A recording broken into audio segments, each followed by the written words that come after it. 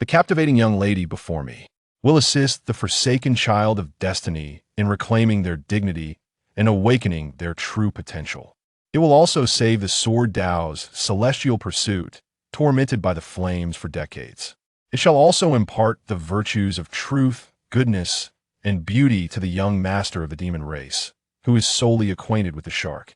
Yet, what remains unknown to all is, regarded as the cherished white moonlight by numerous children of fortune, she is the celestial being whom none would wed but her. You, a man of flesh and blood, have traversed through time to arrive here. You traverse countless rivers and mountains solely to discover the path that leads you home. It has been detected that the child of destiny is on the verge of an annulment of engagement. Please, host, make your choice. Xiao Yang clasped his fists in a gesture of respect, bowing deeply to his father and mother, as well as to the esteemed elders present. The elder, upon noticing the gathering of people, slowly turned his gaze towards the patriarch of the Xiao clan, Xiao Shan. Patriarch Xiao, he began, I have accompanied Qingli to your esteemed house, and I trust you are aware of the purpose of our visit. Xiao Shan, with a beaming smile, replied, Indeed, I am well aware. It concerns the marriage between Qingli and Yang, is it not? The two children have reached the age of 7, it is time for them to wed.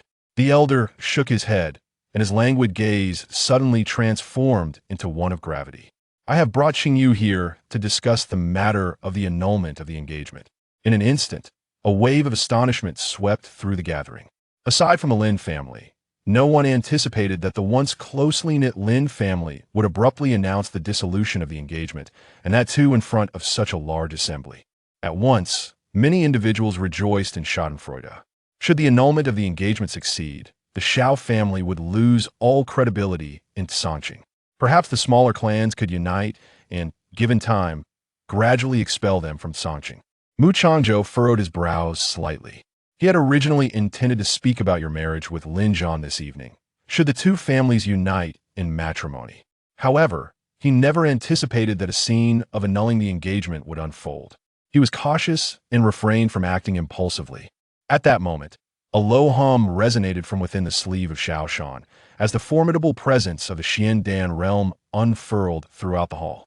The old man merely smiled faintly, a wave of ethereal power emanating from his feet, instantly subduing Xiao Shania and Lanlan. Xiao Shan Xiangwei, with a heart ablaze, wore a sullen expression and demanded, What do you mean? Lin Qingyu stepped forward and spoke. Chief Xiao, you are undoubtedly most aware of the situation regarding Xiao Yang. I am a direct disciple of the esteemed elder of the Qingli sect. The path ahead is boundless. Yet if I were to marry a man of no merit, how would I uphold my dignity in the future? Am I destined to protect this worthless being for a lifetime? Am I to be burdened by his presence? As she spoke, she gestured toward Xiao Yang, who was not far from her side. Today, I intend to announce to everyone in Sanqing that the union between the Lin family and the Xiao family is hereby dissolved. Gazing at the audacious Lin Qingyu, Xiao Shan was seething with anger, yet restrained by the imposing presence of the elder. He then turned his attention to the patriarch of the Lin family. The other party merely clasped their fists in greeting, a gesture spoken of in youthful spontaneity. In an instant, a profound silence enveloped the surroundings. Xiao Yang felt a burning sensation on his face, a consequence of his own cultivation. After all these years, he had endured enough. As he raised his gaze, he unexpectedly met Lin Zhan's piercing stare. Suddenly, he recalled the words spoken earlier by the latter. They were indeed true. How foolish he had been to defend Lin Qingyu. This matter, my family, the Xiao family, does not consent. He clenched his fist tightly, his furious gaze locked onto Lin Qingyu. Should the engagement be successfully annulled, the Xiao family would face consequences far beyond mere humiliation. Our status would plummet drastically. In an instant, the hall was filled with whispers of discussion. Given that others have already broached the subject so openly, is it not rather audacious to approach so brazenly? Isn't this entirely reasonable? Miss Qingyu is indeed a direct disciple, and by aligning with this significant figure, the entire Xiao family shall surely soar to new heights of prosperity. Listening to the one-sided debate, Lin Qingyu let out a cold laugh. This matter is not for you to decide. At the moment when Xiao Yang found himself in a predicament, a melodious voice echoed. Is it true? Did Miss Qingyu truly choose to withdraw from the engagement because of Xiao Yang's exceptional prowess? The crowd gazed in astonishment at the figure that emerged. They had long heard of the unparalleled beauty of Sanqing, who had devoted her affections to Xiao Yang. Yet, they were taken aback to witness her audacity in confronting Lin Qingyu so boldly in front of the public. It is important to note that behind Lin Qingyu stood not only the Lin family, but also the formidable Qingli sect. Mu Changzhou quickly regained his composure and sternly reprimanded Li Er for her impudence, urging her to return at once. You cast a fleeting glance at your anxious father, disregarding him entirely. Lin Qingyu raised her head proudly. That is nature. However, you, the Mu family, are merely spectators. Do not meddle in matters that do not concern you. Do not presume that your fifth level of the condensation realm is something remarkable. Perhaps in Sanqing, it may hold some significance. But here, in the Xianling continent, both your realm and your woefully inferior innate talent are utterly inadequate. Upon hearing this, you smiled faintly. Miss Lin Qingyu possesses extraordinary talent, far surpassing that of Qingli. However, the future remains uncertain, and no one can predict it. Moreover, to my knowledge, your decision to annul the engagement is not due to any disdain for Xiao Yang's abilities. Is it? Lin Qingyu furrowed her brow, questioning your intent. You gracefully take a step forward and slowly begin to speak. You have developed feelings for the eldest disciple of the Qingli sect. Surely, he will come to annul the engagement. Yet, alas, just as you hold no regard for Xiao Yang, he too will not harbor any affection for you. You may recall that the esteemed Qingli sect has a distinguished senior brother known as Fan Ping, who is the ideal husband of every female cultivator within the sect. However, he has long been immersed in seclusion or engaged in external cultivation, seldom making appearances before outsiders. Recently, this celestial figure has begun to assume responsibilities within the sect, naturally leading to an increase in his public presence. Before long, Lin Qingyu returned to annul the engagement. It was evident from the circumstances what had transpired. Lin Qingyu appeared to be fully aware of the implications. Her face flushed with embarrassment. My affections are none of your concern, she declared. Upon hearing this, you could not suppress a bitter laugh. Initially, it was the Lin family that sought to arrange the betrothal with Uncle Xiao, and now they were the ones to instigate the dissolution. Such actions are unjust. Being fully cognizant of the repercussions this would bring upon the Xiao family, they still summoned everyone to witness the spectacle. Aware of the existing betrothal, she chose to forsake her original partner in favor of another, just as the wedding was imminent. You, a person devoid of compassion, righteousness, and loyalty, dare to bark wildly in this place. I have never encountered someone so shameless. As soon as the words left my lips, the hall was once again enveloped in profound silence, with the gazes of the crowd converging upon you. Lin Qingyu's furious gaze seemed as if it could unleash flames, devouring you whole. Presumptuousness, the elders shouted furiously, as the essence of the soul realm surged forth like a tidal wave. At this moment, Mu Changzhou finally realized, never expecting that his daughter would dare to commit such an act. He swiftly summoned his spiritual energy, struggling to withstand this overwhelming force. The patriarch of the Lin family let out a cold snort. Is this the admirable daughter you have raised? Disrespectful to her elders. Such audacity is utterly unreasonable. Mu Changzhou, fully aware of his own shortcomings, found himself at a loss for words. After all, today was a matter concerning the Lin and Xiao families. With his daughter so brazenly intervening, his expression inevitably darkened. He admonished her not to cause further trouble and instructed her to withdraw. You witnessed the shepherd Zhang Zhou being repelled by the seven-eyed entity, reluctantly retreating to the side to gaze upon Xiao Yang. You have already assisted the Son of Destiny in reclaiming the coveted Yin Yin, inciting both fury and storm. You have also received the rewards you sought. The remainder now rests upon how Xiao Yang will proceed. Should the other party continue to hesitate or fail to respond, Xing can only express that this child of destiny is nothing more than that. Upon meeting your gaze, Xiao Yang feels as if the very essence of snow is boiling within him, as though his heart has been cast into a massive stone, sending ripples of emotion throughout. It is astonishing that Qingli would go to such lengths for him. His fiancée intends to call off their engagement. He has long been prepared for this eventuality, fully aware of his own circumstances. Yet, as the years have passed, she has not abandoned him, leading him to believe that Lin Qingyu had, in fact, accepted him. Unexpectedly, at such a crucial moment, a proposal for annulment of the engagement was made, summoning all influential figures of Songqing to witness the spectacle. He remained indifferent, for he had endured such circumstances for many years. However, the Xiao family must not fall into decline due to this incident. Instead, it is you who stands forth at this moment, confronting the Lin family and the Qingli sect, restoring the dignity of the Xiao clan once more. Xiao Yang truly seems blind, completely unaware of the treasure that lies beside him. As this thought crossed his mind, his gaze grew resolute as he turned to Lin Qingyu. It was the Lin family that initially approached my Xiao family, and now, should you wish to annul the engagement, so be it. Lin Qingyu clenched her silver teeth tightly. What do you mean by that? Do you intend to entangle with Lan in a convoluted manner? Xiao Yang gazed at the pale-faced girl before him and let out a cold snort. Even if you have the backing of the Ji sect, my Xiao family shall not tolerate your disgrace. Today, with everyone present, I shall dismiss you. Lin Qingyu, a person devoid of benevolence, righteousness, and loyalty, is unworthy to enter the gates of my Xiao family. Do not presume that your connection to the Qingli sect grants you immunity from consequence. In Lin Qingyu's eyes, there was a profound sense of bewilderment. The events that unfolded within these fleeting minutes had far exceeded her expectations. After a brief moment of realization, she retorted, "How dare you insult me?" The sound of the long sword unsheathing pierced through the hall. Its blade cleaved the air, ultimately coming to a halt at the throat of Xiao Yang. "Elder, what is the meaning of this?"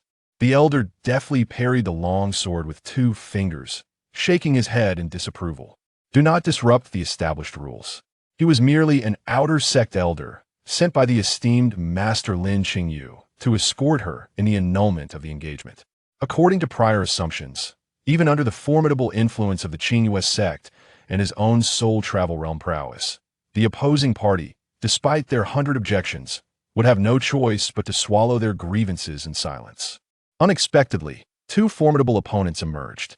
The rules of the Qingli sect dictate that disciples must not engage in indiscriminate violence while outside, especially since Songqing falls under the jurisdiction of the Guanghui, Yang Holy Land. Is the Qingli sect a family tradition? I shall venture into other sects for my cultivation, and I shall surpass you nonetheless.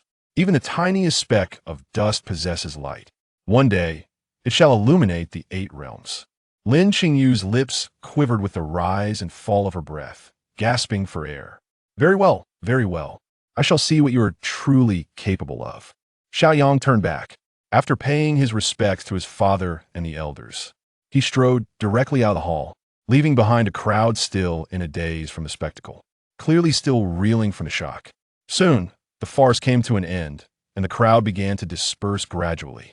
Xiao Shan clasped his fists towards Mu Zhangzhou, stealing a glance at you. Thank you for tonight.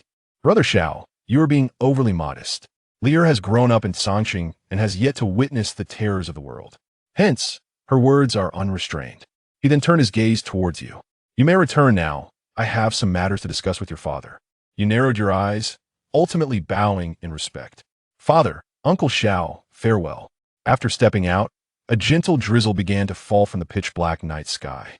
Your taut nerves finally began to relax. It was indeed no easy feat. To claim that one is unafraid would be a falsehood. Upon entering this world, one is confronted with the harsh reality of order. When the formidable aura of that elder swept through the realm of souls, one nearly believed they would be struck down in a single blow. Ultimately, it was a testament to one's own frailty. Scanning the surroundings, you found no trace of Xiao Yang, prompting you to hasten towards the rear mountain. It would be prudent to utilize the cultivation enhancement card first. If fortune smiles upon you, this night may herald a breakthrough into the Spirit Foundation realm. Upon your arrival at the rear mountain, you discover a cave and settle down in a meditative posture. Just as you are about to retrieve the enhancement card for your cultivation, a sound of weeping reaches your ears. From whence does this sound emanate? You raise your delicate brows and stood up to take a look. In no time, you spotted a figure not far away, kneeling on the ground, seemingly uttering something. Is that not Xiao Yang? What brings him to the back mountain? Xiao Yang, what are you doing here? Hearing a sound, Xiao Yang turned around and discovered it was you. He hastily wiped his face and forced a faint smile. I came to see my mother. Interjection. It is at this moment that you notice a gravestone before you. It belongs to Zhao's mother. The deceased must be honored. After paying her respects, she turned to Xiao Yang and inquired, "What are your plans moving forward?" Xiao Yang was momentarily taken aback, allowing the rain to pelt against his face as droplets incessantly cascaded down. Yet you can clearly discern that a portion consists of tears. Can the child of fortune also weep? In your recollection, it is all deities blocking the sharks. A weapon striking down on the eastern road of Qingli. Xiao Yang shook his head, uncertain. With his innate talent and abilities, even if he were to join the Taishan sect or the Huiyang sacred land, it seemed unlikely he would even qualify as a mere outer disciple. Although he had somewhat restored the dignity of the Xiao family in the hall, the stark reality remained unchanged. He was still regarded as a failure, a waste who could not advance even a single step in his cultivation, regardless of the effort he exerted. Xiao Yang, I believe you should venture outside for a while. In a few days, the major sects will be recruiting disciples. Perhaps you could give it a try. You might uncover the reason for your stagnation. Upon hearing this, Xiao Yang let out a self-deprecating smile. He did not believe that an extraordinary treasure, capable of remedying a condition that had persisted for over a decade, could be so easily attained. Over the years, his pride had nearly been worn away. Qingli, I thank you for tonight. With a smile that could only be described as enchanting, she gazed upon you as you faced degradation. I could not remain a passive observer. Naturally, your actions were motivated by the prospect of reward. However, it is prudent to express oneself in a more palatable manner. After all, you are the fated child of fortune, and nurturing this relationship will undoubtedly yield substantial benefits. Just as Xiao Yang was about to utter a few words, the ground began to tremble. The two exchanged a glance, and in the next moment, darkness enveloped them, revealing that they had been transported to a pitch-black cavern, permeated by an aura of decay and death. Xiao Yang wore a stunned expression. This is a secret realm. You rub your sore backside. Is this what it means to be the child of fortune? With a mere flick of the wrist, they initiate a flawless zero-frame move, emerging from the depths of the secret realm, and subsequently seizing their destiny. They soar into the skies. Yet, by mere chance, you have crossed paths with them. Perhaps there lies an opportunity to glean some benefits from this encounter. Qingli, are you all right? Xiao Yang horieli aproatu inquire. Fortunately, there is nothing of concern. Your footsteps momentarily falter on the slick surface beneath you, while countless grotesque growths sprout around, undulating slightly as if they possess life. The air is thick with a pungent, repulsive odor. The source originates from a nearby murky pond. From a distance, the water within the pond perpetually bubbles, releasing a succession of effervescent bubbles. With each bubble that bursts, a wisp of black smoke is emitted. How repulsive! Even if you were a male before your transference, this scene is undeniably nauseating. A chilling wind howls from an unknown origin, carrying an icy bite that sends a shiver through your delicate frame. This ghastly place is so eerie that it raises goosebumps on your skin. Where on earth are we? How do we arrive here? We must find a way out soon. Confronted with your series of 3 inquiries, Xiao Yang scratched his head in perplexity, utterly at a loss. Moments later, the individual, left with no choice, circumvented the repulsive objects and ventured inward.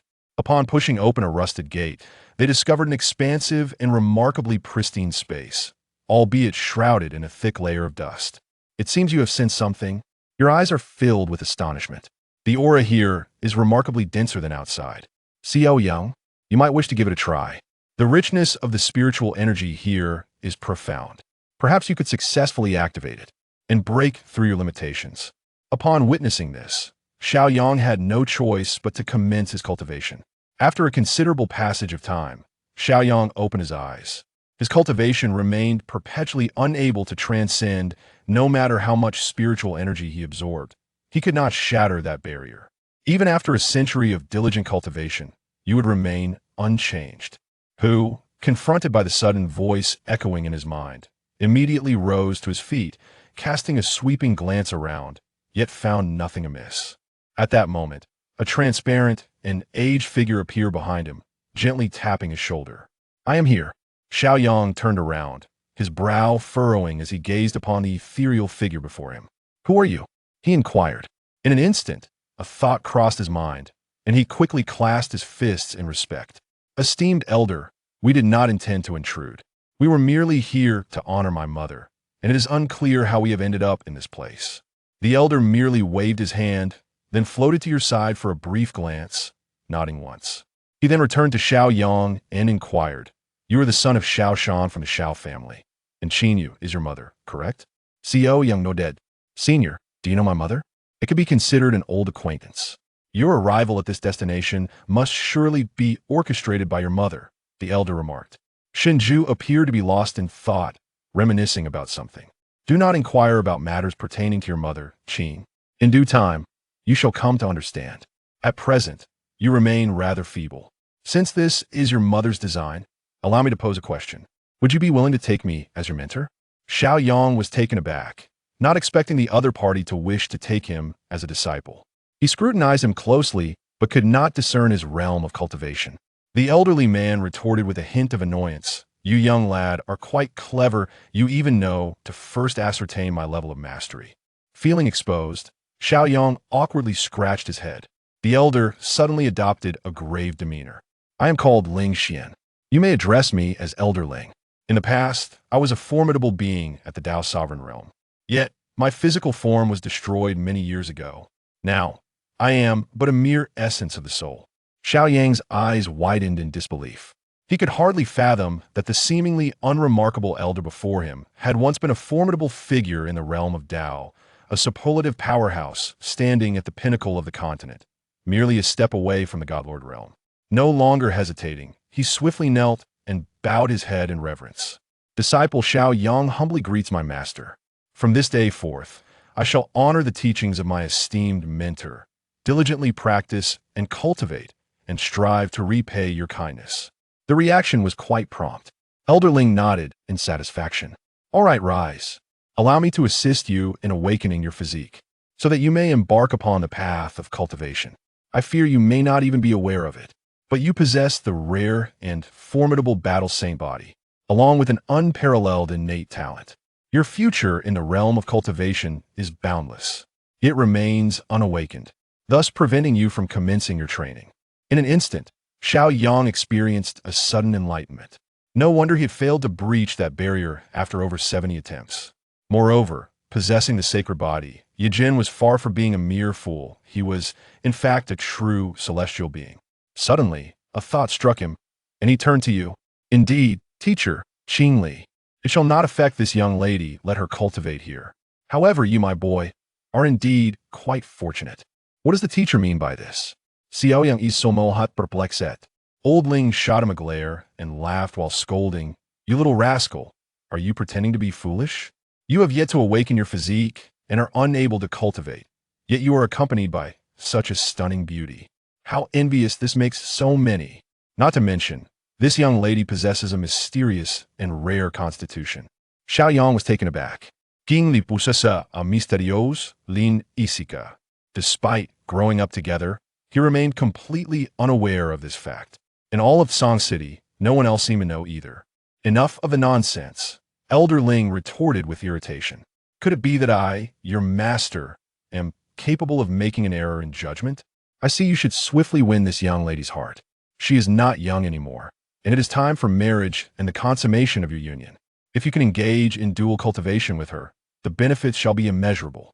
Xiao Yang lightly cleared his throat and explained, Teacher, please refrain from making wild assumptions. Qingli and I grew up together, akin to siblings.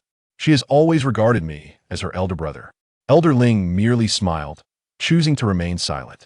He had observed that the paths of you and Xiao Yang were intricately woven together like a spider's web, destined to entangle in the future.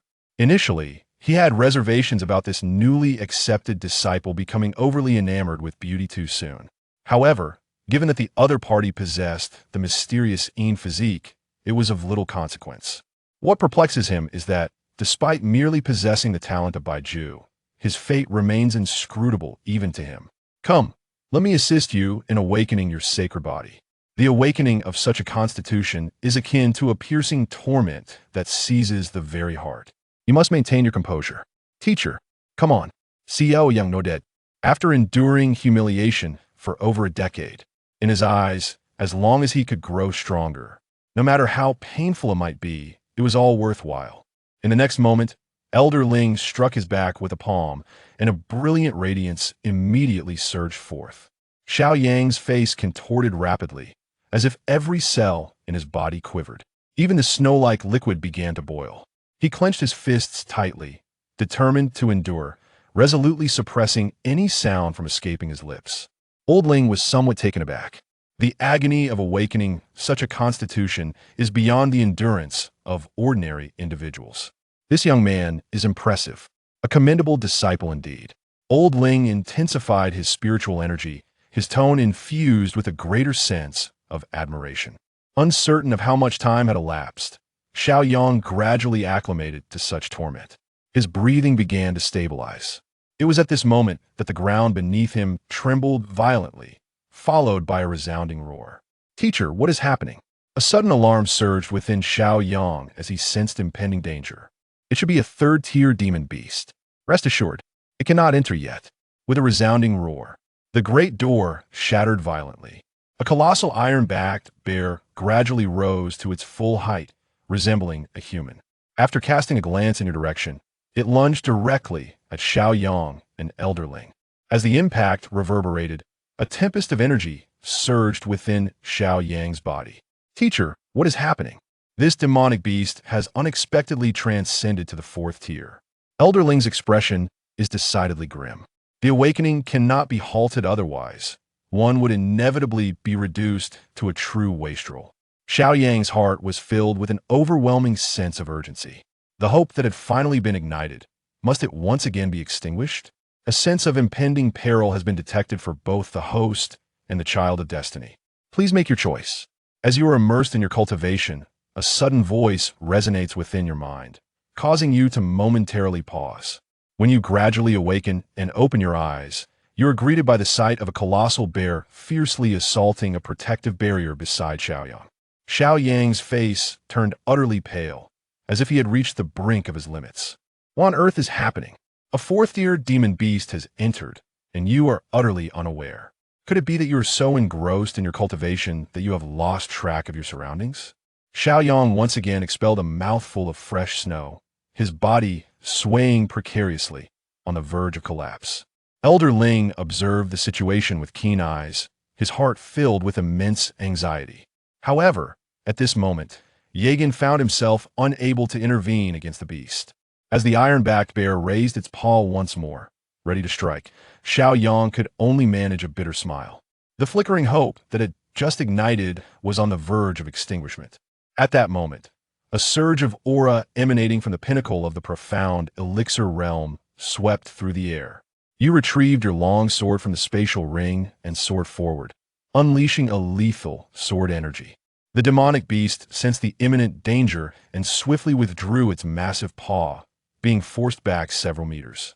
Qingli, upon encountering you, the sight of the sheep brought great delight to Xiao Yang. Focus on your cultivation. I shall confront this demon beast. However, Qingli, this is a fourth-tier demon beast. Xiao Yang's eyes were filled with apprehension.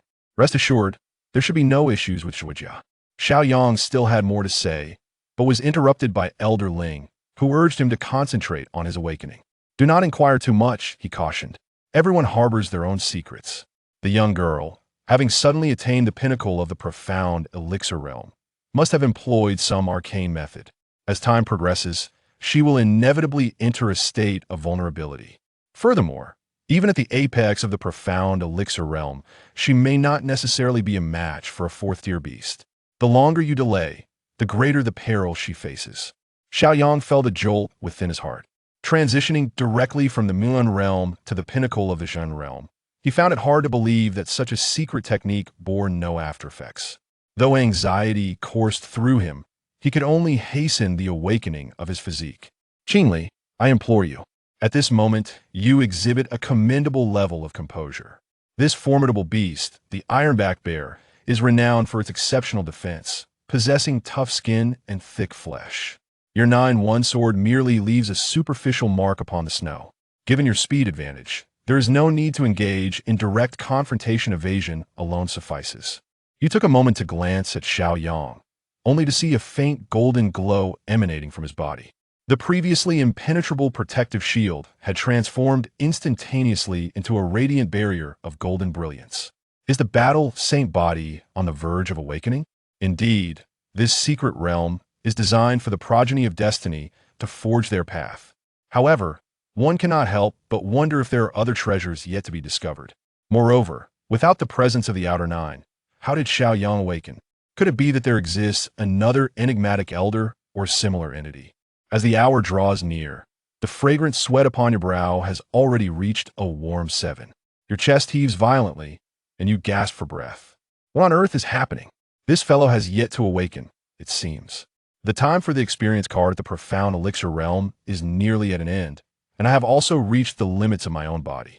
The iron-backed bear let out a furious roar, as if imbued with boundless strength.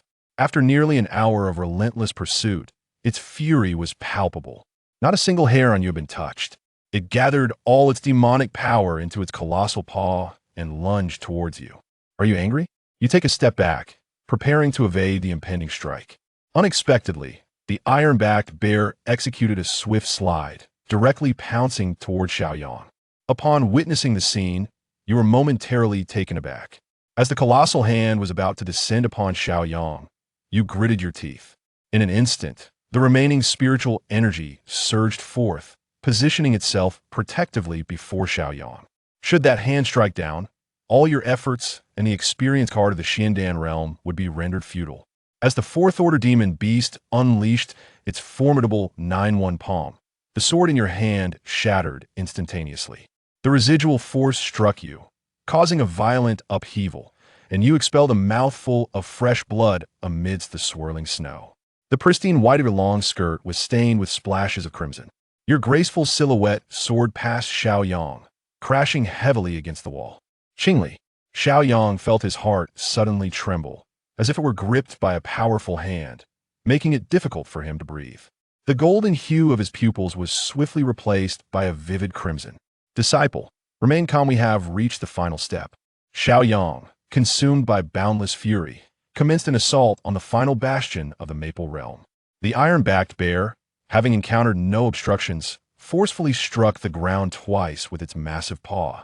The earth, weakened by the impact, began to fracture instantaneously. In a sudden burst of fury, it surged forward, delivering a powerful blow aimed directly at you. Gazing at the oversized palm, larger than one's own head, a sense of dread envelopes you, leaving you with the inescapable feeling of impending doom. At that moment, a golden light sent it flying. A youth adorned with golden patterns emerged, yet his eyes were filled with a blood-red intensity. In the first realm of the Spirit Foundation, Xiao Yang, having awakened his sacred body, suddenly unleashed a powerful punch that remarkably repelled the ironback bear.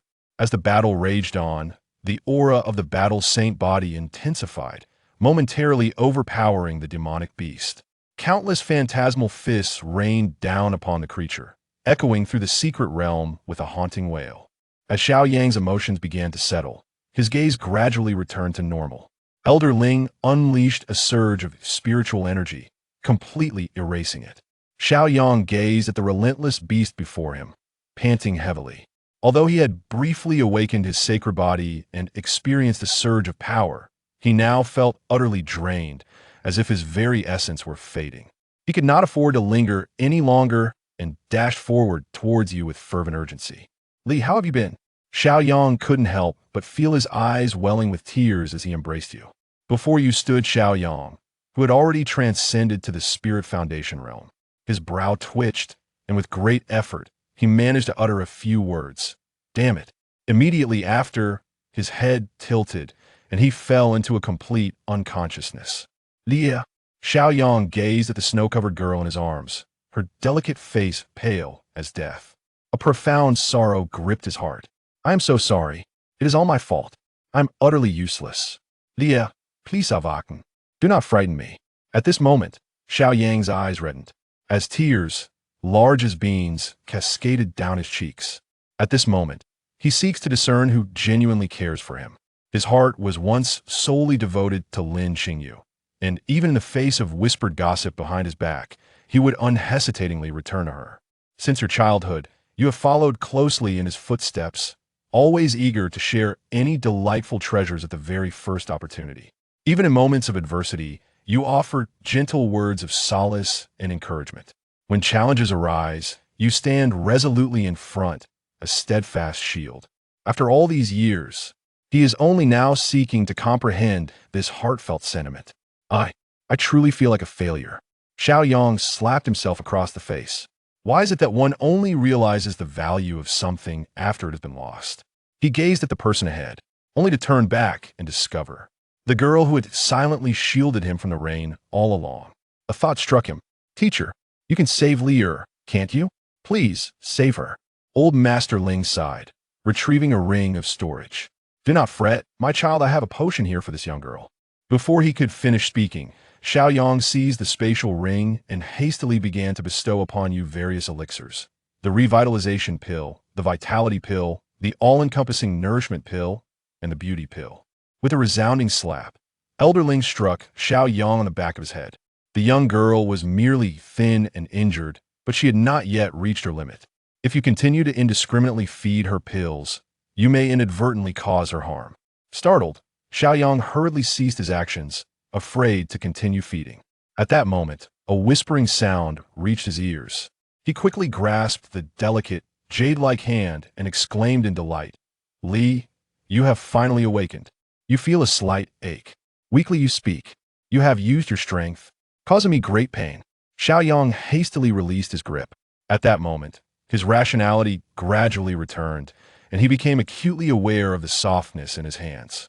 A unique fragrance, akin to that of a delicate flower, wafted through the air, complemented by the presence of a frail yet enchanting beauty. His heart quivered involuntarily. This was not the time for such thoughts. Lier had endured severe injuries for his sake, and here he was, distracted by such sentiments. What a foolishness! What you fed me? I feel a fervent heat. You are gasping weakly. The warmth feels intensely heated, as though I have been ill for an eternity. Suddenly, I have grown as lean as if from a great nourishment. Xiao Yang pondered for a moment and said, 2 rejuvenation pills, 1 vitality pill for complete nourishment pills, and also the beauty pill. Upon hearing these words, you broke into a violent fit of coughing. Do you truly believe I am merely a test subject? Are you not afraid of what might happen to you? Please, release your grip. I am feeling somewhat better now. However, you retorted with irritation. It's not as if I've been diagnosed with a terminal illness. They unceremoniously thrust nearly 10 elixirs into your hands, and yet, things took a turn for the worse. Xiao Yang, however, shook his head. He assisted you in rising, commencing the transfer of spiritual energy. Do not move. I am now aiding you in your recovery. Upon witnessing this, you refrained from uttering another word. The atmosphere within the secret realm was eerily tranquil, to the point where the sound of a falling needle could be discerned. After a brief moment, you sensed a significant improvement within yourself.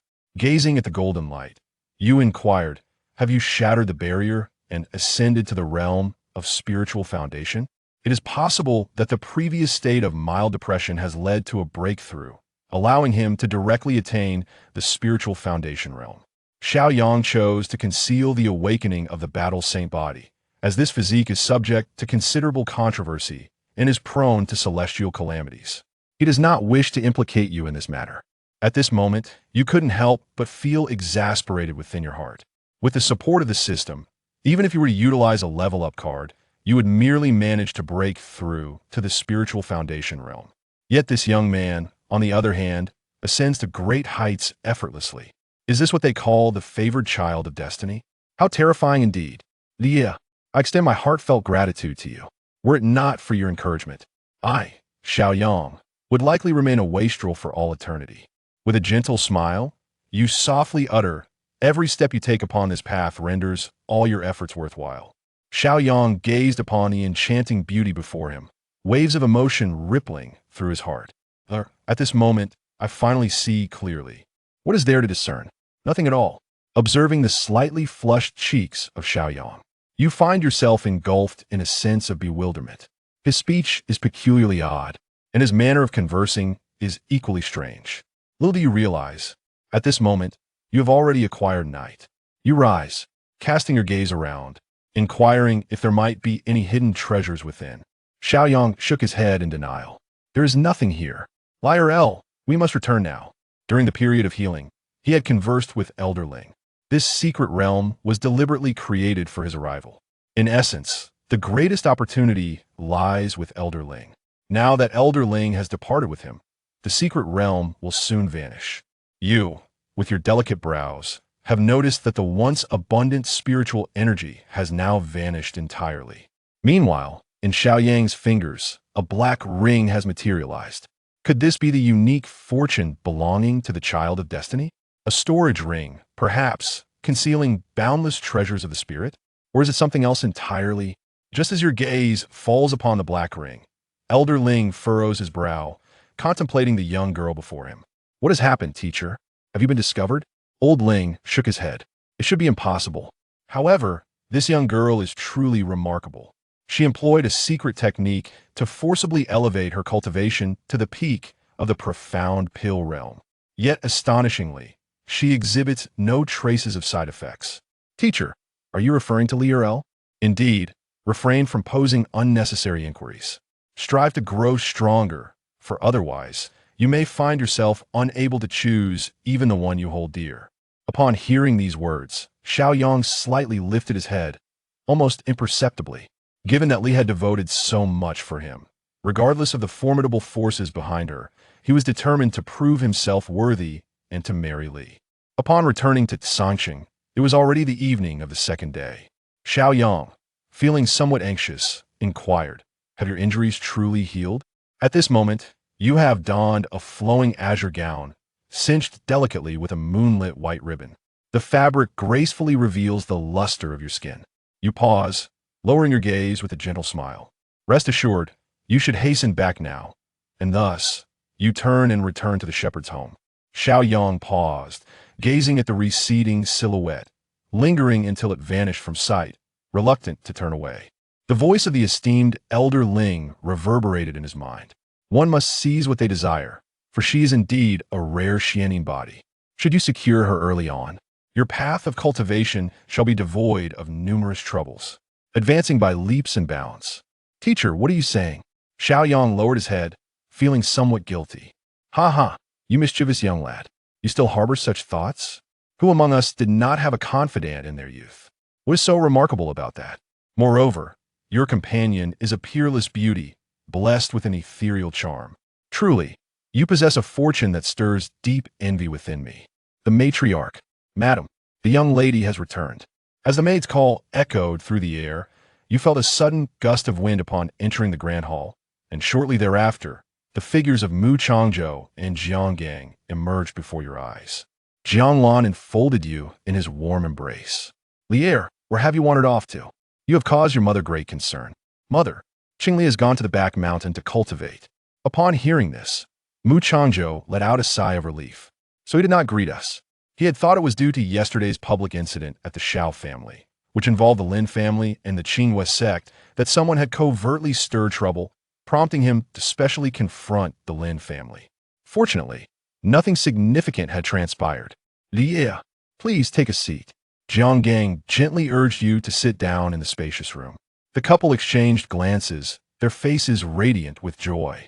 Let's speak candidly. Last night, your father and Uncle Xiao deliberated for an entire evening and resolved to arrange your engagement with Xiao Yang.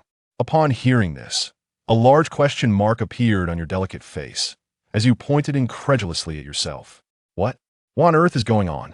Are you and Xiao Yang really getting engaged?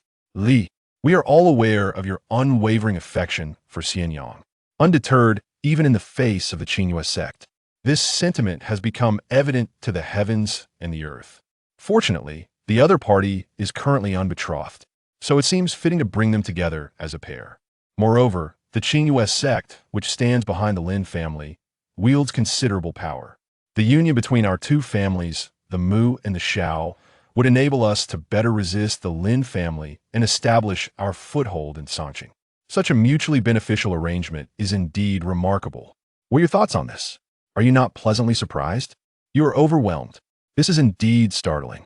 Although your actions have undeniably been protective of Xiao Yang, the necessity of such measures was solely for the sake of reward.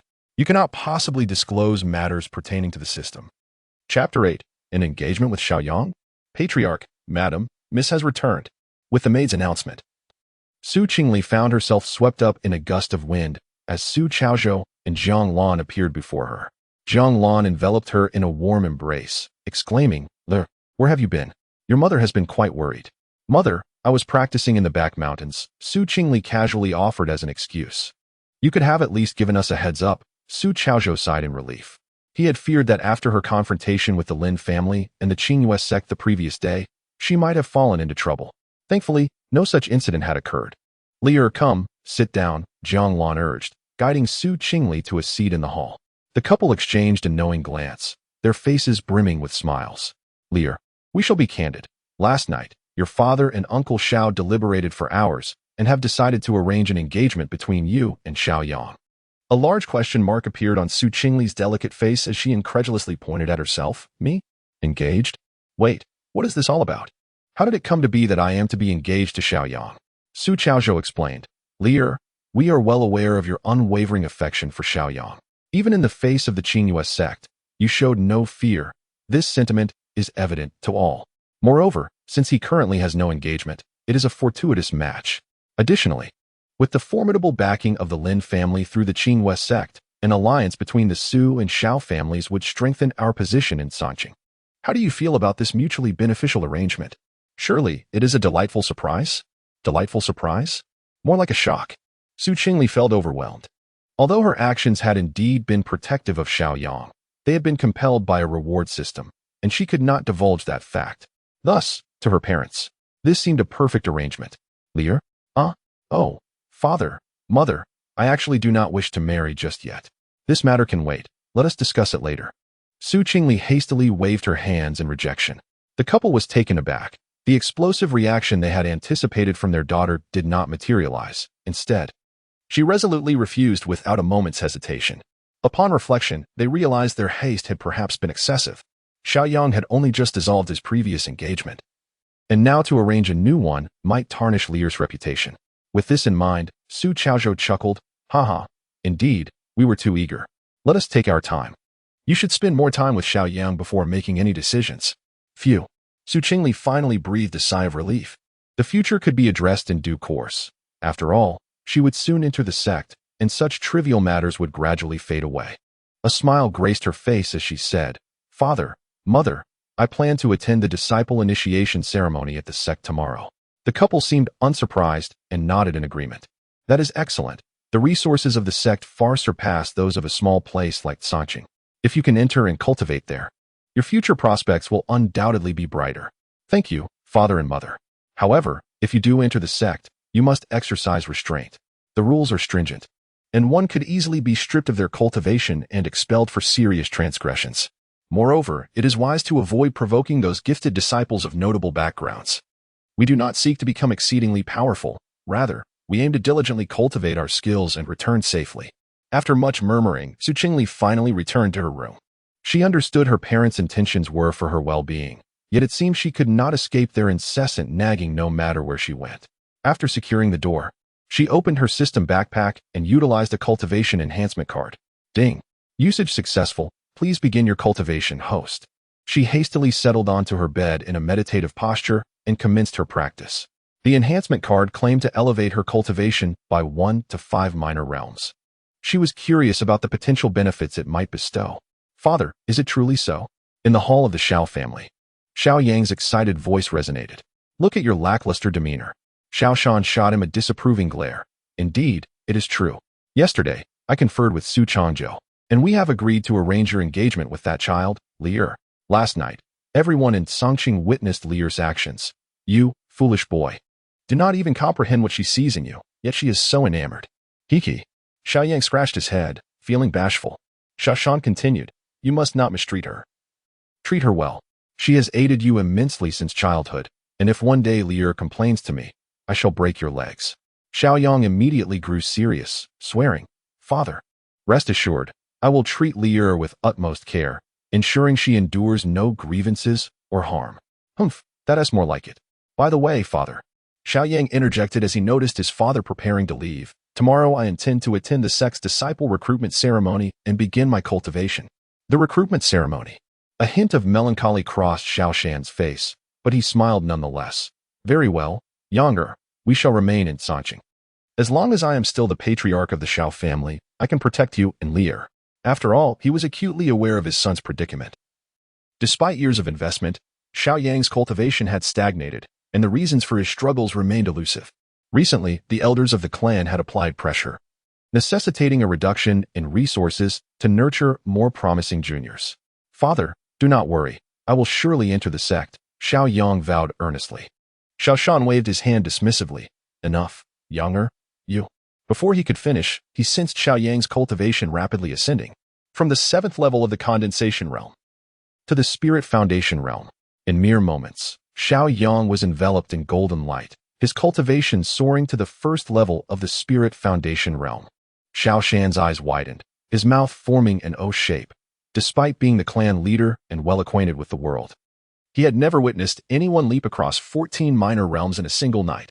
The next moment, a realization struck him, and he sorrowfully struck out at Xiao Yang. "Foolish boy, I understand your grievances, but you must not tread the path of demonic cultivation.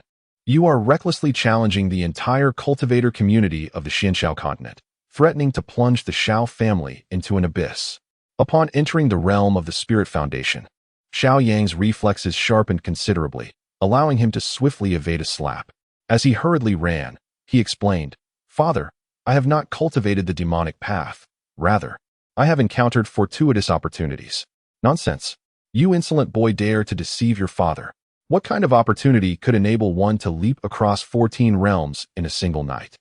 Faced with the impending slap, Xiao Yang stood tall and resolute. "Father, I..." "Slap. Do you truly claim to have obtained such opportunities on the back mountain?" Xiao Shan's brow furrowed in concern. Rubbing the imprint of the slap on his face, Xiao Yang retorted, "Of course it is true. If you do not believe me, inquire with Lier."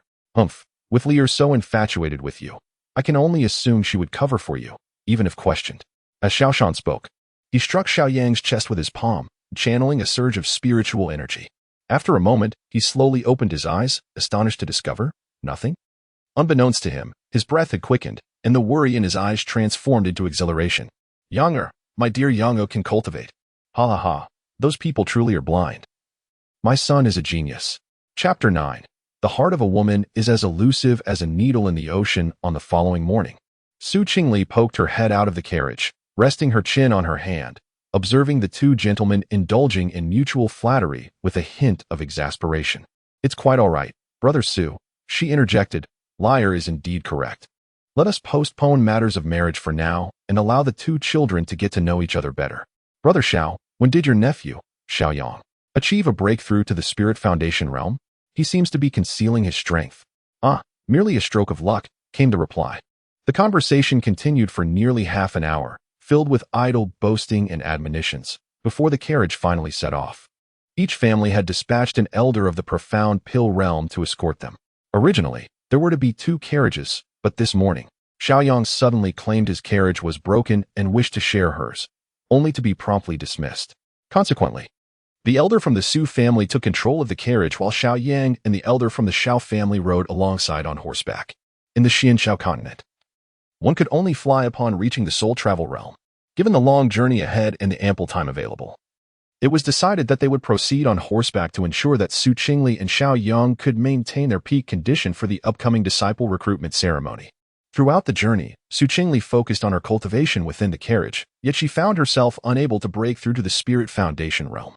After utilizing a cultivation enhancement card the previous night, her strength had surged from the 6th to the 9th peak level of the condensation realm, merely a step away from the coveted spirit foundation realm.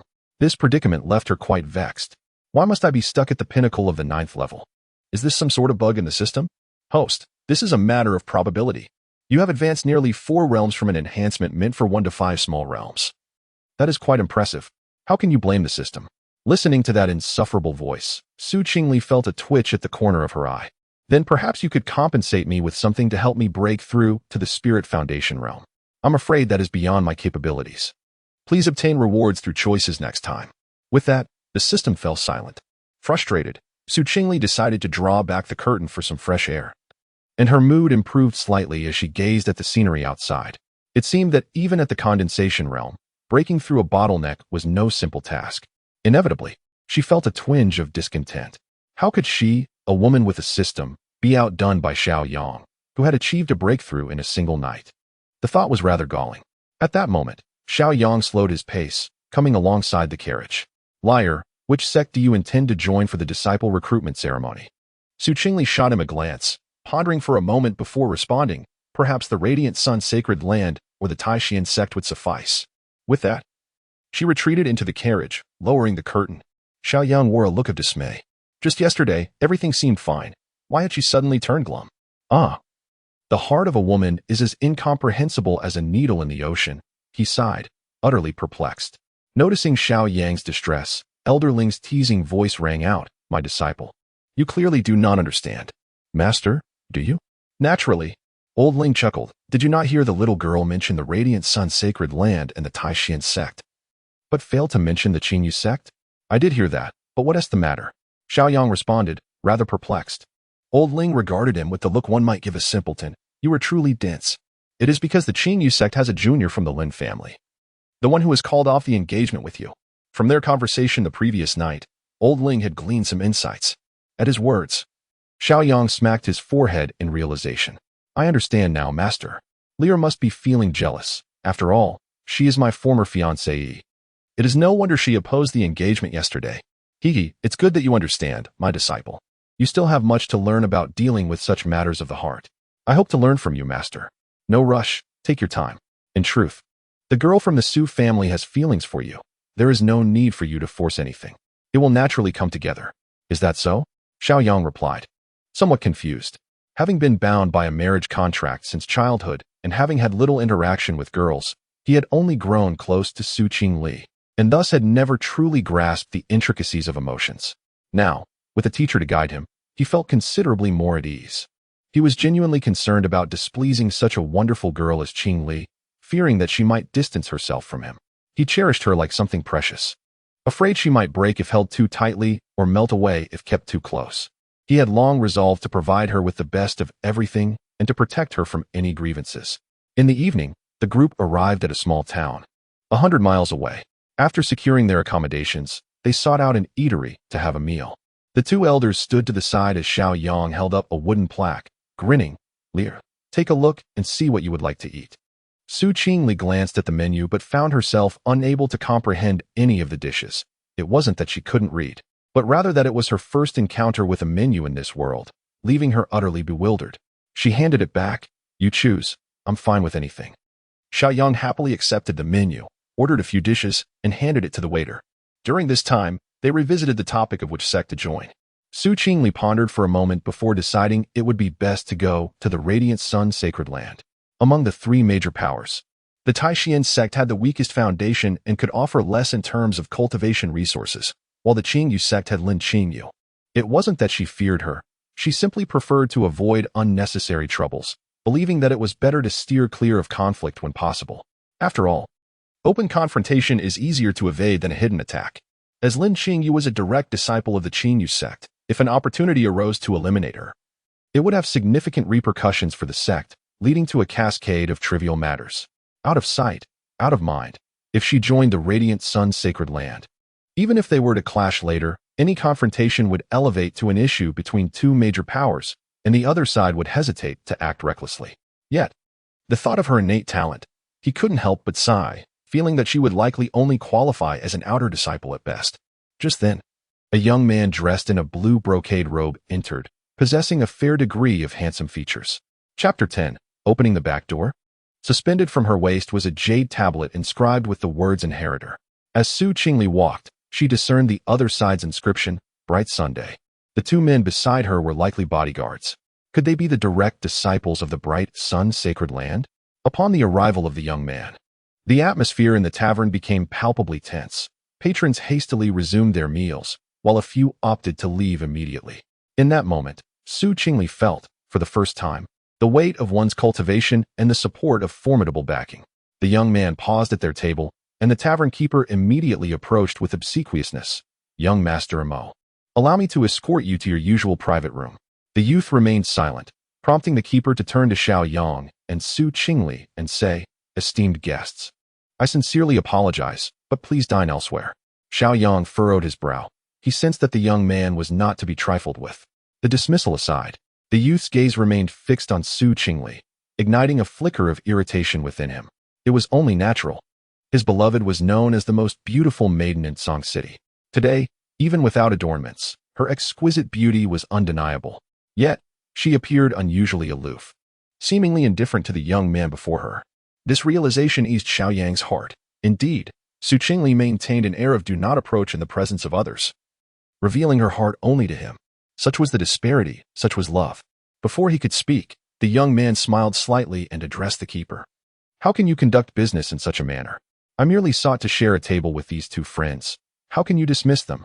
The keeper, taken aback, found himself at a loss. It seemed the young man had turned the tables on him.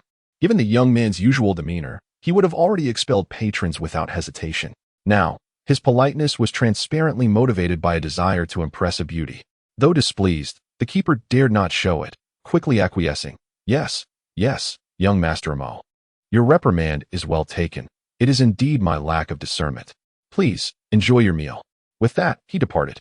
The accompanying elders from the two families observed the scene in silence, awaiting the directives of their young masters. The young man seated himself with ease, producing a folding fan from seemingly nowhere, and with a flourish, opened it. "I am Jiang Imo, a direct disciple of Elder and from the bright sun-sacred land, possessing a red talent and at the spirit foundation level. May I inquire the names of my two esteemed friends?" Xiao Yang, feeling irked, retorted, "It seems we did not consent to share a table with you." At his words, the tavern fell into a tense silence, the atmosphere thick with anticipation. Patrons cast sympathetic glances towards Xiao Yang, as if predicting that he would soon pay dearly for his audacity. Though both he and Qingli were accompanied by retainers, it was clear that their modest influence paled in comparison to that of the bright sun-sacred land, one of the three great powers of the Tianshu domain. However, to everyone's surprise, Jiang Imo did not display any sign of anger, continuing to smile amiably. "All cultivators are friends in this world. I, Jiang, delight in making new acquaintances." He then turned his gaze to Qingli. "Might I inquire the name of this celestial maiden?" "Qingli," she replied coolly, lifting her eyes to meet his. As Jiang Imo gazed into those crystalline, bottomless eyes, he momentarily lost himself, his heart racing involuntarily. He had never encountered a woman of such breathtaking beauty. To describe her as a celestial being would not be an exaggeration, for even the fairest maiden on the Jade Spirit rankings paled in comparison. Yet, there was a certain aloofness about her, as if she was reluctant to engage in conversation with him. Soon, he regained his composure. It was a well-known truth that beauty often came with such demeanor, and he possessed ample patience. At that moment, Xiao Yang observed Jiang Imo initiating a conversation and felt an overwhelming sense of displeasure, yet he found himself powerless to act. As the saying goes, one does not strike a smiling face. This fellow approached with such politeness and courtesy that it was impossible to find fault, his smile unwavering, leaving Xiao Yang feeling rather constrained. When their gazes met, he coolly introduced himself, Xiao Yang. "Ah, it is Brother Xiao and Fairy Qingli." Jiang Imo replied with a respectful clasp of his hands and a smile. "You both are heading to the Radiant Sun Sacred Land for the disciple assessment, correct?" Xiao Yang's lips twitched. How had he suddenly become Brother Xiao? This fellow was far too familiar. "Indeed," he replied tersely. Sister Qingli nodded slightly. "If all goes as planned, we shall soon be fellow disciples." Of course, Jiang Imo continued, "If you encounter any difficulties as junior brothers and sisters, do not hesitate to inform me." As he spoke, he patted Xiao Yang on the shoulder. Qingli paused before inquiring, "Young Master Jiang, will the disciple assessment at the Radiant Sun Sacred Land proceed as it has in previous years?" It was fortuitous that this person was a direct disciple, and she assumed he would be well informed about the assessment criteria. If there were any changes, it would be prudent to prepare in advance. Jiang Imo smiled. "It is largely as it has been in years past. The first part involves a talent assessment. Only after evaluating one's cultivation can one enter the sacred land. Based on the evaluation, One is categorized as an outer disciple, inner disciple, or direct disciple. As for the saint, it has been a century since the last one fell, and none have been appointed since. Upon hearing this, Qingli felt a pang of distress. Presently, her talent was of the lowest tier, represented by the color white. Although she possessed a system that could enhance her abilities, thereby reducing her reliance on innate talent for cultivation. Higher talent would yield greater mastery in martial arts and sword techniques, ultimately making her a preferred disciple with access to superior resources. Jiang Mo sensed the shift in Qingli's emotions and, upon further reflection, discerned that she had reached the pinnacle of the condensation realm. A question arose in his mind. Could this enchanting beauty possess exceptional talent? How else could she have cultivated to such heights at her age? Yet, his intuition suggested that her talent was merely at the blue level. Nevertheless, this suited him well. If she were a paragon of talent, pursuing her would be more challenging. Currently, he held the upper hand, wielding greater initiative. Fairy Qingli, if you would not mind, I could speak to my master on your behalf, allowing you to bypass the assessment and become an outer disciple. This proposition would place Qingli in a position of dependency upon him, creating more opportunities for interaction while allowing him to maintain control. Moreover, cultivators hailing from humble origins were often exceedingly eager for status and resources. Contemplating this, he nearly burst into laughter, even envisioning the names of their future children. Qingli regarded Jiang Mo, whose expression was a whirlwind of emotions as he struggled to suppress his laughter, her brows knitting in curiosity. What was this fellow thinking? Why was he so amused? After a moment's reflection, she politely declined. Thank you for your kind offer, young Master Jiang, but I believe it is best to let things unfold naturally. She arrived at the holy land of Huiyang, drawn not only by the superior resources compared to Songqing, but also by the vast expanse of the place, which might unlock a multitude of system choices, thereby yielding rewards. Regarding other matters, she held little interest. Jiang Mo, who had been outright rejected, found himself momentarily taken aback. This was rather different from his expectations. However, he was reticent to continue the conversation, for such matters, if discovered, even by a close disciple, would inevitably lead to severe penalties. After a brief and casual exchange, Jiang Mo left with a tinge of reluctance. Brother Xiao, Fairy Qingli, I shall await you in the holy land of Huiyang. Once he bid farewell, Qingli returned to the inn to rest. She retrieved the 9 transmutations of Xian from her spatial ring. It had been some time since she had obtained this cultivation technique without having practiced it. Using the moon's essence as a guide, she aimed to transform the chilling energy of the 9 hells into the true essence of Xian. This technique comprises 9 realms, and with each transmutation, one can undergo a profound metamorphosis, albeit at the cost of enduring the torment of frigid energy. Yet, each completed cycle brings substantial rewards. Before long, Qingli entered a state of cultivation. In the deep of night, she slowly opened her eyes, exhaling a breath of turbid air. Is this truly the legacy technique? It is indeed arduous to cultivate. Every technique, martial skill, and spiritual treasure possesses a rank, classified from high to low as follows: emperor rank, heavenly rank, earthly rank, and spiritual rank, with subdivisions of high, medium, and low. There exists a unique category known as the legacy rank, whose potency rivals that of the emperor rank. It is said to be the remnant of a powerful deity from thousands of years ago, during the cataclysmic war of the gods, the realm of the deity. Qingli shook her head. That was nearly the pinnacle of power in this world. In her recollection, since that fateful war among the gods, no beings of the deity realm had appeared, rendering it a mere legend. Just then, a series of knocks at the door jolted her back to reality. The voice of Xiao Yang resonated. Lear, are you asleep?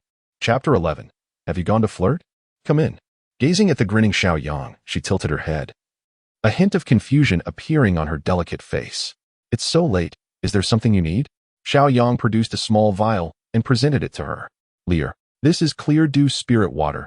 It might assist you in breaking through to the spirit foundation. Qingli stared at the crystalline liquid, surprise flickering in her eyes. Surely, he didn't purchase this, did he? Such spirit water is not inexpensive, costing at least 50,000 spirit stones. Observing the anticipation in his expression, she found it difficult to refuse. Moreover, she genuinely required a breakthrough, so she accepted it. I don't have that many spirit stones on me. I'll owe you for now. No, Xiao Yang shook his head repeatedly. I haven't properly thanked you for saving me last time. It's enough that you can regain your spirits. Su Qingli smiled gently. The room fell silent for a moment, and Xiao Yang swallowed hard, hesitating to speak. If there's something on your mind, just say it, Su Qingli said, somewhat exasperated. This child of fortune seemed rather different from what she had expected, almost childlike. Hesitating, Xiao Yang finally spoke. Li'er, that Jiang Mo does not appear to be a good person. It would be wise to avoid him. The boy from this evening? In her eyes, Jiang Mo seemed like a typical suitor, merely misguided in his attempts to conceal his intentions. She held no aversion towards him. After all, she was well aware of her own beauty. Yet, she feigned curiosity and asked, "What makes you think he is not a good person? Do you have any evidence?"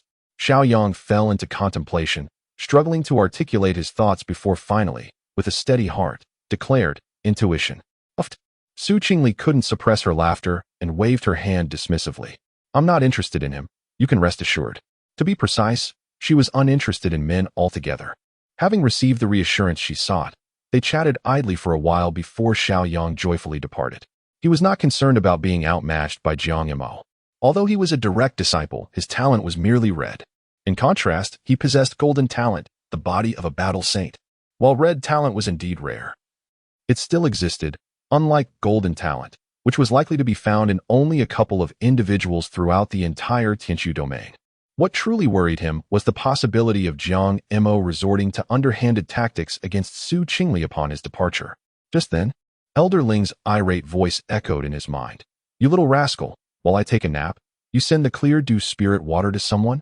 "Master, Li'er is not an outsider," Xiao Yang replied earnestly. Elder Ling glared at Xiao Yang, who showed no signs of remorse, wishing he could leap out and kick him. The clear dew spirit water had taken him over an hour of painstaking effort to concoct. Due to being a soul entity and having lingered too long in the secret realm, it was exceedingly weakened. In order to help his disciple break through swiftly, he had worked tirelessly to refine the spirit water, only to doze off from exhaustion. Upon awakening, he found his unreliable disciple had given it away, nearly causing him to lose his temper. Xiao Yang defended, "Master, Li'er is on the verge of breaking through to the spirit foundation. She needs the spirit water more than I do." "Indeed, you make a valid point." Old Master Ling closed his eyes, too weary to respond. "Master, you no longer harbor resentment towards me, do you?" "Indeed, you are correct. Thus, I implore you to concoct another vial for your humble disciple," he replied. "What? You?" Old Master Ling abruptly opened his eyes, his beard bristling with indignation as he glared at him. "For this old bone of mine to prepare spiritual water for you. And you rascal, dare to use it for courting? Now you have the audacity to ask me to brew another? My apologies, Master. I beseech you to endure just a bit longer. In another guest room." Su Qingli opened the vial, and the spiritual energy contained in the clear dew spiritual water instantly filled the entire room. Truly a remarkable elixir. She raised the bottle to her ruby lips, allowing the liquid to flow into her body as she sat cross-legged to cultivate. With the aid of the potion, she could distinctly sense the previously impenetrable barrier beginning to crack. For the first time, she understood the significance of resources and talent. Had she possessed red or even golden talent, breaking through the spiritual foundation would have posed little challenge.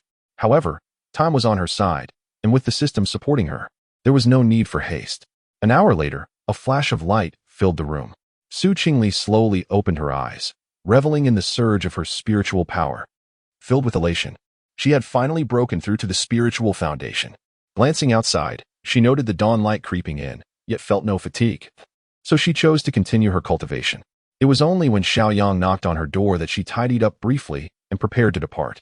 It seemed the three major factions of the Tianchu domain were about to commence their disciple recruitment ceremony, resulting in a previously chaotic city and wilderness now devoid of any wrongdoing. They were all wary of encountering disciples from those factions or individuals with connections, knowing the dire consequences that could ensue, perhaps even risking their very lives. Su Qingli and her companions continued their journey until 3 days later. "Miss Master, farewell, and remember to send a reply to the clan leader." The elders of the Su and Shao clans took their leave after escorting the two to the vicinity of the Huiyang sacred ground. Standing on the mountain path, with the mountain breeze tousling her long hair, Su Qingli gathered the stray strands at her temples. She gazed at the grand entrance inscribed with the words Huiyang sacred ground, narrowing her eyes slightly. Finally, they had arrived. Below them, a throng of people was orderly ascending the stage to test their talents, with the majority exhibiting white and blue attributes. Numerous disciples patrolled the area, while several elders occupied the main platform. Those must be the elders, Qingli remarked. Yes, Lier. Let us hurry over, Xiao Yang replied with a smile, just as he was about to take Qingli's hand. A cacophony of voices erupted from behind them. Xiao Yang stepped aside to clear a path, just as a group of elegantly dressed youths, surrounded by their attendants, approached. One young man, adorned with a gemstone-encrusted sword at his waist, cast a haughty glance at Xiao Yang. Make way, country bumpkin, he scoffed. It seems anyone can participate in the assessment these days. Chapter 12. The path is the essence. Upon his words, Yu Guang's gaze inadvertently fell upon Qingli beside Xiao Yang, causing him to momentarily freeze. Clad in a simple azure gown, devoid of any embellishments, her beauty made his heart race, evoking an overwhelming sense of timelessness. Why pay heed to such individuals? Chuckled the elder beside the youth.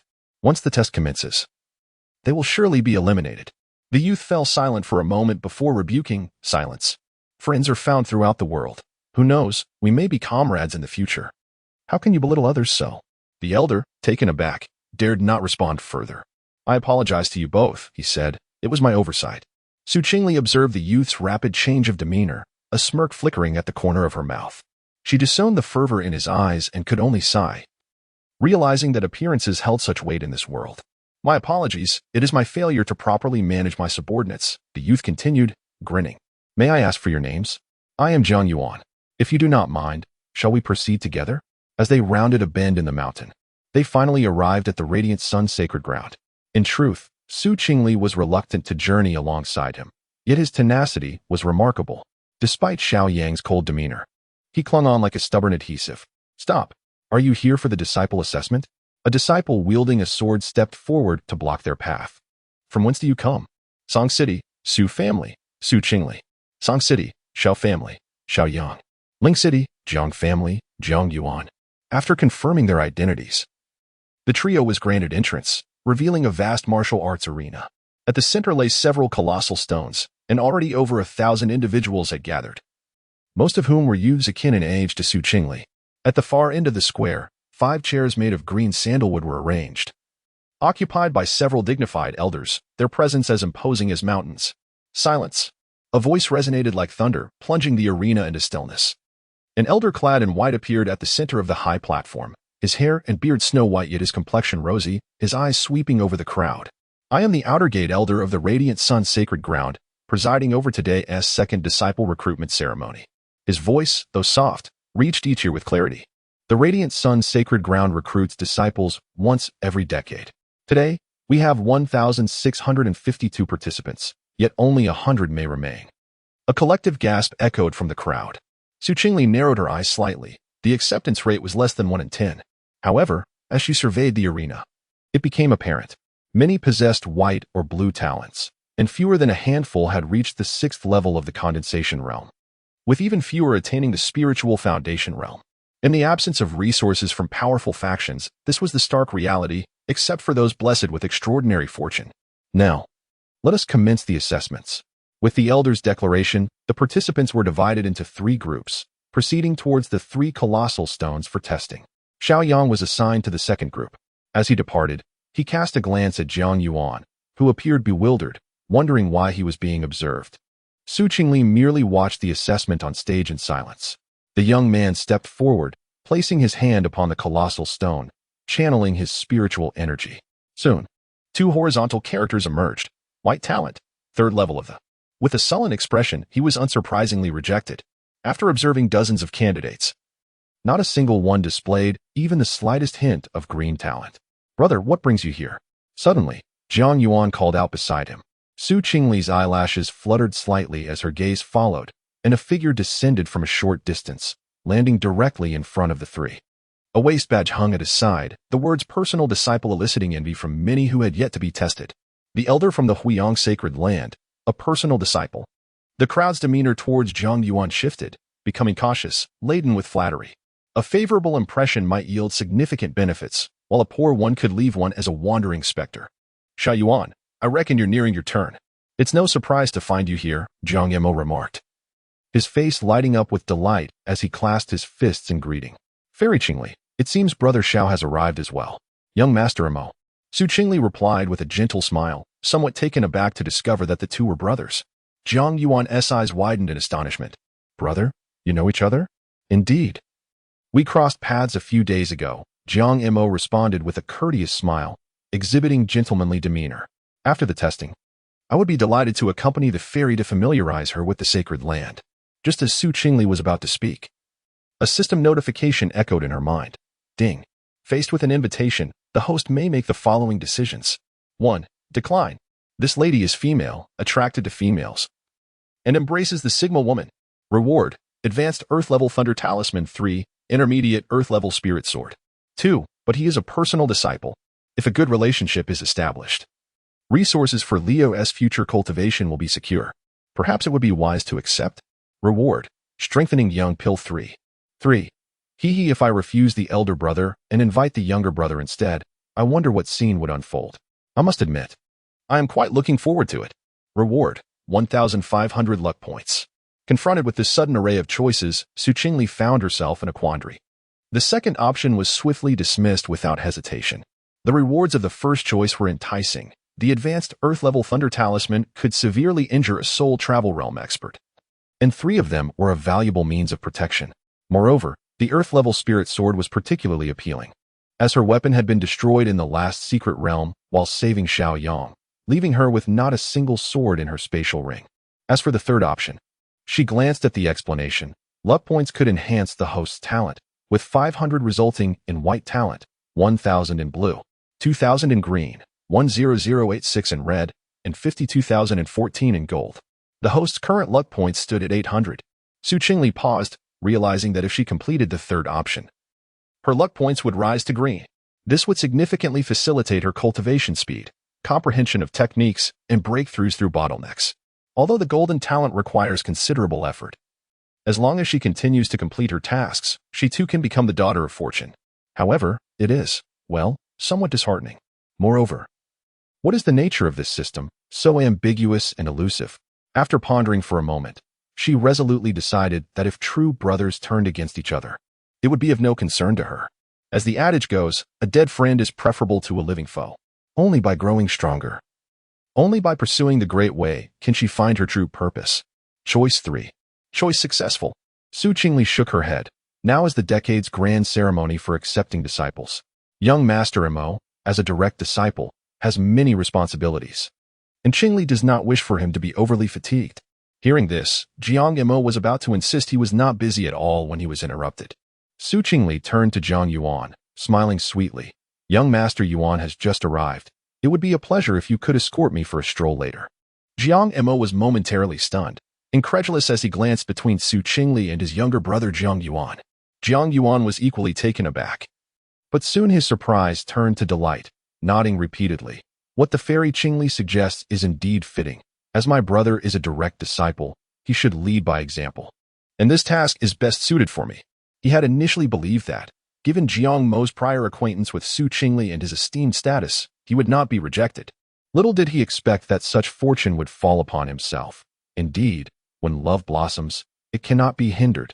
Brother, you should attend to your matters. I and Fairy Qingli ought to commence our tests. Jiang Yuan leaned closer and whispered. Jiang Mo could not fail to perceive the implication, urging him to depart quickly and not disrupt his time with the enchanting lady.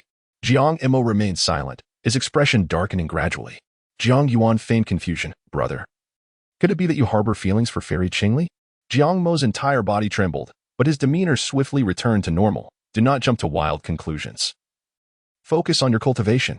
He then clasped his fists. Fairy Qingli, I shall attend to my duties now. Should you require anything, you may find me at Wuxiang Peak. Chapter 13. The Golden Legend. Su Qingli nodded, and Jiang Mo reluctantly took flight. Congratulations, host, on completing the selection. You have received a reward of 1,500 fortune points, and your current talent has been upgraded to Azure. Note, failure to uphold your promise will result in punishment, such as a reduction of intelligence to 20, memory loss, electric shocks, etc. Phew. Su Qingli exhaled in relief. The reward was secured. However, the penalty was quite severe. She shuddered at the thought of having an intelligence level of 20. Would that not reduce her to a mere white lotus? This choice was a bit of a loss. But compared to the ordeal of protecting Xiao Yang, it was significantly simpler, merely a matter of verbal expression. With this thought, Her spirits lifted considerably. "Qingli, it's nearly your turn," Jiang Yuan remarked, captivated by her sharply defined profile. Su Qingli smiled slightly. Jiang Yuan was momentarily taken aback, a wave of confusion washing over him. What had he done to displease Qingli? Despite her smile, he sensed a distinct shift in her demeanor. Next, Jiang Yuan of the Jiang family. Jiang Yuan stepped forward with measured grace, placing his hand upon the spirit testing stone. In an instant, the pillar erupted with a blinding red light, intricate patterns emerging along its surface. Red talent, second level of spirit foundation, eligible for personal transmission. The testing elder displayed rare astonishment. "Well done. As expected from the Jiang family of Spirit City, just like your brother, you possess red talent." Jiang Yuan nodded, a slight smile gracing his lips. As he walked towards the successful candidates area, basking in the envious gazes of those around him. As he descended the platform, he glanced at Su Qingli, who appeared somewhat unfazed. At that moment, as the elder's words echoed, a murmur swept through the crowd. Until now, there had been fewer than 10 instances of azure talent. And here came a red talent? Su Qingli gazed at the radiant red light, recalling her first encounter with the brothers Jiang Mo and Jiang Yuan, when the system had offered no additional hints. It seemed that even red talent could not be deemed the child of fortune. They were merely gifted cultivators. Now that she had attained azure talent, she wondered if she might have the opportunity to become a personal disciple. Next, Su Qingli of the Su family. The crowd beheld a striking young maiden, approximately 16 or 17, gracefully advancing in her green attire, her beauty unmatched yet as cold as ice. The maiden placed her delicate hand upon the spirit testing pillar, which fell silent for a moment before erupting with a dazzling azure light. The elder's voice resonating throughout the square. "Su Qingli, azure talent, first level of spirit foundation, eligible for personal transmission." Su Qingli was somewhat taken aback. Azure talent could indeed lead to the opportunity of becoming a personal disciple. According to the hierarchy, those with higher cultivation and white talent entered as miscellaneous disciples, blue talent as outer disciples, azure talent as inner disciples, and only a rare few could become personal disciples, while red talent was predominantly reserved for elders' personal disciples. Not far away, Xiao Yang and Elder Ling, who awaited their testing, were momentarily stunned. The little girl from the Su family, was she not of white talent? How has she suddenly transformed into azure? "Master, perhaps you have misjudged." "You little rascal, I am not yet so blind as to mistake such things," Elder Ling retorted, exasperated. Upon re-evaluating, he confirmed it was indeed azure talent, leaving him utterly perplexed. Could it truly be the onset of age-related vision impairment? He tended to believe that Su Qingli harbored certain secrets, concealing her innate talents. Next, Sanqing Xiaoyang. "Teacher, it is finally my turn." Xiaoyang slowly ascended the steps. Elder Ling chuckled softly. "Rest assured, with your gifts, the entire Huiyang sacred land will cherish you." At this moment, the Holy Lord and the Peak Masters atop the platform remained in deep meditation, having witnessed such scenes countless times before. It was only during Jiang Yuan's aptitude test that they engaged in discussion. As Xiaoyang's palm brushed against the spirit testing pillar, the entire white jade platform suddenly trembled violently. What is happening? The Holy Lord's eyes shot open. In an instant, a golden radiance burst forth like the sun rising at dawn. This was not the usual wisps of light seen during tests, but rather a resplendent beam of light that pierced the heavens. The intricate runes on the platform shattered entirely, and a golden torrent soared into the skies, bathing the heavens in a cascade of golden hues. The aptitude glimmers emanating from all the other test takers paled in comparison to this radiant golden light, resembling mere stars against the brilliance of the full moon. Golden aptitude, first level of the Spirit Foundation. The testing elder widened his eyes, his voice trembling as he struggled to comprehend the reality before him. In the Tianshu domain, the second individual with golden aptitude had emerged, and it was fortuitously within the Huiyang sacred land. Good heavens! Jiang Yuan, who had just been reveling in his earlier triumph, was now utterly dumbfounded. In an instant, the brilliance he had just displayed was completely eclipsed. He could never have imagined that an unremarkable youth would possess such an extraordinary golden aptitude. The emergence of golden aptitude signified that as long as this individual did not meet an untimely demise, he would undoubtedly ascend to become a formidable Taoist master. Standing atop this realm, the entire martial arena erupted in a frenzy. Young junior brother has just entered Huiyang's sacred land and must be unfamiliar. "I shall guide you this evening," one voice called out. "Xiao brother, I, a scion of the Wang family, pledge to serve you devotedly." Xiao Tianjiao. My sister, just 18, is as lovely as a flower. The once haughty scions of noble families now scrambled to the front, their faces adorned with obsequious smiles. A few female disciples had, unbeknownst to them, lowered their clothing to reveal more of their bosoms. Suddenly, 5 formidable presences descended. "This youth must join our Tianming peak," exclaimed an elder, stroking his white beard with a jovial smile. "Nonsense. Such talent should inherit the legacy of our Danding peak," retorted a red-robed elder, fragrant with the scent of medicinal herbs. "Have you lost your senses? How could such a genius engage in alchemy? You would ruin him. Old fool. What are you saying? Your Tianxiang peak has often sought elixirs from me." The normally high and mighty peak masters were now bickering like merchants in a marketplace. "Silence." A commanding voice rang out, bringing the world to stillness. "We pay our respects, Holy Lord." Everyone hurriedly bowed. What a terrifying presence. Xiao Yang was astonished. The figure before him was none other than the Holy Lord of Huiyang's sacred land, Yi Tianfu. "Xiao Yang, you shall henceforth cultivate alongside me." Yi Tianfu's profound gaze was filled with admiration. Ever since a golden aptitude emerged from the Qingli sect, the previously maintained equilibrium within the Huiyang sacred land had been shattered, gradually placing them at a disadvantage. Fortunately, the divine will has bestowed upon them a prodigy. Without a moment's hesitation, Xiao Yang clasped his fists and bowed deeply, declaring, "I pay my respects to the holy monarch. I, disciple Xiao Yang, willingly submit." Not far away, Qingli observed the proceedings with a calm demeanor, her eyes betraying little emotion. Yet again, the familiar tale of extraordinary talent, chosen by a powerful master, basking in the adoration of many, unfolded, a narrative reserved for those favored by destiny. As evening approached, the disciple initiation ceremony came to a formal conclusion.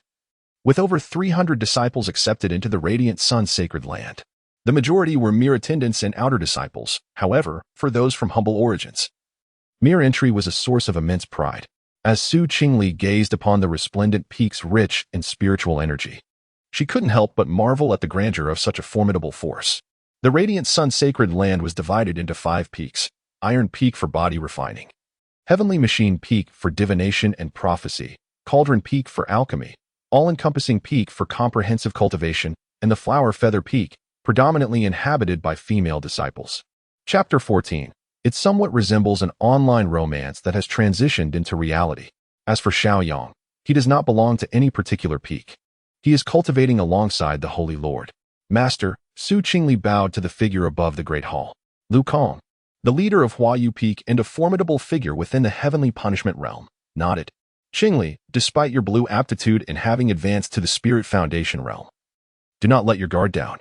I shall have your senior sister show you to your quarters shortly.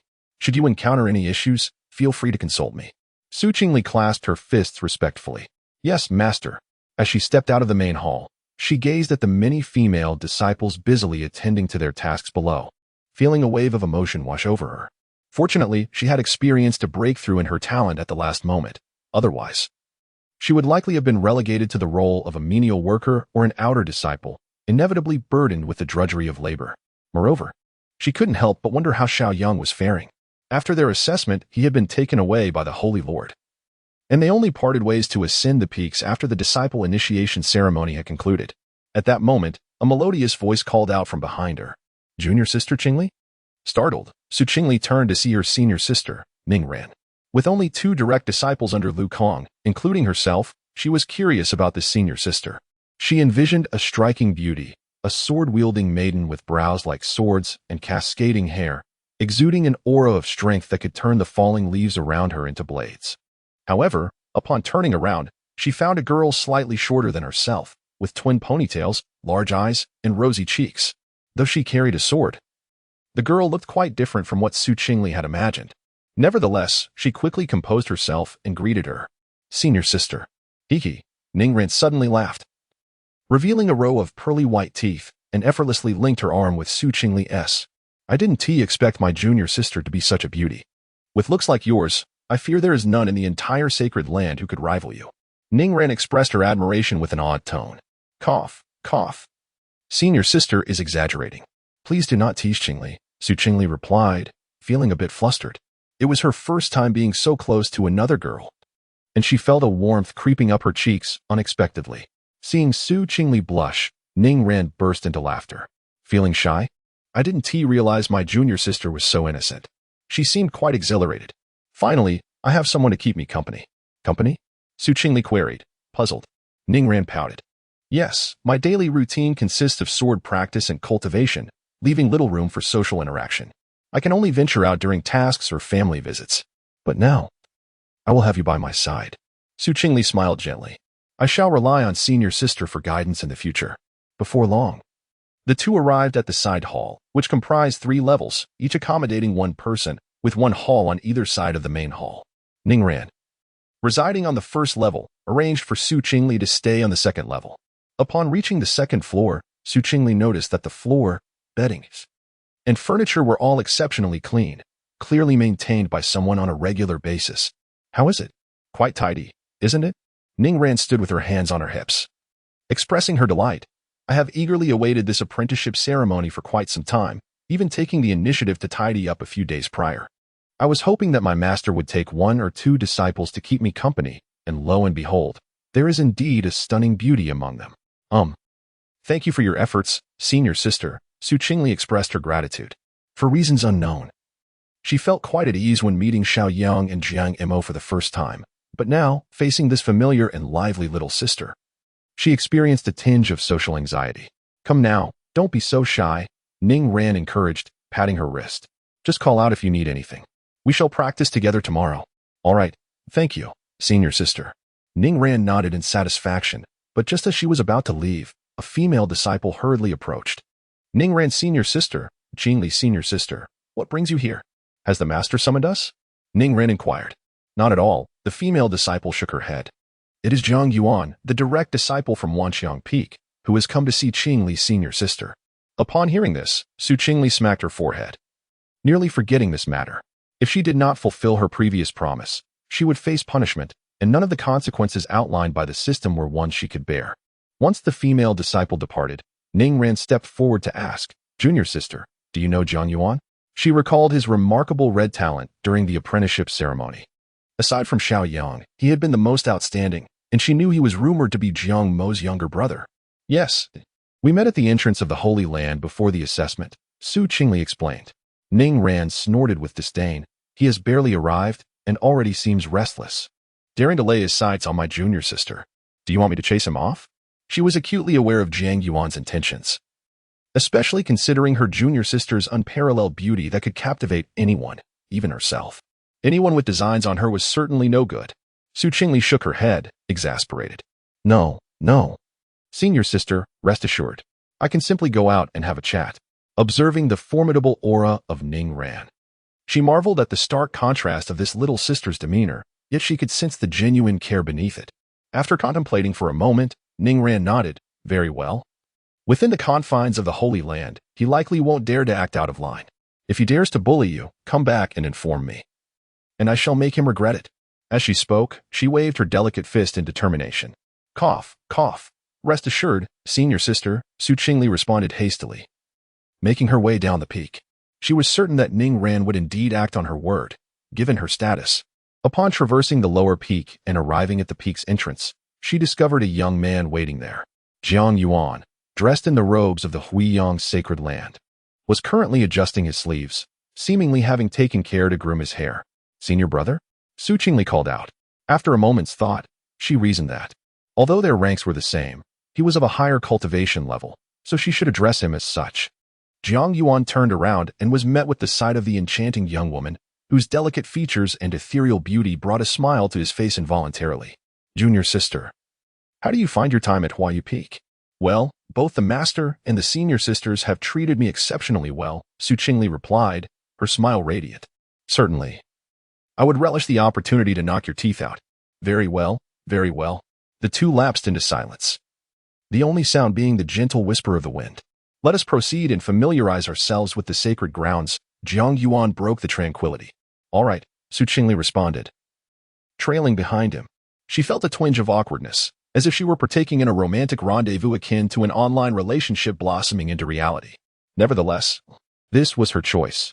Having accepted the rewards, she dared not go back on her word, for the consequences were not trifling. Before long, they arrived at the training arena, the designated place for assessing one's innate talents. Chapter 15. the pouting lips at this moment. The training ground was inhabited by only a handful of new disciples practicing their swordplay, while the senior disciples seemed to be peddling their wares. Come and take a look. Exquisite beauty balm that promises eternal youth, restoring your allure. Premium vitality pills for merely 500 spirit stones, ensuring your partner falls deeply in love with you. Third-tier beast cores, essential for alchemical concoctions, available for 700 sacred points. The clamorous calls echoed incessantly, and in a daze. Qingli felt as though she had stumbled into a bustling marketplace. Were it not for the sacred robes they wore, it would be hard to believe this was the illustrious Huayang sacred land. Ordinarily, the sacred grounds permitted disciples to sell goods. At this juncture, Zhang Yuan explained, of course, one can also exchange sacred points for necessary items. Sacred points? Qingli tilted her head, gazing at him in confusion. Zhang Yuan, caught off guard by her innocent look, suddenly felt a wave of nervousness. How adorable. No, Zhang Yuan, you must maintain your composure. After a brief pause, he continued. The sacred land offers various tasks that one can undertake. Upon completion, you will earn sacred points. Each peak has an exchange location at its base. Qingli nodded thoughtfully, seemingly finding it quite convenient. The Huayang sacred land distributes stipends monthly, and coupled with the tasks to earn sacred points, one could procure nearly all essentials for cultivation without the need to venture outside. While Qingli was still surveying her surroundings, filled with curiosity, Zhang Yuan discreetly gestured toward the distance. Among the crowd, a few individuals exchanged glances and nodded. Soon, a female disciple emerged, approaching the two with a measured pace. Blushing and shyly fidgeting with her fingers, she said, "Senior brother Jiang, I like you. Would you consider becoming my partner?" Taken aback by the unexpected scene, Qingli was stunned. Were the female disciples of Huayang's sacred land so bold and forthright? She turned to Zhang Yuan, only to see him wearing a serious expression. After a brief moment, he smiled gently and replied, "I apologize, junior sister, but I already have someone I care for. In this lifetime, I shall only bond with her." Upon hearing this, the female disciple's eyes welled with tears, visibly reddening, and in the next instant, she ran away sobbing. It seemed Zhang Yuan had garnered quite a bit of admiration since joining Huayang's sacred land. However, considering he was a direct disciple with a red talent, it was only natural. After all, beauty is drawn to heroes. Throughout this exchange, Zhang Yuan had been observing the shifts in Qingli's demeanor. To his disappointment, she exhibited little reaction, as if she regarded the incident as trivial. "I apologize for letting you witness such a spectacle, Fairy Qingli," he said, attempting to carry on as planned. Qingli chuckled lightly. "It is only natural for someone of your exceptional talent to attract affection." Haha, not at all. In the presence of a genius, I merely serve as a backdrop. Zhang Yuan found himself puzzled. Shouldn't she be curious about whom he favored? Gritting his teeth, he decided to maintain his subtle gestures. Before long, another female disciple approached, repeating the same confession, only to be met with rejection and depart in tears. Following closely were the third and fourth. Qingli's lips twitched slightly, wondering if this fellow would ever cease. From the moment the second one began, she sensed something amiss. Although the female disciple's eyes were red-rimmed, they were devoid of affection. Instead, there was an insatiable craving for spirit stones each time they departed. Their gazes seemed to imply, "Do not forget my benefits." What sort of scheme was this? Packaging her already exceptional talents to make her more sought after, instilling in her a sense of urgency? She couldn't deny that this tactic was indeed effective, for many harbored a yearning for the strong. Moreover, Zhang Yuan's prestigious lineage, his crimson talent, and his status as a direct disciple, coupled with a handsome appearance, gave him an aura of the affluent and charming. Unfortunately for him, he miscalculated. Qingli did not fancy men. Yet, witnessing Zhang Yuan employ such tactics, she couldn't help but feel a playful spark. Scanning the surroundings, she quickly spotted a stall selling weapons. "Senior brother, let us take a look over there." With that, Qingli led the way. Zhang Yuan scratched his head in confusion, pondering why his approach was ineffective. Having been surrounded by admiration throughout his life, he had never learned how to pursue someone. This strategy, taught by his fellow disciples of Wanxiang Peak, had yielded no results. He would certainly have a word with them upon returning. "Senior brother, how much for this spirit sword?" Upon reaching the stall, Qingli picked up a long sword with a delicate blue hue and a crystalline blade. The male cultivator, upon seeing Qingli, was momentarily taken aback but quickly regained his composure, smiling. "Junior sister, You must be the new direct disciple from Huaiyu Peak? How do you know, senior brother? Your radiant presence today is simply undeniable, he replied with a slight smile. This sword is a mid-grade spirit weapon of the Earth tier, priced at merely 10,000 spirit stones. Qingli raised an eyebrow. Such a sword would typically start at a minimum of 100,000 spirit stones elsewhere. How could it be so inexpensive in the Huiyang sacred land? However, even 10,000 spirit stones were beyond her means, as her spatial ring held only a meager sum of a little over 1,000. Noticing her troubled expression, the male cultivator generously offered the sword, saying, "If you like it, consider it a gift, and in the future." Before he could finish, Jiang Yuan could no longer bear to watch and placed the spirit stones on the table with a hint of irritation, stating, "Senior brother, in business, one must adhere to the ways of commerce. Money must be exchanged." He then handed the spirit sword to Qingli. "Fairy Qingli, let us depart." Qingli nodded, a barely perceptible smile gracing her lips. In her eagerness, she found herself smirking. "Fairy Qingli, you may try this sword. If it does not suit you, it can be returned." It was only when they reached an open area that Jiang Yuan spoke again. Qingli bit her lip, feeling somewhat timid. I do not know how." "You do not know?" Jiang Yuan was momentarily taken aback, feeling elated yet entirely forgetting why she would purchase a sword if she could not wield it. Suppressing his excitement, he calmly said, "I shall teach you." "You will teach me? How?" Qingli gazed at him with wide eyes. Jiang Yuan began to mimic sword movements without holding a sword, and Qingli, somewhat perplexed, attempted to follow his lead. "Am I doing it correctly?" Jiang Yuan glanced at her, filled with bewilderment. These were merely the most fundamental sword techniques. How could his junior sister make mistakes with such basics? However, he quickly dismissed his concerns, for his primary focus was to bridge the distance between them. That was of utmost importance. As he drew closer, Qingli slightly turned her body, appearing somewhat wary. "Senior brother, what are you doing?" Coughing softly, he replied, "I noticed your grip on the sword is incorrect." Upon hearing this, Qingli stepped a little closer. "Is that so? How about this?" Feeling the proximity of the enchanting maiden and the intoxicating fragrance she exuded, his breath quickened involuntarily. Nevertheless, he endeavored to suppress his racing heart and proceeded to teach her several sword forms. "Yes, that's it," Jiang Yuan said, a hint of pride in his voice. Teaching Qingli the sword moves fulfilled his desire for recognition. "Do you often instruct others in swordsmanship?" Qingli suddenly posed a thought-provoking question. This is my first time," Jiang Yuan stammered, his composure faltering. He had indeed practiced this on a few occasions back at the Jiang family, but could not fathom how she had discerned it so swiftly. He felt a pang of regret. What if she learned the truth and chose to disregard him, thus leading to an irreparable loss? Observing his anxious demeanor, Qingli suppressed a smile, thinking how such a lack of composure could lead him to attempt to deceive her. Playing with Jiang Yuan was as easy as playing with a toy. Really not? She innocently lifted her gaze, staring intently at him. "Indeed, truly," Jiang Yuan insisted, though his words came out in a disjointed manner. Noticing his flustered state, Qingli decided to cease her teasing. Casting a glance at the sky, she realized it was nearly time to return. "Thank you for teaching me the sword techniques today. I must head back now." Jiang Yuan was taken aback and hurriedly followed after her. You're not going to practice anymore?" "I'm not. I find it uninteresting," Qingli replied, shaking her head. Watching her retreating figure, Jiang Yuan sighed, wondering why his efforts seemed utterly ineffective. What did she mean when she said it was uninteresting? It seemed that Qingli held no genuine interest in him, yet whenever they were together, there was an undeniable warmth, as if she had feelings for him. Lost in this tumultuous whirl of emotions, he found himself unable to resist.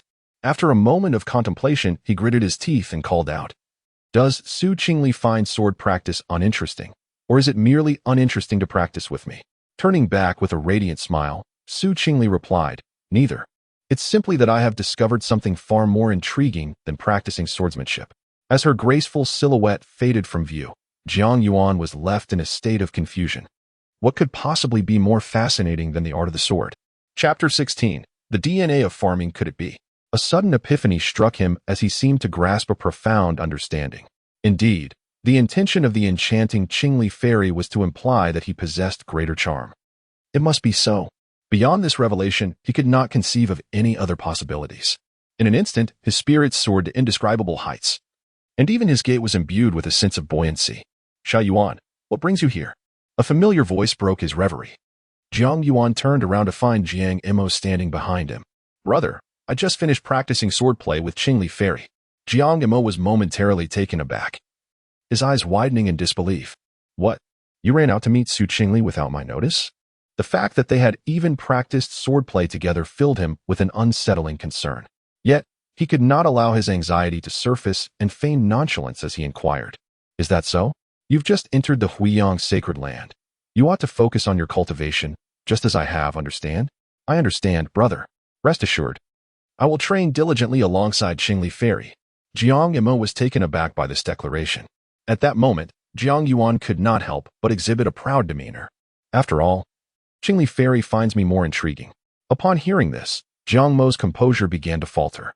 Su Qingli harbored feelings for his younger brother. He recalled the disciple assessment, where he had intended to introduce Su Qingli to the sacred land to create opportunities for solitude. Yet, she had chosen Jiang Yuan instead. Could it truly be as he feared? A pang of heartache struck him. He had known Su Qingli first, only to have his brother claim her attention. Nevertheless, he refused to concede. Are you so certain? Surely, you must be misinterpreting her intentions. Impossible, Jiang Yuan declared resolutely. Qingli Fairy said I am more interesting than practicing swordplay, which undoubtedly implies her interest in me. Oh dear, brother, you simply don't understand. I shan't discuss this further. I must return now. As he watched his brother depart, Jiang Imo felt an abrupt chill in the air, as though snowflakes were falling softly, leaving him shivering with dread. In truth, it was his heart that had grown cold.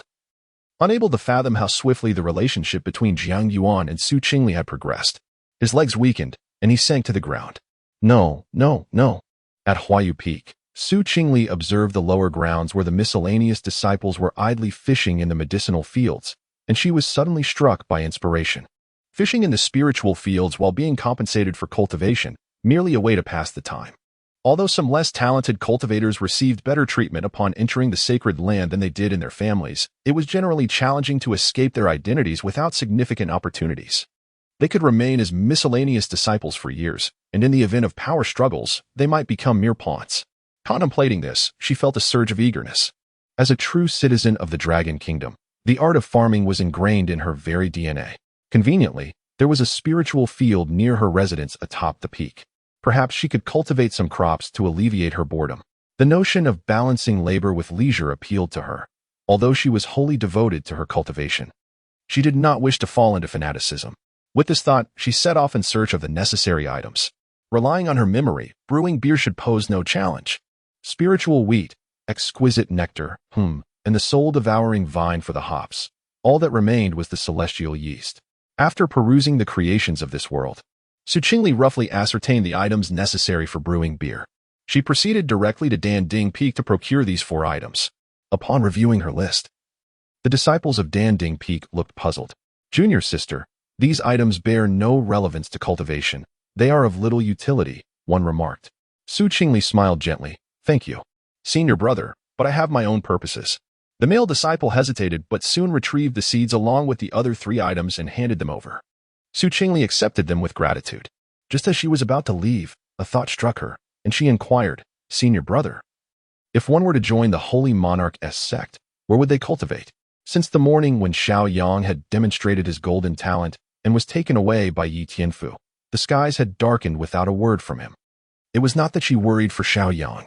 Rather, he was the child of fortune she had invested in, who might assist her greatly in the future. The male disciple chuckled. Junior sister, are you trying to glean news about Xiao Yang? As the most gifted disciple of the Holy Land, he will naturally cultivate outside the 5 peaks. I, however, do not know his specific location. Su Qingli was left speechless. His words were no different from silence. Unable to extract any useful information, she decided to return to Huaiyu Peak to prepare for planting the spiritual wheat, where she encountered Ningran, who was practicing her swordplay. Senior sister, Ningran noted the spiritual wheat in Su Qingli's hands with curiosity. Why are you planting such a seemingly useless item? Su Qingli shook her head and playfully smiled. You'll understand once it grows. For now, it's a secret. You need not exert yourself. Just instruct a few disciples, and they will tend to the fields for you. Or if you need anything, simply request it from Danding Peak, Ningran advised. Su Qingli replied, There is no need to trouble others. I can manage it myself. After all, she sought the joy of farming and the sense of accomplishment it brought. Seeing her determination, Ningran ceased her insistence. Once the planting was complete, she urged Su Qingli to resume sword practice. You must not slacken any further. The heavenly and earthly rankings competition is in 7 days. We must intensify our training. The heavenly and earthly rankings competition? Su Qingli raised an eyebrow, intrigued. Ningran suddenly realized she had forgotten to mention it and explained, it is the annual disciple competition, where the top 40 will enter the rankings and gain access to more cultivation resources. The top 20 will be on the celestial list, while the latter 20 will be on the earthly list. A mere distinction in wording leads to vastly different resources. Su Qingli nodded, recognizing the merit in such a system. It could inspire disciples to strive for progress. After all, entering the rankings not only provided greater resources for strength, but also instilled a sense of rivalry and garnered some fame. Senior sister, what rank do you hold? Su Qingli suddenly inquired. 18th on the celestial list, Ning Ran replied. Su Qingli's eyes widened slightly, clearly surprised. Given Ning Ran's pinnacle cultivation at the 5th level of the Spirit Foundation realm, being only 18th was unexpected. It appeared that the direct disciples from other peaks were formidable contenders. She is currently at the 1st level of the Spirit Foundation stage. If she does not strive diligently, it is likely she may not even make it onto the rankings. Furthermore, her repertoire of martial techniques is exceedingly limited. Tomorrow, she must select a few more. Sister, do take care. Su Qingli smiled gently, clad in white, her sword's aura akin to silent snowflakes descending, aimed directly at Ning Ran. Ning Ran chuckled lightly, her wrist flicking to redirect the blade, igniting a spark 3 inches from the tip, with a resounding clash as she deflected the cold edge, twisting gracefully. The sword light, reminiscent of dusk's glow, swept across her stance as she gently remarked, your swordplay is too impetuous. Moreover, it seems you have yet to master any sword techniques. Su Qingli nodded, acknowledging that in her past, she had only focused on solitary cultivation. Since arriving here, although she has gained a system, she has yet to acquire any martial skills. Let us pause here for now.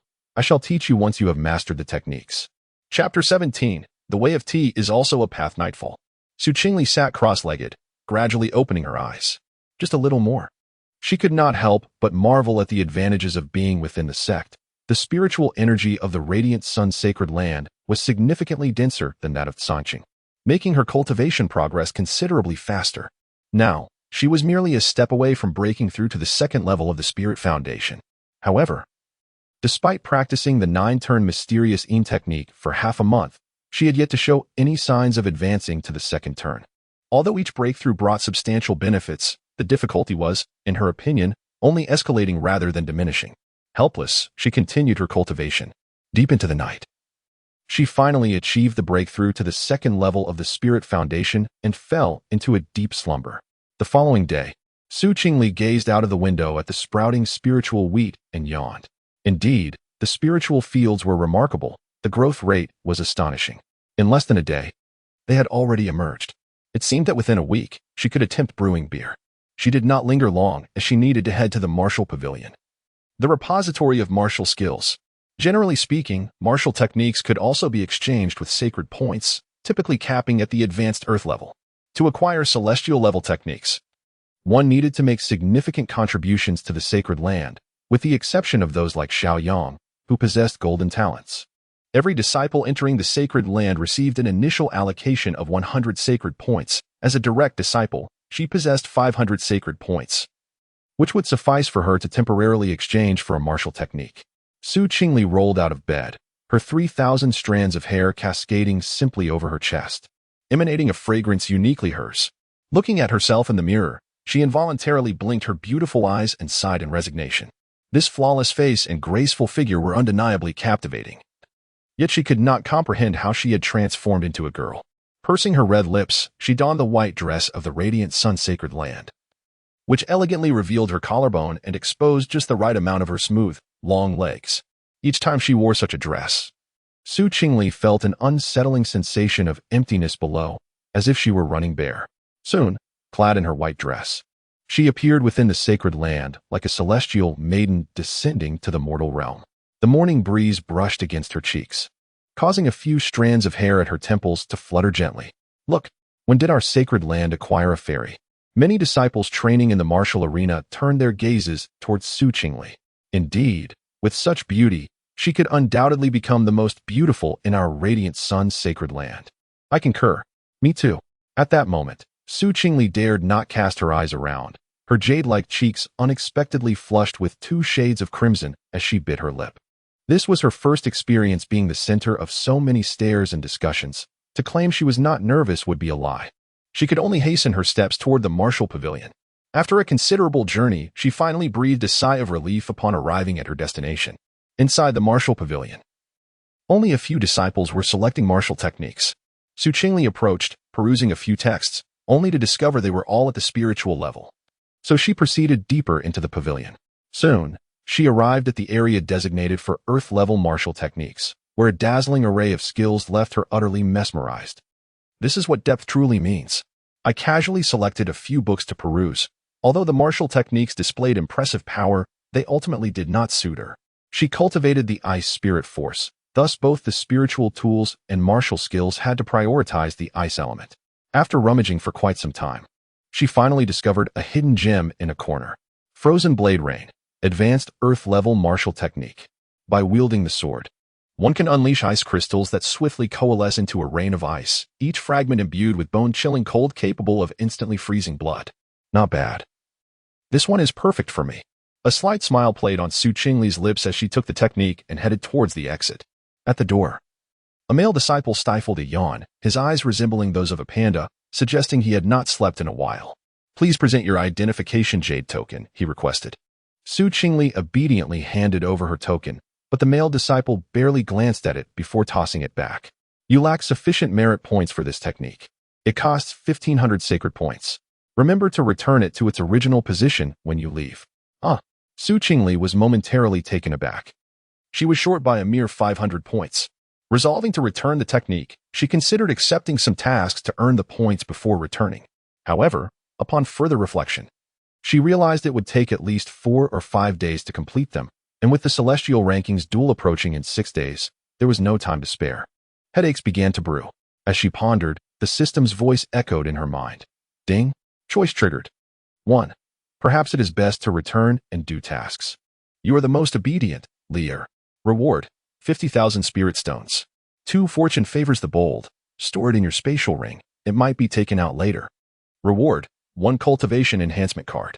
3. Find a way to have this impatient fellow pay on your behalf. Reward, flowing willow movement technique, intermediate heaven-level martial skill. Wait. Why must I both take and give? Su Qingli gazed at the 3 options, a smile threatening to break through.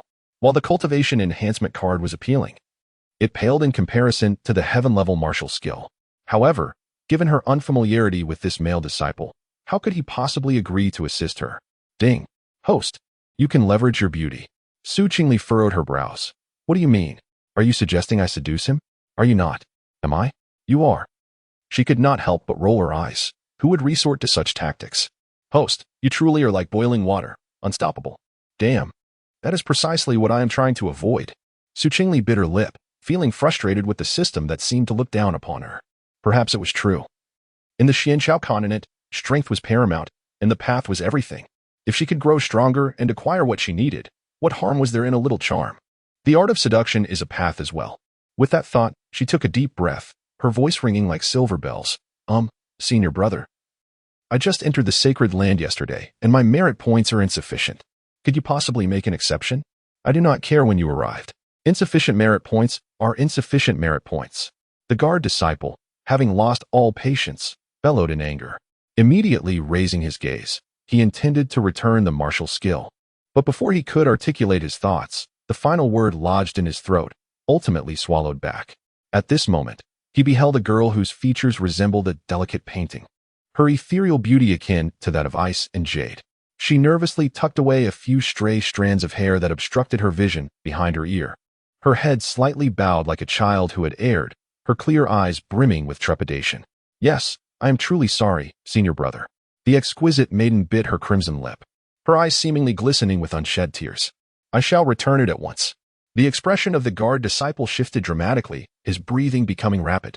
Observing the girl's timid demeanor, he felt as though his heart had been grasped by a colossal hand, rendering him breathless. What had he done? Clap.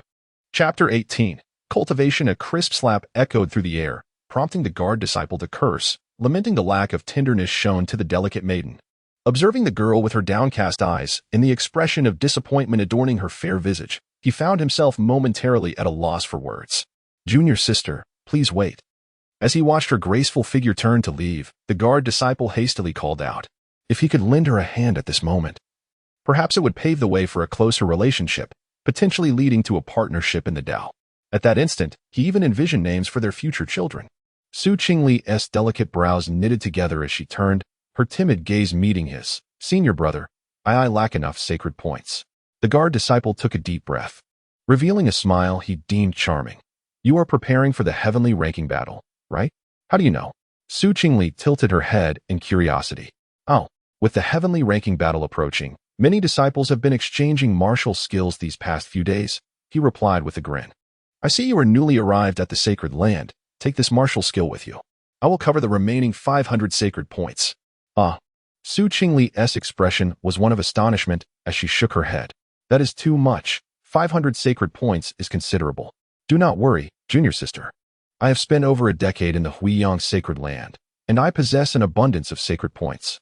Upon hearing this, a subtle smile graced Su Qingli's lips, her enchanting gaze sparkling as she chuckled lightly, captivating in her beauty. She inclined her body slightly towards the guard disciple. "Thank you, senior brother. You are truly kind." She had long heard tales of the kindness and willingness to assist of the senior brother on duty at the martial pavilion, and today she had witnessed it firsthand.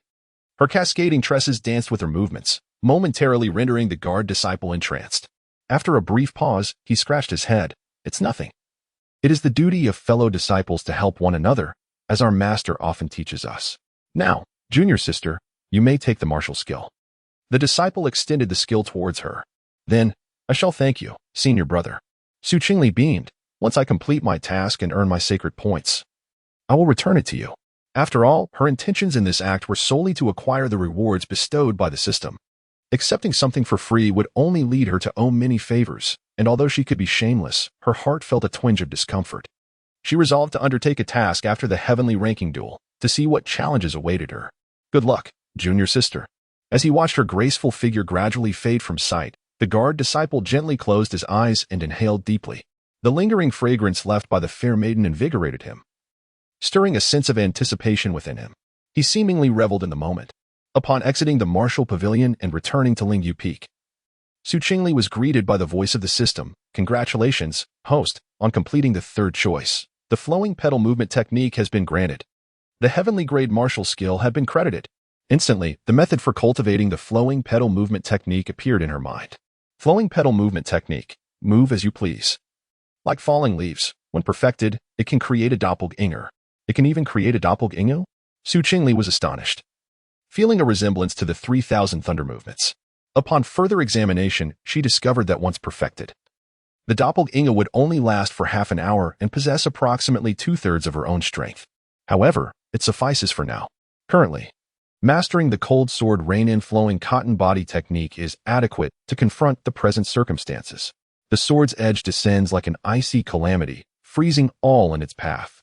On the summit of Huaiyu Peak, pale pink petals dance gracefully in the wind, resting upon Su Qingli's silken hair.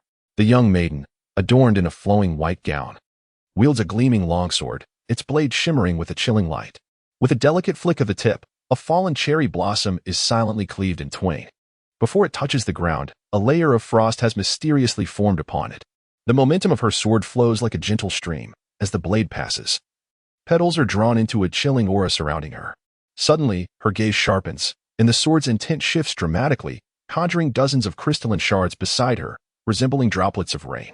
In an instant, they transform into fleeting phantoms, darting towards the distance. Before she sheaths her sword, the wind stills, and the blossoms fall.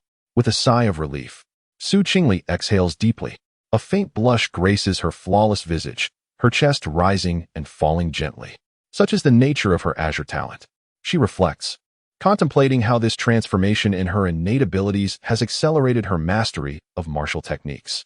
Should she evolve into a golden talent, she can scarcely imagine the heights she could reach, akin to wielding a cheat. Subsequently, she immerses herself in the practice of the flowing cotton body technique, not pausing until dusk. At this moment, beads of fragrant sweat dampen her forehead as she rests against a tree. Indeed, Her disciple possesses remarkable comprehension. Suddenly, a voice emerges from behind. Qingli turns to find Lu Kong, to whom she offers a respectful bow. Master. Lu Kong nods slightly. You have only just entered the sacred land. It is indeed too soon for the celestial and terrestrial rankings competition. Do not take it to heart. You may strive harder next year. Qingli smiles gently. Since I have joined Huaiyu Peak under your guidance, Master, I shall exert my utmost efforts. After all, the resources available from the heavenly and earthly rankings are substantial, which will undoubtedly enhance my cultivation. Haha, good. Lu Kong chuckles, seemingly pleased, and produces a small vial. Handing it to her.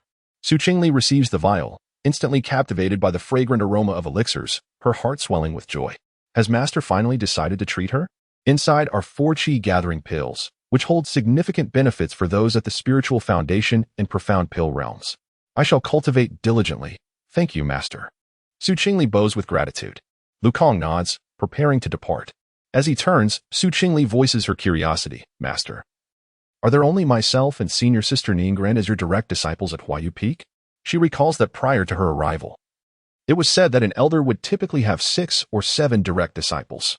Given the vastness of the peak, especially at the summit where spiritual energy is abundant, it seemed implausible that there was only Ningran as a direct disciple before her arrival. Upon hearing this, Lu Kong sighs and gazes into the distance. After a moment, he responds, Huaiyu Peak only accepts female disciples. Since the last peak master perished and I took over, there have been very few talented female disciples emerging. Thus, Huaiyu Peak has become the weakest among the 5 peaks. I see. Qingli recalls that the previous peak master fell while on a mission. It is evident that master is quite anxious, as Huaiyu Peak has been in decline for some time. Even the 2 direct disciples possess only azure talents, while 3 of the 5 peaks boast disciples with crimson talents. As for Danding Peak, its primary focus is alchemy, rendering its influence somewhat negligible. Upon reflecting on this, Qingli's demeanor suddenly turns solemn. Master, I vow to exert my utmost effort to restore Huaiyu Peak's dignity. Currently, within the sacred grounds, it is clear that the most formidable opponent is Xiao Yang, for he is indeed the child of destiny. In a few days, when the heavenly rankings battle commences, what realm will Xiao Yang manifest upon his appearance? This thought inevitably instills a sense of pressure within her. Very well, should any issues arise, I shall seek you in the main hall. With that, Lu Kong soared back to the main hall. At this moment, Qingli had long since shed her drowsiness. Chapter 19. The backlash of the profound Yin body. Upon returning to the second floor of the side hall, she resolved to continue her cultivation. It was imperative to break through her current level of mastery, and with 4 qi gathering pills in hand, she believed that if utilized within 6 days, she could potentially ascend to the 4th level of the spirit foundation. With this thought, she took 1 pill and placed it on her crimson lips. Sitting cross-legged to begin her meditation, after 2 hours of relentless refinement of her spiritual energy, she sensed that she was on the verge of reaching the threshold of the 2nd level of the spirit foundation. However, enraptured by her practice, she remained oblivious to the frost coalescing around her, and ethereal blue patterns began to surface on her once smooth skin. An hour later, she finally broke through to the 2nd level of the spirit foundation, her icy lashes fluttering as she slowly opened her eyes. It was at this moment that she perceived something amiss, exhaling frosty mist with each breath. An agonizing pain surged through her meridians, akin to 1,000 needles piercing her very marrow. Cough. Qingli coughed violently, collapsing to the ground as her flowing tresses crystallized at a visible rate, the tips of her fingers spreading a web-like frost. Her once rosy lips now bore a bluish hue, and each trembling breath scattered shards of ice into the air. What is happening? She gritted her teeth, her delicate frame quivering. This bone-deep agony was unprecedented. She rapidly searched her memories, unable to recall any prior injuries or lingering ailments. Just then, a thought struck her. Could it be that the profound Yin body was acting up, resulting in a backlash from the cold energy? Qingli surmised this to be the case. Recalling the system panel where she had clearly seen the warning, without proper cultivation methods, one could easily suffer a backlash. She had assumed that by practicing the 9 turns of profound Yin, she would be safe, yet here she was, experiencing the backlash nonetheless. She hastily began to channel her cultivation method, sighing, it seems I must swiftly break through to the 2nd turn of the 9 turns of profound Yin. Meanwhile, on the 1st floor of the side hall, Ning Ran, who had been asleep, stirred with a shiver, instinctively pulling her exposed feet back under the covers. She had been dreaming of a powerful ice cultivator sealing her within an ice cellar, subjected to the relentless pain of cold seeping into her bones day and night. Inside her blanket, she had curled up like a tiny shrimp. Suddenly, she jolted awake, gasping for breath as she surveyed her surroundings. Relieved to find herself in her own room. How peculiar, she panted. Why is it so cold? Rubbing her arms, a large question mark floated in her mind. Logically, with the abundant spiritual energy of Huaiyu Peak, such frigid conditions should not arise. She closed her eyes again to investigate, discovering that the chill emanated from the second floor. Her junior sister was cultivating, but how could such an intense cold energy be present, accompanied by an eerie sensation? Furrowing her brow, she made her way upstairs. At that moment, Qingli had successfully stabilized her profound Yin body through the 9 turns of profound Yin. Watching the frost gradually recede, she felt as though she had survived a calamity. This constitution was not only a furnace, but also a ticking time bomb. With that thought, her frustration surged. In the realm of the canine system, could one not be bestowed with a physique as formidable as that of Xiao Yang? Ding. In response to the host, the contents of the novice package are entirely contingent upon your fortune. Hence, the emergence of the Xianyin physique is not unexpected. Qingli rolled her eyes, exasperated. Are you even human? Spare me the chatter and assist me in stabilizing my physique. I'm not human. However, I can help you conceal your physique, minimizing the risk of exposure. After a moment of contemplation, Qingli nodded. Having assistance was better than none. At least it could provide some semblance of cover. A radiant glow enveloped her, swiftly dissipating. Concealment successful. Unless confronted by a Taoist master or a cultivator with exceptionally potent spiritual awareness, the average person will be unable to perceive the host's physique. Why isn't it completely hidden? That is beyond my capabilities. Qingli's lips twitched. Fine, you may leave. Understood. Once the surroundings fell silent, she allowed herself to relax. The Xianyin physique, after all, possessed both advantages and disadvantages. The merits included a significantly enhanced proficiency in comprehending ice-based martial arts, as well as the ability to detoxify and elevate the male partner's cultivation through dual cultivation. The drawbacks, however, included the propensity for backlash. Wait, dual cultivation is also a drawback. Just then, a knock echoed through the door. Junior sister, are you there?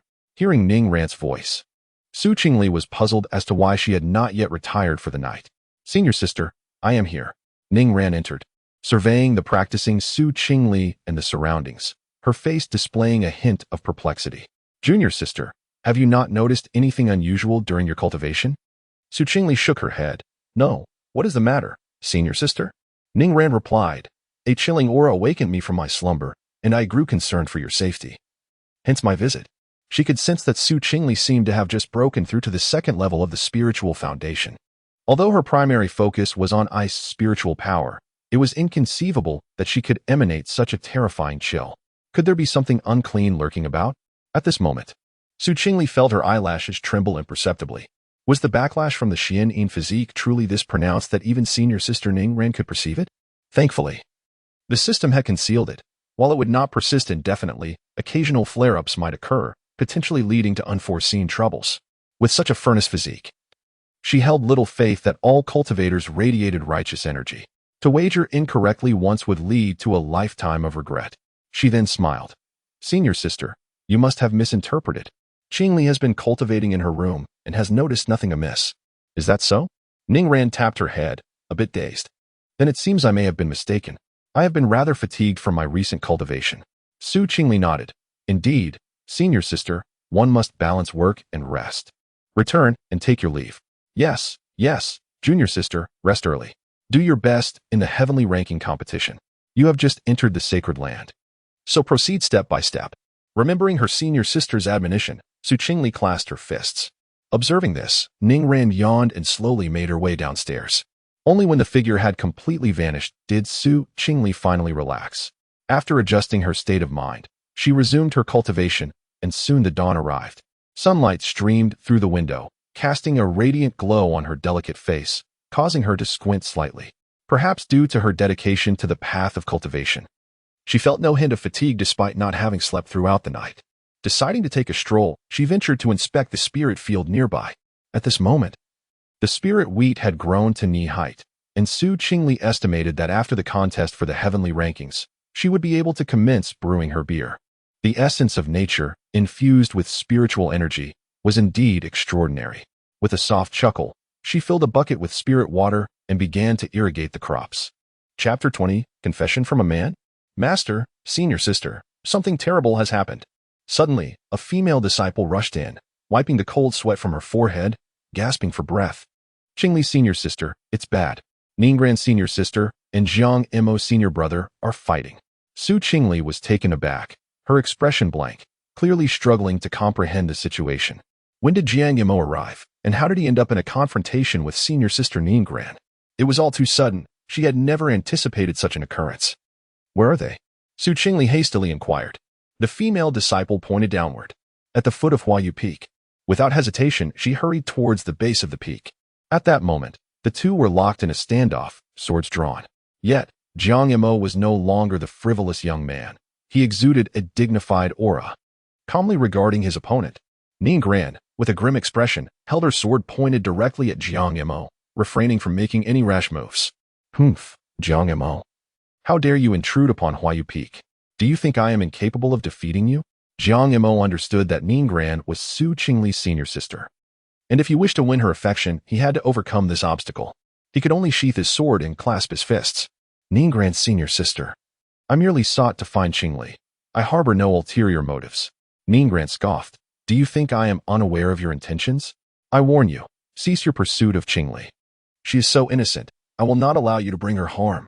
I previously stated that if you dared to come to Huaiyu Peak, I would make you regret it. So, have you grown a backbone now? Faced with Ningran's aggressive demeanor, Jiang Imo sighed, feeling a headache coming on. Observing the growing number of disciples gathering to watch, he realized that if this continued, he would become notorious within the holy land of Huiyang. Rest assured, junior sister, my relationship with Qingli is strictly that of fellow disciples. Even if feelings were to develop in the future, I would treat her with utmost care. Humph. Sweet words are easy to utter, Ningran retorted coldly. Just like the way you deceived her back then, she thought, her anger flaring. This man was becoming increasingly infuriating. Daring to pursue her junior sister. My junior sister is currently in training and has no time to see you. Leave at once. Not a chance. I want to depart without seeing Qingli. Jiang Imo firmly shook his head. Ningran was so enraged that she began to stomp her feet. Humph. Then I shall force you out of Huaiyu Peak. Jiang Imo merely smiled nonchalantly. You cannot hope to best me now. You. As the tension between the two escalated, nearby disciples began to murmur among themselves. I truly pity senior sister Ningran. Jiang Imo has just parted ways with her, but is now pursuing her junior sister. How painful must that be? Wait, they've been apart for nearly 5 years. Is that what you call recently separated? On the path of cultivation, it takes a century to barely make a breakthrough. 5 years is hardly recent. Honestly, I don't blame Jiang Imo. After all, Qingli is such a stunning beauty. Any man would be captivated. Nonsense. As a woman, I too admire Qingli. At this moment, Su Qingli, who had just arrived at the foot of the peak, was momentarily stunned by the discussions of the disciples ahead. What had she just heard? It seemed to be an astonishing revelation. Ningran and Jiang Imo had actually been partners 5 years ago. Had they truly been involved? However, there was no time to ponder such matters. If she did not intervene soon, a confrontation might indeed ensue. Once on the martial arts stage, it was for sparring. If one did not participate, it would devolve into a brawl, and internal strife among comrades would result in punishment for both parties. Senior sister Ningran. Senior brother Jiang Imo, please cease at once. Su Qingli stepped forward from the crowd. Junior sister Qingli. Upon seeing her, both exclaimed in unison. Just as Jiang Imo was about to approach, he was stopped by Ningran, who turned to him with a sideways glance. Junior sister. Are you not in the midst of your cultivation? Why have you come out? One must take a break. Mustn't he one? Su Qingli smiled and then turned her gaze towards Jiang Imo. Senior brother, what brings you to seek me? Upon hearing this, Ningran grasped her hand, eager to depart. Junior sister, do not concern yourself with him. Let us return. Su Qingli shook her head. Senior sister, you may go back first. Senior brother Jiang Imo has matters to discuss with me. It was imperative to separate the two, for should a fight break out, tomorrow's headlines would certainly feature a scandal at the Huiyang sacred land. Absolutely not. Ningran replied with firm conviction. What if he harbors ill intentions towards you? Junior sister, your cultivation is still at a low level. and you are as naive as a white lotus regarding matters of the heart. You would be utterly defenseless. Su Qingli coughed awkwardly. Ahem. Worry not, senior sister. What could possibly happen within the sacred land? After a moment of silence without a response, she continued, Please, senior sister, return quickly. Ningran, seeing the situation, sighed in resignation, offering a few last words of caution before departing, casting a warning glare at Jiang Imo as she left. Soon, Su Qingli and Jiang Imo found themselves in a secluded area. Observing the visibly tense youth before her, she took the initiative to speak. Senior brother, what is it that you wish to discuss? Jiang Imo paced back and forth for a moment, ultimately gathering his resolve to meet her gaze directly. Junior sister, the truth is that Ning Ran and I were once partners. Su Qingli raised an eyebrow. Was he intending to confess? But why share this with her? A sudden wave of foreboding washed over her, prompting her to feign surprise, lightly covering her mouth with her hand. Jiang Imo continued, however, at that time, I was solely focused on my cultivation and neglected Ning Ran, even defeating her in 3 moves during the heavenly ranking duel, along with our daily quarrels. We parted ways, but throughout it all, we never engaged in any romantic entanglements. Listening to Jiang Mo's words, Su Qingli regarded him with newfound admiration. What a bold move. For such a delightful girl, he could have at least shown some restraint. Even in victory, he could have prolonged the duel. Yet here he was, achieving victory in mere 3 moves. The essence of a straightforward man. This version of Jiang Imo stood in stark contrast to the frivolous persona he typically portrayed. So, senior brother, what is it that you seek from me? Su Qingli inquired. Focusing on the crux of the matter, she stood 3 paces away, her eyes filled with innocence, tilting her head as she regarded him. Master, junior sister. Jiang Imo felt as if his tongue was tied in knots. He exerted all his strength, yet those words remained lodged in his throat, refusing to be uttered.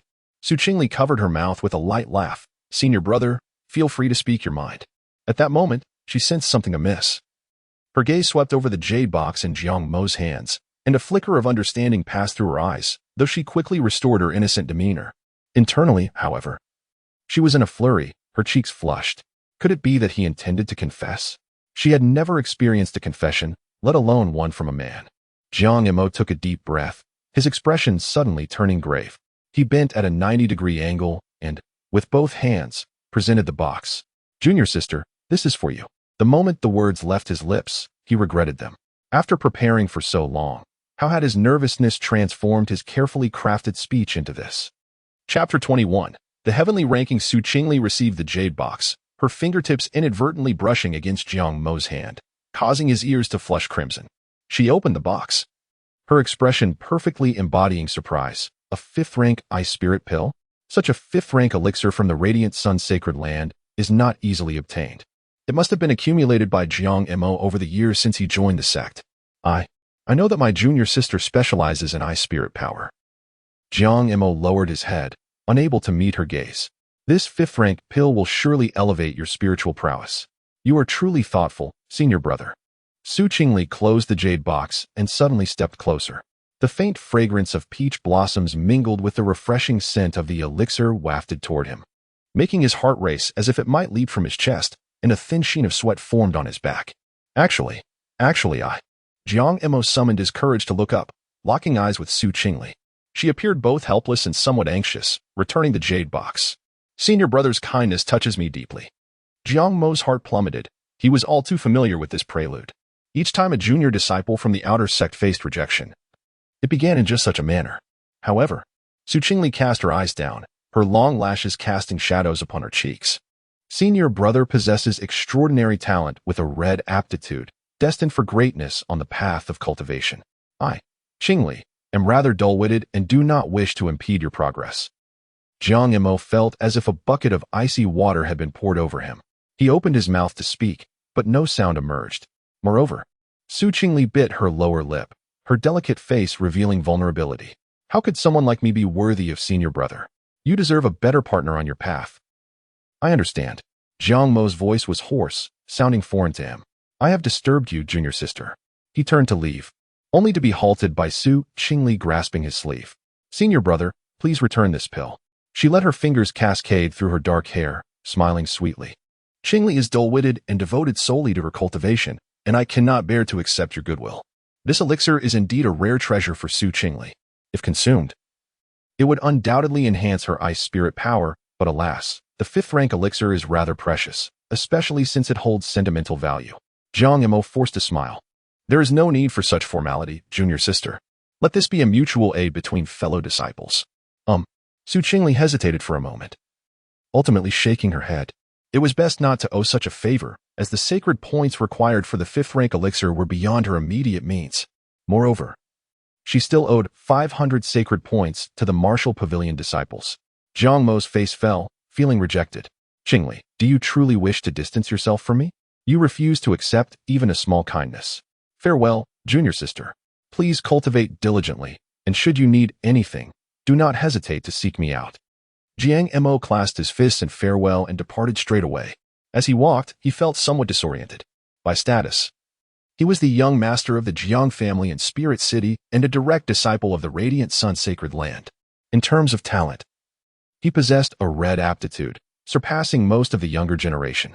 In terms of appearance, he considers himself handsome, yet he struggles to win the heart of the fair maiden.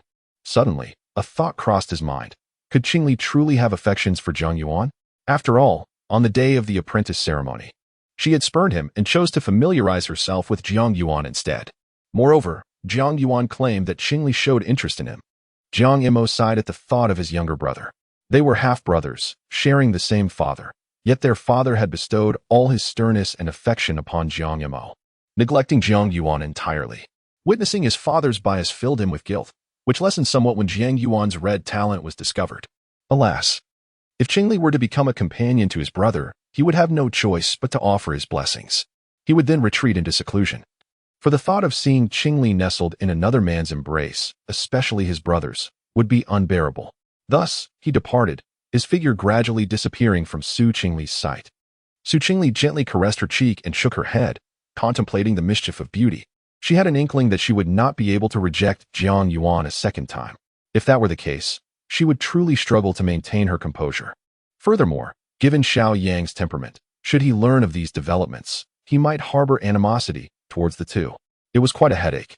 All she wished was to diligently cultivate her path to becoming a divine sovereign, free from the incessant complexities of these matters.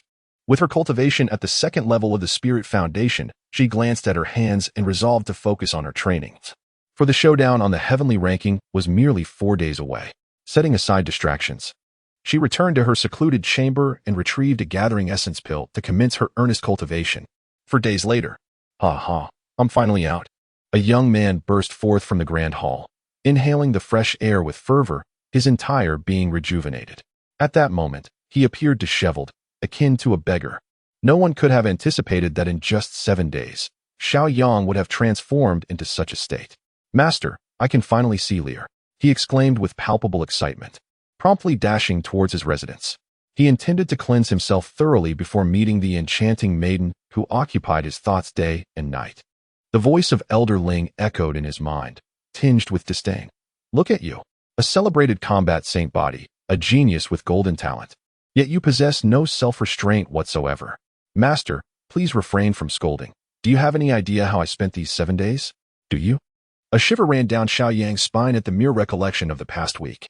Yi Tianfu had treated him as if he were less than human, nearly pushing him to the brink, and with Elder Ling occasionally throwing in extra trials, it was akin to purgatory, more painful than death. Were it not for the yearning instilled by Su Qingli, he would have given up long ago. Humph, you little rascal, enjoy your time in this cultivation, but remember, I had to cultivate while being hunted. Elder Ling retorted, and the results are evident. You have already reached the peak of the 8th level of the Spirit Foundation. All right, you've repeated that countless times. I'm heading to bathe and see Lear now. Xiao Yang waved his hand dismissively, making his way toward the bathhouse. Huai'u Peak. In recent days, tranquility has enveloped Su Qingli, as no one has come to disturb her. It seems that with the impending competition, everyone is engrossed in preparation. She too is striving to break through to the 4th layer of the Spirit Foundation, yet despite exhausting her last gathering essence pill, she remains unable to surpass this barrier. It is hard not to lament. While her azure talent has allowed her to best the majority of practitioners, it still pales in comparison for a genius. Were she to ascend to a crimson talent, her cultivation speed would undoubtedly accelerate manifold, A few more cultivation enhancement cards would be even more advantageous. Tomorrow marks the day for the re-ranking of the Heavenly Earth list. Qingli lifted her gaze from Huai'an Peak, clearly observing numerous disciples engaged in training and sparring within the martial arena. At Danding Peak, the atmosphere is equally bustling, with plumes of black smoke rising incessantly. Just then, she caught sight of a figure making its way toward the summit. Squinting slightly, she was taken aback upon recognizing the visitor, Xiao Yang. Chapter 22. Conversation. This fellow vanished for a full 7 days, only to emerge now. In but a moment, Xiao Yang arrived at Huai'an Peak, where the night breeze stirred the flowing clouds, creating a veil-like mist. As he ascended, his ink-black hair danced in the wind, and the moonlight reflected the brilliance of countless stars in his eyes, yet it could not reveal the solitude that lay within his heart. For 7 long days, he had not seen Qingli. Xiao Yang, a voice, as cold as frost, resonated from behind him. Startled, he turned abruptly, discovering Qingli, who had appeared unbeknownst to him. Draped in a flowing white gown that fluttered in the night breeze, she resembled a celestial being gracing the mortal realm. Her features were like a painting. Her eyes, akin to cold stars, bore a hint of a smile that quickened his heartbeat. His voice was slightly hoarse, his fingertips instinctively tightening. Qingli raised an eyebrow, sensing something amiss with him. Noticing her confusion, Xiao Yang quickly composed himself. I finally emerged and learned you were at Huai'an Peak, so I came to see you. Are you free to come and go as you please? Qingli recalled that last time someone sought an audience, prior notification was required. Even for direct disciples, without permission, entry was often denied. Xiao Yang scratched his head, grinning. I am a direct disciple of the sacred Lord, unhindered by such regulations. Qingli sighed, recognizing that within the sacred land of Huiyang, no disciple's status could rival Xiao Yang's. Have you been in seclusion these past few days? She inquired as she led him to a stone table to sit. Yes. I've now reached the 8th peak of the Spirit Foundation realm. Impressive, right? Xiao Yang rubbed his nose, releasing his aura. Initially, he felt a twinge of inferiority, as Qingli had silently sheltered him while he felt like a waste, unable to protect the one he cherished in times of danger. Fortunately, he encountered Elderling, awakening his potential and entering the sacred land of Huiyang, leading to his current progress. Upon hearing this, Qingli smiled wryly. Congratulations. I trust you will achieve considerable success on the heavenly ranking this time. Truly worthy of being the child of fortune, your growth rate is astonishing. Meanwhile, I am still striving to break through the 3rd peak of the Spirit Foundation realm. However, if only the system provided her with more choices. She was confident she could surpass the child of fortune. Noticing Qingli's slight discontent, Xiao Yang felt a pang in his heart. After a moment of contemplation, he urgently called out in his mind, Master, come forth now. Elderling, what is the matter? Why is unhappy? How should I know, you little rascal? Must you always pose such questions about matters of the heart? But Master, you've said in the past that your romantic interests were numerous. Surely you understand a woman's thoughts best. Elderling fell silent. He merely boasted, there were not that many romantic interests. Back then, his heart was solely devoted to the one he loved, hardly even casting a glance at other female cultivators, let alone engaging with them. After a moment's reflection, he mused. Perhaps something has recently caused this young lady distress. What could it be? You ought to know, Master. Elderling? You impudent boy. Do you believe your master is omnipotent? Or do you consider Yi Tianfu's prowess in the spirit realm to be as worthless as a rotten cabbage? After some contemplation, Xiao Yang seemed to concede that this was indeed the case. If Elderling were to frequently emerge, his presence would inevitably be detected given Yi Tianfu's capabilities. What a foolish disciple. Do you not comprehend the intentions of the Su family's young lady? Despite her lack of affection, she remains steadfastly protective, trailing behind you. In my view, it would be more prudent to seize the moment, when no one is around, to engage in matters of significance. Firstly, the mutual cultivation would yield boundless benefits for both of you. Secondly, it would spare you from incessantly inquiring about such affairs with your master. Master, what are you saying? Xiao Yang's face flushed crimson. At that moment, Liar meant to take things slowly. How could you be so crude and indecent? I could never partake in such actions. Very well, then refrain from asking your master again. Elderling's voice fell silent thereafter, observing the myriad of emotions flitting across Xiao Yang's countenance. With his cheeks still slightly flushed, Qingli felt a twinge of confusion. Xiao Yang, are you unwell? Xiao Yang was pulled back from his reverie and shook his head repeatedly. No. I noticed Liar seemed a bit unhappy and was pondering what could be troubling her. Do not dwell on it. Tomorrow is the heavenly ranking competition. Are you prepared? Qingli stated, pouring a pot of tea for him. Of course, I am ready, Xiao Yang declared, lifting the teacup and downing it in one gulp, then giving a thumbs up. I never expected your tea skills have improved so remarkably. While in Songqing, he had tasted the tea brewed by Qingli before, but well, it was hard to articulate. However, at this moment, he inexplicably found a sweetness in the tea that warmed his heart. A thank you, Qingli replied, feeling somewhat awkward, as if there were layers of meaning behind his words. Returning to the main topic, she continued, I've heard that tomorrow's competition will have hundreds of disciples participating, with several direct disciples already having broken through to the Xiandan realm, and a few inner-sect disciples possessing considerable strength. The Xiandan realm? Xiao Yang's golden eyes narrowed, seemingly brimming with confidence. Do not worry, liar. I am determined to secure the first position in the heavenly ranking this time. Such confidence? Qingli knew well that these direct disciples had entered the sacred land years before them, with some having trained there since childhood and possessing numerous hidden trump cards. Those who could ascend to the heavenly ranking were certainly not individuals of mere empty renown. For her, with her current talents and martial techniques, just making it into the top 20 of the heavenly ranking would be a satisfying achievement. It was rumored that on the Iron Mountain Peak, which focused on physical training, there was a direct disciple who had already reached the second level of the Xiandan realm and had maintained the first position in the heavenly ranking for 7 consecutive years, making it no easy feat to defeat him.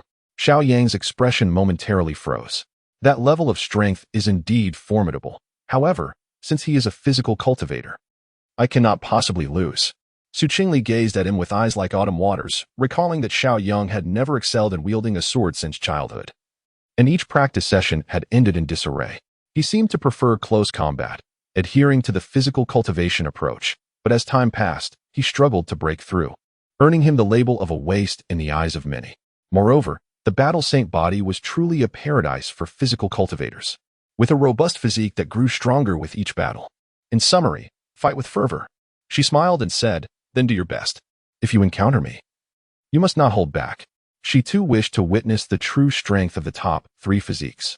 Xiao Yang was momentarily taken aback, to hold nothing back. Would he truly need to exert all his strength against Lier if they were to face each other? After chatting for a while longer, Xiao Yang gradually rose to his feet. Lier, it's getting late. You should rest now. All right, I'll see you off. The following day, the training arena was divided into 3 major sections, with disciples engaged in sparring on each platform. With his formidable physique, Xiao Yang found that few disciples could withstand even 10 moves from him, even those of the same rank. Is this truly the result of being a direct disciple of the Holy Monarch? At that moment, a robust man nearby observed Xiao Yang in the training arena, narrowing his eyes slightly. Chapter 23. The finale. Qingli observed from a distance as Xiao Yang, with remarkable speed, shattered his opponent's defenses with a single punch, swiftly concluding the battle with a second strike.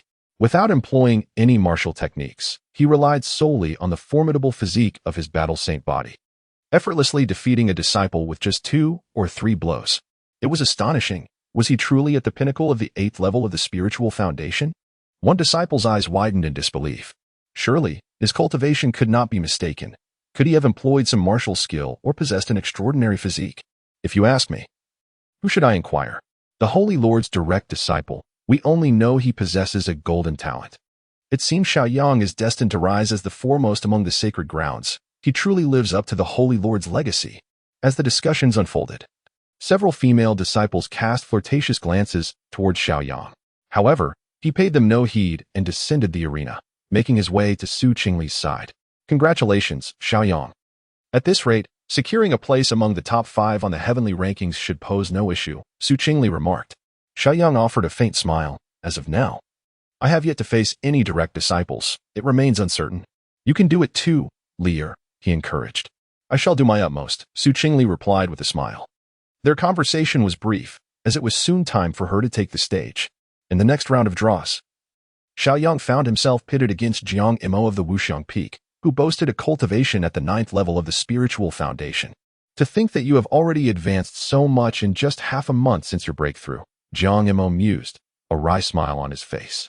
He had spent a decade cultivating in the Huiyang Holy Land to reach this level, while this young man had caught up in mere weeks. What an enigma he was! Moreover, from his observations, Xiao Yang's familiarity with Qingli was striking, and she appeared completely at ease in his presence. It seemed that her genuine interest lay with Xiao Yang, rather than with him or Zhang Yuan. Xiao Yang clasped his fists in greeting. Brother Mo, you are too modest. I still have much to learn from you. Jiang Mo drew his Qi Feng sword, the sound of the blade unsheathing resonating in the air, its tip angled towards the ground. Let us begin. In the next instant, a flash of sword light erupted. The energy of the Qi Feng sword surged forth like a silken ribbon. Yet when it made contact with Xiao Yang's arm, a clash of metal echoed. Jiang Mo's pupils dilated in shock. A high-grade, earthly spiritual weapon, the Tianming arm guard? Gritting his teeth, he altered his attack, thrusting the blade towards Xiao Yang's chest. Clang, clang, clang. Sparks flew as every strike was deftly deflected by Xiao Yang. How swift! Jiang Mo gasped, his swordplay growing more ferocious, merging with the very essence of his blade. Finally, Xiao Yang made his move. His right fist drew back like a taut bow, delivering a straightforward punch. Boom! The shock wave erupted, sending the Qing Feng sword flying from Jiang Mo's grasp. He tumbled backwards, landing 10 paces away, while beneath Xiao Yang, the bricks shattered like a spider's web. Xiao Yang rubbed his fist. Brother Mo, now it is my turn. Jiang Mo, startled by his words, swiftly retrieved his sword with a flick of his fingers, refusing to allow any complacency. Xiao Yang's second punch was even simpler. He stepped forward, right fist thrusting forward. Jiang Mo attempted to block with his sword, but the Qing Feng sword cracked audibly, a fissure appearing along its blade. Then came the third punch, followed by the 8th, the 10th, until the 18th punch halted just inches from Jiang Mo's nose, the gale from the strike dislodging his hairpin. I concede. Xiao Yang withdrew his fist, clasping his hands together. A profound silence enveloped the arena, soon followed by an uproar. Brother Jiang Mo was defeated? How could this be? It was absurd. That punch was swifter than a flying sword. Any of us would be unable to withstand even half of it. Indeed, with a blow like that, I felt as though I could meet my ancestors. Jiang Mo stared blankly at the cracked azure sword in his hand, utterly stunned. This was a 4th-grade spiritual sword, and he held a minor cultivation advantage over Xiao Yang. Yet, he lost, enduring more than a dozen punches than the other disciples.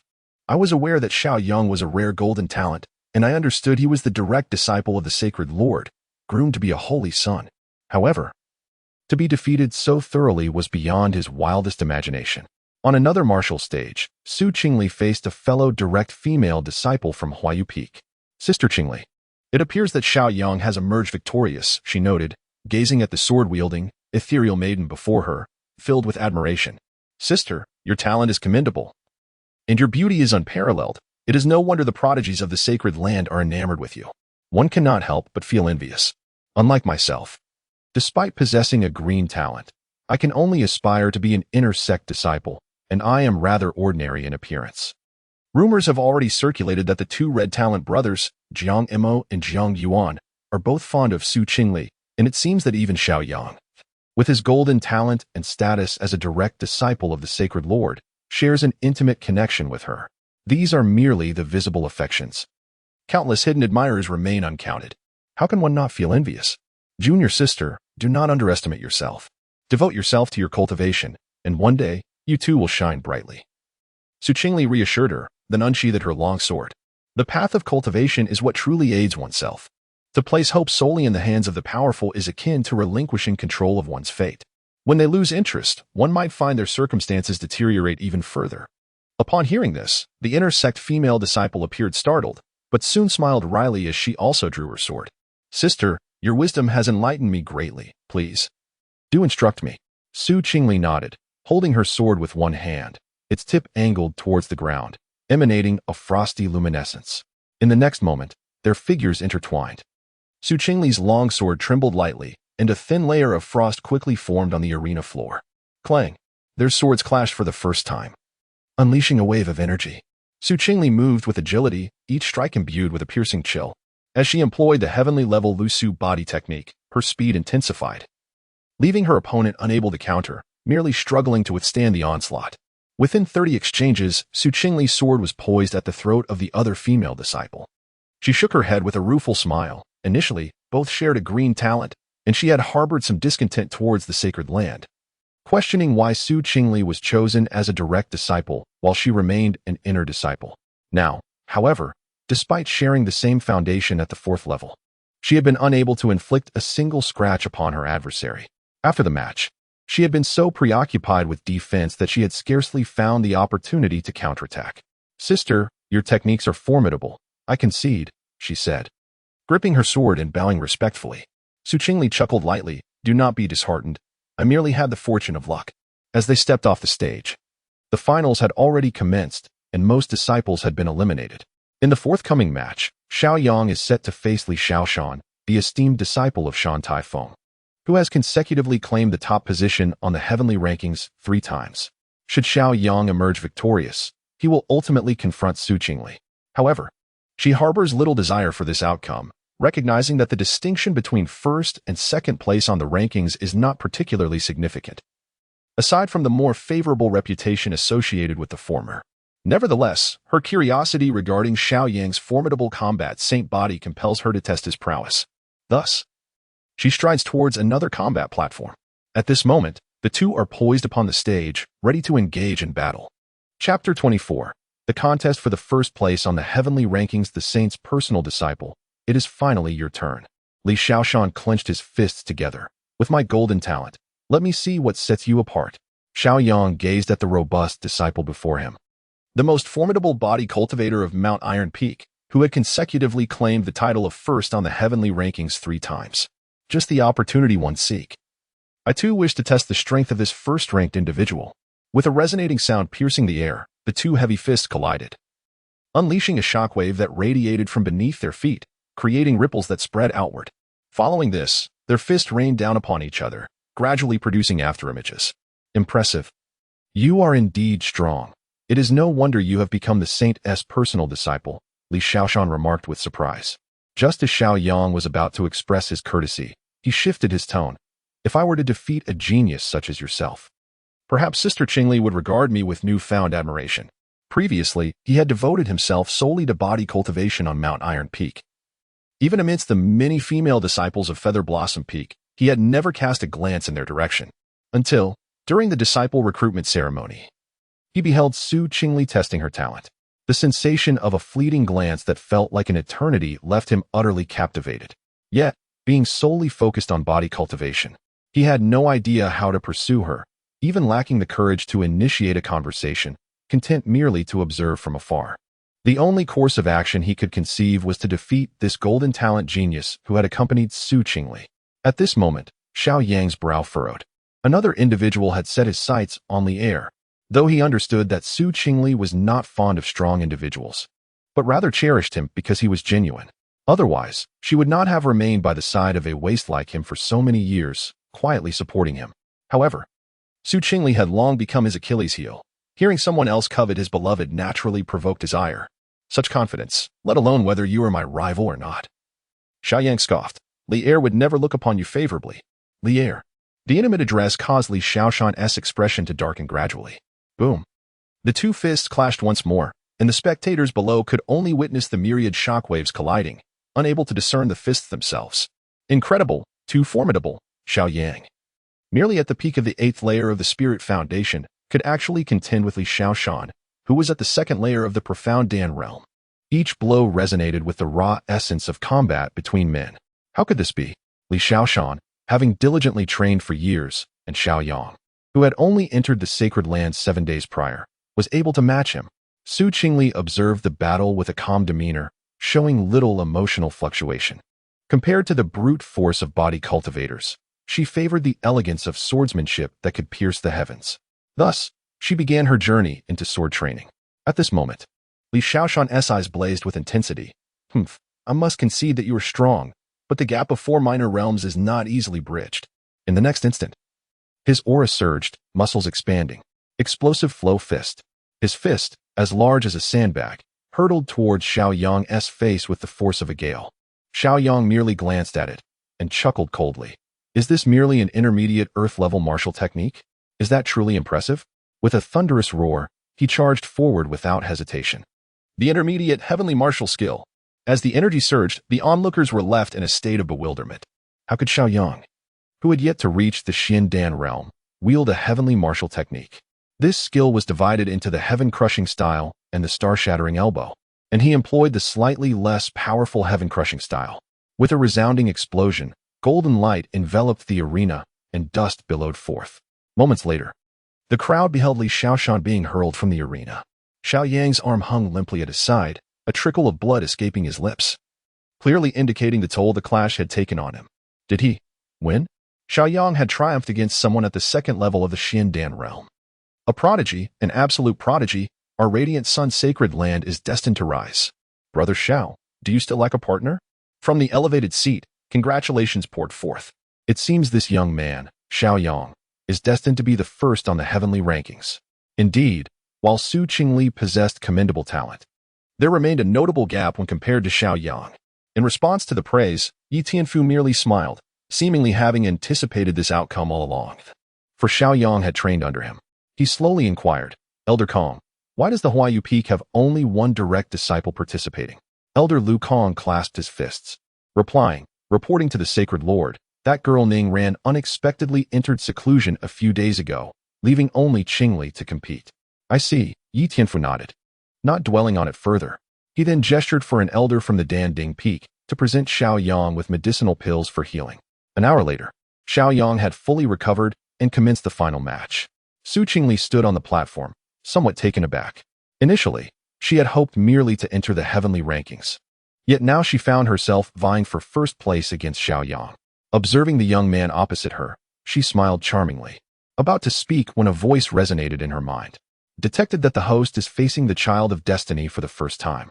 Please make the following choice. 1. The first place on the heavenly rankings belongs to me. Find a way to make Xiao Yang lose.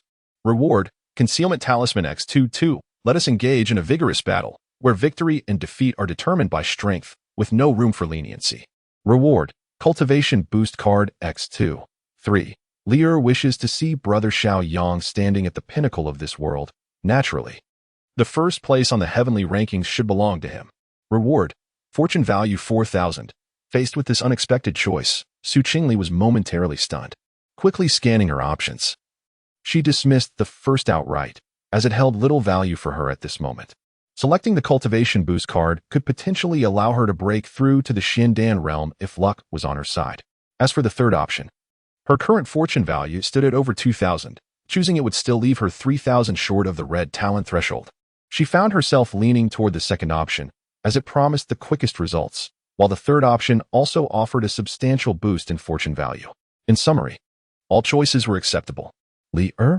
Noticing Su Qingli lost in thought, Xiao Yang stood still, tentatively asking, Oh, my apologies, we can begin now. Su Qingli returned to reality. Ready to commence. The long sword unsheathed. Do you recall the promise you made to me last night? Of course, I remember, Xiao Yang nodded. That is splendid. With a delicate touch of her toes, Su Qingli's white skirt fluttered in the gentle breeze, and the sword in her hand glimmered with a frosty light. No sooner had her words left her lips than she transformed into a fleeting white shadow, her blade aimed directly at Xiao Yang's arm. Clang! Xiao Yang stood his ground. Meeting the strike with his arm, the clash of metal ringing out like thunder. Su Qingli's gaze sharpened, her sword's momentum shifting, instead of a relentless assault. She gathered her spiritual energy into the blade and waved it gently. In the next moment, it morphed into a cascade of ice crystals, enveloping Xiao Yang, preparing to rain down upon him. The icy sword rain. Xiao Yang raised an eyebrow, a peculiar sensation rising within him. Teacher. Lier has even unleashed an advanced Earth-level martial technique. She must be quite eager to win. Should I concede to her? Old Ling yawned. Did you not agree to give it your all, without holding back? However, Lier has done so much for me, disregarding her own safety. And yet I have not been able to assist her thus far. Perhaps the only way I can aid her now is to allow Su Qingli to claim victory and bring glory to Huaiyu Peak. After a moment of contemplation, he gathered his strength. Initially intending to use the star-shattering elbow, he instead opted for the sky-shattering style. Teacher, I have made my decision. I shall concede to Lier. Chapter 25. A well-meaning misstep, are you certain, my disciple? In the heart of the young woman from the Su family, there was undoubtedly a desire to see you grow stronger and triumph over her. However, Xiao Yang held a contrasting perspective. After a moment's hesitation, he resolved to adhere to his original plan. At the moment he unleashed his punch, Su Qingli sensed something amiss. Compared to his lightning-fast strikes during the spar with Li Xiaoshan, his current movements seemed sluggish. Wait a moment. A jolt of realization struck her. Could it be that he was deliberately throwing the match?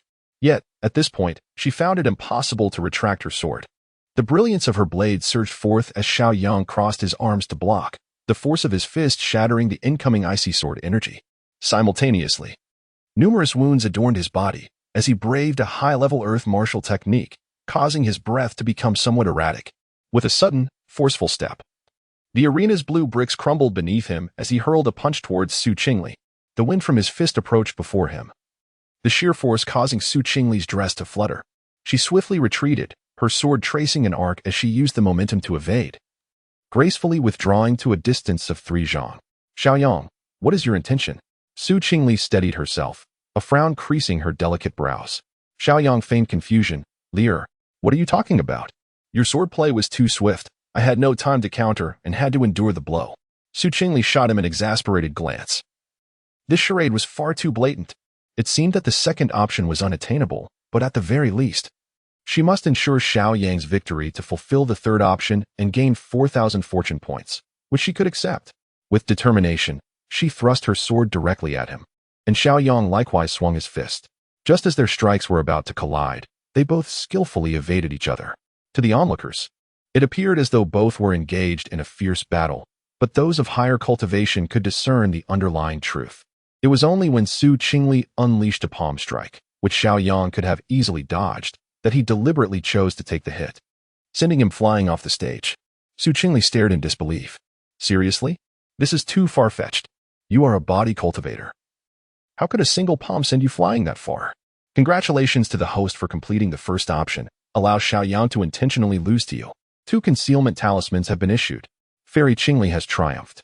She has actually defeated the Holy Monarch's direct disciple. Truly, she is a shining jewel of Huaiyu Peak, embodying both beauty and strength. Fairy Qingli is remarkable. As she listened to the cheers, Su Qingli could no longer maintain her composure. After all, that could have been 2 cultivation enhancement cards or 4,000 fortune points, yet she had only received concealment talismans. At that moment, her exquisite visage was marred by irritation. Xiao Yang rose, rubbing his nose with a grin. Leer, you are quite formidable. It seems I need to train harder. Su Qingli's lips twitched in exasperation, her frustration reaching its peak. At the main seat, upon hearing that Su Qingli had defeated the Holy Monarch's direct disciple, Yi Tianfu furrowed his brows. Why had his disciple suddenly let up? While it was unlikely to win so effortlessly, it was equally inconceivable to lose so completely. Lu Kang observed Yi Tianfu's displeasure and wiped the cold sweat from his forehead. Holy Monarch. Never mind, it was merely a spar. Yi Tianfu waved his hand dismissively, seemingly unconcerned. Upon Su Qingli's return to Huaiyu Peak, night had already fallen. Today, she had indeed garnered much attention, yet simultaneously, she had lost 2 precious items, leaving her exceedingly vexed. How could a fair competition devolve into a sham? Just last night, she had cautioned her opponent against any leniency. However, now there was naught she could do but lament the loss of her cultivation enhancement card and her fortune. Disciple. At that moment, a voice emerged from behind her, belonging to Lu Kang. Su Qingli quickly bowed. Master, your performance today was commendable. I did not expect that within merely 7 days, you would advance to the 4th layer of the Spirit Foundation and even acquire 2 martial arts techniques. Thank you for your praise, Master. However, Before she could finish, Lu Kang interrupted. But I hope you do not aim too high. Reputation, while important, pales in comparison to true strength. Do not let such mistakes occur again. Su Qingli was taken aback, swiftly realizing that her master was referring to the alleged leniency during the finals. It seemed he had misconstrued her intentions, believing she had requested Xiao Yang to deliberately lose the match. Master, Enough. No need to explain. Focus on your cultivation. Lu Kang waved his hand and vanished from sight. Su Qingli pouted, feeling an inexplicable sense of grievance swell within her. She had never aimed for the top of the heavenly ranking and had indeed urged Xiao Yang to give his all. Yet, not only had she failed to secure the anticipated reward, but she was also misunderstood as someone willing to resort to unscrupulous means. Her eyes flickered with emotion. The night breeze brushed past, bringing a hint of chill. In the darkness, a golden light illuminated Huaiyu Peak as Xiao Yang approached with trepidation.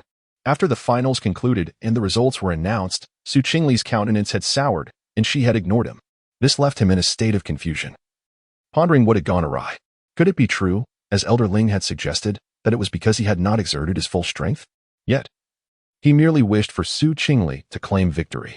At that moment, a faint sound of weeping wafted through the air, interrupting his thoughts. Not far from him, upon a protruding rock, a slender figure leaned against a tree, bathed in moonlight, her silhouette delicately outlined. Her long hair cascaded like a waterfall, and her shoulders trembled slightly with each sob. The despair and helplessness in her cries inexplicably tugged at his heartstrings, causing him to rush over. Lear? Qingli looked up, recognizing Xiao Yang, and hastily rubbed her eyes in an attempt to suppress her tears. Lear, why are you crying? Who has wronged you? Xiao Yang gently patted her shoulder. I will surely avenge you. No need. Qingli swatted his hand away, speaking with irritation. In the past, such trivial matters would have merely made her want to give Xiao Yang a good thrashing. Yet now, she found herself inexplicably overwhelmed with a desire to cry. With that thought, her tear-filled gaze met his. Really? Of course. Xiao Yang thumped his chest. Whoever dares to bully Leah shall face dire consequences. All right. Help me give him a good thrashing. Who is it? Qingli pointed at him. Me? Xiao Yang's pupils dilated in disbelief as he gestured towards himself. Confusion enveloped his mind. He wished to cherish Qingli in the palm of his hand. How could he bear to bully her? Nevertheless, since Lear had spoken, it must be so. All that mattered was her happiness. Immediately, a golden fist came crashing down towards his chest. Qingli was startled and grasped his hand, saying, All right. I was just joking with you. With a sigh, she realized that such actions were utterly meaningless. Considering that Xiao Yang was unaware of the system's intricacies and merely wished to secure the top position for herself, she felt less irritated. That's good, that's good. Xiao Yang chuckled foolishly. But Qingli, exasperated, explained the situation once more. Xiao Yang slapped his forehead and exclaimed, I apologize, Lear. I didn't anticipate it would turn out this way. I will go and explain everything to the Holy Monarch and Elder Lu Kong right away. Chapter 26. The new child of destiny. Qingli shook her head, saying, There is no need to disturb the master intentionally. I did not mean to. I never anticipated it would turn out this way. At this moment, Xiao Yang continued to apologize, resembling a child who had committed a mistake. Qingli comforted him for a while, engaging in various conversations before allowing him to return. On the way, the voice of Elder Ling echoed, You foolish boy. Disregarding your master's advice has led you to this predicament. I had advised you to exert your utmost effort, yet you chose not to heed my counsel. I acknowledge my oversight, but if you could persuade me a little longer, I would certainly comply. Enough nonsense. Can you truly lay the blame at my feet? As she watched Xiao Yang depart, Qingli returned to the side hall. She no longer dwelled on the matters of the heavenly ranking and glanced at the spirit wheat before her, which seemed ripe enough for brewing. Her spirits lifted considerably. According to her memories from a past life, she began to harvest the spirit wheat, extracting the exquisite nectar. And she also needed the soul-devouring vine as hops, while the remaining ingredient was the heavenly yeast. She toiled until deep into the night, finally completing the preparations. Now awaiting fermentation. However, as this was her first attempt at brewing, she was uncertain of the flavor, yet she hoped it would not be poisonous. The heavenly ranking had concluded, and the resources would not be distributed for a few more days. She gazed at the wine jar, resting her chin upon her hand. Merely meditating at Huaiyu Peak was not a viable plan. It was time to venture out and hone her skills. Perfectly timed. She could undertake a task to earn the sacred points, as she still owed the guardian disciple of the martial pavilion 500 sacred points. After making her decision, she fell into a deep slumber. The following day, after explaining the situation to Lu Kong, Qingli hastened to the foot of the peak, where the great hall was adorned with numerous parchment scrolls, each detailing tasks available for acceptance. Eliminate the third-tier demon beast, the winged tiger, and retrieve its hide for 700 sacred points. Seek the spirit herb in the Necromancer Mountains for 200 sacred points. Acquire the materials for forging, the shadow fragment stone, for 400 sacred points. Qingli glanced over the tasks briefly, dismissing those deemed too perilous, as the risk did not equate to the reward. Each disciple was permitted to undertake only one task at a time. After careful consideration, she selected a task to collect 30 second-tier demon beast cores with a reward of 600 sacred points. With her current strength, second-tier demon beasts posed no challenge, making the risk minimal while the quantity yielded ample points. After presenting her identity token and accepting the task, she promptly made her way to the Necromancer Mountains. This mountain range was teeming with demon beasts. However, the outer regions predominantly harbored first and second-tier beasts, thus avoiding the core area would suffice. Moreover, The Necromancer Mountains fell under the jurisdiction of the Qingli sect, and it would take some time to reach.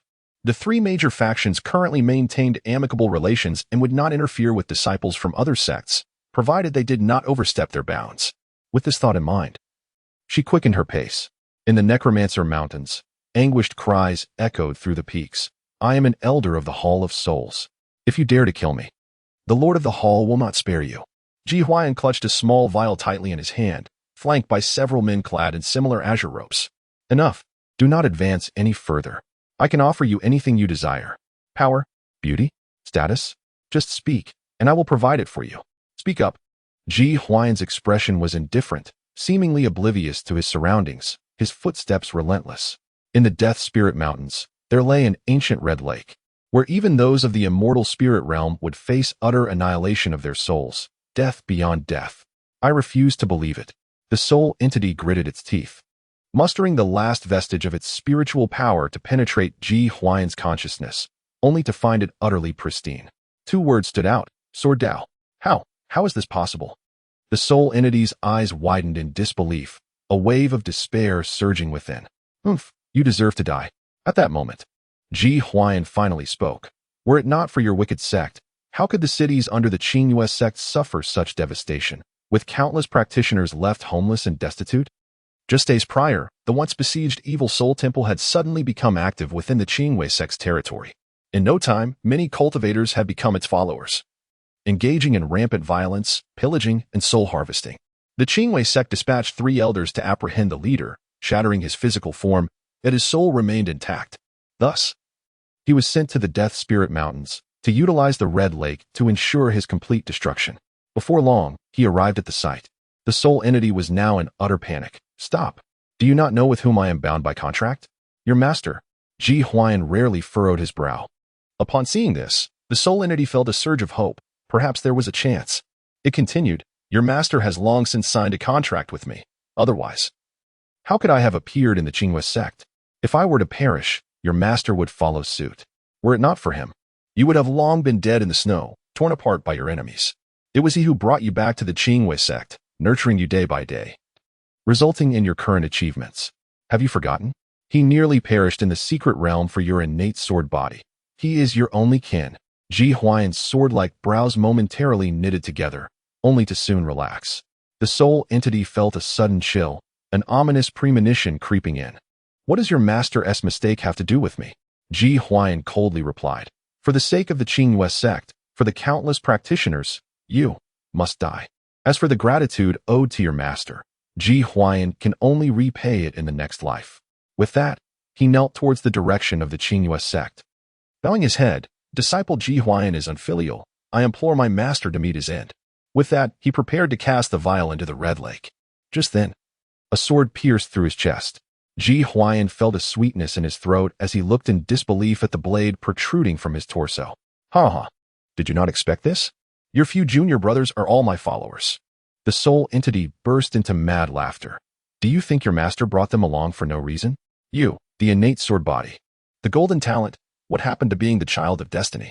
Today, you shall become naught but a corpse in the grave. Ji Huai'an gasped for breath, fury blazing in his eyes. Do you not know your sect, your countless fellow citizens?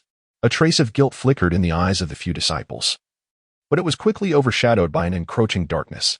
Senior brother, I am sorry, but we cannot turn back now. Chapter 27, The Art of Perception with a Reluctant Roar. The second-tier demon beast, the gluttonous wolf, collapsed. Qingli approached and extracted the beast core, storing it in her spatial ring. The 11th one. She wiped the beads of sweat from her forehead. She needed 19 more beast cores to complete her task. The second-tier low-level demon beasts in this outer area were relatively easy to handle, posing minimal risk. Just as she intended to take a moment's rest, she suddenly sensed several presences and became alert. Soon, a group of 7 emerged from the forest, clad in matching attire, scrutinizing the corpses of the demon beasts scattered on the ground, along with the young girl nearby. Upon catching sight of Qingli, their expressions momentarily froze, followed by a lascivious lick of the lips. Having lived for decades, he had never encountered such exquisite beauty. He was certain it would be difficult to find another woman who could rival her in this realm. Miss, we are in pursuit of a third-tier demon ape. Might you have seen it? Qingli furrowed her brow slightly, perceiving the lewdness in their gaze. She replied icily, "No. Is that so? What a pity." The leader's gaze roamed incessantly over Su Qingli. "Would you be interested in becoming my partner? I assure you a life of luxury and indulgence." Instantly, the others closed in, jeering. "Indeed, our captain is a formidable fifth-tier alchemist. You would not regret it. Moreover, our Crimson Flame mercenary group is the strongest in this region, without exception. As the captain's partner, you need not toil in hunting demon beasts. Just a word from you, and my companions will spring into action." Su Qingli regarded them coldly, her grip tightening on her sword. The leader was at the fifth-tier alchemist level, accompanied by a peak spirit foundation expert, while the others varied between foundational and condensed realms. Having just hunted down several demon beasts, she was already somewhat exhausted. Engaging them would likely lead to her downfall. After a moment's contemplation, she sheathed her sword. Seeing this, the leader felt a surge of triumph. This was it. The mere thought of sharing a chamber with such beauty made him restless, yearning to. "Thank you for your kind offer, but I currently wish to focus on my cultivation in the Radiant Sun Sacred Land and have no intentions of seeking a partner." "The Radiant Sun Sacred Land?" The man was taken aback, cautiously inquiring, "Is it a direct disciple of Elder Lu Kong?" "Hiss." The leader inhaled sharply. A direct disciple. If he were to forcibly abduct her, he would surely be pursued to the ends of the earth by the Radiant Sun Sacred Land. Not to mention the Elder. Even a mere outer sect steward could obliterate their mercenary group multiple times over. Realizing the formidable backing she possessed, he reluctantly withdrew. Although the beauty was enticing, one must also value their life. Thus, he became considerably more respectful, the lewdness evaporating from his gaze. He clasped his hands in salute. "I see. My apologies for the intrusion. May the fairy ascend on her path." With that, he hastily led his companions away, soon vanishing from sight. Sigh. Su Qingli couldn't help but exhale, caressing her delicate, supple cheek. Such a beautiful face indeed brings a fair share of trouble. It seems I must hasten my pace in cultivation to avoid being manipulated by circumstances. This also validates my decision to enter the Holy Land of Radiance. Having a powerful backing is undeniably advantageous before one becomes formidable. Were I to be a mere ascetic, I would have to rely entirely on the system. However, this mechanism does not activate frequently, which is rather vexing. "Host, are you speaking ill of me?" The voice of the system interrupted. "Did I speak incorrectly? How often do you bestow rewards? Other systems have their travelers soaring to greatness." Su Qingli retorted with irritation. "Fine, I shall grant you one immediately, humph." As soon as the words fell, a subtle rustling echoed through the forest. Su Qingli immediately became alert. The system would not summon back the mercenary group to present her with a choice, would it? No.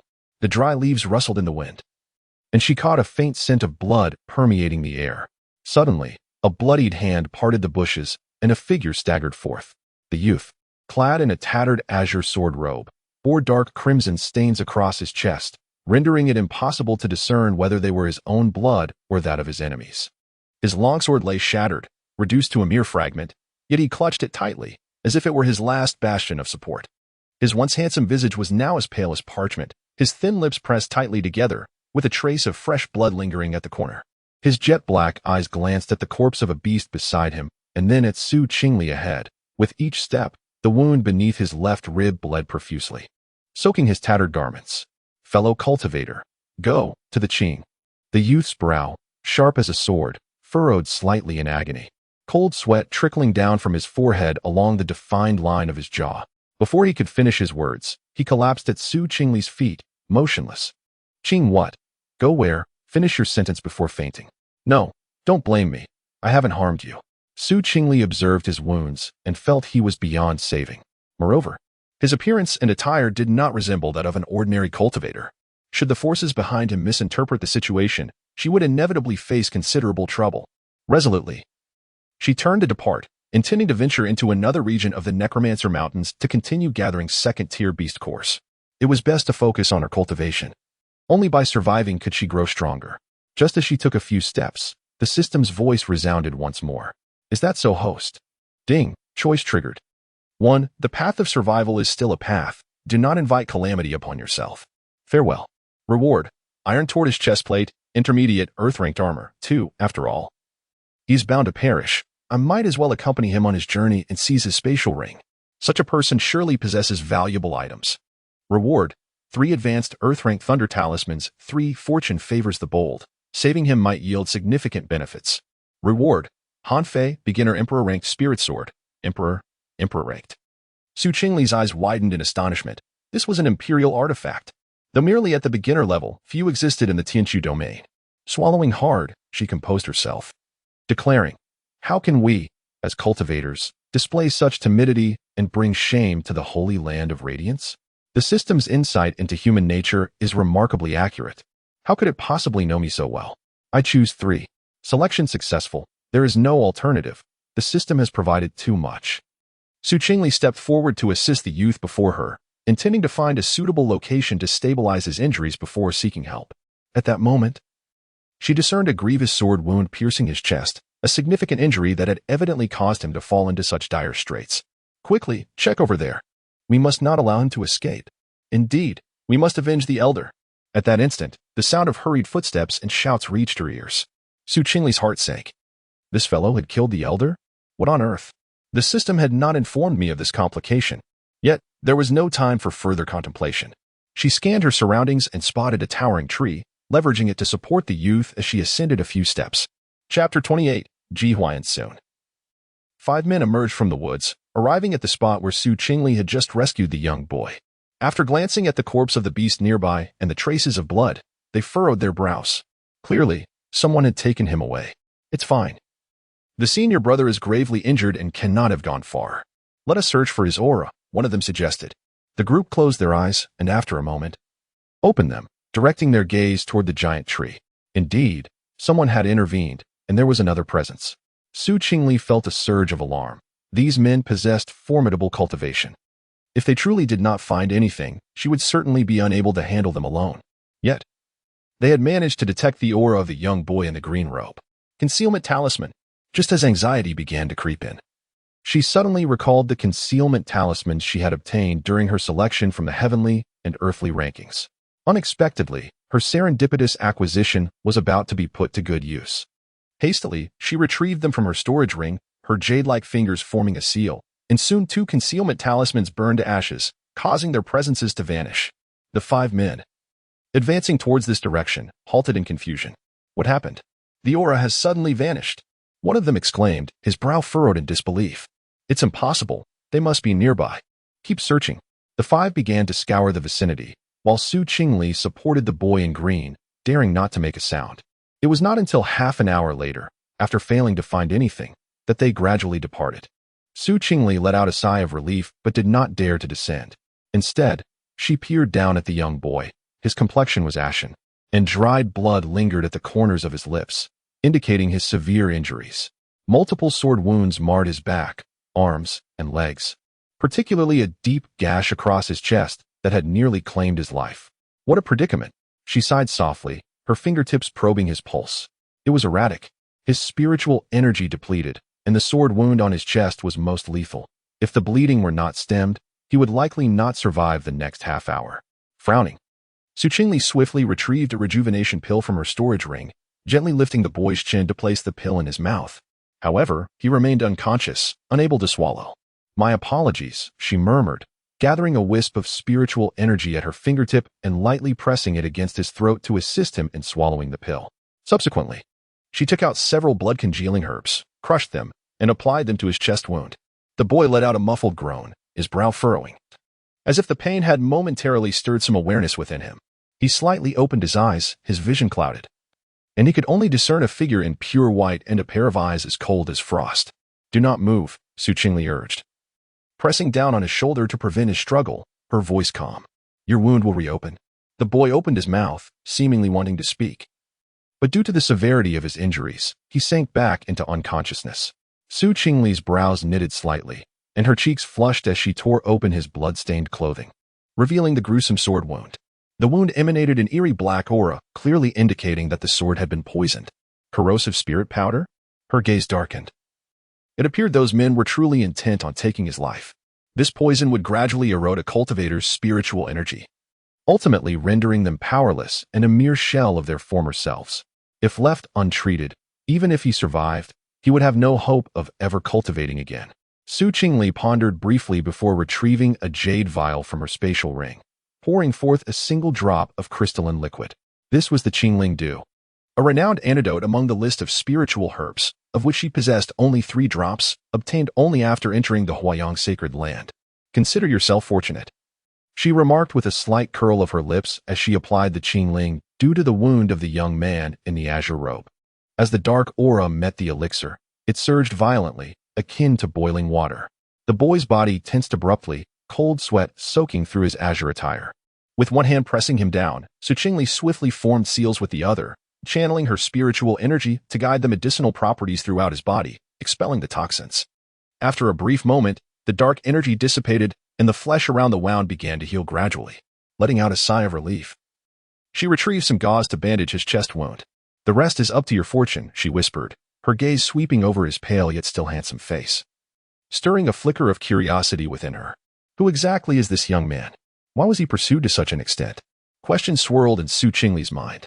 Observing the attire of the 5 assailants, it was evident they hailed from the same faction, likely disciples of the Qingli sect, as she had overheard them refer to one as senior brother. Senior brother, she raised an eyebrow. Could this boy be the esteemed senior brother of the Qingli sect, whom Lin Qingyu admired? The one who, like her, possessed golden talent and an innate sword body, a child of destiny. What fortune to stumble upon such a figure while merely stepping outside. She glanced down at the young man beside her, noting that his brows had relaxed and his breathing had stabilized considerably. Finally steady, she mused, feeling a sense of relief wash over her. With no option to hunt beasts, she decided to commence her own cultivation nearby. For hours later, as dusk fell, the distant roars of beasts echoed through the air. Many creatures roamed at night, and even those dwelling within the inner realms often ventured to the outskirts, rendering it rare for human cultivators to spend the night in the Death Spirit Mountain range. Were it not for this young man, Qingli would have returned directly to the Huai'an sacred land after completing her task. At that moment, Ji Huai'an gradually awoke. Upon opening his eyes, he was immediately greeted by the refreshing aroma of the medicinal herbs. Moonlight filtered through the branches, casting dappled shadows, and within his blurred vision, a graceful figure sat cross-legged on a branch 3 feet away, enveloped in spiritual energy. The girl was adorned with a jade hairpin that glimmered faintly, reminiscent of a fairy stepping out of an inkwash painting. Instinctively, he attempted to rise, but a searing pain shot through his chest. If you wish for the wound to tear anew, feel free to move, a cool voice interjected, and he realized that her autumn-like eyes had opened, observing him intently. Only then did Ji Huai'an notice that his chest wound had been expertly bandaged, and even his bloodied clothes had been tended to. I am Ji Huai'an of the Qingli sect, he said, enduring the pain to bow respectfully. I am profoundly grateful for your life-saving assistance. Qingli lightly descended from the treetop, standing before him with narrowed eyes. Indeed, he was the senior brother of the Qingli sect. She then spoke, her lips parting gracefully. From the Huai'an sacred land, I am Qingli. Ah, so you are a distinguished disciple of the Huai'an sacred land, Ji Huai'an replied with a gentle smile. Upon glancing around, an inexplicable sense of unease washed over him. Did you employ some concealed aura artifact, Daoist Su? He suddenly inquired. Qingli raised an eyebrow. This young man, despite his grievous injuries, possessed an astonishingly keen sense of observation. After a brief moment, she nodded. Indeed, there are 5 individuals pursuing you. If I do not conceal my aura, it would be easily detected. I noticed that you all don the same sect robes. Are you disciples of the Qingli sect? Ji Huai'an managed a wry smile and nodded, though the motion caused him to tug at a scabbed sword wound on his arm. Had the wound been a mere half-inch more severe, it would have severed an artery. Qingli's gaze lingered on it for a fleeting moment. Very well. You should focus on your recovery. Chapter 29. What are you blushing about? With that, she closed her eyes once more, resuming her meditation. As she waited in vain for the system's notification sound, a sense of perplexity arose within her. Had she not already chosen to rescue Ji Huai'an? Why was the reward still not granted? The prospect of obtaining that imperial-grade spiritual artifact left her salivating. If she were to encounter a soul-traveling cultivator, her current 3rd-grade artifact would be incapable of breaching their defenses, whereas an imperial weapon could effortlessly cleave an opponent in 2 with a single stroke. System, where is my spiritual artifact? She inquired within her mind. Please, host, fulfill your good deed to the end by returning the fortunate child to his sect. Only then will this election task be considered complete. What nonsense! Ji Huai'an appeared to be incapacitated for at least 5 or 6 days. Must I care for him for that long? Indeed. Qingli let out a long sigh, resigned to the situation. For the sake of Han Fei, she would undertake the responsibility. Ji Huai'an, observing the displeasure on her delicate face, understood that he had likely disrupted her cultivation. However, he was deeply concerned about the many traitors still lurking within the sect. Fortunately, he had managed to dispose of the elder's soul from the Hall of Lost Souls by casting it into the Red Lake. But he had also sustained severe injuries from 5 junior disciples, narrowly escaping death. Taoist Qingli, he tentatively began, though Su Qingli was reluctant. She recognized that his cooperation was vital for her to receive her reward and thus adjusted her demeanor. Slowly, she opened her eyes and asked, "What is it?" There has been a rise of heretical sects within the jurisdiction of our Qingli sect, leading some disciples astray as followers. This matter necessitates a prompt report back to the sect. Therefore, I dare to request that you kindly inform the sect on my behalf. No, Su Qingli flatly rejected him.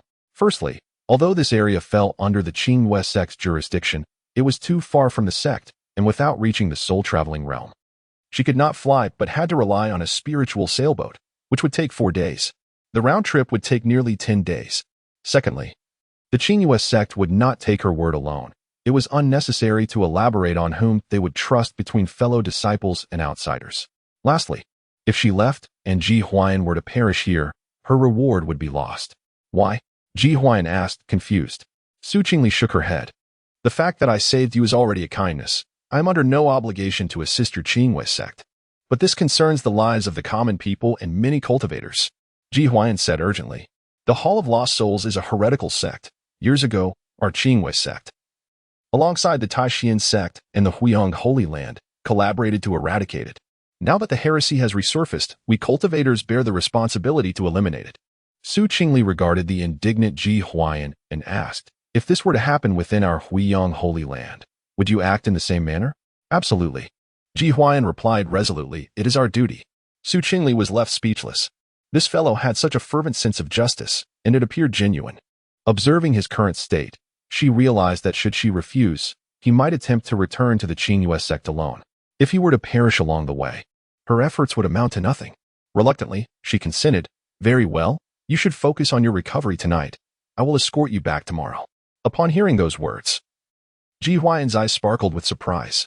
Thank you, fellow cultivator, for your life-saving grace and your kindness in escorting me. I shall remember this and repay you in due course. Repay? Su Qingli raised an eyebrow, intrigued. Lounging against the tree trunk, her delicate hand propping up her chin, her gaze danced with curiosity. Pray tell, how do you intend to repay me? Ji Huai'an beheld the girl's enchanting smile, the curve of her lips radiating warmth that seemed more tender than the moonlight above. In that fleeting moment, the entire night seemed to hold its breath, the moonlight casting a silvery glow upon her snow-like skin and autumnal eyes. As the night breeze caressed her hair, the silver ribbon at her temples fluttered gently. Thump, thump, thump, thump. Ji Huai'an could distinctly feel his heart racing, and for some inexplicable reason, his breath became uneven. Perhaps, he mused, his injuries had worsened. Yes, that must be it. Su Qingli observed Ji Huai'an's flushed face as he lowered his gaze. Unable to meet her eyes, and a smirk tugged at her lips. No, no. I asked what kind of valuable reward you intend to give me. Not to see you blush like a blooming flower. Feeling the subtly charged atmosphere, she quickly realized that the fellow might have misconstrued her words, thinking she desired his body in return. While Ji Huai'an possessed an impressive golden talent and a formidable innate sword body, she had no interest in such matters. Her heart was solely devoted to the path of cultivation, with no distractions. She then clarified, all right, I was merely jesting.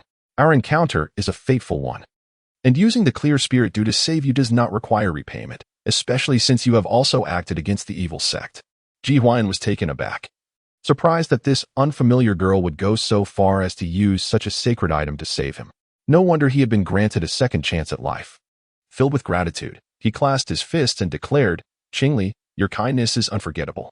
I am willing to offer 2 6th-grade elixirs and 100,000 spirit stones as a reward. This was the most generous recompense he could muster. Ahem. Do take care of your injuries. We shall depart tomorrow, Su Qingli interjected, shifting the topic. Inwardly, she marveled at the future deputy master of the Qingli sect, who spoke so generously. 100,000 spirit stones was no trifling sum, along with the 2 6th-grade elixirs. Then, I shall rely on you, Qingli, he replied earnestly. No trouble at all, Su Qingli replied with a light laugh. Moreover, with the emergence of the evil sect. It is our duty as the three great powers governing the Tianshu domain to take responsibility. After conversing for a while longer, Ji Huai'an began to rest, while Qingli continued her cultivation, remaining vigilant of their surroundings. After all, the night was rife with ferocious beasts. Leo, are you there? Strangely, where had Leo gone? At Huaiyu Peak, Xiao Yang called out in the side hall, perplexed by the absence of Qingli. It's so late. Why hasn't Leo returned to Huaiyu Peak? Glancing at the main door, he hesitated, contemplating whether to enter and check, but felt that would be too impolite. Xiao Yang. At that moment, a figure appeared behind him. Turning around, Xiao Yang saw the newcomer and hurriedly clasped his fists, Elder Lu Kong. Indeed. Lu Kong gently stroked his white beard and said, My disciple has taken on a mission and ventured out for training in the sacred land. He shall return in due time. I see, Xiao Yang nodded. I apologize for the disturbance, Elder. I shall take my leave now. Once he exited the Flower Feather Peak, a sense of perplexity washed over Xiao Yang.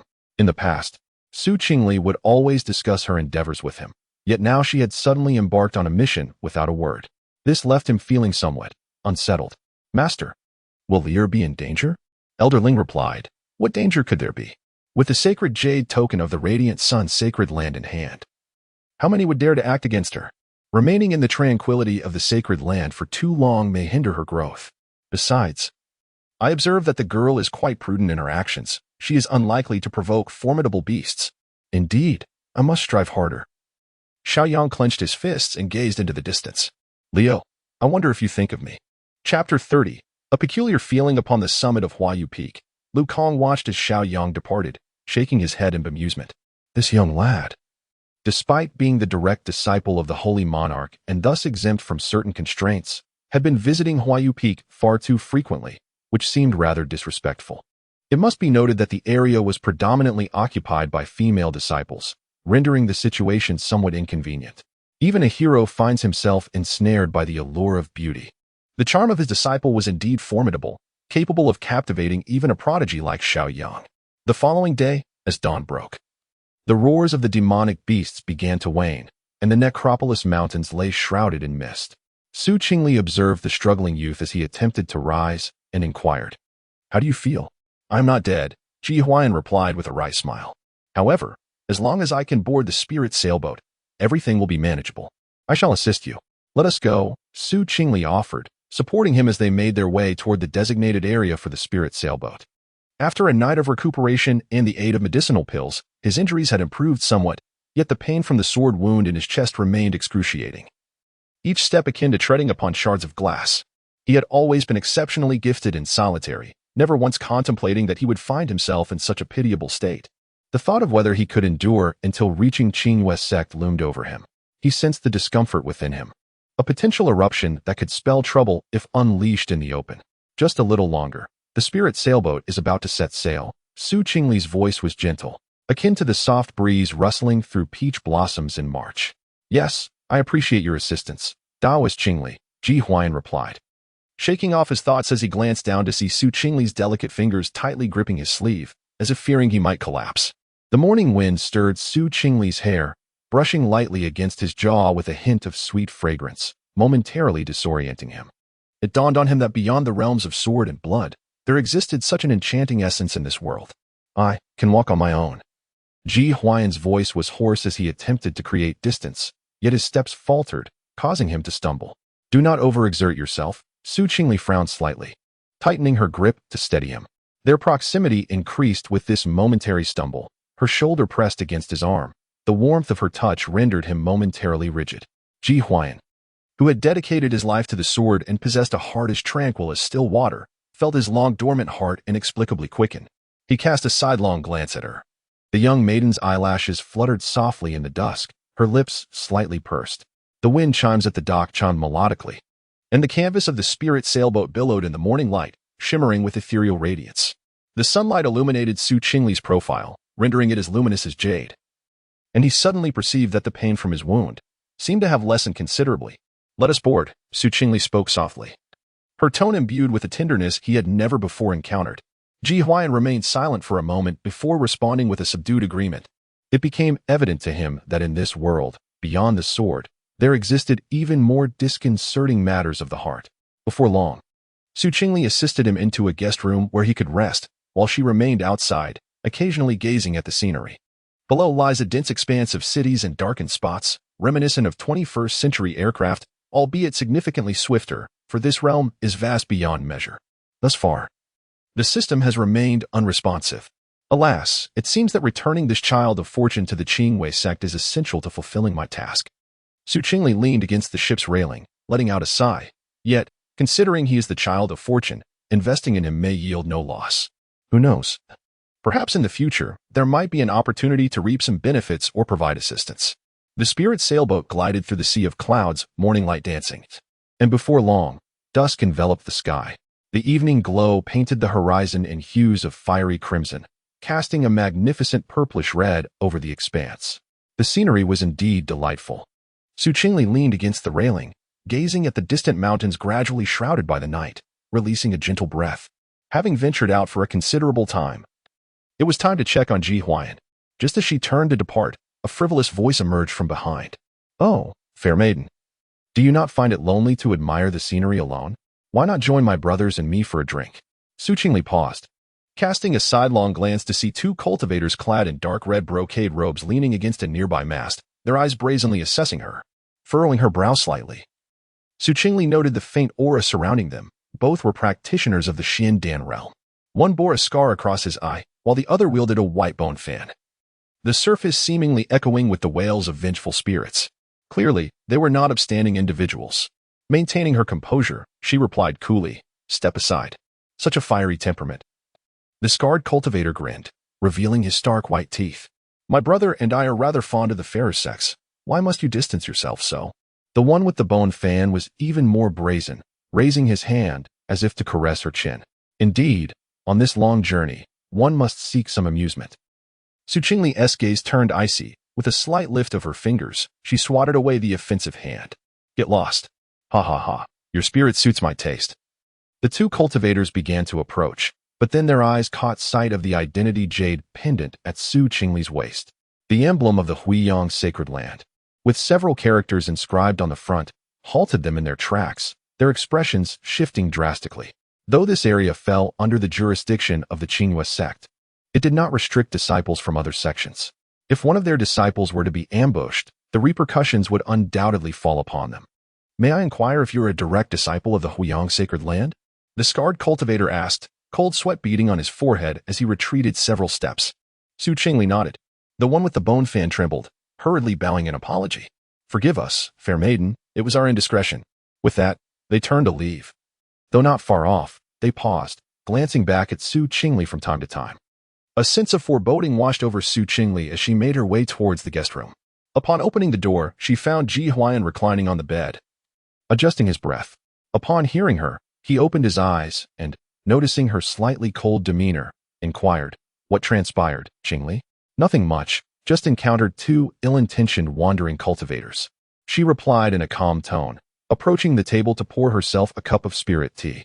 "Once we reach the vicinity of the Qingli sect, all shall be well." Ji Huai'an's gaze flickered slightly.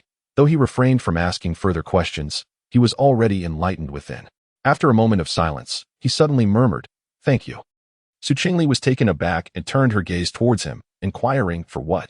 His voice was low and somber as he replied, "Had it not been for your timely intervention, I fear I would have perished in the desolate forest." Su Qingli gently pressed her lips together and pushed the teacup towards him, saying, "No need for gratitude. Merely remember to fulfill your promise." Ji Huai'an accepted the teacup, and as his fingertips inadvertently brushed against hers, a warm sensation caused his heart to tremble ever so slightly. He suddenly recalled the faint fragrance that lingered at the tip of his nose during his unconsciousness, as well as the warmth of her proximity while she aided him. "No, Ji Huai'an, what are you thinking?" He scolded himself inwardly. Yet, for reasons unknown, ever since yesterday, his heart had been restless whenever he closed his eyes. That enchanting figure would materialize in his mind. This sensation was quite peculiar. Chapter 31. Resolving the fire poison for 3 consecutive days.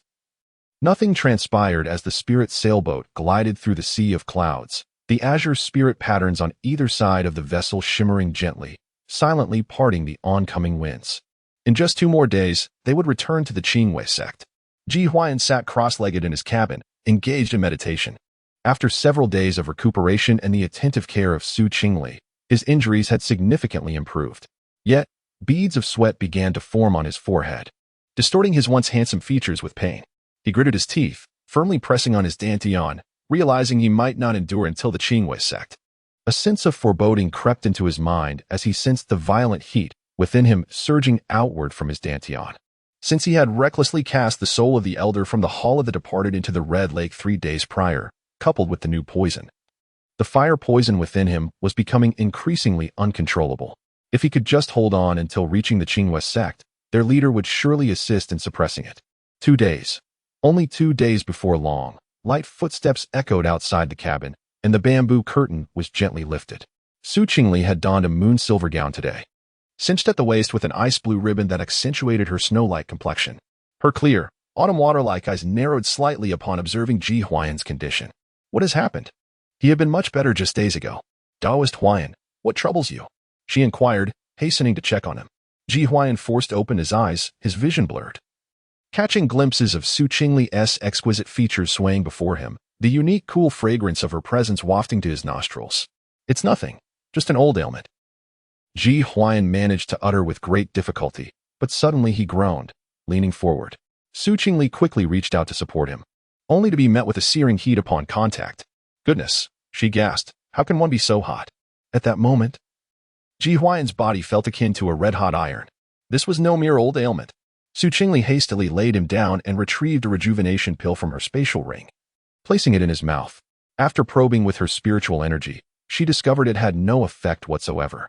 What kind of poison is this, so tyrannical in nature? Ji Huai'an's consciousness began to blur, as if he were cast into a furnace, every organ ablaze. In his daze, he perceived a chilling aura emanating from Su Qingli, penetrating his body.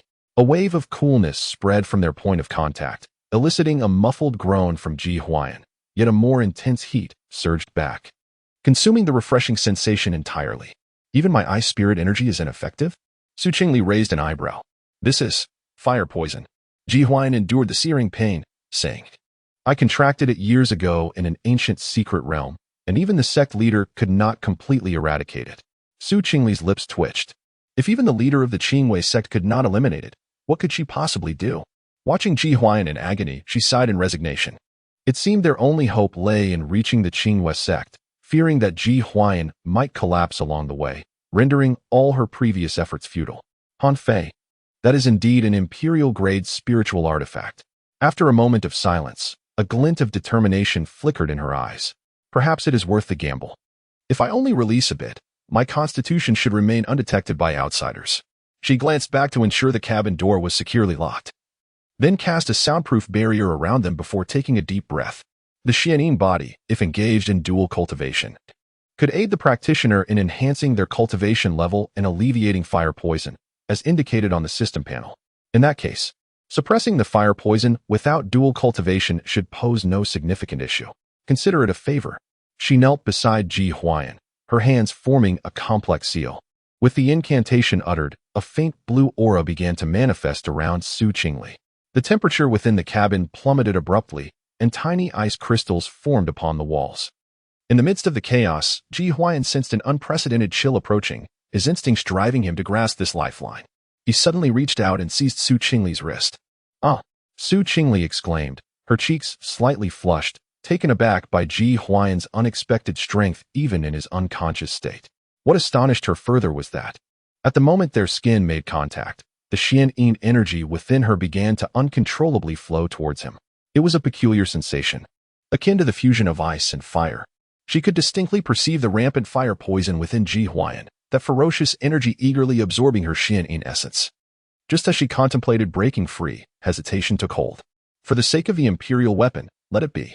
She bit her crimson lip and willingly guided her Xianyin energy through their connected wrists into Ji Huai'an's body. In his agony, Ji Huai'an suddenly felt a refreshing stream surge into his meridians, alleviating the searing pain wherever it flowed. Instinctively, he spread this coolness throughout his body, letting out a satisfied sigh.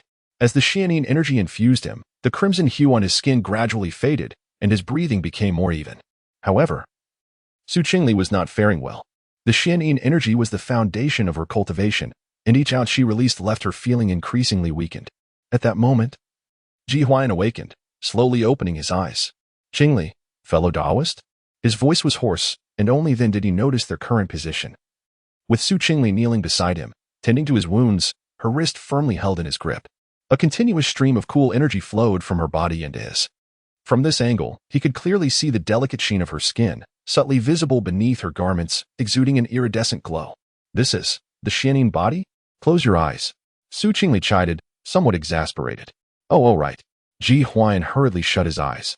The room fell into a profound silence, and after a long while, Ji Huai'an spoke once more, his tone laced with confusion and a hint of tenderness.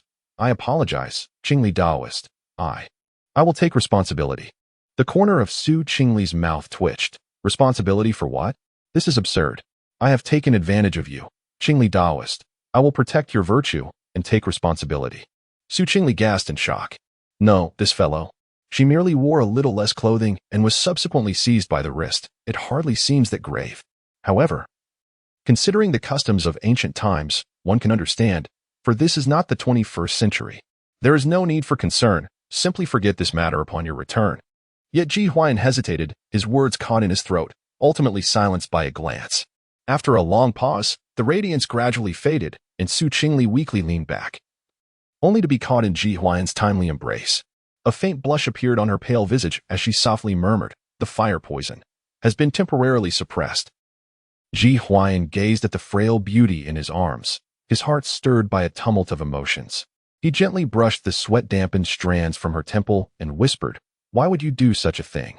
The Xianing body is your secret, once revealed.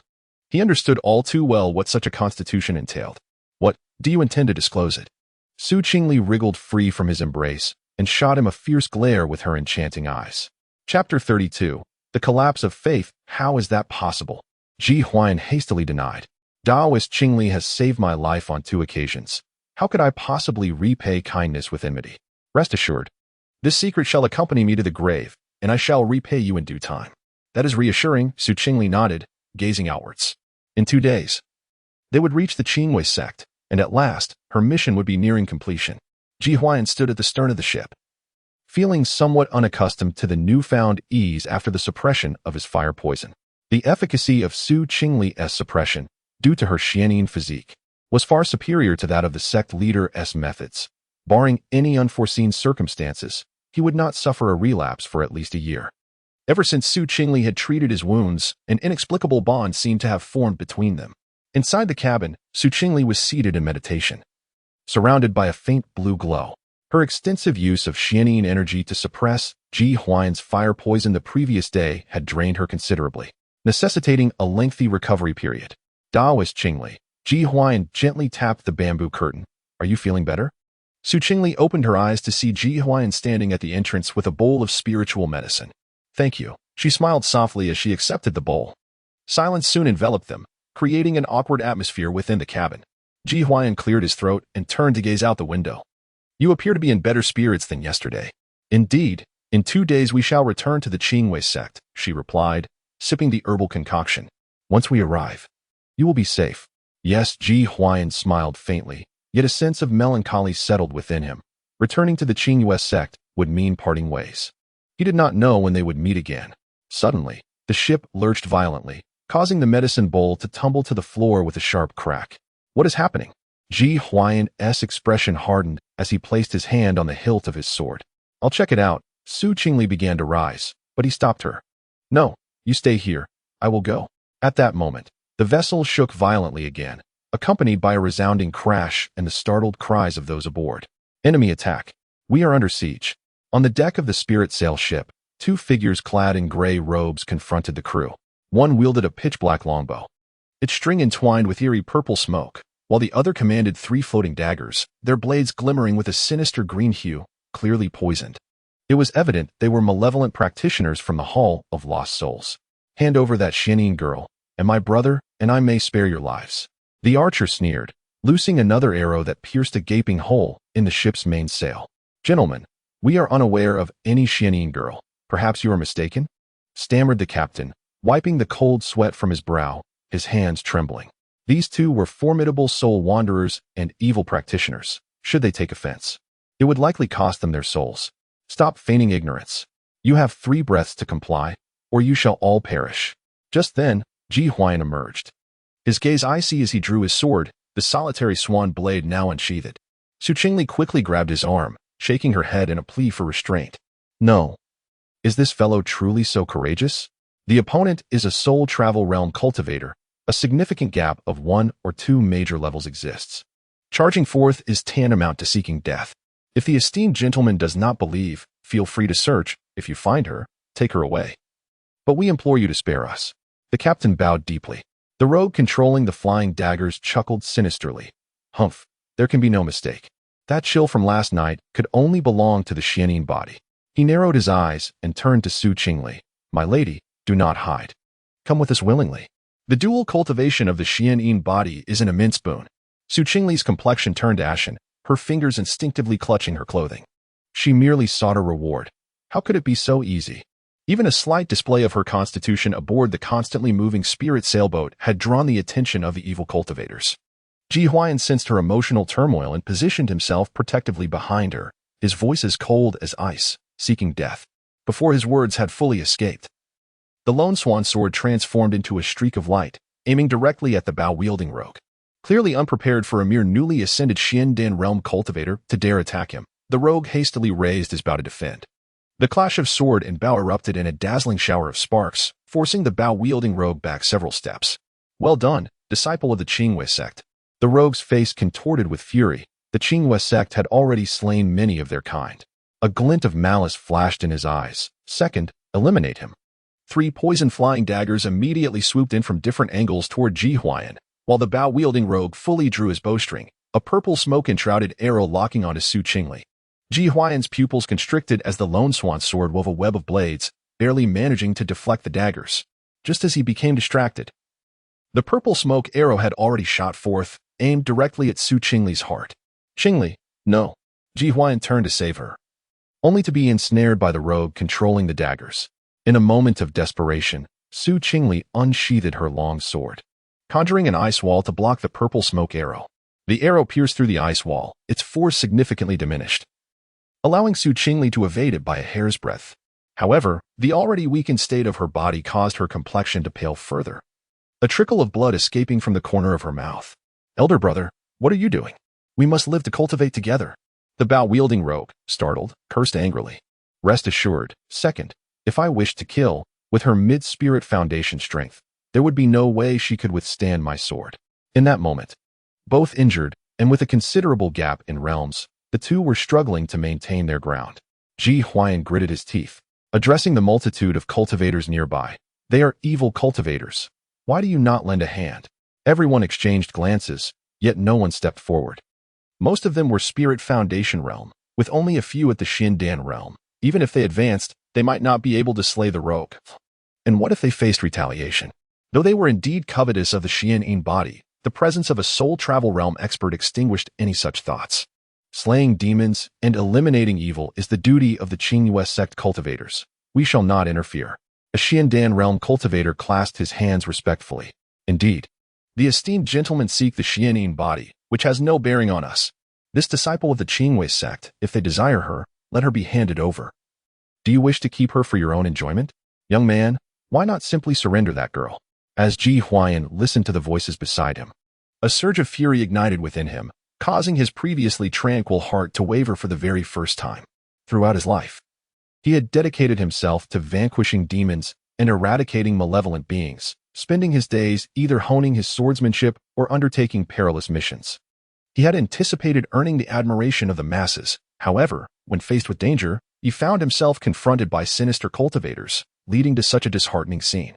In that fleeting moment, he felt as though his faith was on the verge of shattering. Chapter 33. The lucky charmed the malevolent archer, upon witnessing the scene, erupted into a sinister laugh. Ha ha ha.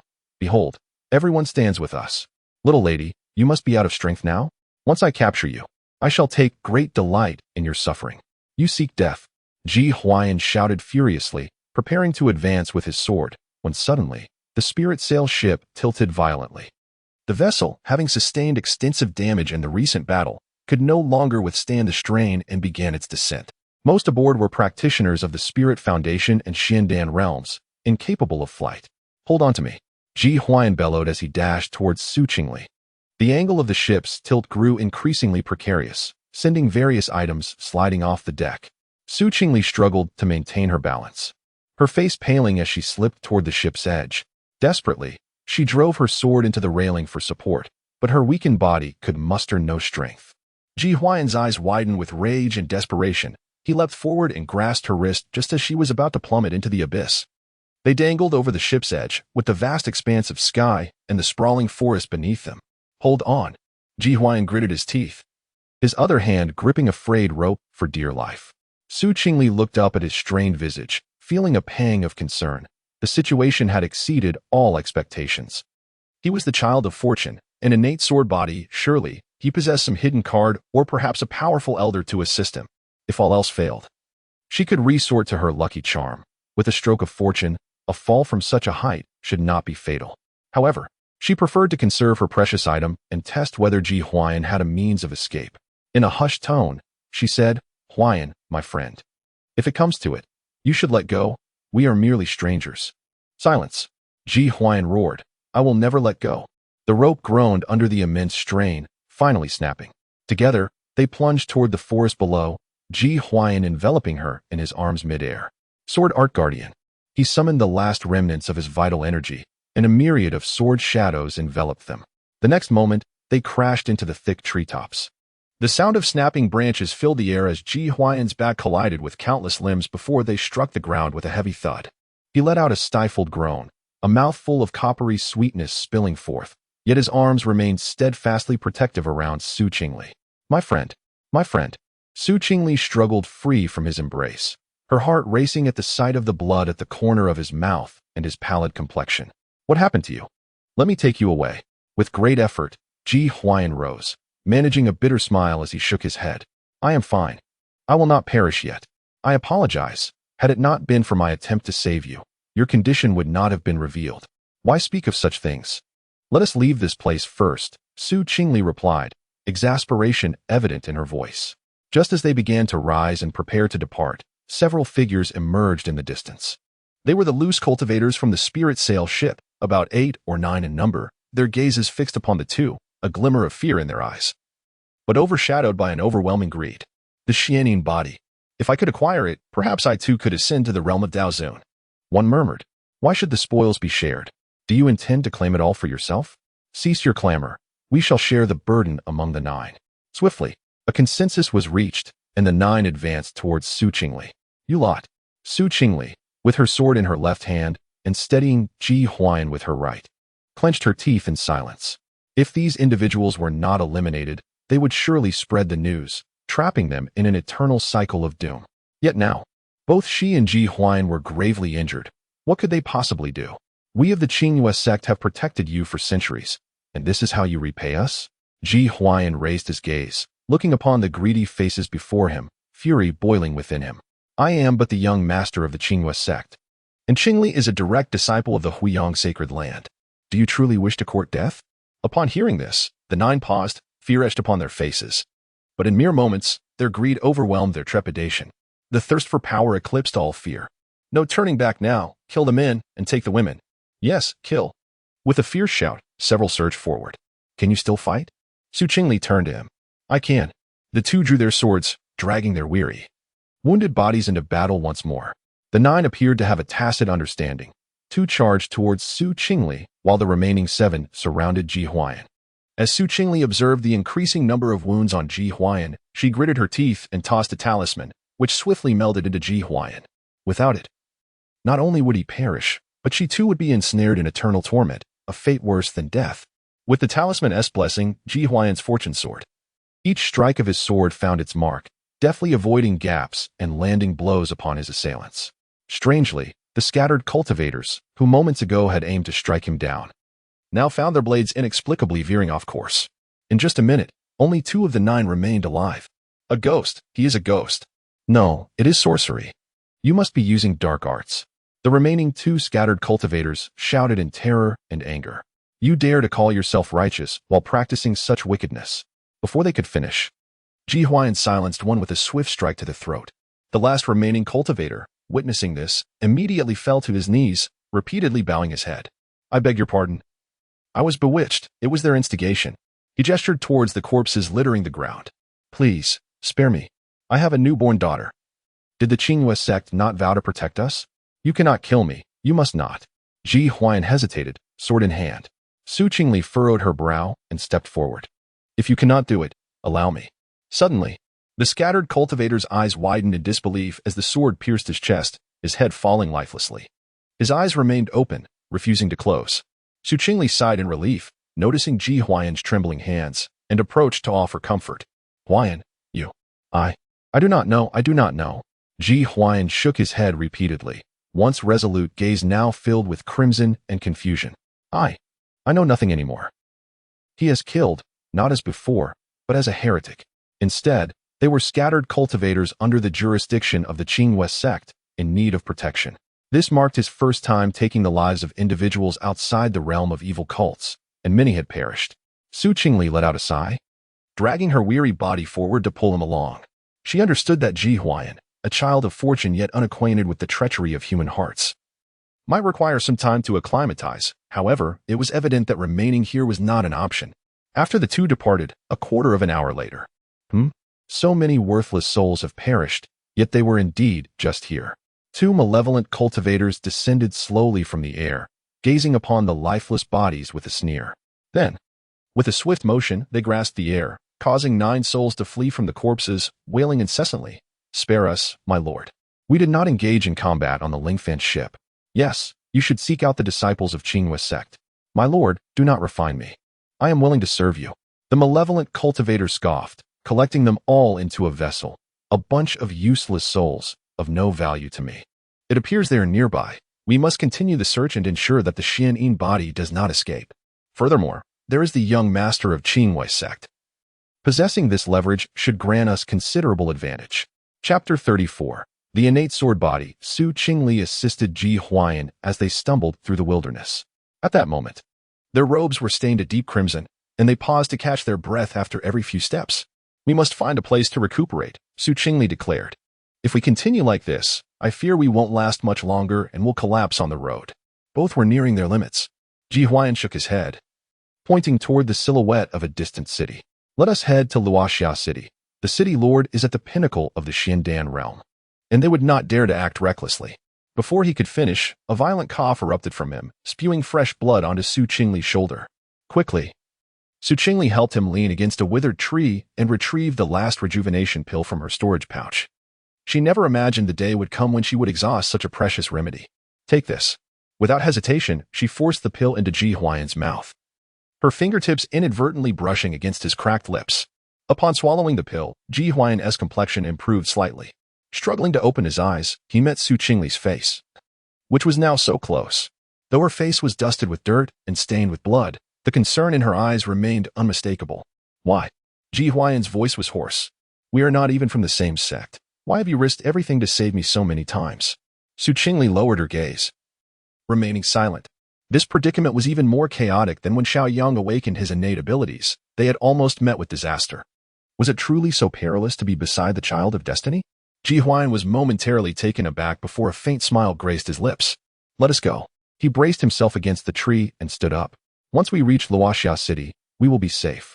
Qingli nodded, supporting him as they made their way toward the city. As the sun dipped below the horizon, their shadows elongated, resembling a pair of solitary swans relying on one another. After a while, they finally arrived at the city gates.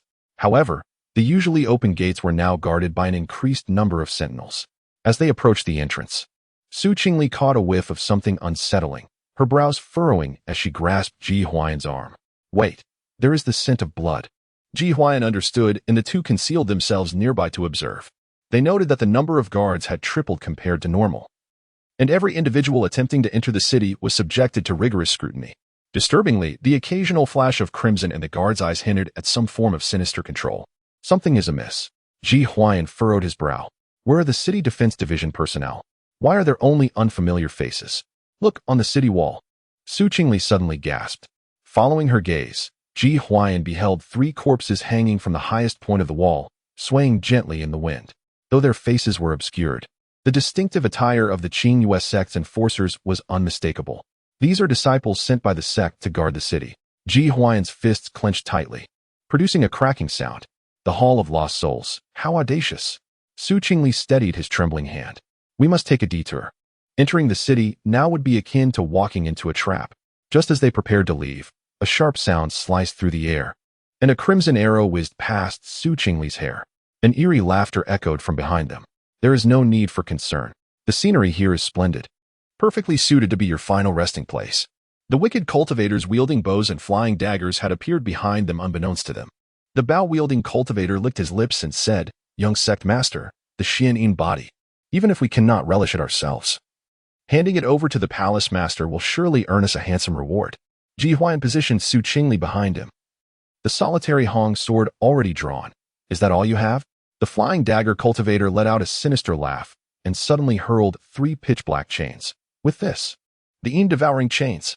The chains lunged towards Qingli like venomous serpents, and as Ji Huai'an swung his sword to block, he found the chains skillfully circumventing the blade, directly targeting Qingli.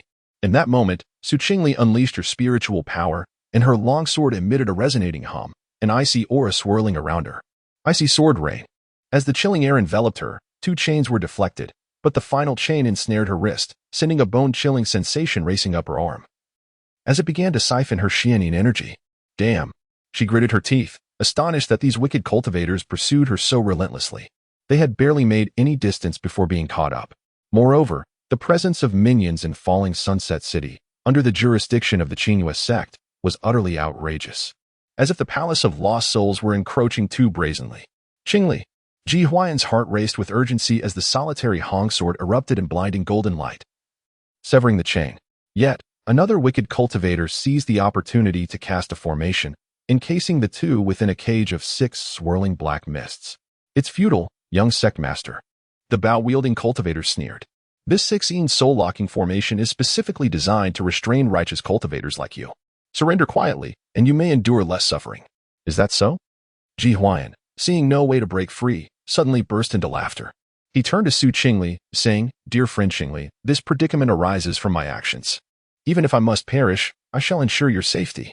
Qingli was taken aback, a foreboding feeling creeping in. Ji Huai'an's smile made both wicked cultivators wary. "You think you are worthy?" He abruptly bit his tongue, spraying a mouthful of essence blood onto the sword. In an instant, the solitary Hong sword radiated brilliant light, ancient golden patterns emerging along its blade. Innate sword body. Activate. A resounding sword cry echoed through the heavens, reminiscent of an ancient sigh. Ji Huai'an emanated blinding golden light, resembling a divine sword drawn from its sheath, its sharpness on full display. In the primordial dawn, the sword beckons the heavenly light, 9 heavens. Thunderclap sword. As the incantation was uttered, a golden beam descended from the heavens, merging Ji Huai'an with his sword. As he swung the blade, it seemed as though countless thunderbolts accompanied him. Wherever the golden light passed, the 2 soul-traveling wicked cultivators could not even emit a scream before being reduced to ashes. Once the golden light dissipated, Ji Huai'an knelt on one knee, his face as pale as paper. Qingli stood in stunned silence. This was the innate sword body? It was astonishing. She felt that even a practitioner at the celestial phase might not survive such a display. She could only wonder what might be the power of her Xian'in body upon fully cultivating the 9-turned Xian'in art. Alas, so far, she had yet to break through the second layer. As Qingli reacted, she hurriedly stepped forward to support him. "How are you?" Forcing the activation of the innate sword body could jeopardize your foundation. Ji Huai'an weakly shook his head. "It's nothing. We must continue. We will soon return to Qingli sect." Before he could finish his words, he collapsed into Qingli's arms. "Wake up." Qingli placed her delicate fingers on his chest, letting out a sigh of relief. Thankfully, he was still alive. In the main hall of Qingli sect, an elderly man suddenly opened his eyes, a terrifying aura spreading throughout the hall. His brow furrowed deeply. How could Huai'an's innate sword body have been activated? He slowly rose, clasping his hands behind his back, and in the next moment, his figure vanished within the confines of Qingli sect. Chapter 35, Gratitude. Qingli gazed at Ji Huai'an, who lay unconscious in her embrace, feeling utterly at a loss. She had anticipated that rescuing him in the mountains would yield some reward. Yet the situation had far exceeded her expectations. Although she occasionally heard whispers of the sinister practices of the Hall of Souls from afar in the sacred land of Huiyang, she had never witnessed such chaos within the jurisdiction of the Qingli sect. Just as she was grappling with her thoughts, She sensed a terrifying presence approaching with astonishing speed, arriving in the blink of an eye. In an instant, the clear blue sky parted like a curtain, revealing a figure clad in a green robe stepping through the heavenly light. With each step, ripples spread across the air. Such a formidable aura. Qingli looked up at the elder, sensing that he was at least a figure of celestial punishment, if not a being of the immortal realm. The elder cast a glance at the two of them, his fingers moving slightly, causing Ji Huai'an to float uncontrollably before him. Observing the multitude of injuries, the elder furrowed his brow. He then released a surge of spiritual energy, forming a luminous circle around Ji Huai'an, stabilizing his wounds. Turning his attention to Qingli, he inquired, "Young lady, you do not appear to be from this place. How is it that you find yourself with Huai'an?" Qingli clasped her hands in respect, responding, "Esteemed elder, I am a direct disciple of the esteemed elder Lu Kong from the sacred land of Huiyang." She proceeded to recount the events that had transpired. "Ah, I see," the elder smiled faintly. "I am Qing Xuanzi, the sect master of the Qingli sect. However, this matter can only be confirmed once Huai'an awakens. Until then, I must trouble you to accompany me back to the Qingli sect. If it is indeed as you say, we shall be certain to repay your life-saving grace." Qingli's brows knitted slightly. While his words were elegantly spoken, they ultimately revealed a lack of trust, necessitating her oversight. Yet, she found no better alternative at present. Her identity as a direct disciple of the sacred land would afford her some protection. She resolved to comply with sect master Qing Xuanzi's request, responding with a respectful gesture. Nodding, Qing Xuanzi gently lifted Qingli with a wave of spiritual energy, directing their course towards the Qingli sect. At the sacred land of Huiyang, Xiao Yang, "You cannot break through in this manner," Elder Ling admonished, observing the distracted expression on Xiao Yang's face. "You are currently at the 9th level of your spiritual foundation, and breaking through to the Xiandan stage is no easy feat, especially while your mind is elsewhere." Xiao Yang slowly opened his eyes, feeling a tangle of anxiety. He had not seen Qingli for 5 consecutive days. Logically, a simple task should not take such a prolonged duration. She ought to have returned by the 3rd day. "Master, I am worried about Li'er," Xiao Yang voiced his concerns. Given her strength, she should not be delayed by mere second-tier demonic beasts for so long. Elder Ling replied, perhaps she encountered some unforeseen circumstances along the way. With her status as a direct disciple of the sacred land, most cultivators would think twice before causing her trouble. Moreover, you bear the sacred body. Your path ahead is long and filled with potential. There will be many beautiful faces along the way. Do not allow this situation to bring you down. Do you understand? "No, Master. Having Li'er by my side is all I need." Xiao Yang shook his head, expressing his unease. "Yet, I have not seen Li'er. My heart remains restless." Elder Ling's lips twitched. This lad was truly impervious to reason. From their initial encounter in the secret realm, he had observed the intertwining fate lines of Qingli and Xiao Yang, foreseeing a tumultuous destiny ahead. He was well aware that this enchanting maiden would be Xiao Yang's Achilles heel, yet he never anticipated that such a short time would pass. Alas, it is indeed a challenge for heroes to navigate the trials of beauty. Elder Ling felt somewhat helpless. Fixating his heart on that girl from the Su family was hardly a favorable circumstance. As night descended upon Qingli sect, Ji Huai'an finally regained consciousness after an afternoon of treatment. He now stood within the grand hall, facing Qing Xianzi and numerous elders. "Sect master, elders." The matter unfolded thus. Had it not been for Daoist Qingli risking her life to save Huai'an repeatedly, he would not have returned to Qingli sect. "Is that so?" Qing Xianzi pondered. "It is no wonder that 5 days ago your master suddenly perished.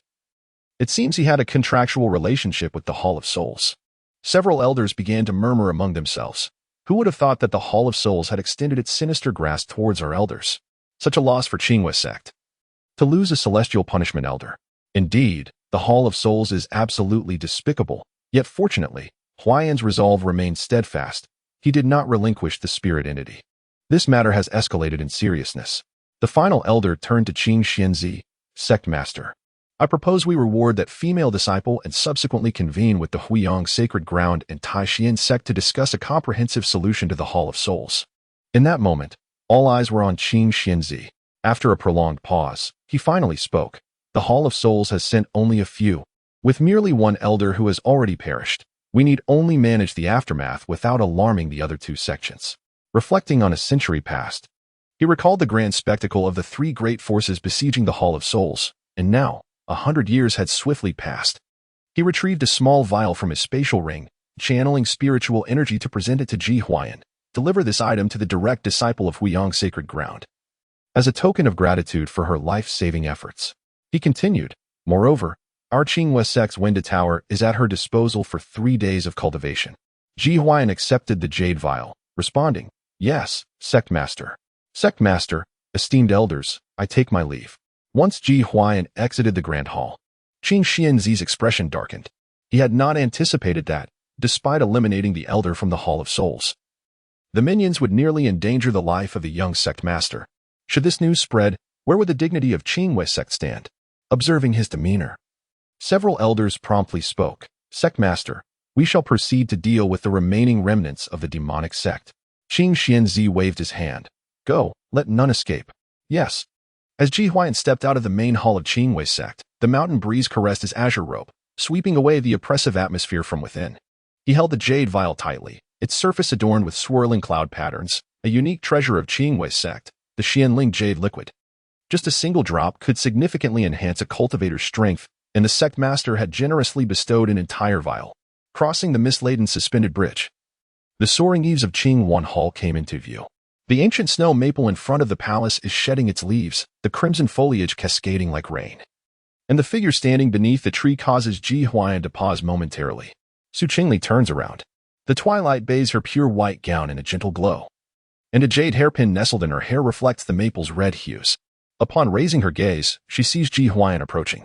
They both begin simultaneously, only to halt at once. Ultimately, it is Su Qingli who steps forward, her eyes resting on his still somewhat pale lips. How is your injury?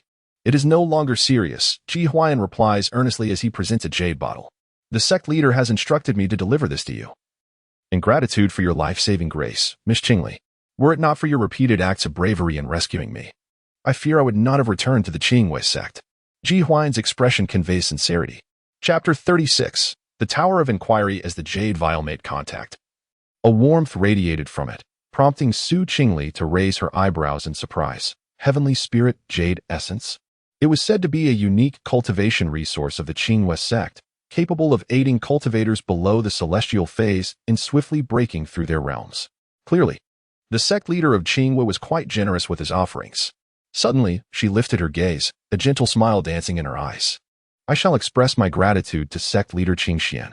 Observing the beauty's soft smile, Ji Huai'an felt a slight warmth creep into his ears.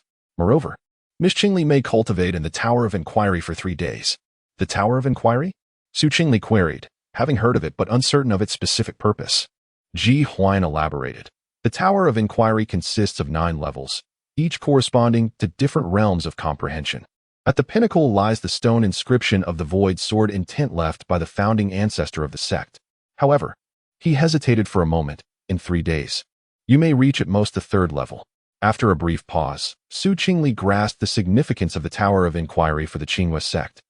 Founded upon the 9 heavens' mysterious jade, creating a microcosm within, the 1st level, the cleansing pool, capable of purging the impurities of the body. The 3rd level, the heart illusion forest, to temper the Tao heart.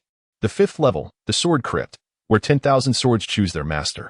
The 7th level, the celestial phenomena platform, for comprehending the principles of the heavenly Tao.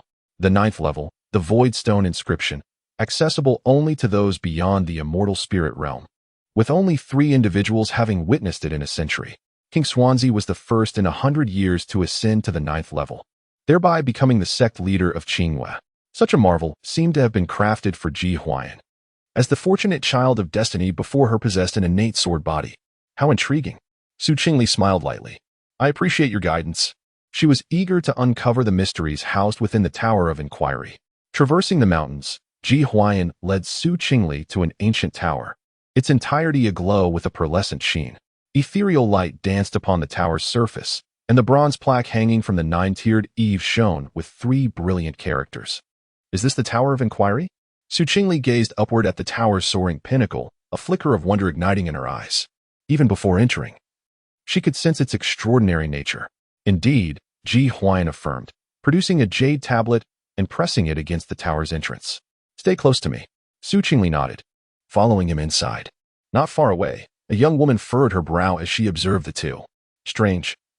Senior brother usually dedicates himself solely to sword practice and shuns female companionship. Why has he entered the Tower of Inquiry with a female disciple today? Perhaps it is merely coincidence, another female cultivator reassured her. Lin Xingyu shook her head. Having learned of Ji Huai'an's return to the sect yesterday, she had gathered some information. Rumors suggested that while dealing with the souls of the Soul Palace, senior brother had been ambushed by cultists. Fortunately, he received assistance but sustained severe injuries, awakening his innate sword body in the process. It took considerable effort from the sect leader to nurse him back to health. She harbored a suspicion that the woman who had just entered might be the one who saved senior brother that day. Senior brother is mine. No matter who it is, should they overstep their bounds, I shall ensure they regret it. Lin Xingyu declared coldly, her eyes brimming with resentment, regardless of her efforts. Ji Huai'an had always treated her as a mere peer, never allowing their relationship to progress further. Why should the latecomers surpass the predecessors? Is it not merely because she saved the senior brother? If she were in her position, she would have done the same. A female cultivator beside her reassured, rest assured. Sister, this person likely merely benefited from the sect leader's favor. Once she emerges, she will undoubtedly depart, for not everyone is entitled to enter the Qingli sect. Lin Xingyu nodded, let us hope so. At that moment, Su Qingli had just stepped into the tower. Instantly, the surrounding scenery transformed dramatically. The first level revealed a misty spiritual pool, its waters shimmering in a brilliant jade hue. The marrow cleansing pool, Ji Huai'an elucidated, though it holds little efficacy for Miss Qingli.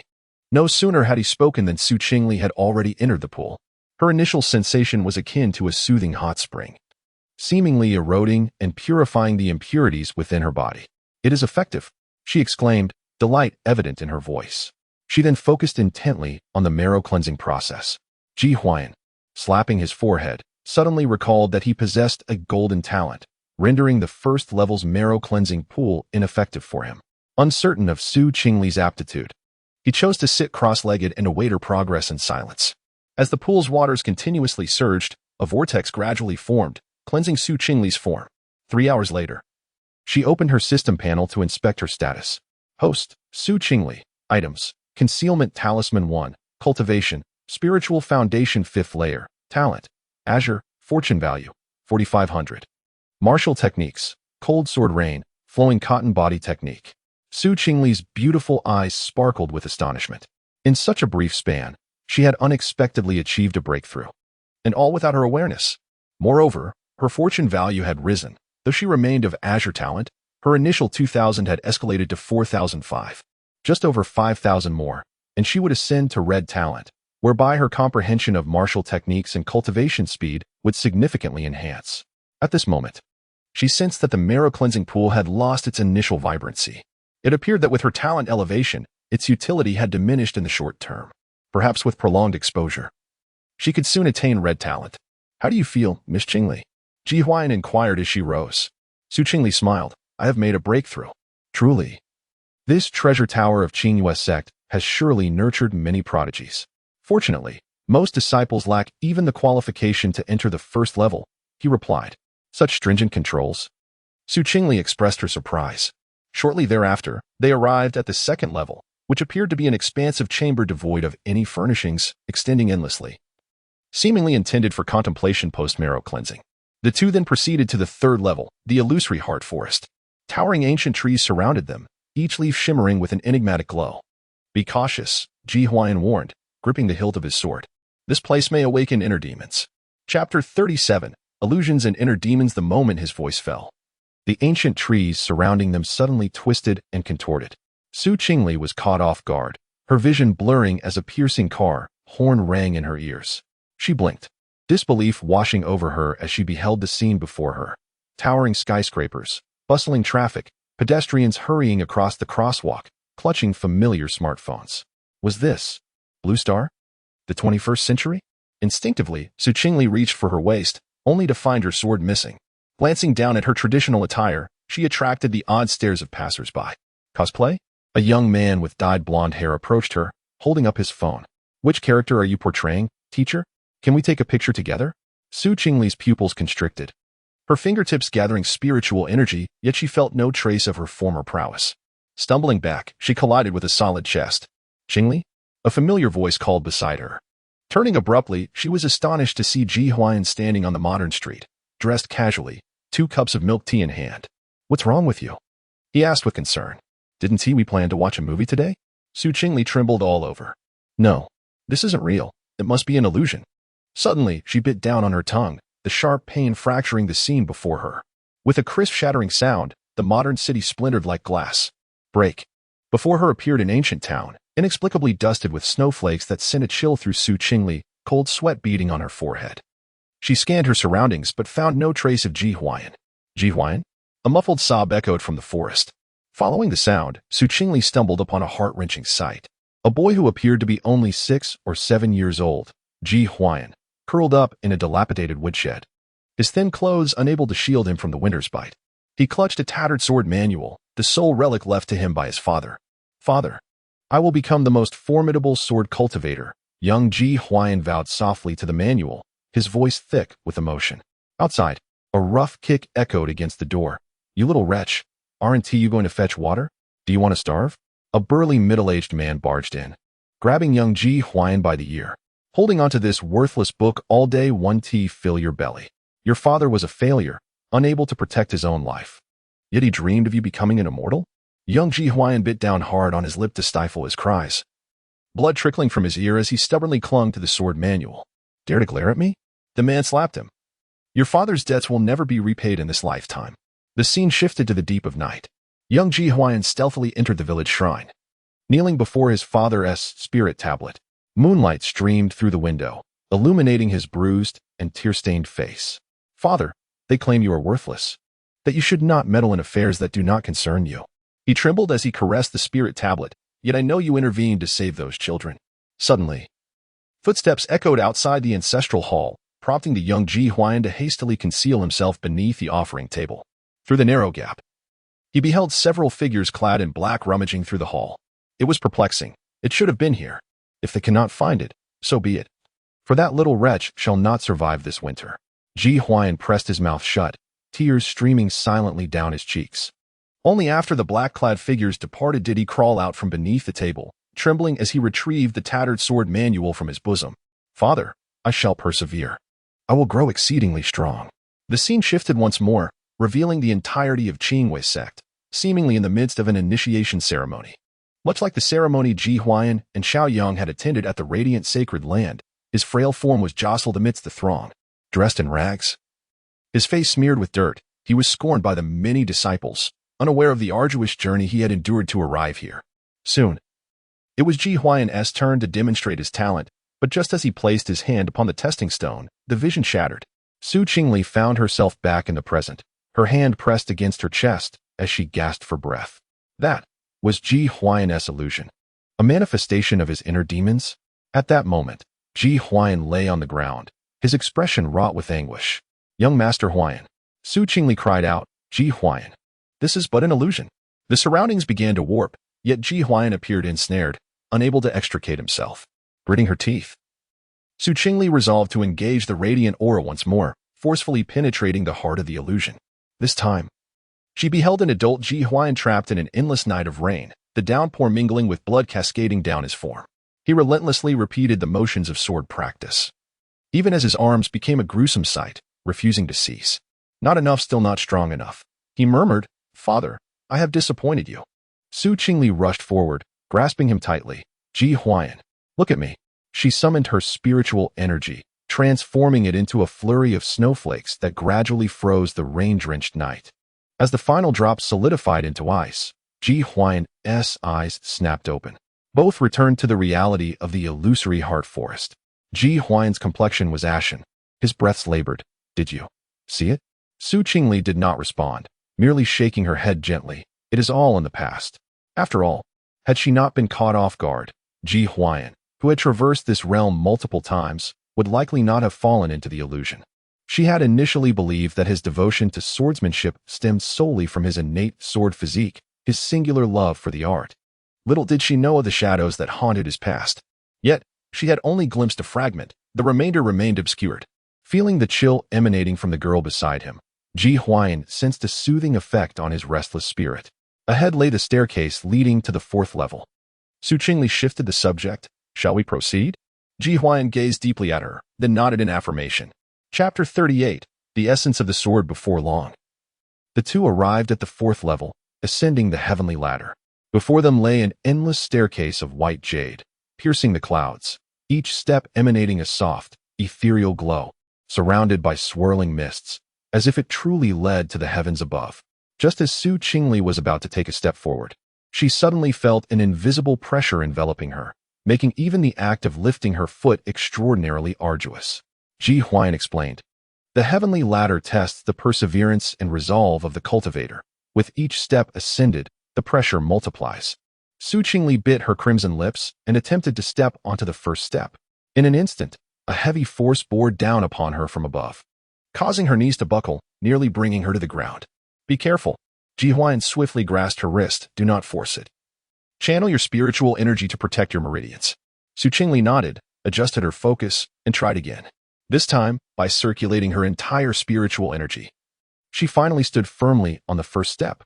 Ji Huai'an walked alongside her, his steps evidently more stable than hers, yet beads of sweat began to form on his forehead. "Do you come here often to practice?" Qingli panted, her breath labored. Ji Huai'an nodded. "I come here every first day of the month." Qingli silently gasped in astonishment. The magnitude of this pressure, and he endures it every month? This tower of inquiry seems to encompass everything a cultivator needs. If one could visit frequently, the benefits would be immense. Alas, it is not located in the radiant sun-sacred land. As they continued to ascend the steps, the pressure grew increasingly oppressive. By the time they reached the 100th step, Qingli's garments were drenched in sweat, each step feeling like a burden of 1,000 pounds. "I can't," she murmured, her legs trembling, breath uneven. She had to pause to catch her breath. This is even more grueling than crossing the tribulation. Ji Huai'an's complexion was equally pale, though he appeared to be faring slightly better. He extended his hand. "Hold on to me." Qingli hesitated for a moment, then placed her hand in his. The continuous flow of spiritual energy from his palm through their contact alleviated some of her burden. "Thank you," she whispered. Ji Huai'an did not respond. He merely tightened his grip and continued to ascend. By the 200th step, the pressure had become suffocating. Qingli felt her bones creaking, her vision darkening. Ji Huai'an's condition was not much better. Blood even trickled from the corner of his mouth. She couldn't help but marvel. No wonder even the favored ones could only reach the 5th level. This was truly beyond human endurance. Just as she felt she could no longer hold on, the pressure around them suddenly vanished. A beam of golden light descended from the heavens, enveloping them both. "Congratulations on passing the trial of perseverance," an ancient voice resonated. "Only with a steadfast heart can one achieve their ultimate goal." Qingli collapsed onto the ground, gasping for breath. "Finally, it's over." Ji Huai'an, too, revealed an uncommon expression of fatigue as he leaned against the stone wall and slowly sat down. His gaze fell upon their still clasped hands, and suddenly realizing something, he hastily released his grip. Qingli coughed lightly twice to alleviate the awkwardness. If Xiao Yang, the jealous type, were to witness this, it would surely lead to a confrontation.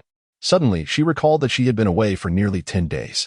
It seemed imperative to return promptly, as the task involving the second-tier demon beast remained unfinished. Shaking her head to dispel her thoughts, she pointed ahead and declared, "Look, the entrance to the 5th level." At the end of the staircase stood a stone door intricately carved with complex sword patterns, upon which 2 ancient characters radiated a fierce sword intent, sword tomb. Ji Huai'an rose from his seat, nodding slightly, yet a flicker of hesitation crossed his eyes.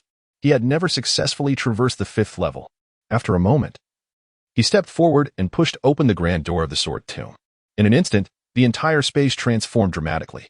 Countless ancient swords floated in midair, their tips pointing downward, forming a colossal circular sword array. The blades were inscribed with archaic runes that emitted a soft blue glow. "What is this?" Qingli inquired, casting a puzzled glance at Ji Huai'an. "Is this the sword heart trial?" "Indeed, each sword bears the obsession of generations of sword cultivators." Ji Huai'an confirmed with a nod. "If one can pass through, they may comprehend sword intent." No sooner had he spoken than a long sword, entirely crimson, suddenly hummed and shot towards them. Ji Huai'an instinctively drew his sword to block, but upon seeing the blade, he was taken aback. "Qi Xiao," he murmured. "This is my father's sword." Qingli was momentarily stunned, questioning, "How could your father's sword be here?" Ji Huai'an shook his head. "It is not the true sword, but rather a manifestation of the trial. Passing through it allows one to grasp the sword intent." Understanding dawned upon Qingli. She finally grasped why Ji Huai'an had been stuck at the 5th level. The illusions and inner demons of the third level had posed a significant challenge for him, implying that those could be evaded. However, the fifth level demanded one to confront their burdens head-on. The long sword hovered before Ji Huai'an. Dark red stains lingering in the blood groove along its blade. Qingli noticed his hand trembling slightly. "Seize it," she encouraged. "Break through." Gazing into her eyes, Ji Huai'an seemed to gather newfound courage. He took a deep breath and slowly extended his right hand, just as he was about to grasp the hilt. The entire sword array trembled violently. Dozens of ancient swords simultaneously shifted, their tips aimed directly at Ji Huai'an. An ancient voice echoed through the void. "If your obsession remains unvanquished, how can you wield the sword?" Ji Huai'an's expression changed abruptly. Countless fragments of memories suddenly surfaced upon the sword blades, revealing his past experiences in the illusionary heart forest. To Qingli's astonishment, some scenes she had never witnessed were interspersed among them. A 10-year-old Ji Huai'an kneeling in a pool of blood, facing the middle-aged man who had once tormented him. The man had a sword embedded in his chest, disbelief etched on his face. You actually." The young Ji Huai'an, expressionless, withdrew the sword, blood splattering across his pale visage. "This sword is for my father." Another scene flashed. Ji Huai'an stood alone at the edge of a cliff, clutching a blood-stained letter in his hand. The handwriting on the letter had faded, yet the emblem of the Hall of Lost Souls was faintly discernible. Qingli furrowed her delicate brows. Could her father's demise be connected to the Hall of Lost Souls? "Get out!" Ji Huai'an suddenly bellowed, his long sword erupting with blinding golden light. The fragments of memory were instantly shattered by the sword's aura. "Ji Huai'an," Qingli urged, placing her hand on his shoulder. "Face it. Avoidance will only deepen the torment within." Ji Huai'an trembled, the crimson hue in his eyes gradually dissipating. He grasped the hilt of his sword, and the Qi Shao sword immediately radiated a brilliant glow, while all the ancient swords harmonized with a clear, melodious chime, as if responding to an unspoken call. A voice echoed through the void once more. "Wielding the sword is not for hatred. Holding the heart is the true path." The sword formation slowly dissipated, and Ji Huai'an sat cross-legged, seemingly beginning to comprehend the essence of the sword. Observing this, Qingli turned her gaze to the countless spiritual swords ahead and approached one that was entirely blue and white, semi-transparent.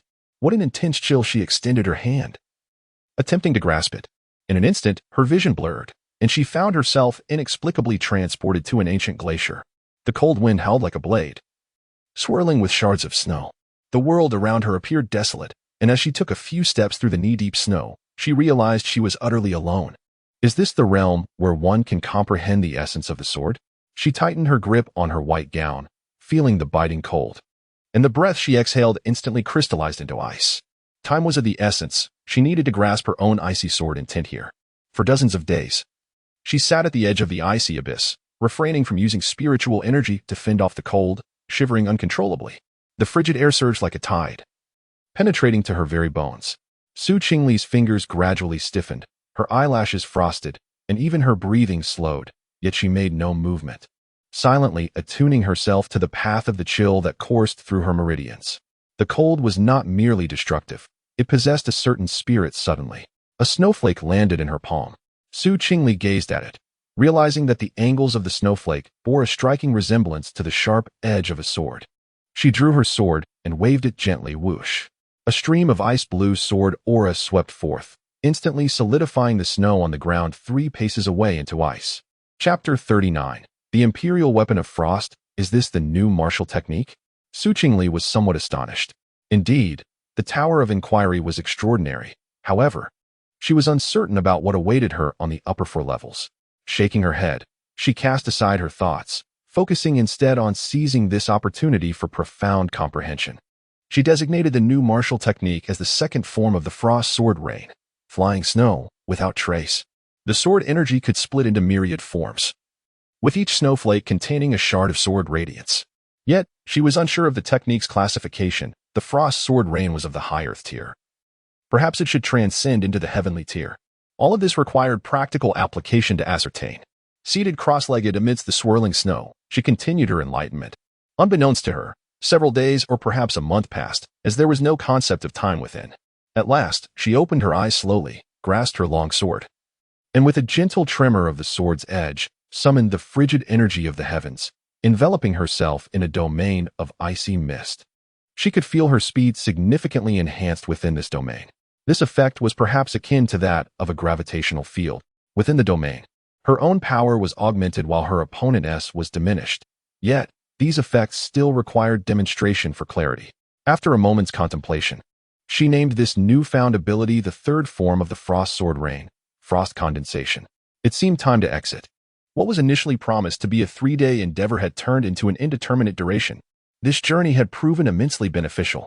It was worth the perilous effort to rescue Ji Huai'an, this child of fortune.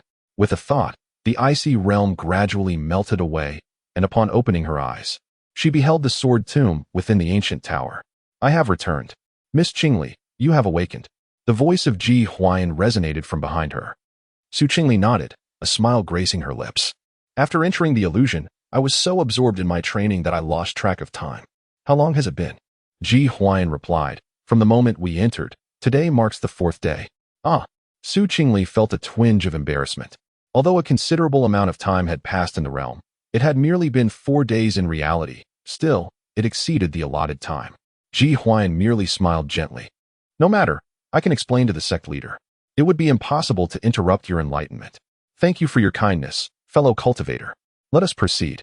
Qingli followed him out of the Tower of Inquiry, suddenly feeling a sensation akin to emerging from a long confinement.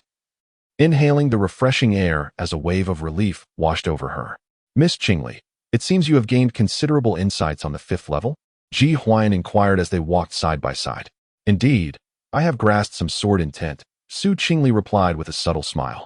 Before long, they arrived at the main hall of the Qingli sect, where only 2 elders were present. After a brief inquiry, they learned that the sect leader had stepped out to attend to matters concerning the Hall of Souls, and there was no blame directed towards Ji Huai'an for his master's affairs.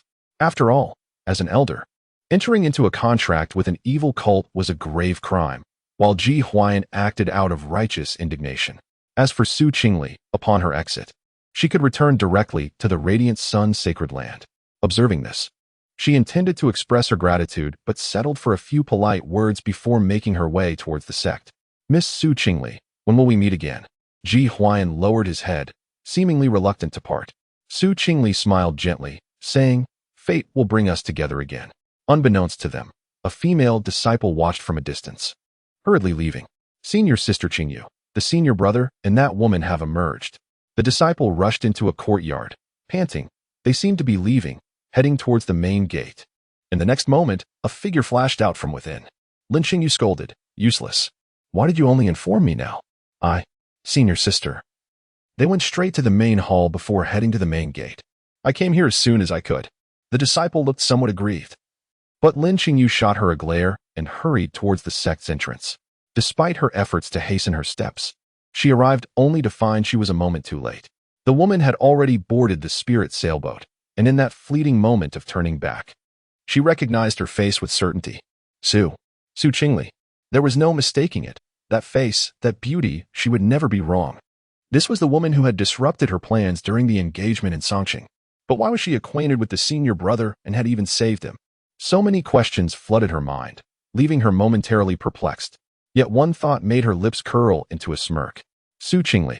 Wasn't she supposed to be infatuated with Xiao Yang? She played the innocent lily in Songqing, yet here she was, enticing other men. If Xiao Yang were to discover this, it would surely be entertaining. The thought of Xiao Yang, who was at odds with her, being attracted to such an indiscreet woman nearly made her laugh out loud. Feeling considerably better, she approached, feigning casual interest. Senior brother, what brings you here? At the sound of her voice, Ji Huai'an turned and frowned upon seeing Lin Qingyu. He had finally enjoyed a few peaceful days, yet here she was again. Escorting a friend, Ji Huai'an replied nonchalantly. Which friend? I am unaware of this, Lin Qingyu inquired. I recall you seldom engage with others. Surely this friend possesses remarkable qualities. Junior sister, focus on your cultivation and refrain from meddling, Ji Huai'an stated, turning away without a second glance. Having just seen Qingli depart, he felt a sense of restlessness, as if something vital was missing. Now, being confronted by Lin Qingyu only added to his agitation. Behind him, Lin Qingyu watched Ji Huai'an's demeanor grow even colder and clenched her fists in frustration. Senior brother, could it be that you've taken a liking to Qingli? This wretched vixen, how dare she possess such beauty and allure you? Senior brother, once you come to understand the true nature of her character, You will realize my feelings for you. Lin Qingyu scoffed inwardly. On the spirit sailboat, Su Qingli rested in her cabin when the system's voice echoed in her mind. Congratulations, host, on completing the third choice. Rewards have been granted. The Crimson Radiance, a primary level Imperial sword, has been stored in the spatial ring. Su Qingli listened to this celestial voice, nearly overwhelmed with emotion to the point of tears. After enduring days of arduous effort, the Imperial weapon was finally hers. The capabilities of this spiritual artifact could significantly bridge the gap in cultivation levels. For instance, despite her current cultivation at the Spirit Foundation stage, she found it impossible to breach the defenses of late-stage Xiandan or peak-level cultivators. With this sword in hand, she could even inflict grievous injuries. This journey had indeed yielded numerous trump cards. It was evident that one must venture out occasionally, for the opportunities beyond were far greater. Leaning against the window, Su Qingli gazed at the clouds outside, a gentle smile gracing her lips. Yet, she couldn't shake the feeling that something was amiss. Wait a moment. Suddenly, she recalled that when she had rescued Ji Huai'an from the clutches of the evil sect and healed his injuries, she had promised him 2 6th-grade elixirs and a reward of 100,000 spirit stones, which she had yet to deliver. She lightly tapped her forehead, chiding herself for having forgotten such an important matter. Chapter 40. Return to the Radiant Sun's sacred land. However, it seemed she had no intention of asking at that moment. So it mattered little. If Ji Huai'an offered, she would naturally accept. If not, it was of no consequence, for the most crucial Imperial weapon was already in her possession. This journey back to the Radiant Sun's sacred land would be considerably more stable. Along the way, Su Qingli hunted down over a dozen second-tier demonic beasts, fulfilling the requirements of her mission. Subsequently, within less than 4 days, she returned to the Radiant Sun's sacred land. I am grateful to my senior brother for assisting me in completing my martial arts exchange last time. Here are the 500 sacred points I owe you. In the martial arts pavilion, the disciple on guard gazed at the ethereal beauty before him, nearly convinced he was dreaming. Since their last encounter, he had not seen Su Qingli at the pavilion for quite some time, which had left him feeling rather gloomy. Ah, Fairy Qingli, it is merely 500 sacred points. We are all fellow disciples, and I would be delighted to assist you. The guard disciple quickly shook his head, admitting that he had nearly forgotten about the matter. Ultimately, Su Qingli returned the sacred points, exchanged a few casual words, and then made her way back to Huaiyu Peak. Upon her return to the peak, she was summoned to the main hall by Lu Kong. Disciple, are you ready to undertake your mission? Lu Kong inquired. Su Qingli understood that her absence had been excessively prolonged. The round trip plus the mission time should have taken at most 5 days. Yet she had been away for nearly 20. It would be remiss not to provide an explanation. Respectfully reporting to Master, during my journey of hunting demonic beasts, I chanced upon the Hall of Lost Souls, but the followers there were of inferior strength, which delayed me for 10 days. Upon hearing this, Lu Kong stroked his beard and nodded. Indeed, I can see that your realm has seen some advancement and is quite stable. Recently, the other 2 sects have been rather unsettled. Missions can only be executed within the jurisdiction of the Radiant Sun's sacred land. Understood? Disciple understands. Just as Su Qingli was preparing to depart the main hall, Lu Kong's voice resonated once more. After a moment of hesitation, he spoke. Disciple, I recall that you and Xiao Yang hail from Song City together, having grown up side by side. Am I correct? At his words, Su Qingli turned around. Indeed, Master. A sense of unease washed over her. Why had her master suddenly inquired about this? A foreboding feeling stirred within her. Could it be that Xiao Yang had said something to her master? What is your opinion of this child, Xiao Yang? Lu Kong asked. Lately, Xiao Yang had shown little interest in cultivation, frequently visiting Huaiyu Peak. He had mentioned a few words, but after a brief period of compliance, he resumed his previous behavior. As a direct disciple, he was nurtured as a potential successor, free from such constraints, making it difficult to voice further objections. The disciple believes that Xiao Yang possesses remarkable talent, a genius who stands as the only one in the Tianshu domain capable of rivaling the disciple from Qingli sect. Oh, you are aware of that prodigy from Qingli sect with the golden innate sword body? His reputation is well known. Even I have heard of him in Song City. Su Qingli replied. Lu Kong nodded. Indeed, this child Xiao Yang has boundless potential and will one day become the holy son of the Radiant Sun's sacred land. I have observed his profound interest in you. It may be worth your while to engage with him further. After all, a union between his direct lineage and the future holy son would indeed make for a commendable tale. Upon hearing these words, Qingli felt a twinge of embarrassment. Indeed, it seemed that Xiao Yang had perhaps confided something to her master. She could only respond earnestly, declaring, "Master, I am currently devoted to my cultivation and have no thoughts regarding matters of the heart. After all, becoming powerful is of utmost importance, and I still require the system's assistance to obtain rewards. The thought of becoming a Dao partner, with the system presenting a choice, I can hardly fathom it. Moreover, deep down, I cannot accept the idea of cultivating in tandem with a man. No matter," Lu Kong smiled.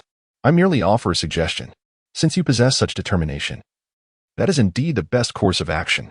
After advising her on her cultivation, Qingli returned to her secluded chamber. Her gaze swept across a sealed training room, where the subtle fluctuations of spiritual energy indicated that senior sister Ning Ran was still in closed-door meditation. It had been over a month. This retreat was notably lengthy. She mused softly to herself before retracting her gaze. At present, she had her own matters to attend to. Retrieving several jars of self-brewed beer from a wine barrel, she pried open the clay seal, and an intense aroma of malt wafted forth. Leaning in to savor the scent, she smiled slightly. Ah, this is the flavor. To encounter a familiar beverage in this foreign realm was a rare comfort. Yet, she pondered whether the spiritual wheat and spring water contributed to the beer being richer and more robust than what she had experienced in her past life. With her lips pursed, the chilled liquid glided down her throat, imparting a slight bitterness followed by a sweet aftertaste. Subsequently, a wisp of spiritual energy was infused into the jar, and an instant chill enveloped it, causing fine frost to crystallize along the walls. Chilled beer, accomplished. Satisfied, she sealed the jar before settling into a meditative posture to commence her cultivation. She retrieved the Xianling jade liquid gifted by Qingxiu, uncorked the bottle, and was immediately greeted by a refreshing fragrance that invigorated her senses and stirred her internal energy. A remarkable elixir. Testing the waters, she consumed 1/3 of it, and as the jade liquid flowed down her throat, it transformed into a surging torrent of spiritual energy that coursed through her limbs. The previously steady stream of energy within her meridians now gathered frenetically towards her dantian. Qingli promptly activated her cultivation technique, guiding the energy in a circulating pattern within her body. Her Xianyin constitution revealed its extraordinary advantages, as the wild spiritual energy within her became as docile as a lamb, gradually being refined and absorbed. 2 days later, as time elapsed, her aura rose steadily. The pinnacle of the 7th stage of the spirit foundation, the 8th stage, mid-8th stage. She slowly opened her eyes, her gaze shimmering like ice crystals, exhaling a breath of cold air. The 8th stage of the spirit foundation had been achieved. Feeling the abundant power within her, she gently clenched her fist, and several ice blossoms coalesced in the air. This breakthrough surpassed her expectations. The efficacy of the Xianling jade liquid was indeed remarkable. She then began to stabilize her cultivation, realizing that consuming the remaining 2/3 of the elixir would likely enable her to transcend into the Xiandan realm without issue. After consolidating her energy, she fully consumed the Xianling jade liquid and prepared to break through to the Xiandan stage. Saint Sovereign, I have completed today's cultivation and will take my leave now. In the sacred hall, Yi Tianfu nodded and gestured for her to go. Xiao Yang clasped his fists and, in the next moment, vanished from the sacred hall. Yi Tianfu's lips twitched slightly. This impudent lad, so eager to rush to Huaiyu Peak once more. A sigh escaped him, for it was hardly a good omen that the future son of the Holy Land of Radiance could be so easily swayed by a woman's influence. How could he possibly entrust the Holy Land to him in the future? Yet, Xiao Yang was undoubtedly a rare talent, a conundrum that left him somewhat perplexed. At that moment, Xiao Yang, having exited the sanctuary, hastened directly towards Huaiyu Peak, inquiring, "Master, do you think Li'er has returned today?" Old Ling remained silent. "Master, you have already posed this question to me numerous times," Old Ling replied, somewhat exasperated. "All right, let me be frank with you. The young lady from the Su family returned this morning." "Really?" Xiao Yang's pupils dilated in surprise, his heart soaring with joy. "Why didn't you tell me sooner, Master?" Chapter 41. The Hall of Souls Impudent Brat. She has only just returned a few days ago. A few days? Merely? Xiao Yang's lips twitched in disbelief. It felt as if several years had passed. He hastened to Huaiyu Peak, greeted Elder Lu Kong, and proceeded to Su Qingli's residence. As he approached the side hall, a wave of chilling air enveloped him, and he noticed a thin layer of frost had formed on the cobblestones beneath his feet. Rubbing his arms for warmth, he looked up to see a figure clad in pure white, wielding a sword in a graceful dance, snowflakes drifting around her. Qingli donned the moonlit robe of the radiant sun's sacred land. Her garments flowed elegantly, and each swing of her sword unleashed a piercing aura of ice. Leaves that fell within her sword's trajectory were cleaved in twain. Most mesmerizing was the icy blue mark between her brows, flickering in tandem with her sword's momentum, reminiscent of a celestial being descended from the heavens. Ah, Xiao Yang gasped, his breath crystallizing in the frigid air. When did Li refine her ice spirit power to such an extraordinary level? Ah, you always laze about. And now even you might find it challenging to surpass this girl, Elder Ling remarked with a hint of reproach. Well, I can only be concerned for Li. Xiao Yang retorted, stepping forward just as Qingli's swordplay shifted. Clang! The ice sword slipped from her grasp, suspended in midair. With a delicate flick of her fingers, the sword's shadow multiplied into countless forms, sweeping across the courtyard. Each snowflake bore a fierce sword intent, sculpting the nearby boulder into an ice sculpture. Xiandan realm. Xiao Yang's eyes widened. Has Li already broken through to the Xiandan realm? He recalled that when Qingli had departed on her mission, she was merely at the 4th stage of the Spirit Foundation. Have you seen enough? Qingli suddenly turned, the ice sword zipping back into her hand. A gentle smile adorned her lips, but her eyes glimmered with frost. If you keep staring, I shall freeze your eyeballs into glass orbs. Xiao Yang dashed forward, yet abruptly halted a few meters from her, feeling as if his feet were encased in lead. Almost instantly, the soles of his shoes were frozen to the ground. What is this? He lamented, hopping on one foot. Li, are you intent on turning me into an ice sculpture? Qingli chuckled, dispersing the cold air with a wave of her hand, and in an instant, spring returned, the ice melting away. She tilted her head, examining Xiao Yang with a charming smile. I was merely trying out a new martial technique. You won't hold it against me, will you, brother Xiao Yang? Cough, cough. How could I possibly bear to blame Li? Xiao Yang scratched his head, grinning foolishly. Upon closer inspection, Qingli noted that even as a fellow practitioner of the Xiandan realm, Xiao Yang's speed had noticeably diminished while she executed the 3rd form of her icy sword rain, frost condensation. Furthermore, the speed at which he was encased in ice had increased significantly, indicating that her newly comprehended techniques were indeed formidable. Li, during your recent mission, did you encounter any challenges? What took you so long to return? Xiao Yang inquired, opening his arms to embrace her. Li, I was so worried about you. Unable to eat or drink. Bang! An ice wall materialized out of thin air, leaving Xiao Yang battered and bruised. Qingli slowly retracted her palm and spoke languidly. Speak plainly. I speak earnestly, Xiao Yang murmured, rubbing his nose.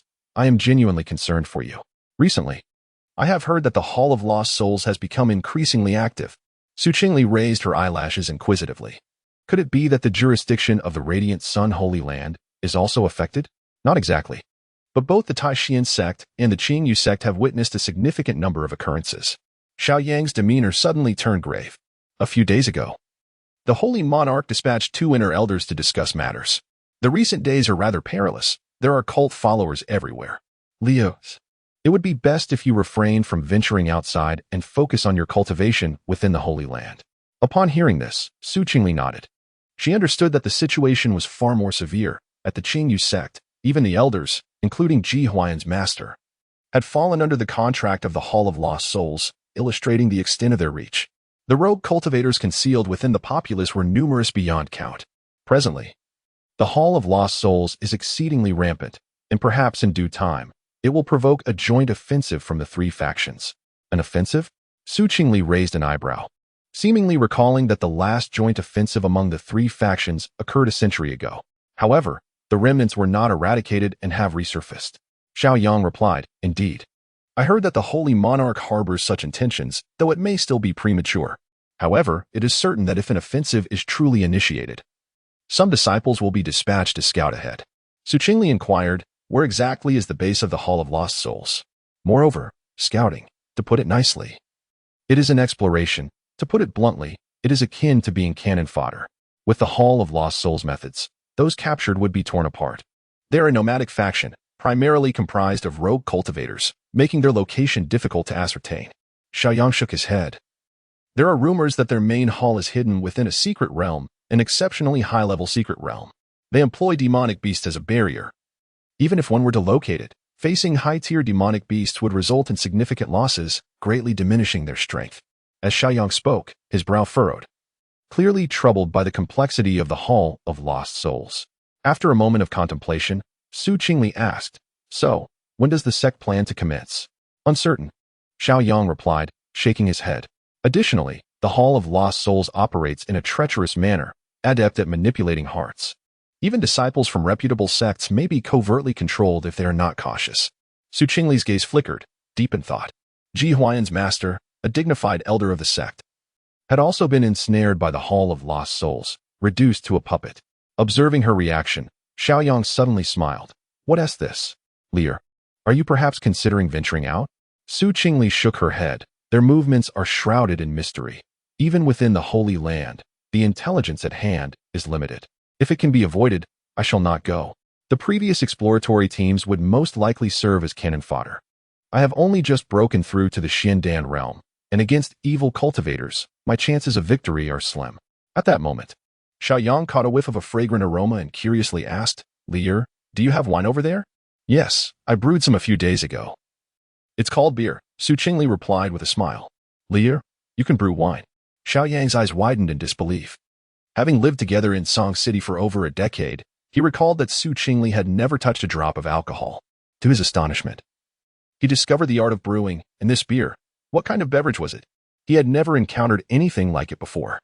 Chapter 42. The intoxicated Xiao Yang gazed in astonishment at the wine jar recently extracted from Su Qingli's hands. "Lear, when did you learn the art of brewing?" He could not help but inquire.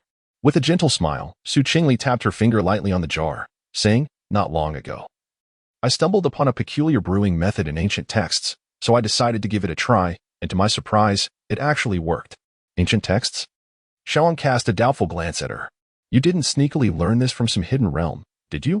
Coughing slightly, she replied, "Of course it's genuine." She couldn't possibly reveal that this knowledge was from her previous life. With a swift motion, she removed the seal from the jar, and immediately, a crisp aroma intertwined with a hint of malt wafted through the air. Xiao Yang inhaled deeply, his eyes lighting up.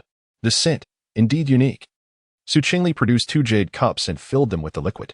The clear, golden yellow liquid rippled gently in the cups, topped with a delicate layer of white foam. "This is called beer, characterized by a refreshing taste with a slight bitterness, yet a sweet aftertaste," she elucidated. Xiao Yang raised his cup and cautiously took a sip. Instantly, a cool and refreshing sensation burst upon his tongue, followed by a mild bitterness that quickly transformed into a touch of sweetness. "What a fine beverage!" he exclaimed, unable to contain his admiration. "This is far more intriguing than those fiery spirits." Su Qingli smiled softly, also taking a delicate sip from her cup. Xiao Yang took a hearty gulp and suddenly pondered aloud, "Lear, weren't you previously averse to alcohol? What has piqued your interest in brewing now?" Su Qingli's eyes flickered momentarily as she replied softly, "I just feel that some experiences must be attempted." As she continued to drink, she suddenly sensed a subtle stirring within her spiritual veins, a peculiar warmth circulating through her meridians. This wine. She stared in astonishment at the liquid in her cup. Could it be that the ingredients derived from the spiritual veins and springs were enhancing her spiritual perception, albeit gently and without harm? Xiao Yang, feeling the shift in his own spiritual energy, clicked his tongue in wonder. "Leo, your brewing skills might just attract the attention of the elders at Dan Ding Peak, and they may not be able to remain seated." With a light laugh, Su Qingli dismissed it, saying, "It's merely a small trick." Xiao Yang took another sip and suddenly chuckled. "However, if you were to sell this wine, I dare say you could amass quite a fortune in spirit stones." "Sell?" Su Qingli raised an eyebrow. I don't have such intentions at the moment." Her brewing of beer had been a whimsical endeavor, and she had not anticipated its success, let alone considered earning spirit stones from it. Perhaps it could yield results. If she found herself with idle time, she might explore it further. "What a pity," Xiao Yang feigned regret, shaking his head. "Otherwise, I could enjoy free drinks." Su Qingli laughed softly. "You, the illustrious disciple of the Saint Monarch, the future Saint's son, lack for coin for drink?" "Indeed," Xiao Yang replied with utmost sincerity. "After all, I still need to save spirit stones for my future bride." Su Qingli paused, her ears turning slightly red as she lowered her gaze to her drink. Choosing not to respond, the fellow. Upon witnessing this, Xiao Yang's smile deepened, and he deliberately leaned closer. "Lear, tell me, what kind of partner should I seek?" Su Qingli cast him an exasperated glance and replied nonchalantly, "With your golden talents and exceptional aptitude, you must be matched with a peerless beauty." "A peerless beauty?" Xiao Yang stroked his chin, feigning contemplation. I think you were right. Qingli, do you think I, cough cough. Su Qingli awkwardly cleared her throat twice to shift the topic. If you enjoy drinking, then drink more. If she didn't stifle this fellow's chatter, she truly feared he might make an awkward confession. With a huff, she chose to ignore him. Xiao Yang chuckled softly, poured himself another glass of wine, and tilted his head back to drink. The night breeze gently caressed them, and after several rounds of drinks, as Su Qingli was sipping her beer, she suddenly noticed that Xiao Yang's gaze had grown distant, and his wine glass was tilted precariously. Xiao Yang? She waved her hand in front of his eyes. This guy couldn't possibly be drunk, could he? Burp. Xiao Yang suddenly let out a loud belch, a strange flush creeping onto his face. Leer. This wine packs quite a punch. Su Qingli felt a bit embarrassed, perhaps due to the spiritual veins and springs. This beer seemed significantly stronger than that of her previous life. To be honest, if she weren't adept at holding her liquor, she suspected she would be feeling quite woozy by now. Staggering to his feet, Xiao Yang wore a serious expression. I am not so easily intoxicated. It's just that your wine is peculiar. As he spoke, he abruptly seized the wine jar. Leer, did you put something in the wine? Su Qingli couldn't help but find his inquiry amusing. Put what? A love charm. Xiao Yang declared with conviction. Otherwise, why does my heart race so when I look at you? Su Qingli, I refuse to take the blame for this. With a sigh, she conceded that this fellow was indeed drunk. She shook Xiao Yang, attempting to rouse him. Xiao Yang, you are truly intoxicated. Nonsense. Xiao Yang asserted earnestly. Leer. Do not fret. I am quite sober. Look, I can still recite the Taoist classics. With that, he began to sway and recite. The Tao that can be spoken is not the eternal Tao. The name that can be named is not the eternal name. Su Qingli facepalmed. That is the Tao Te Ching. Just as she intended to retort, Xiao Yang suddenly lowered his voice conspiratorially. Let me share a secret with you. What secret? She raised an eyebrow, intrigued by the prospect of gossip. Actually, once, I swapped my father's favorite spiritual tea with horse urine, and he drank an entire bowl before realizing. Su Qingli burst into laughter, then gasped. Did Uncle Xiao not beat you to death? He. Xiao Yang grinned. Wiggling his fingers, I ran away quickly. For 3 consecutive days and nights, my father pursued me. Suddenly, as he spoke, he rose unsteadily and struck a pose, declaring, Behold, this is my unique footwork, the drunken immortal steps. Yet, the moment he took a step, he collapsed to the ground with a thud. Su Qingli shook her head, helplessly approaching to assist him, only to hear him mumbling. The ground. It's spinning. It's you who is spinning. Su Qingli felt both exasperated and amused, exerting immense effort to pull him up. With petals adorning his head, Xiao Yang suddenly gazed at her earnestly, stating, You are truly beautiful. Su Qingli's heart skipped a beat. You should head back now. Like the spirit rabbit I raised in Sanqing. Xiao Yang added with a goofy grin. Su Qingli replied, I appreciate it. Unable to maintain her composure, she realized this drunken fellow was truly restless. With a stern expression, she grasped Xiao Yang firmly. Let us go. I'll escort you home. No. Xiao Yang suddenly embraced the nearby pillar. I wish to be sworn brothers with brother pillar. With a muffled grunt, Xiao Yang fainted on the ground. Su Qingli slowly withdrew her hand. At last, the world fell into silence. Chapter 43, Consignment of Beer. The following day, Xiao Yang awoke, rubbing his temples, plagued by an excruciating headache. It took him a considerable amount of time to regain his senses. Hiss. He massaged his temples, struggling to recall the events of the previous night, only remembering that he had shared drinks with Su Qingli. After a few rounds of indulgence, it appeared that something had occurred. Master, what transpired last night? Unable to recollect, he was compelled to inquire of Ling Lao. Oh, Brother Zhuzi has awakened? Ling Lao's voice reverberated in his mind. Xiao Yang. Master, what do you mean? What exactly did I do yesterday? Ling Lao's spirit gradually materialized, leisurely counting on his fingers. Let me think. First, you mentioned that Su In would cast a love curse upon you. Otherwise, why would you feel so enamored upon seeing her? And you also expressed a desire to become sworn brothers with Zhuzi. It seems you even recounted that childhood incident where you exchanged spiritual tea for horse urine with your father. The atmosphere seemed to thicken. Xiao Yang's face turned a deep shade of crimson. That was over a decade ago when he was merely 5 or 6 years old, playful and indulged by everyone. It wasn't until he turned 8 that his cultivation progress stagnated, compounded by the cold glances from his kin and his subsequent self-destructive behavior, leading to a complete personality shift. He never anticipated that this would be brought up. Master, what about Lear? Xiao Yang inquired, his cheeks flushed. He could hardly fathom Su Qingli's reaction from last night. It surely must have disappointed her greatly. What on earth is a love curse? The thought made him wish to slap himself, utterly mortified. Ling Lao smiled gently. Fear not. That girl merely gave you a light tap on the nape of your neck before tossing you back. Is that so? Did I say anything inappropriate? No. You were in a deep slumber.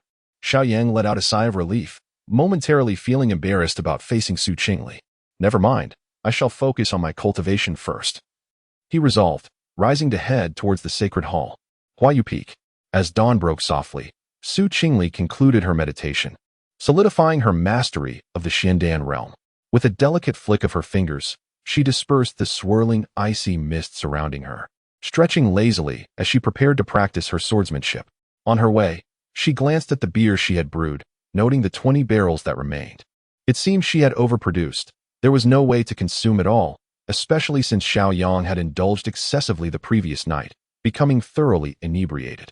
Suddenly, she recalled Xiao Yang mentioning selling it, observing the beer and then her meager supply of spirit stones within her storage ring. She decided it would be wise to exchange some for spirit stones, considering she could never finish it all herself and was not obligated to sell it herself. Boom. At that moment, a thunderous explosion echoed from a distance. Even from afar at Huaiyu Peak, Su Qingli could see a mushroom cloud soaring into the sky. One might mistakenly believe that a cult had invaded. The next instant, her figure vanished. Boom. Another tremendous roar followed, shaking the ground beneath her. She stood before the gates of Danding Peak, gazing into the distance at the billowing smoke and the intermittent sounds of explosions, lost in contemplation. When it comes to sales prowess, no place in the sacred land can rival Danding Peak, where the demand for elixirs far exceeds the supply. She quietly took 2 steps back, observing a cultivator in the distance with a wild explosion of hair and a face smeared with soot, her eyes narrowing slightly. That must be Tianming, the direct disciple of Danding Peak, right? After stopping a fellow disciple on the path, she inquired, Excuse me, is that person Brother Chen from Danding Peak? The disciple glanced up and replied calmly, Oh, that's Brother Chen. He just had another furnace explosion. Su Qingli again? The disciple sighed. That's the 7th time this month. You get used to it. Su Qingli, is the living environment at Danding Peak really that harsh? These individuals seem unfazed by any commotion. After a moment's hesitation, she approached Tianming. Upon getting closer, she found him squatting on the ground, lamenting over the charred remnants of an alchemical furnace. Brother Chen? Su Qingli tentatively called out. Tianming looked up, revealing a face covered in soot, with only the whites of his eyes standing out distinctly. Who are you? I am Su Qingli from Huaiyu Peak, she introduced herself. After a moment of contemplation, Tianming suddenly clapped his hands. Oh, so you are the most beautiful person in the sacred land. The most beautiful? Su Qingli's lips twitched. When did such a title come about, and why was she unaware? Tianming stood up, brushing off the soot from his robes. Although I do not venture out often and spend my days refining elixirs at the peak, I am somewhat aware of affairs within the sacred land. Come, let us converse in my side hall. After a while, Tianming changed into clean robes and offered her a teacup. Now, tell me, what brings you to seek me? Junior sister? Seeing this, Su Qingli took out a jar of beer from her storage ring. Would you like to try this, brother?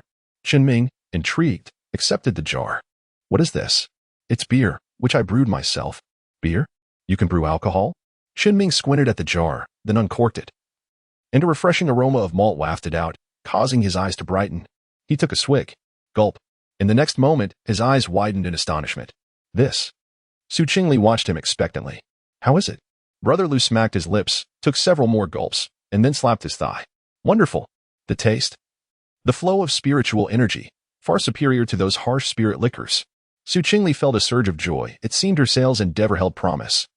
Seizing the opportunity, she pressed on. Brother, I brewed quite a bit and can't finish it all myself. Would you assist me in selling it? Tianming stroked his chin in thought. That could work, but this beer needs a catchy name. At that moment, several curious disciples suddenly gathered around.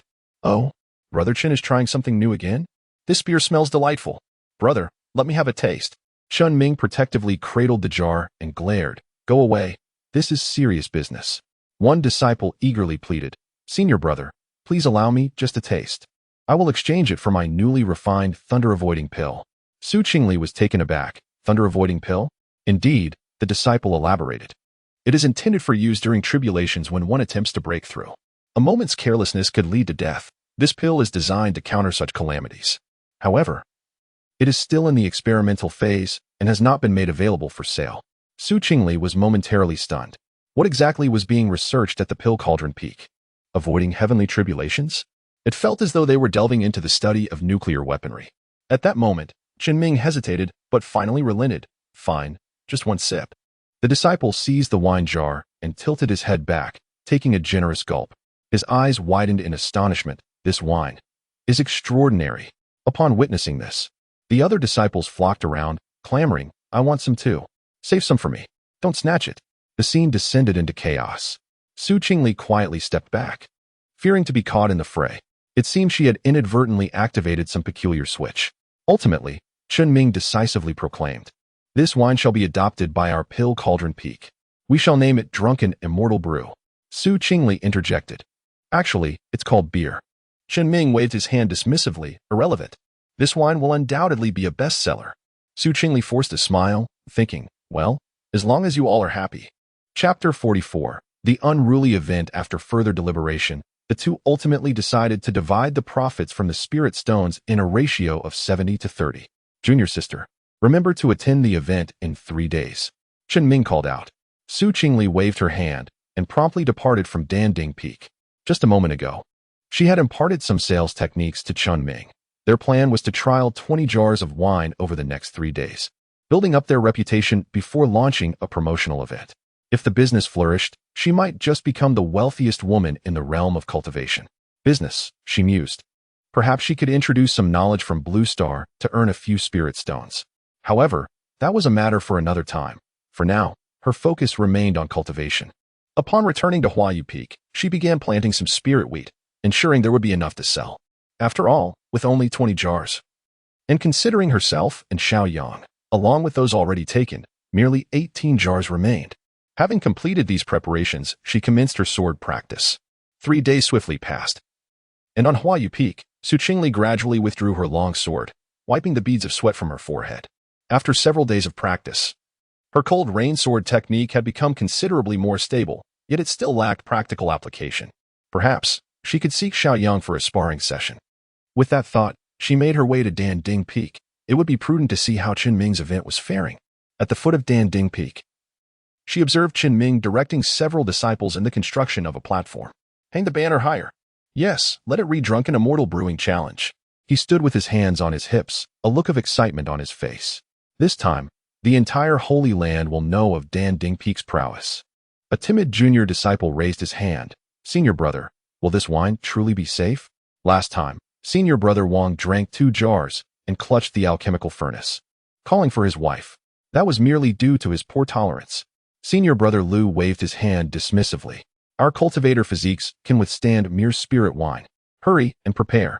Yes, sir. Meanwhile, as Qingli arrived, she noticed a conspicuous banner at the center of the Danding Peak Plaza. A smile crept onto her lips. This fellow is quite adept. She approached and retrieved several jars of wine from her storage ring. Senior brother Chun, these are the leftovers from our last brew. If you find it insufficient, we may need to wait a few days. Seeing this, Tianming arranged the jars with a grin. That's ample. Worry not, junior sister. Watch how I achieve great sales. Qingli smiled in silence. Moments later, Tianming stood atop the hastily constructed platform, holding a jar of beer aloft, and passionately announced, today, the inaugural Drunken Immortal Spirit Brew Challenge at Danding Peak officially begins.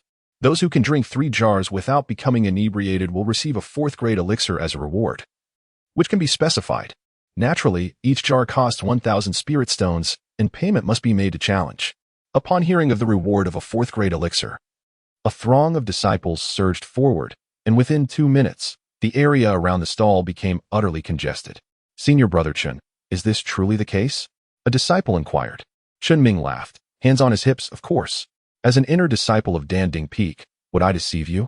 At this, the crowd erupted in excitement, with cultivators eagerly preparing to participate. 3 jars? Senior brother, you underestimate us. I can drink 20. Haha, I have tasted this wine. Its potency is no trifling matter. Make sure not to cry for your mother later. Nonsense. This is akin to a freely given 4th-grade elixir. Let me partake. I want to join in. Come, come. The game is afoot. Let us wager on who can endure until the end. Qingli stood to the side, her eyelids twitching. Senior brother Qin. Is this activity not a tad excessive? For some inexplicable reason, she harbored a sense of foreboding.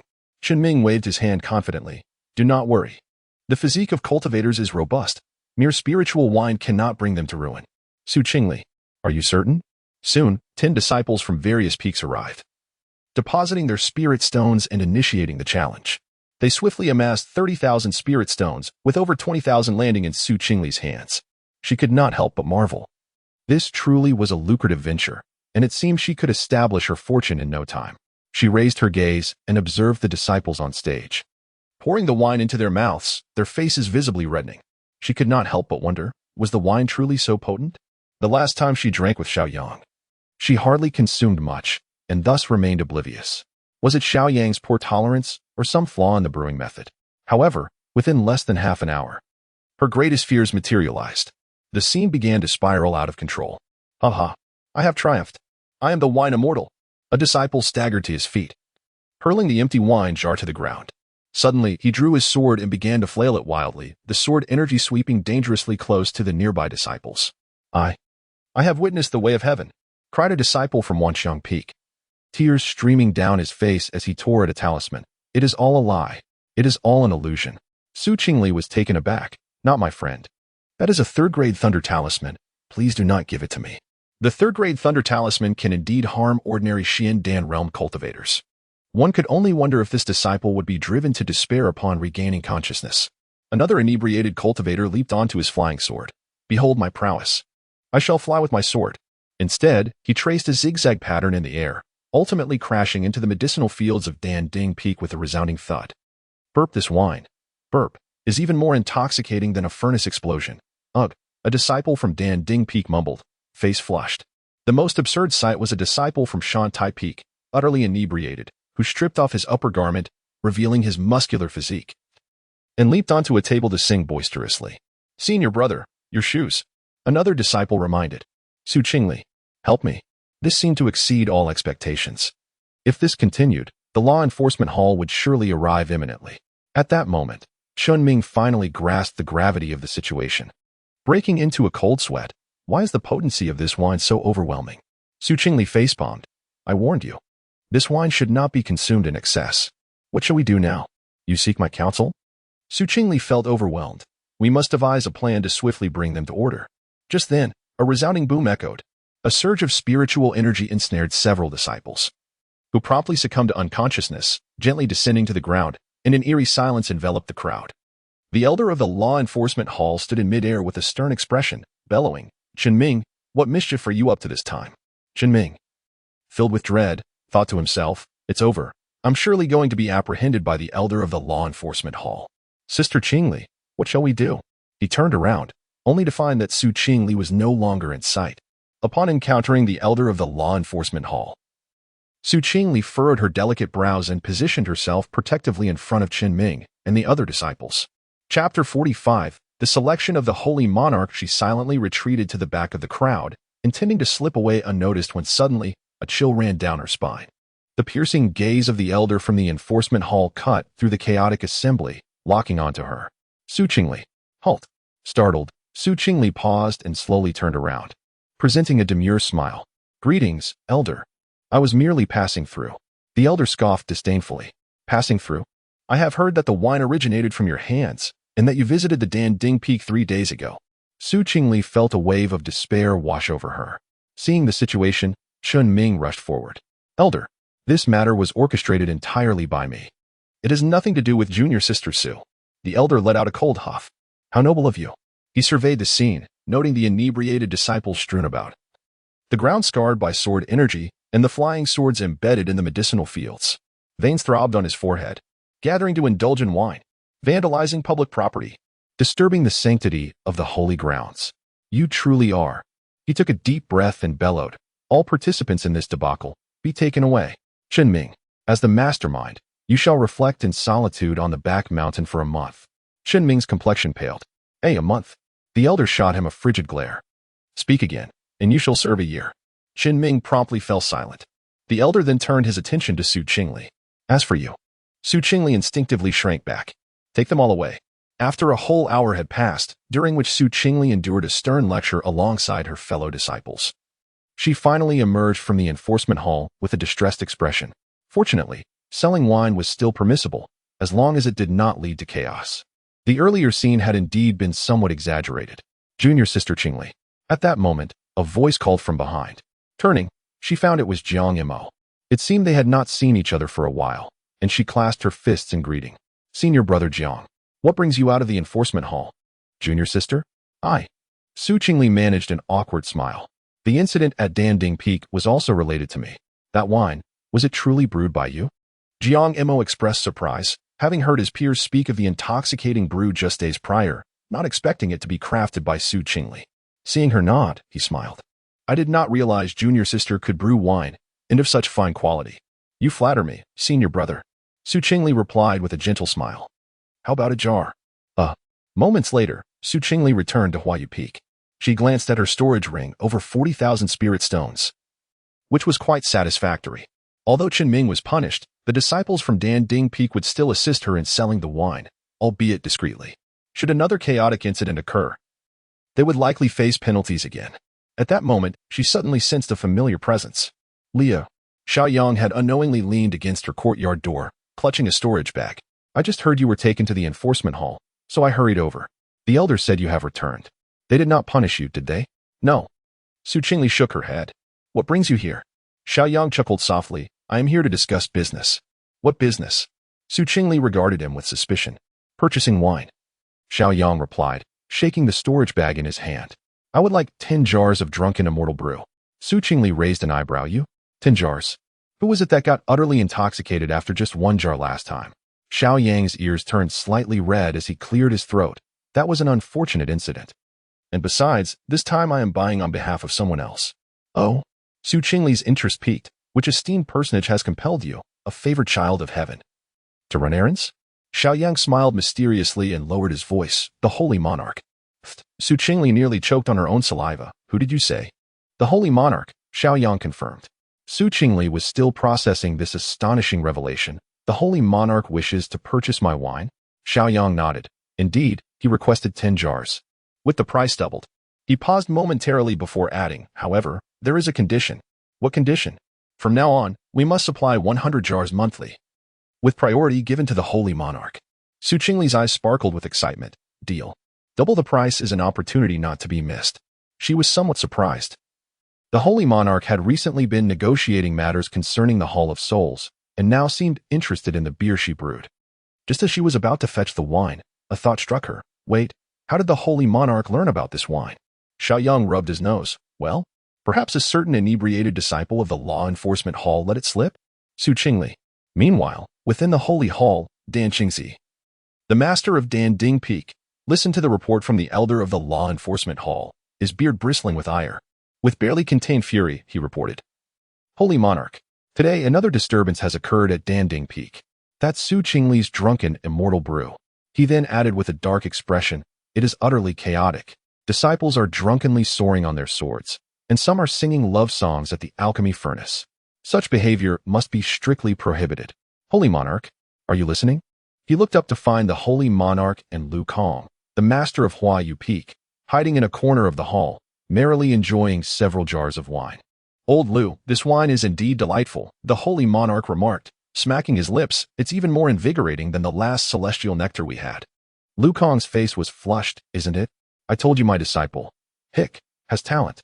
Not bad, but still lacking compared to me. In my prime, during the grand tournament of the 100 sects, I single-handedly faced 3 opponents, sending that so-called sect from the Kangwu ancient domain fleeing in disarray. What a spirited time that was. Indeed, when the Holy Monarch claimed second place, who, Hick, dared to claim first? Precisely. The elder of the law enforcement hall, Master Danding Peak. The two exchanged glances, both supporting their foreheads in exasperation. It's over. Even the Holy Monarch has succumbed. Dan Qingzi looked at the Holy Monarch and tentatively clasped his fists. Holy Monarch, what do you think of this matter? The Holy Monarch Tianfu cast a displeased glance at him and remarked, Dan Qingzi, at your age, why bother quarreling over such trifles with the younger generation? Come. Let us all partake in this exquisite wine. Dan Qingzi, his expression darkening, retorted, Your Majesty. Such actions make it quite challenging for me. Oh, do relax. The holy monarch pressed a jar of wine into his hands. You oversee Danding Peak daily. You must occasionally indulge in the pleasures of life. He reminisced about the days of his youth, filled with carefree elegance. However, since assuming control of the Holy Land, he had been perpetually occupied, toiling endlessly. It seemed an eternity had passed since he had the luxury to savor fine wine in peace, and what a delightful vintage it was. 15 minutes later. Let me tell you, in those days, I single-handedly battled against the 10 greatest masters of the demon sect. The elder of the law enforcement hall's face flushed with fervor as he spoke passionately. Nonsense. It was I who assisted you from the sidelines. Dan Qingzi interjected, furrowing his brow as he pounded the table in rebuttal. Otherwise, you would have perished from exhaustion long ago. At that moment, Lu Kong had already reclined in a corner, soundly asleep. Chapter 46, Homecoming. In the sacred land of Huiyang at the rear mountain. Junior sister, is this truly the case? Indeed, it is true. Since senior brother does not object, I shall impart to you the method of brewing the Xian liquor, replied Su Qingli with a gentle smile. Shen Ming's eyes sparkled with excitement as he nodded vigorously. Moments ago, Su Qingli had sought him out at the back mountain to share the brewing technique of the Xian with the selling prowess of Danding Peak. They were sure to reap significant profits. Rubbing his hands together, Shen Ming chuckled. However, junior sister, this endeavor will require the assistance of many fellow disciples. And we must also allocate a portion of the spiritual fields to cultivate spirit wheat. How about we split the profits 50-50? Agreed. Su Qingli smiled sweetly. Although the cost of brewing beer was minimal, being able to act as a hands-off manager without engaging in the labor of cultivation or brewing was quite agreeable. This would afford her more time for diligent training. She could simply approach Dan Qingzi later to collect her share. Having finalized their agreement, Su Qingli set off to return to Huaiyu Peak. As she passed the main hall, she couldn't help but glance around. She had yet to see their master for several days. Senior sister Ning Ran had also been in seclusion, remaining unseen. Alone atop the peak, Su Qingli began to understand Ning Ran's earlier sentiments. Upon her arrival, she had often complained of boredom. Now, with solitude enveloping her, the peak felt rather dull. Perhaps I should focus on my training. Su Qingli mused, shaking her head as she prepared to head to the side hall to continue her practice. At that moment, a soft breeze swept past her. My disciple, do you seek me for something in the main hall? Lu Kong appeared behind her, hands clasped behind his back, speaking slowly. Su Qingli quickly bowed. Master. Well, as if summoned by my very name, she thought. The disciple has no urgent matters. I was merely curious as to your absence these past few days. Ahem. Lu Kong coughed awkwardly. Recently, affairs in the sacred land of Huiyang have been rather complicated. I have been assisting the holy monarch and have not been present at Huaiyu Peak. He certainly could not confess that he had merely been drinking with the holy monarch these past days. Thank you for your efforts, master. Su Qingli replied with a fist salute. I shall return to my training. Wait, Lu Kong called after her. Disciple, if you find yourself with free time in the coming days, do consider visiting home. Su Qingli raised an eyebrow, surprised. She had only been at the sacred land for a mere 3 months, and now she was permitted to visit home? Perhaps sensing her confusion, Lu Kong explained. As a direct disciple, you are afforded the privilege to return home at will, though it should not be too frequent. You will need to return to the sacred land in 7 days. Su Qingli nodded. I understand, master. Given that she had felt somewhat stifled in her training recently, this would be a perfect opportunity to take a short trip home. She could stay for approximately 3 days, accounting for travel time. After receiving a few more reminders from Lu Kong, she returned to the side hall to gather her belongings and then descended the mountain to await the spiritual sailboat at the entrance of the sacred land. As a cultivator, one could only soar through the skies upon reaching the soul travel realm. For now, she still required transportation, which was somewhat inconvenient. Gazing at the distant spirit sailboat gliding towards her, she couldn't help but sigh. It was time to focus on her cultivation. Suddenly, a familiar sound of footsteps reached her ears from behind. What a coincidence, liar. Xiao Yang had appeared at her side, a smile playing on his lips. Are you also returning home to visit family? Su Qingli raised an eyebrow. Xiao Yang? Weren't you training with the holy monarch? Are you heading back too? Xiao Yang shrugged. My father sent a message, indicating there are important matters to discuss. He paused, casting a meaningful glance in her direction. Besides, traveling with you, liar, is bound to be far from dull. Su Qingli huffed softly.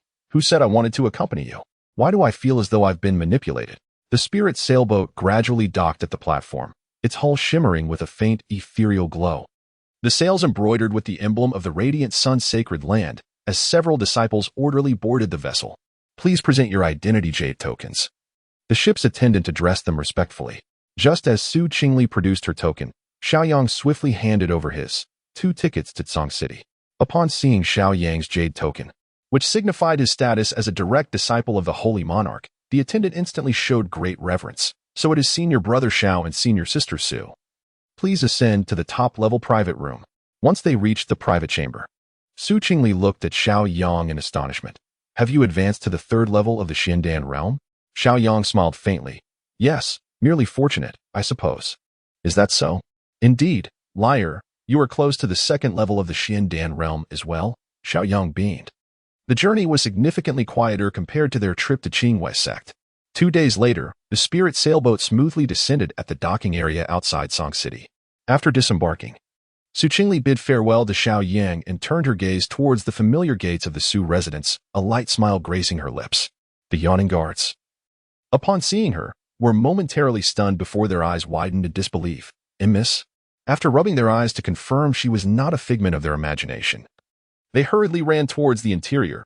Clan leader, Madam, the Miss has returned from the sacred land. The shout echoed into the inner courtyard, startling the spirit sparrows in the trees into flight. Soon, Su Qingli found herself in the great hall, where she spotted the figures of Su Changzhou and Jiang Lan. Father, Mother, she respectfully greeted them. Oh, my dear daughter. Jiang Lan dashed forward, enveloping Su Qingli in a heartfelt embrace. It's been months since we last saw each other. You've grown even more radiant. Look at this little face, it's so sharp. Cough, cough, mother. Su Qingli's face flushed crimson. You're choking me. Jiang Lan hurriedly released her, scrutinizing her daughter. Why have you returned so suddenly? Did you face any grievances at the sacred land? Su Qingli adjusted her attire and smiled.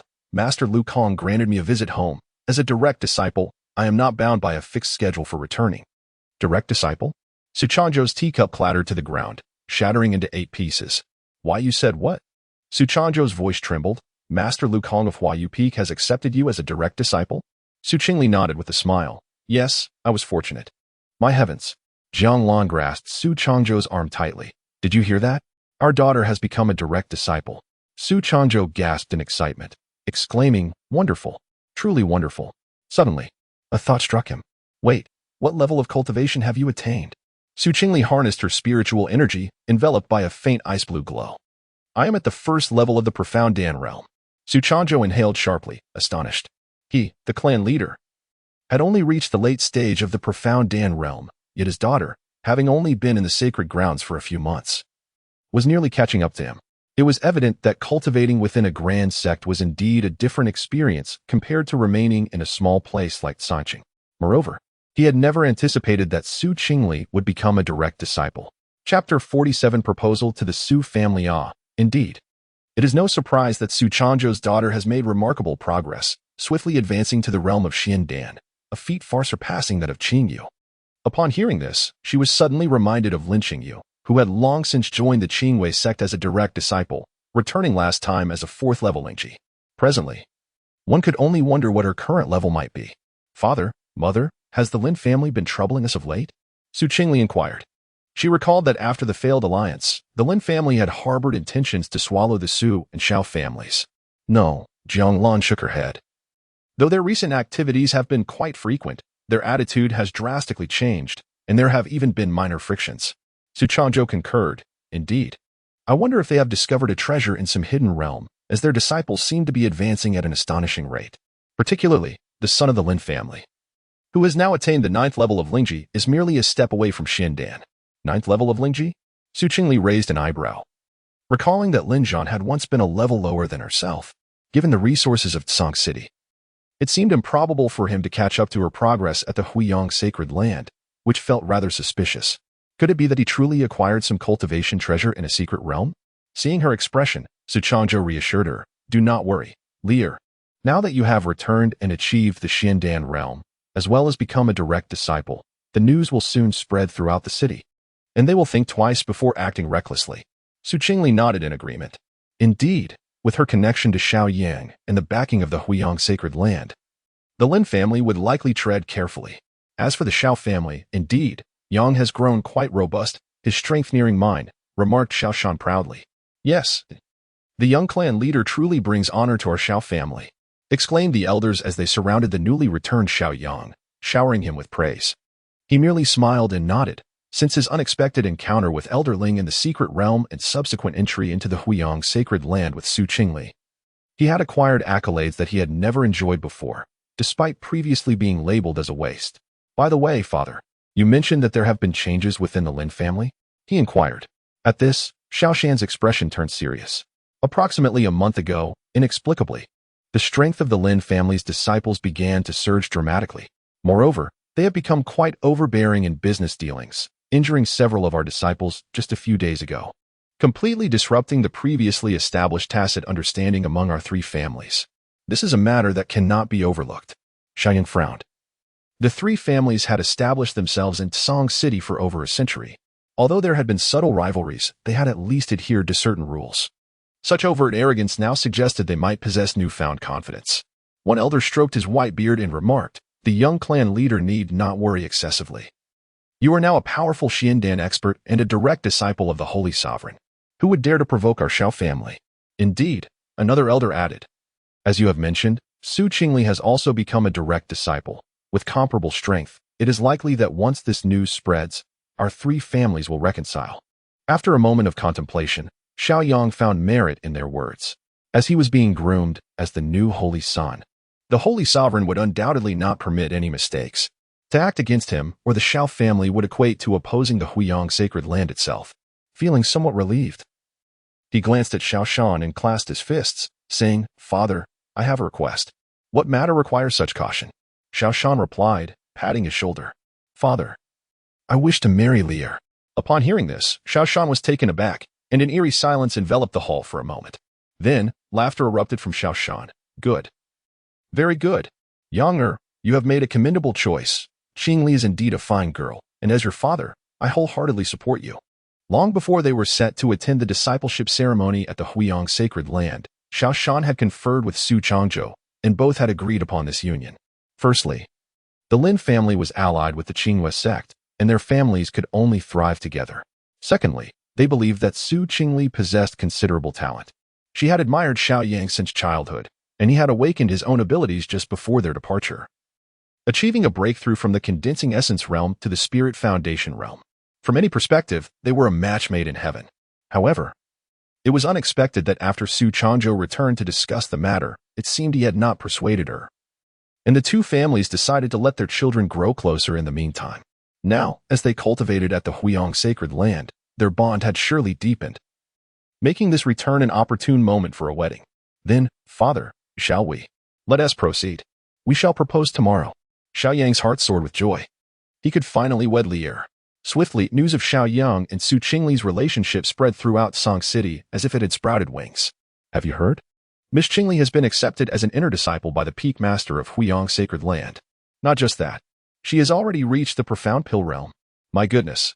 It's only been a few months. Young Master Xiao is impressive as well.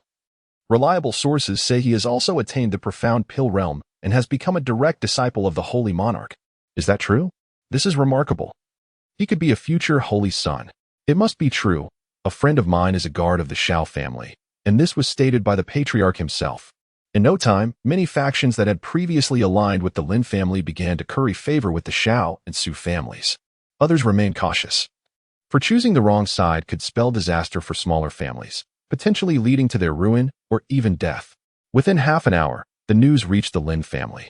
In the guest room, Lin Yuanming, the patriarch of the Lin family, furrowed his brow, tapping his fingers on the table, lost in thought. Lin Zhan spoke up, "Father, even if they are backed by Huiyang's sacred land, our Lin family's overall strength surpasses theirs by a significant margin. What is there to fear? Foolishness. Xiao Yang is now a direct disciple of the Holy Monarch. If we provoke him, the Lin family will face utter ruin." Lin Yuanming reprimanded, his frustration boiling over at his son's impulsive thinking. All Lin Zhan could think about was how to overpower the Xiao and Su families, eliminate Xiao Yang, and reclaim Su Qingli. Silenced by his father's wrath, Lin Zhan felt a deep-seated fear of Lin Yuanming. Moments later, a sigh echoed in the room. Lin Yuanzhou waved his hand. "You may leave for now. Father, Leave. Yes. With a loud bang, the door closed, and Lin Yuanming coldly commanded, come out. In the next moment, a spectral shadow gradually materialized, bearing a sinister smile. Lin Yuanming, do not forget the promise you made. The Hall of Souls has assisted your Lin family, but such aid does not come without a price. Humph, I am well aware. I shall fulfill my obligations. That would be most desirable. Otherwise, you are aware of the consequences. With that, the shadow slowly faded from the guest room. Lin Yuanming gazed out the window, letting out a heavy sigh. Rain, my apologies. Your father can no longer turn back.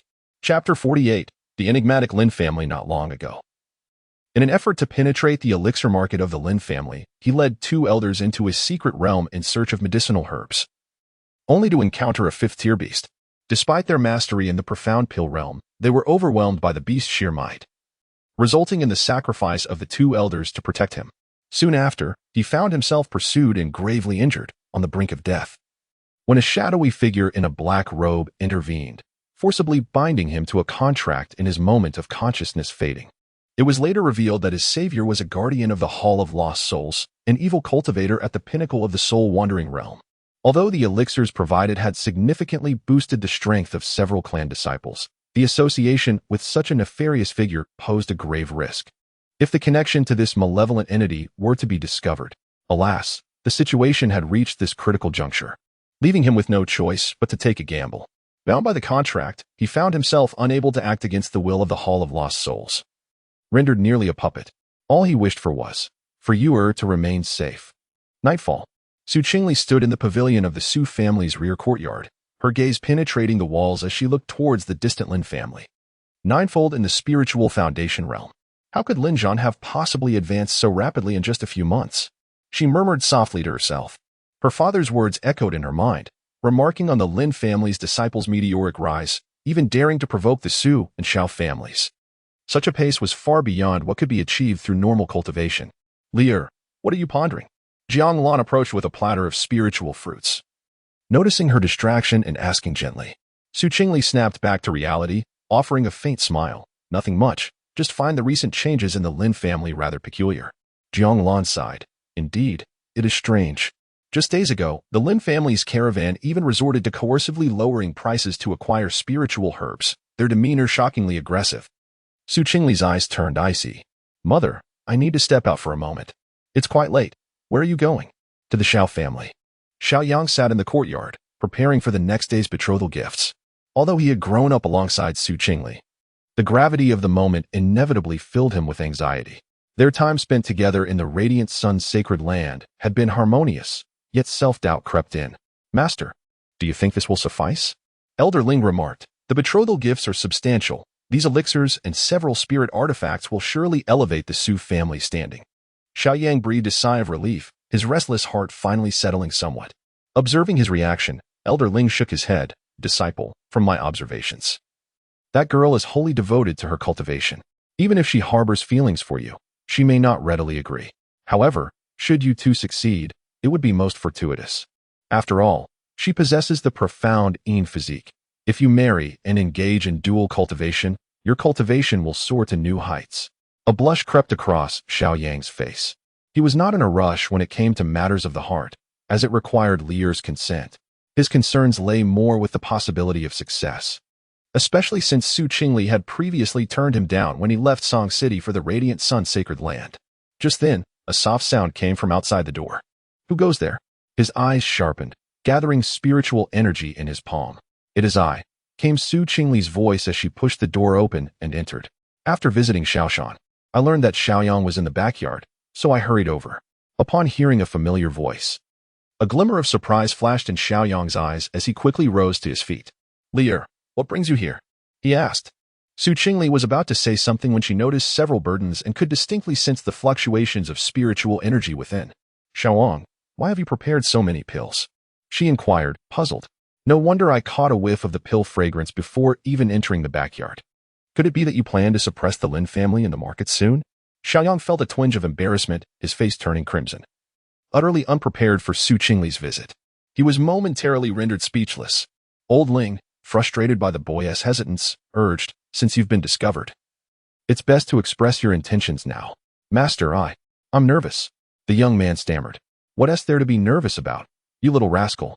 Ling chided. After a long pause, Xiao Yang finally managed to utter, well, these are intended for sale in the Xiaojiao market.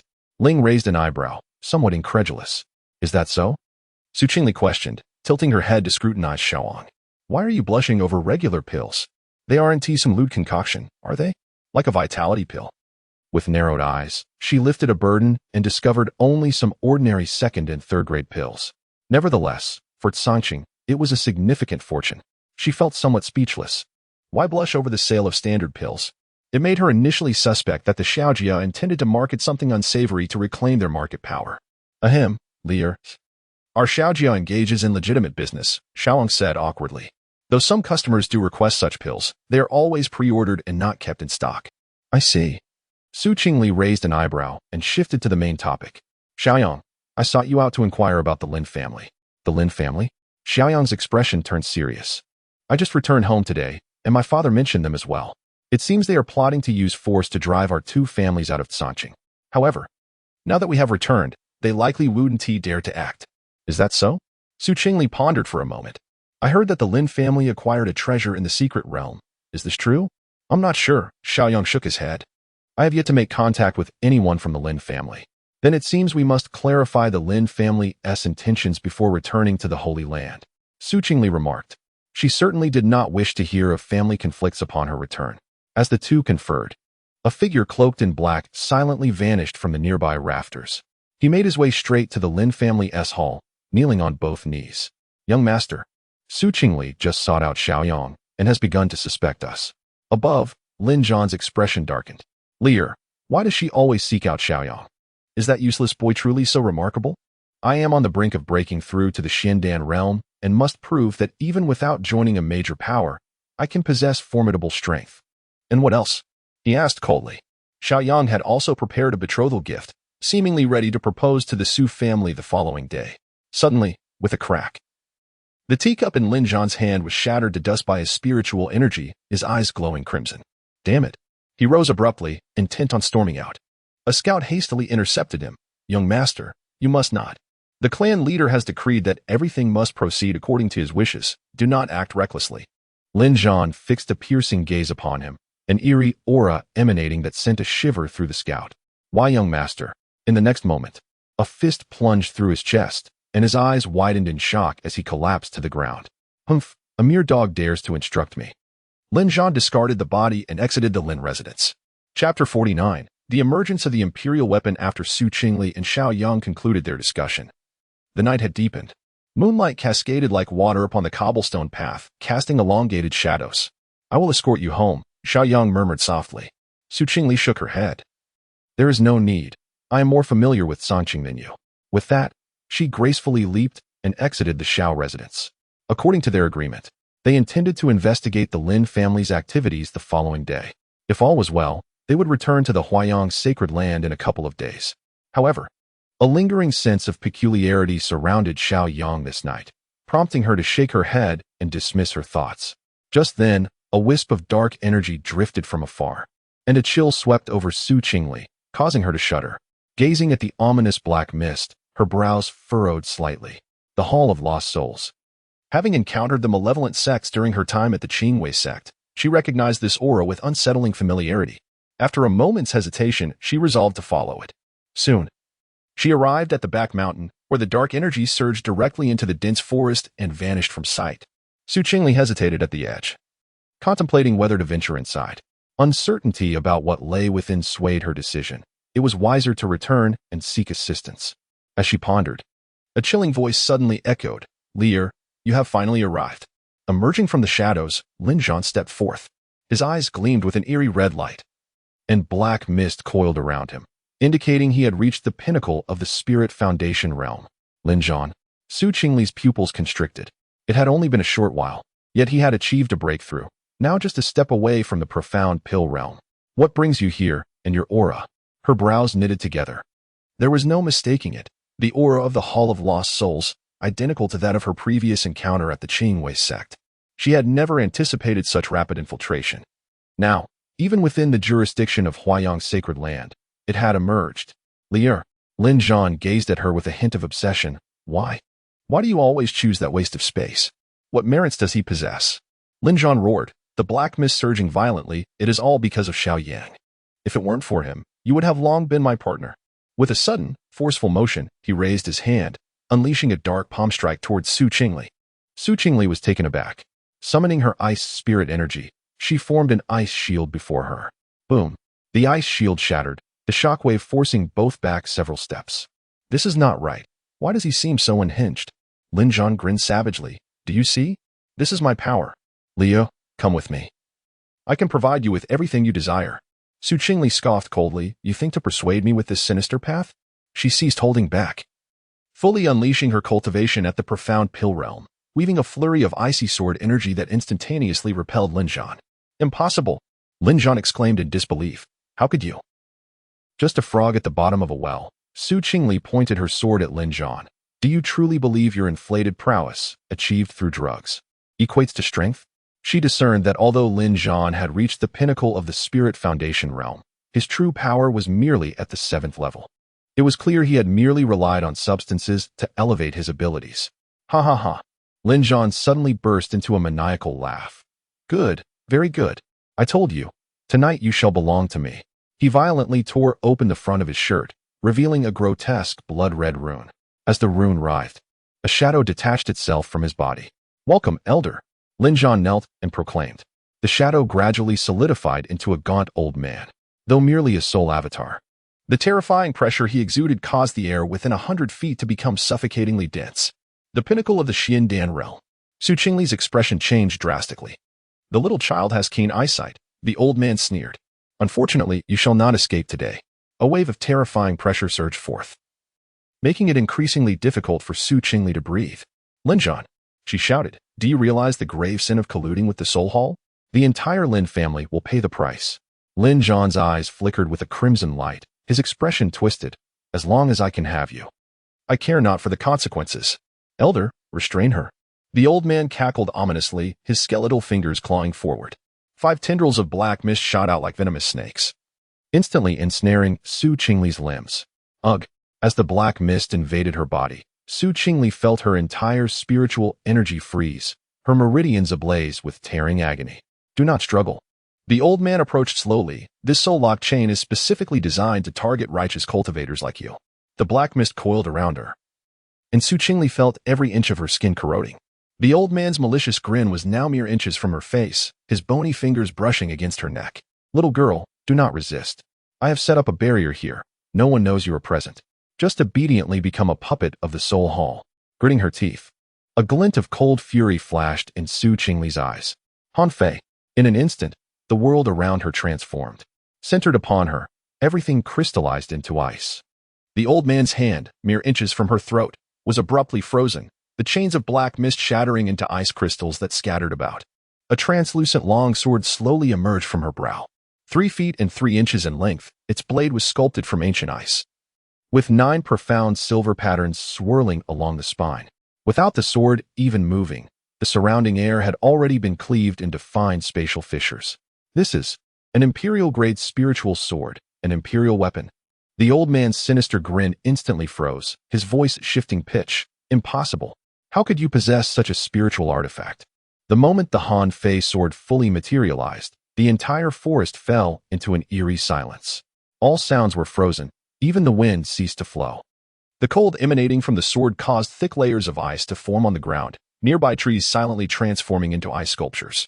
As Su Qingli grasped the hilt of the sword, she felt her blood surge. It was her first time wielding the Han Fei after obtaining it. The might of an imperial weapon was evidently not something easily mastered, even at the Xiandan realm. With her silver teeth clenched, she held the sword with both hands and struck towards the old man. Buzz, there were no resplendent sword lights, no thunderous roars. Only a gossamer line of ice slicing through the air. The old man, in terror, discovered that all the defensive spells he conjured were as fragile as paper before this delicate line of ice. He retreated frantically, simultaneously summoning his protective spiritual artifacts. The first, the Xian iron shield, shattered. The second, the diamond bracelet, crumbled. The third, as the icy tendril made contact with his body, the elder emitted a scream that was far from human. His right arm, shoulder, and a portion of his torso vanished silently. as if erased by an unseen eraser from a pencil drawing. There was no blood at the wound, only glistening ice crystals slowly spread. Ah, wretched little creature, I shall make your existence a living hell. The elder's remaining form retreated wildly, and amidst the swirling dark mist, it began to consume the essence of the creatures in the forest. Trees withered, birds and beasts collapsed, instantaneously turning into desiccated husks. Qingli knelt on one knee, the cold chi sword embedded in the ice to support her frail body. That strike had nearly drained her of all spiritual energy, sending searing pain through her meridians. Coughing, a mouthful of blood splattered onto the ice, instantly freezing into a blood crystal. In the distance, the elder, drawing upon the devoured essence, reformed his shape. Though his aura had diminished, his murderous intent intensified. To have wounded me, you have every reason to be proud. He spoke ominously, his hands weaving a strange seal. Were it not for my true form being unable to arrive, I would not have needed to rely on this pinnacle soul clone of the Xiandan realm. How could you have injured me otherwise? But the game must come to an end. Suddenly, the sky darkened, and countless vengeful spirits surged from the ground, forming a colossal skull in the air. She attempted to raise her sword to block, only to find that her body harbored little spiritual energy left to command the cold chi. The shadow of death loomed overhead. At that moment, she suddenly turned her gaze to Lin Zhan, who stood frozen beside her. Gritting her teeth, a resolute glimmer crossed her eyes. Lin Zhan, she softly called, her voice weak yet clear. Are you truly willing to see me perish? This statement acted as a key, swiftly unlocking Lin Zhan's mind, which had been clouded by dark sorcery. He trembled violently, the crimson light in his eyes ebbing like a receding tide. Leah, Lin Zhan remained rooted in place, seemingly stunned by the scene. I do not wish for this. Chapter 50. Proposal. Qingli wore a bitter smile, her white garments stained with crimson, resembling a plum blossom wilting in the snow. Her voice trembled, echoing the plaintive cry of an injured creature. Did you not once vow to protect me? Lin Zhan shuddered, the flicker of red in his eyes wavering. He lifted his gaze, only to find Qingli's countenance as pale as parchment, a trickle of blood trailing from her lips, accentuating her ethereal beauty. Her disheveled hair fell loosely, with damp strands clinging to her cheeks, adding to her desolation. Enough. Qingli shook her head. If my demise can restore your sanity, then it would be a worthy sacrifice. You must understand, in Tianshu domain, collusion with the Hall of Lost Souls is a capital offense. Turn back. Her once cold eyes now fluttered half-closed, long lashes trembling as if striving to maintain the last vestige of consciousness. Each faint breath drew upon her injuries, causing her brow to furrow involuntarily, her fingertips digging into her palm, yet her body continued to tremble uncontrollably. Unbeknownst to her, Lin Zhan's breaths grew rapid. Indeed, he had always harbored affection for Qingli. He merely sought to possess the heart of his beloved. Why, oh why, had things come to such a pass? From afar, the elder bellowed in rage, Fool! She is bewitching you. Yet Lin Zhan found himself ensnared in turmoil. No, this is not the outcome I desire. Leah. The crimson hue in his eyes gradually faded. Influenced by Lin Zhan's turmoil, the elder's soul, a mere fragment residing within Lin Zhan, became unable to move. Enraged, he scolded. You incompetent fool! If you allow her to escape and jeopardize the hall's affairs, you will bear the weight of 1,000 deaths. Stop! Silence! Lin Zhan roared. I only wish to possess Leah. You shall not harm her. Humph! The elder's face darkened, yet he found himself at an impasse. Reluctantly, he acquiesced. Fine. I shall not kill her, but a contract must be signed. Right now. Seizing the opportunity, Qingli surged forth, the Hanfei sword once again ablaze with radiance. This time, however, it was not aimed at Lin Zhan or the elder, but rather cleaved through the fabric of space behind her. With a resounding crack, a rift was torn in the air, and she leapt into it without hesitation. No. The elder screamed, attempting to pursue her but was thwarted by his grievous injuries. Lin Zhan stood frozen, watching the direction from which Qingli had vanished, a solitary tear tracing down his cheek. On the other side of the spatial rift, Qingli tumbled to the edge of a small stream. Coughing violently, she expelled a mouthful of blood, her complexion as pale as the moonlight. The forceful second use of the Hanfei had exacerbated her wounds. More dire still, the backlash from the Hanfei sword began to take its toll, her meridians feeling as if pierced by 1,000 needles. I must heal swiftly. She laboriously rose to her feet, surveying her surroundings. It appeared to be a secluded forest outside the Tsang city, a temporary sanctuary. Retrieving a healing elixir from her spatial ring, she consumed it, and began to meditate. However, as she attempted to channel her spiritual energy, she could not help but spit out another mouthful of blood. In her heart, she marveled at the formidable power of the imperial-grade spiritual weapon, realizing it was far beyond her current capacity to wield. Having only just broken through to the Xiandan realm, merely once, before fully unleashing its formidable power, it drained all the spiritual energy within. Yet, the might was unmistakable.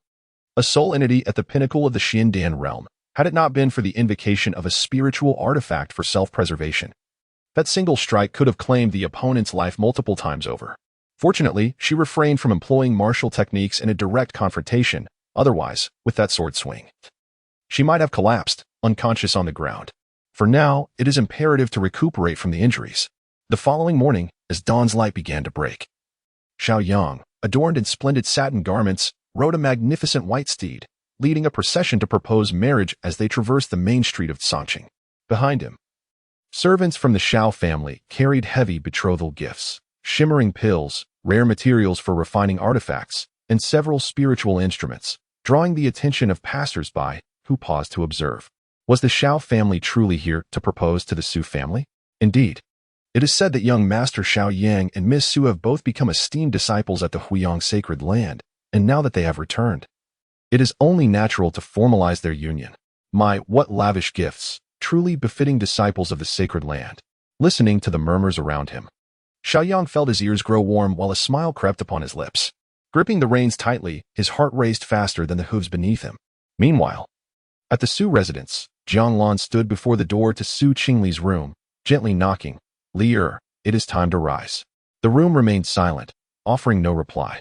With a resigned smile, Jiang Lan spoke softly. Xiao Yang has come to propose. You can't keep him waiting, can you? Your feelings are well known to me. In the past, it was due to Xiao Yang's engagement with the Lin family, but that is now behind us. You both have been training at the Huiyang sacred land. There is no need for you to feel shy at this moment. After a while, still no answer came. This child Jiang Lan shook her head and pushed the door open. If you do not wake up soon, I will have to. Her words trailed off.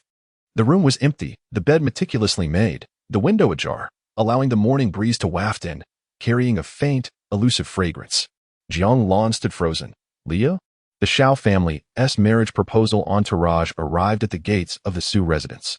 Xiao Yang dismounted gracefully, adjusted his attire, and took a deep breath as he approached. Su Changzhou had already received word and came out to greet him, exclaiming cheerfully, "Young Master Xiao Yang, you are indeed early." Xiao Yang bowed respectfully. Uncle Su. His gaze involuntarily drifted toward the interior of the residence. Is Qingli? Su Changzhou patted his shoulder reassuringly. Do not worry. That girl won't escape. Turning to the steward, he instructed, please summon the young lady. The steward hurried off but soon returned alone, whispering a few words into Su Changzhou's ear, causing his smile to falter. What? She is not here? Xiao Yang's heart skipped a beat. Qingli? At that moment, Jiang Lan rushed in, exclaiming in exasperation, Lear has left at some unknown time. And we have no word of her whereabouts. Silence enveloped the surroundings. Su Changzhou chuckled awkwardly, attempting to ease the tension. This child must be feeling anxious. Young master, do not take offense. Let us proceed inside for tea, and we can discuss matters further upon her return. Xiao Yang gazed at the desolate entrance of the residence, suddenly chuckling softly. Lear, is she perhaps shy?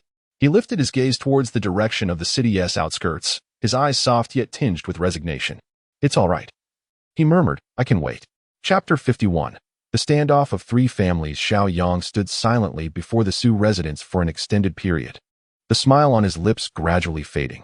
A morning breeze swept past, carrying with it a subtle, eerie aura that furrowed his brow and instilled a sense of unease within him. It has been such a long time, he murmured softly. Where has Lear gone? At that moment, the black ring on his finger glimmered faintly, and Ling Lao's voice resonated in his mind. Young man. There are unusual fluctuations of spiritual energy emanating from the direction of the back mountain. Xiao Yang's pupils contracted sharply. When did this happen? Just now, I sensed it, and Ling Lao's tone grew grave. That aura is intertwined with a trace of ice spiritual energy. Ice spiritual energy. Xiao Yang's complexion turned ashen. As far as he recalled, there was only one person who practiced ice spiritual energy. Qingli. Without a moment's hesitation for the formalities of the betrothal, he turned and leaped onto his horse, galloping away amidst the astonished gazes of the crowd. nephew? Su Changzhou was taken aback. Yet, Xiao Yang's figure had already vanished around the corner, leaving behind a hurried explanation carried by the wind. Father, Uncle Su, Qingli may be in trouble. I am heading to the back mountain. The Su residence erupted in chaos. Su Changzhou stood stunned. What? Lier is in trouble. Could it be that after Lier went out last night, she did not return? Jiang Lan, with a pale face, grasped his hand. Changzhou, Lier. Madam, do not panic. Su Changzhou's expression shifted. She will be fine. I shall go find Lier immediately. At that moment, Xiao Shan, noticing the commotion among the crowd, approached in confusion but found no trace of Xiao Yang. Brother Su, what has transpired? Su Changzhou replied. My nephew claims that Lier encountered danger on the back mountain. It is uncertain whether this is true, but I must see for myself. However, regarding the back mountain, recently, for reasons unknown, the Lin family has stationed numerous disciples around the back mountain, declaring it to be for alchemical purposes. Yet, no one had been seen ascending the mountain, and they had not paid it much heed. Xiao Shan's brow furrowed slightly. He understood Xiao Yang's character, and such actions must surely be justified. After a moment's contemplation, he spoke solemnly. Brother Su, go ahead. I shall hold off the Lin family on your behalf. Su Changzhou nodded. If this were indeed true, he would seek justice from the Lin family. The relationship between the two families had already soured, and now with Su Qingli seemingly in peril on the back mountain, it appeared to be yet another underhanded act by the Lin family. With this thought, his fists clenched tightly. Just as he was about to issue orders to depart, a sudden tumult arose in the distance. Make way. Everyone, step aside. The crowd scattered in fear, revealing a formidable procession from the Lin family, led by Lin Yuanming, whose countenance was dark and foreboding, followed by dozens of Lin family disciples at the spiritual foundation level. Chief Su, Master Xiao, having heard of the joyous occasion between your two families today, I, Lin, have come to extend my congratulations. Where might you be heading? Lin Yuanming's smile was a facade, his intent malevolent as he obstructed their path. Su Changzhou's eyes glinted with cold fury. Lin Yuanming, get out of my way. Lin Yuanming remained unmoved. Like a mountain, my Lin family is engaged in alchemical studies on the back mountain. With the two of you bringing so many people, is that not against the rules? Xiao Shan unsheathed his sword with determination. The back mountain is a lawless territory. What rules could possibly apply here? And stop pretending. Was it you, the Lin family, who abducted Lier? Lin Yuanming's expression shifted slightly, but quickly returned to composure. The back mountain is the hiding place of the elders of the Ghost Soul Palace, who have been refining souls recently. This must not be discovered. He glanced at the Lin family disciples at the rear, and upon seeing one shake his head, his mood grew even heavier. Lin Zhan had not returned since he left last night. Where could he have gone? Yet for now, he must thwart the Su and Xiao families. What nonsense is the patriarch of the Xiao family speaking? This matter has nothing to do with my Lin family. Nonsense. Su Changzhou could no longer contain himself, unleashing the full force of his Xiandan pressure. I'll say this one last time. Step aside. Lin Yuanming scoffed coldly, raising his hand, and in an instant, the Lin family disciples drew their weapons in unison. My Lin family is currently at a critical moment in alchemy. Without my permission, no one may proceed. Since you both refused to heed my warning, Lin Yuanming ominously declared, do not blame Lin for being merciless. In the dense forest of the back mountain, Xiao Yang hurriedly traversed, guided by Elder Ling. As he ventured deeper, strange black scorch marks began to appear on the surrounding trees, and a faint stench of decay lingered in the air. This was indeed the aura of the Ghost Soul Palace. Elder Ling spoke solemnly. TSK, I never imagined that after all these years, these wretches would still be so vile. Be cautious, my disciple, there may still be followers present. Before he could finish, Xiao Yang abruptly halted. Before him, beneath an ancient tree, a few drops of fresh blood, not yet congealed, shimmered with a sinister hue in the morning light. Beside the bloodstains, a faint ice trail wound deeper into the forest. Xiao Yang crouched down, his fingertips brushing the ice mark. The familiar chill caused his heart to clench tightly. It was the icy sword aura of Lier. His voice tightened. She fought here. Elder Ling remained silent for a moment. Judging by these traces, it should have been no more than 3 hours ago. Follow the ice trail. Xiao Yang stood up, filled with regret. Before returning to Tsang City, he had learned from the Holy Monarch about the recent unusual activity of the Ghost Soul Palace. He never expected Tsang City would be the first to fall. Last night, he should have escorted Lier home. His gaze swept across the ground, and he suddenly noticed numerous black fragments. He cautiously picked one up, The fragment exuded a nauseatingly cold aura in his palm. Soul artifact fragments. Elderling's voice was grave. Such soul artifacts require at least the soul travel realm to activate. It seems that a practitioner from the Ghost Soul Palace at the Soul Travel Realm has been here. Xiao Yang clenched the fragments tightly, his heart in turmoil. He could hardly bear to imagine Lear facing a Soul Travel Realm practitioner alone. After searching for half a mile, the ice trail abruptly ended, and the sight before him left him breathless. In a clearing measuring 10 zhang in diameter, all the trees had been severed at their midsections, their surfaces smooth as mirrors, the result of extreme icy sword aura. The ground was blanketed in a thick layer of ice, pockmarked with charred pits. Clearly a result of dark sorcery's corrosion. Teacher, can you sense Lear's presence? Xiao Yang asked anxiously. Elder Ling shook his head. No. That young girl must have retreated into the depths. However, teacher, what do you mean? Elder Ling, with a look of confusion, replied. I have sensed the aura of an imperial weapon. This is not something a mere soul wanderer could possess. An imperial-grade spiritual artifact. Xiao Yang was taken aback. Such treasures were only wielded by the 3 great powers in the Tianshu domain. Indeed, Elder Ling nodded. It seems this young girl harbors numerous secrets. With an imperial weapon at her disposal, she should be safe from mortal danger. But it is unlikely she can master it so soon after breaking through to the Xindan realm. Lear must be gravely injured. Xiao Yang's voice became hoarse, filled with concern. I must find her without delay. Yet, at that moment, the chilling sword energy and traces vanished, leaving him no choice but to venture deeper in search of her. He rose, preparing to set off when suddenly, the sound of a brittle branch snapping echoed from afar. Xiao Yang abruptly looked up, his golden spiritual power coalescing in his fists. Who goes there? The bushes rustled, and a bloodied figure staggered into view. Upon recognizing the person's face, Xiao Yang felt as if struck by lightning. You are Lin Zhan. Chapter 52. The blood sacrifice formation. The once proud young master of the Lin family now found himself in a pitiful state, his garments tattered, his face marred by bloodstains, and his body bearing several wounds, each emanating an eerie aura. Upon seeing Xiao Yang, Lin Zhan managed a grim smile. It is you who reached here first. Xiao Yang furrowed his brows. He had only departed from Tsang City a few months prior and could hardly fathom how Lin Zhan had deteriorated into such a wretched figure. Despite never having encountered the followers of the Soul Hall, he could discern their influence at a glance. He could not dwell on that now. Lin Zhan's connection to the Soul Hall would be addressed by the sacred grounds. His immediate concern was to find Su Qingli.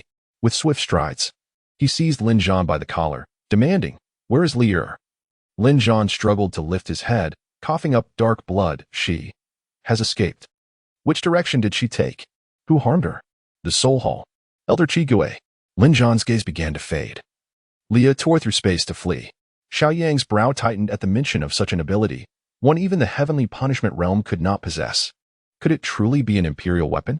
No wonder the Lin family has been so arrogant of late, their strength augmented through such nefarious dealings. A flicker of clarity crossed Lin Zhan's eyes as he coldly retorted, and what of it? As long as I can grow stronger, as long as I can have Lear, it is all worth it. Before he could finish, Lin Zhan's body convulsed violently, dark energy surging from his chest.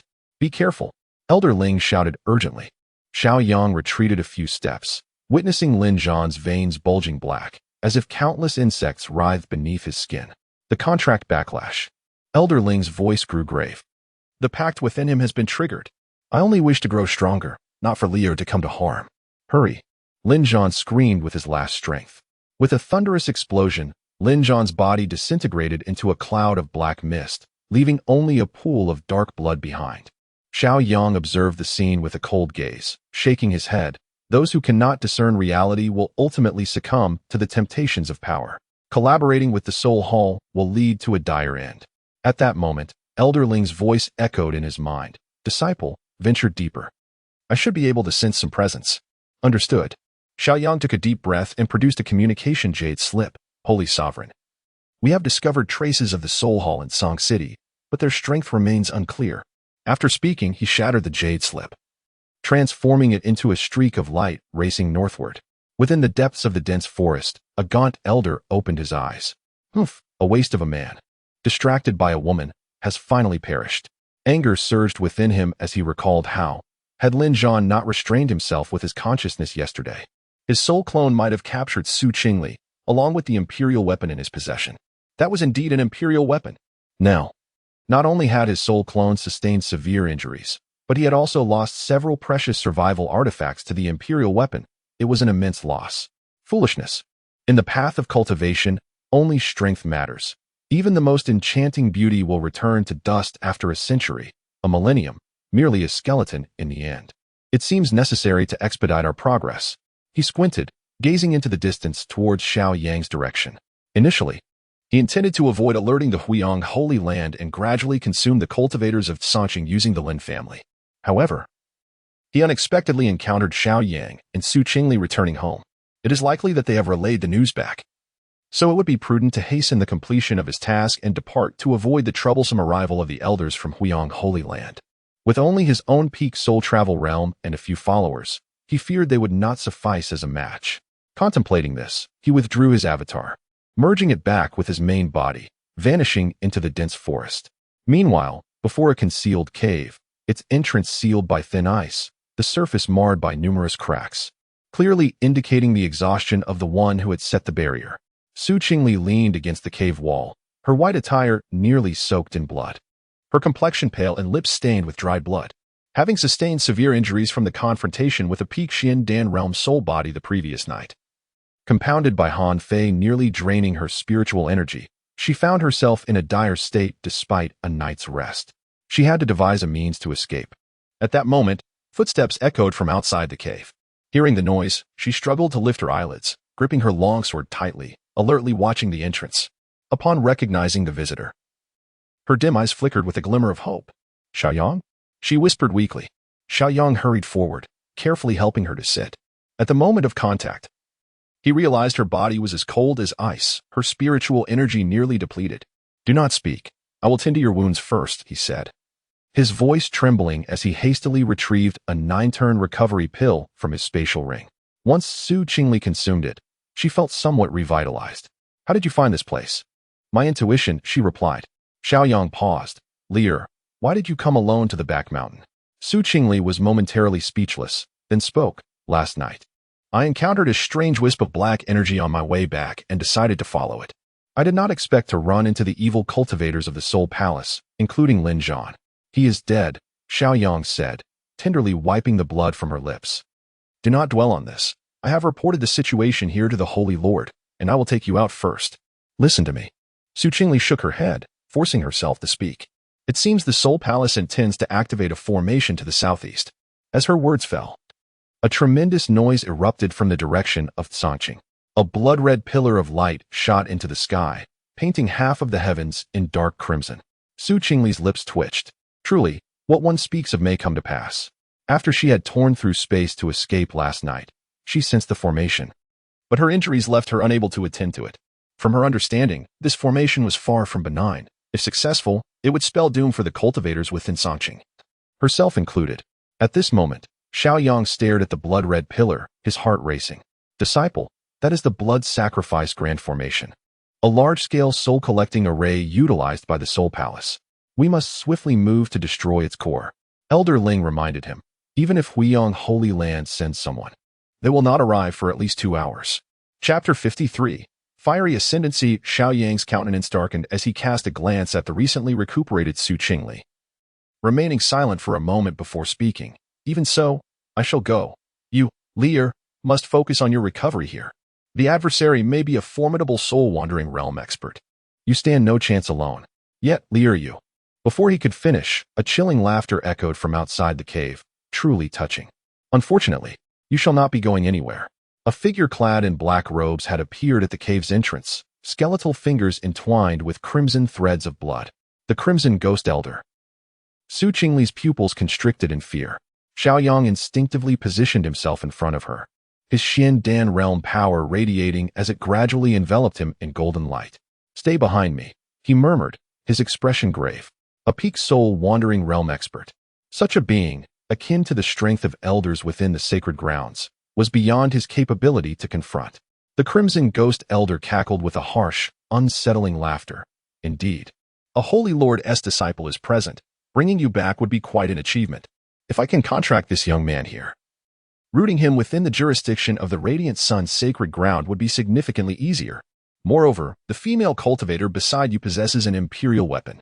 The thought of this made him laugh heartily. Today is truly a bountiful day. Ha ha ha. Little girl, obediently hand over the imperial weapon, and I shall grant you a swift end. How dare you presume?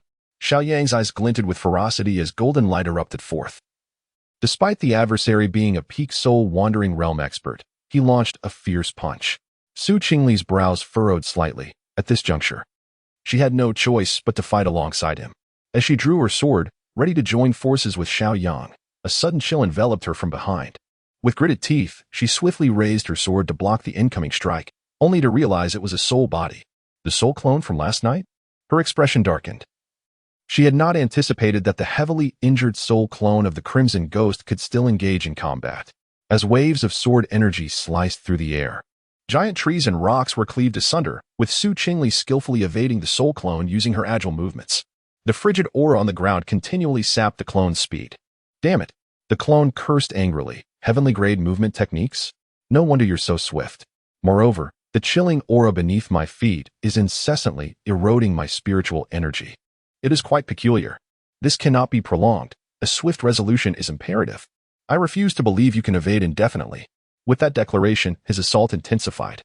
Faced with a peak Xiandan realm soul body, although unable to summon the cold crimson energy for now, utilizing heavenly grade techniques would allow her to gradually wear down the opponent, even if she could not vanquish him outright.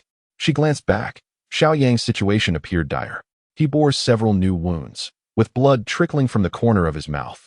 With a mere initial stage Xiandan realm standing against a peak soul wandering realm expert, even a child of fortune could not withstand such pressure.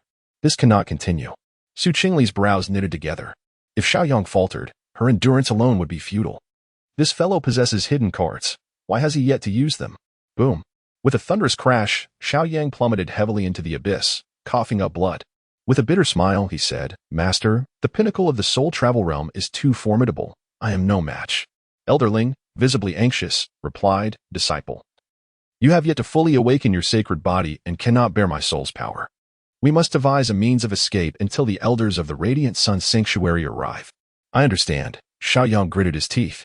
At that moment, Su Qingli was deep in contemplation when the system's voice suddenly chimed. Ding. Life and death crisis detected. Activation choice available. 1. Hold back the enemy to allow Xiao Yang to flee. Survival rate 10. Reward. Instant teleportation talisman 1. Can instantly relocate to any location. 2. Burn my cultivation in a mutual destruction. Survival rate 1. Reward. Nirvana bone can ensure survival at the brink of death and breakthrough, with a small probability of death. 3. The path of survival is paramount. Abandon Xiao Yang and flee at once. Survival rate 100. Reward, 5,000 luck points.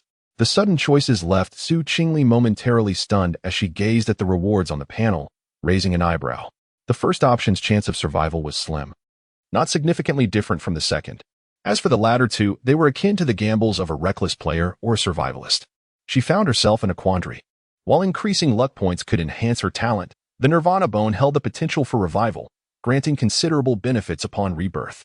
After a brief contemplation, she resolved to stay. For Xiao Yang still held a trump card. Little girl, let us see how long you can evade. At that moment, the red ghost clone roared, its peak Xiandan realm's spiritual energy converging in its palm as it lunged towards Su Qingli. Just then, her aura rapidly intensified, swiftly breaking through the Xiandan realm and ascending into the soul travel realm, and it continued to rise. A faint smile graced her lips as a glint of cold light flashed in her eyes. Her internal spiritual energy surged in reverse. With her lips slightly parted, she declared, Retreat is the hallmark of the mundane, and timidity is the gambler's greatest taboo. To shy away from risk is to forfeit substantial rewards. After all, what gambler loses every day, and which child cries perpetually? System, I choose option 2. In an instant, the entire rear mountain transformed into a realm of ice and snow, with snowflakes suspended in midair, each reflecting a blinding cold light. Her 3,000 strands of hair turned frost-white, and icy patterns emerged on her brow.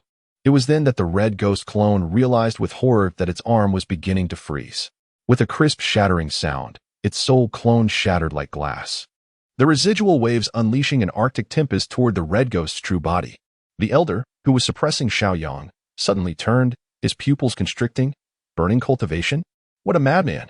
Seizing the opportunity, Xiao Yang retreated, only to see Su Qingli suspended in midair, a trickle of ice-blue blood oozing from the corner of her mouth. His heart nearly stopped there. No. Forgive me, she glanced back with a smile, her frosty hair billowing.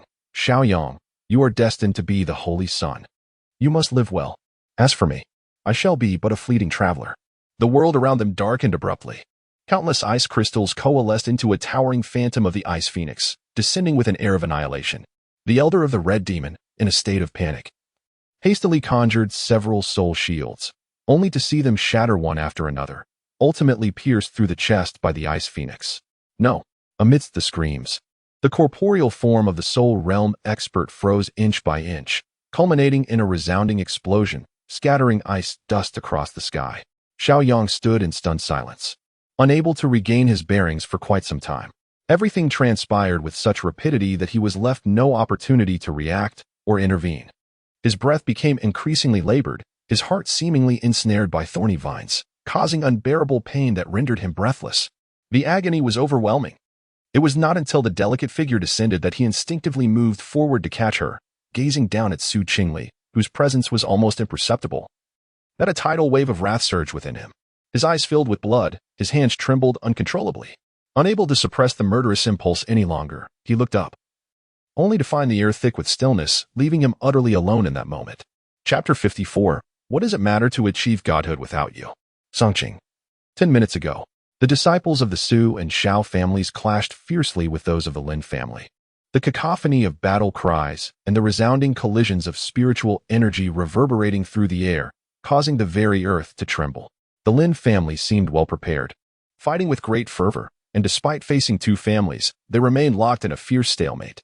Although the Su and Xiao families were deeply rooted, they found it challenging to gain the upper hand against the Lin family's sudden and vehement onslaught, leading to a deadlock in the battle.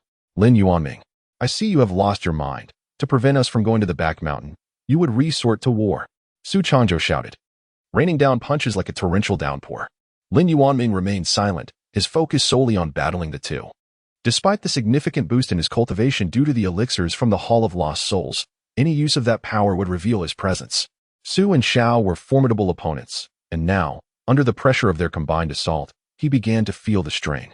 Gritting his teeth, he decided to let Elder Qigui act ahead of schedule. In an instant, his aura surged dramatically, nearing a breakthrough into the Xiandan realm, entering a trend towards soul wandering. Su Changzhou felt the chilling and eerie presence, a shiver running down his spine. He exchanged a glance with Xiao Shan, their expressions turning grave. Lin Yuanming, how could your Lin family be so heartless? Su Changzhou's eyes widened in fury as he pointed accusingly at Lin Yuanming. No wonder your family's power has surged so suddenly. It turns out you have colluded with the Hall of Lost Souls for your selfish desires. You conspire with the common enemy of the Tianshu domain. Do you not fear that the holy land of Huiyang will annihilate your Lin family?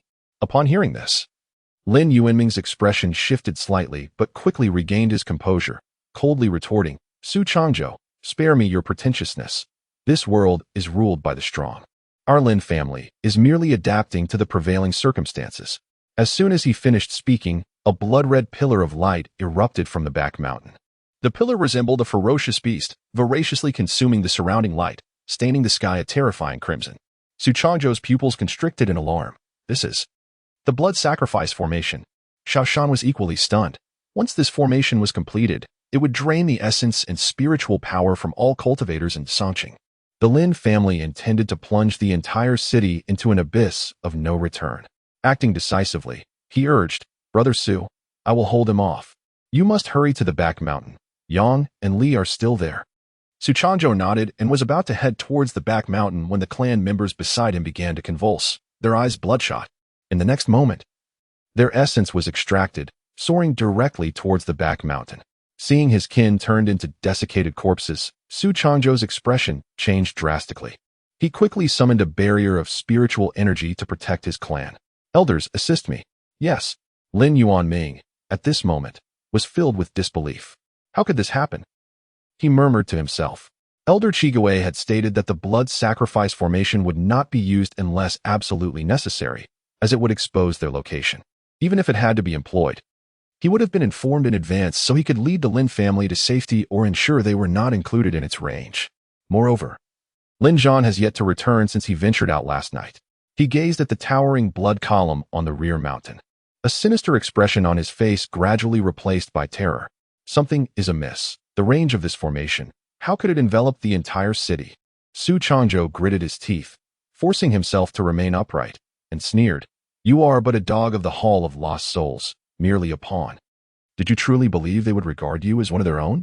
In an instant, the fallen cultivators' corpses, along with the Lin family disciples who had consumed elixirs, began to ooze blood towards the light column. Indeed, it was the handiwork of the Hall of Lost Souls, showing no mercy even to their own.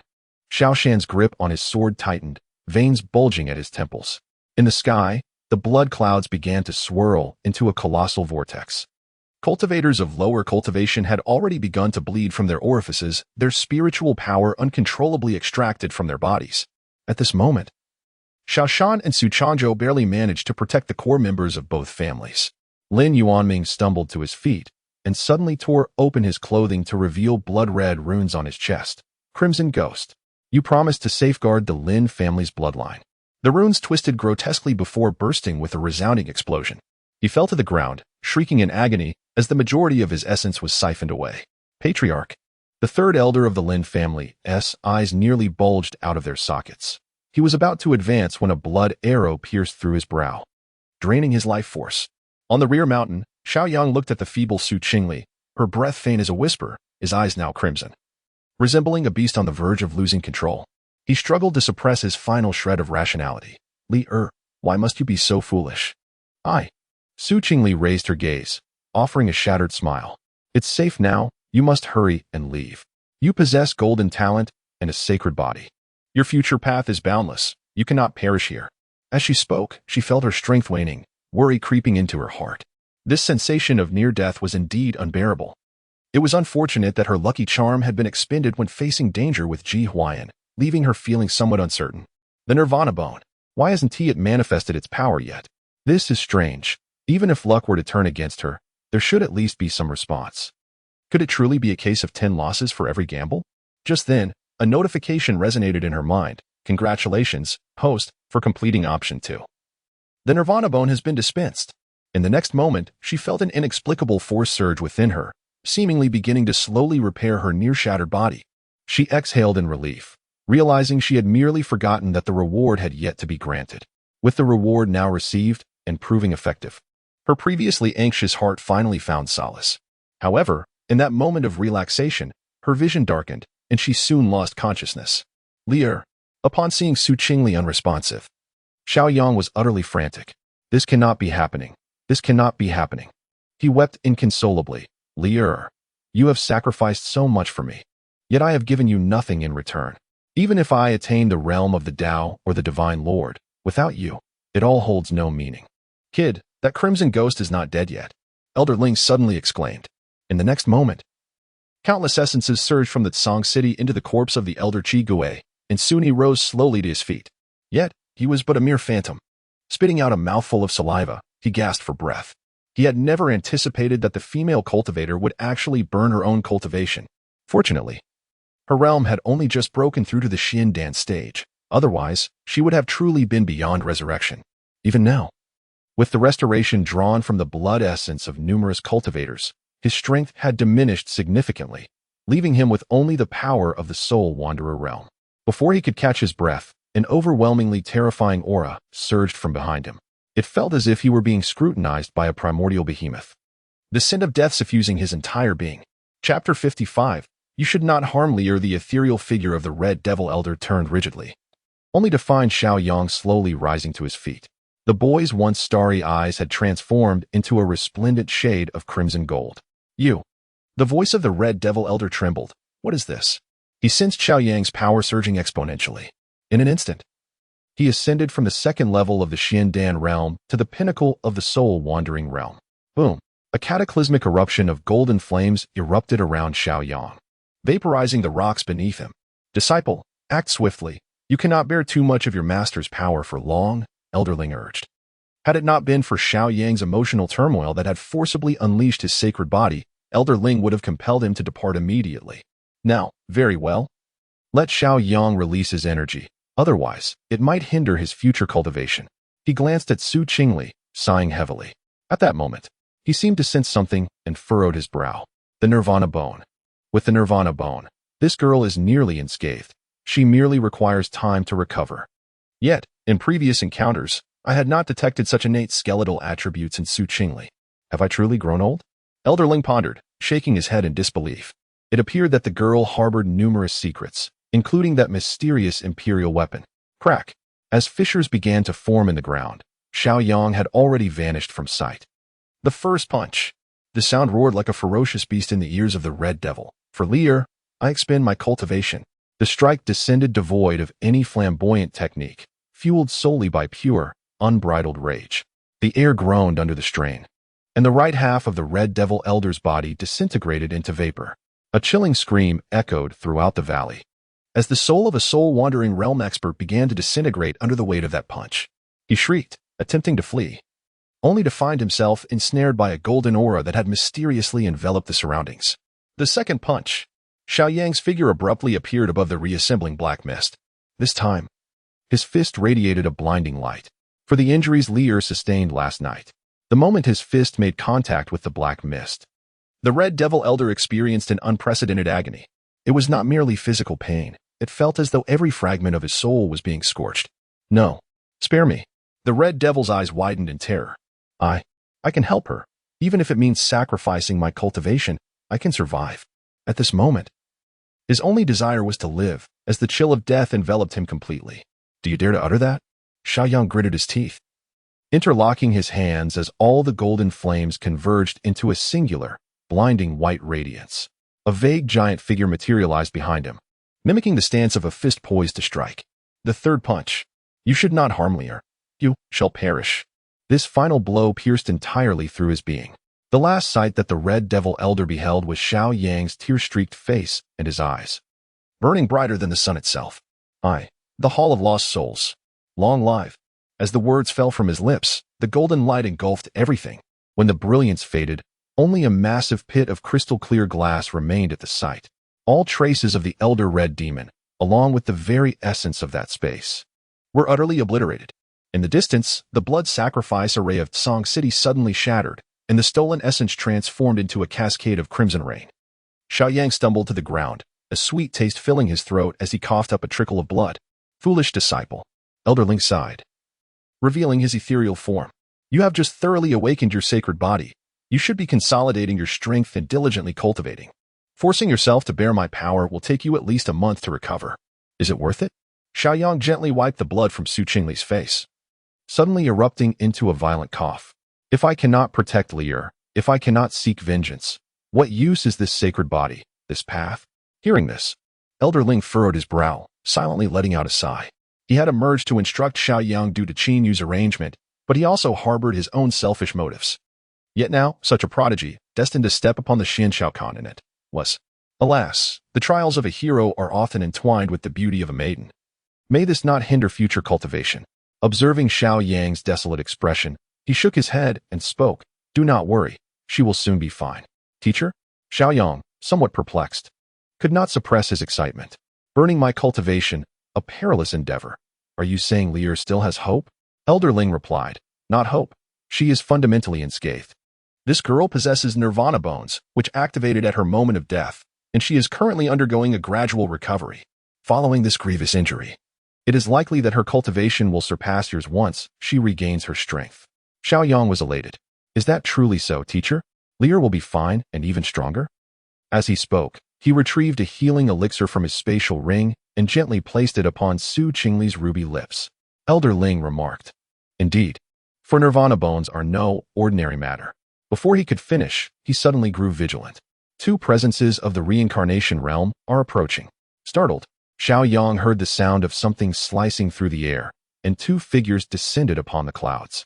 A white robe billowed in the wind, and only upon recognizing the newcomers did he feel relief. They were two inner elders from the radiant Yang sacred ground, Hui Shuang and Hui Xing. As soon as they landed, they sensed the terrifying remnants of energy lingering in the atmosphere. Hui Shuang furrowed his white brows, sweeping his consciousness across the rear mountain with a flick of his sleeve, his complexion shifting. This, the sole aura of the Elder Red Demon. Hui Shuang's pupils constricted, his voice taut. Not even a fragment of his soul remains. The two exchanged glances, each reflecting the shock in the other's eyes. The Elder Red Demon was a peak expert of the Soul Wanderer realm. Logically, even if he were to be defeated, he should have possessed the means to escape with a remnant of his soul. Yet now, he had been completely annihilated, body and spirit extinguished. Hui Sheng's gaze fell upon Xiao Yang at the edge of the massive pit, the youth drenched in blood, alongside the unconscious Su Qingli. "We have encountered the two elders," he said. Indeed, the two approached him. "Please recount the events that transpired." They had exerted every effort to rush over upon receiving the order. But Song City was quite distant from the radiant Yang sacred ground. What should have taken 2 hours was completed in barely over 1. Only to find that the matter had already been resolved. Subsequently, Xiao Yang recounted the events in a general manner, deliberately omitting the matters concerning Elder Ling, as well as the fact that Su Qingli had employed an imperial weapon, sacrificing her cultivation in the process. "You mentioned that a formidable individual had intervened to assist, yet their identity remains unknown."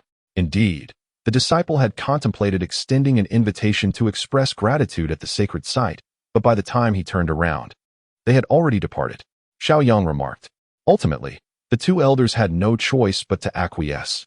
As long as Xiao Yang and Su Qingli were unharmed, that was sufficient. Regarding the intervention of that powerful being, it was understandable, for the Hall of Souls was a common adversary in the Tianchu domain. "Let us return to Song City to address the matters that lie ahead," Hui Sheng stated, as a surge of spiritual energy gently lifted Xiao Yang and Su Qingli, guiding them toward Song City. Chapter 56, Is Brother's Heart Made of Stone? As night descended, in a room illuminated by flickering candlelight, Su Qingli slowly opened her eyes. Before her lay the familiar canopy of green gauze, and the refreshing scent of tranquil incense lingered at the tip of her nose. "Leer!" The tearful call of Jiang Lan echoed in her ears, swiftly followed by a pair of warm hands tightly grasping hers. "You're finally awake." Su Changzhou, typically stern, bore an expression filled with fatigue and relief. "It's good that you're awake. Good that you're awake." Su Qingli attempted to rise, but Jiang Lan pressed her back down. "Leer, lie still and do not move. Your injuries have yet to heal." The elders of the sacred land advised several days of rest. "How long have I been unconscious?" Su Qingli rubbed her temples and inquired. 2 days and 3 nights. Su Changzhou replied, pouring her water. "That boy Xiao Yang has been waiting outside the door, refusing to leave. It was only after 2 elders persuaded him to go that he finally relented." Moonlight streamed through the gauze window, casting mottled shadows upon the floor. Suddenly recalling something, Su Qingli urgently asked, "What about the Lin family?" The room fell silent. Aside from Lin Yuanming, who had fled in advance, the remaining members of the Lin family involved in the blood sacrifice. Su Changzhou shook his head. They were all executed on the spot by the elders. Jiang Lan gently caressed her daughter's hair. "This matter will undoubtedly incite the wrath of the Huayang sacred land. Leer, you must be cautious. As a direct disciple, you will inevitably have contact with the Hall of Souls in the future." Observing her mother's worried expression, Su Qingli smiled gently. "I understand, mother. There is no need for excessive concern." After all, her strength remained formidable. Even with a few minor realms of difference, handling the situation would pose no significant challenge. Moreover, with the imperial weapon in her possession, she could slay foes across realms with a single strike. However, her current realm was still insufficient to fully harness the powers of the Han Fei. Suddenly recalling something, she spoke up. "Father, mother, I wish to rest for a while." Upon hearing her words, Su Changzhou and Jiang Lan exchanged glances, nodding in agreement as they exited the room. "Very well, Leer, rest well." Once the two had completely left, Su Qingli settled into a cross-legged position, beginning to sense her internal condition. 4th realm of the Xian Dan realm. A red talent? Upon realizing something, she abruptly opened her eyes, a surge of joy blossoming within her. "So this is the Nirvana bone." After a near-death experience, I've directly broken through 3 minor realms, and even my original green talent has transformed into red talent. Indeed, my gamble has paid off. She then opened her status panel to take a look. Name, Su Qingli. Talent, red. Physique, Xianin body.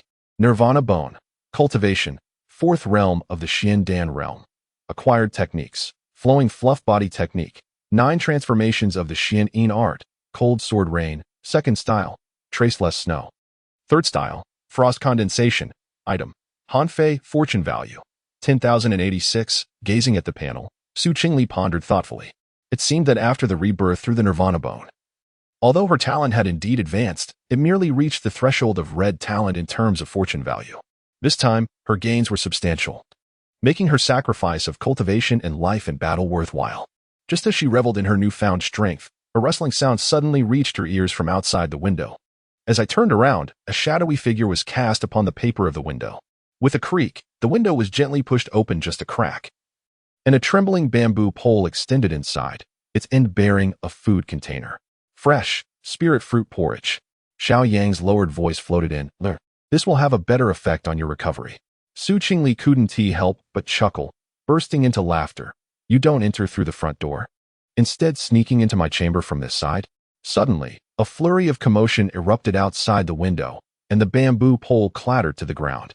Xiao Yang's flustered voice could be heard. I didn't. I wasn't. I was. What was it? She summoned a wisp of cold air with her fingertips, gently parting the window.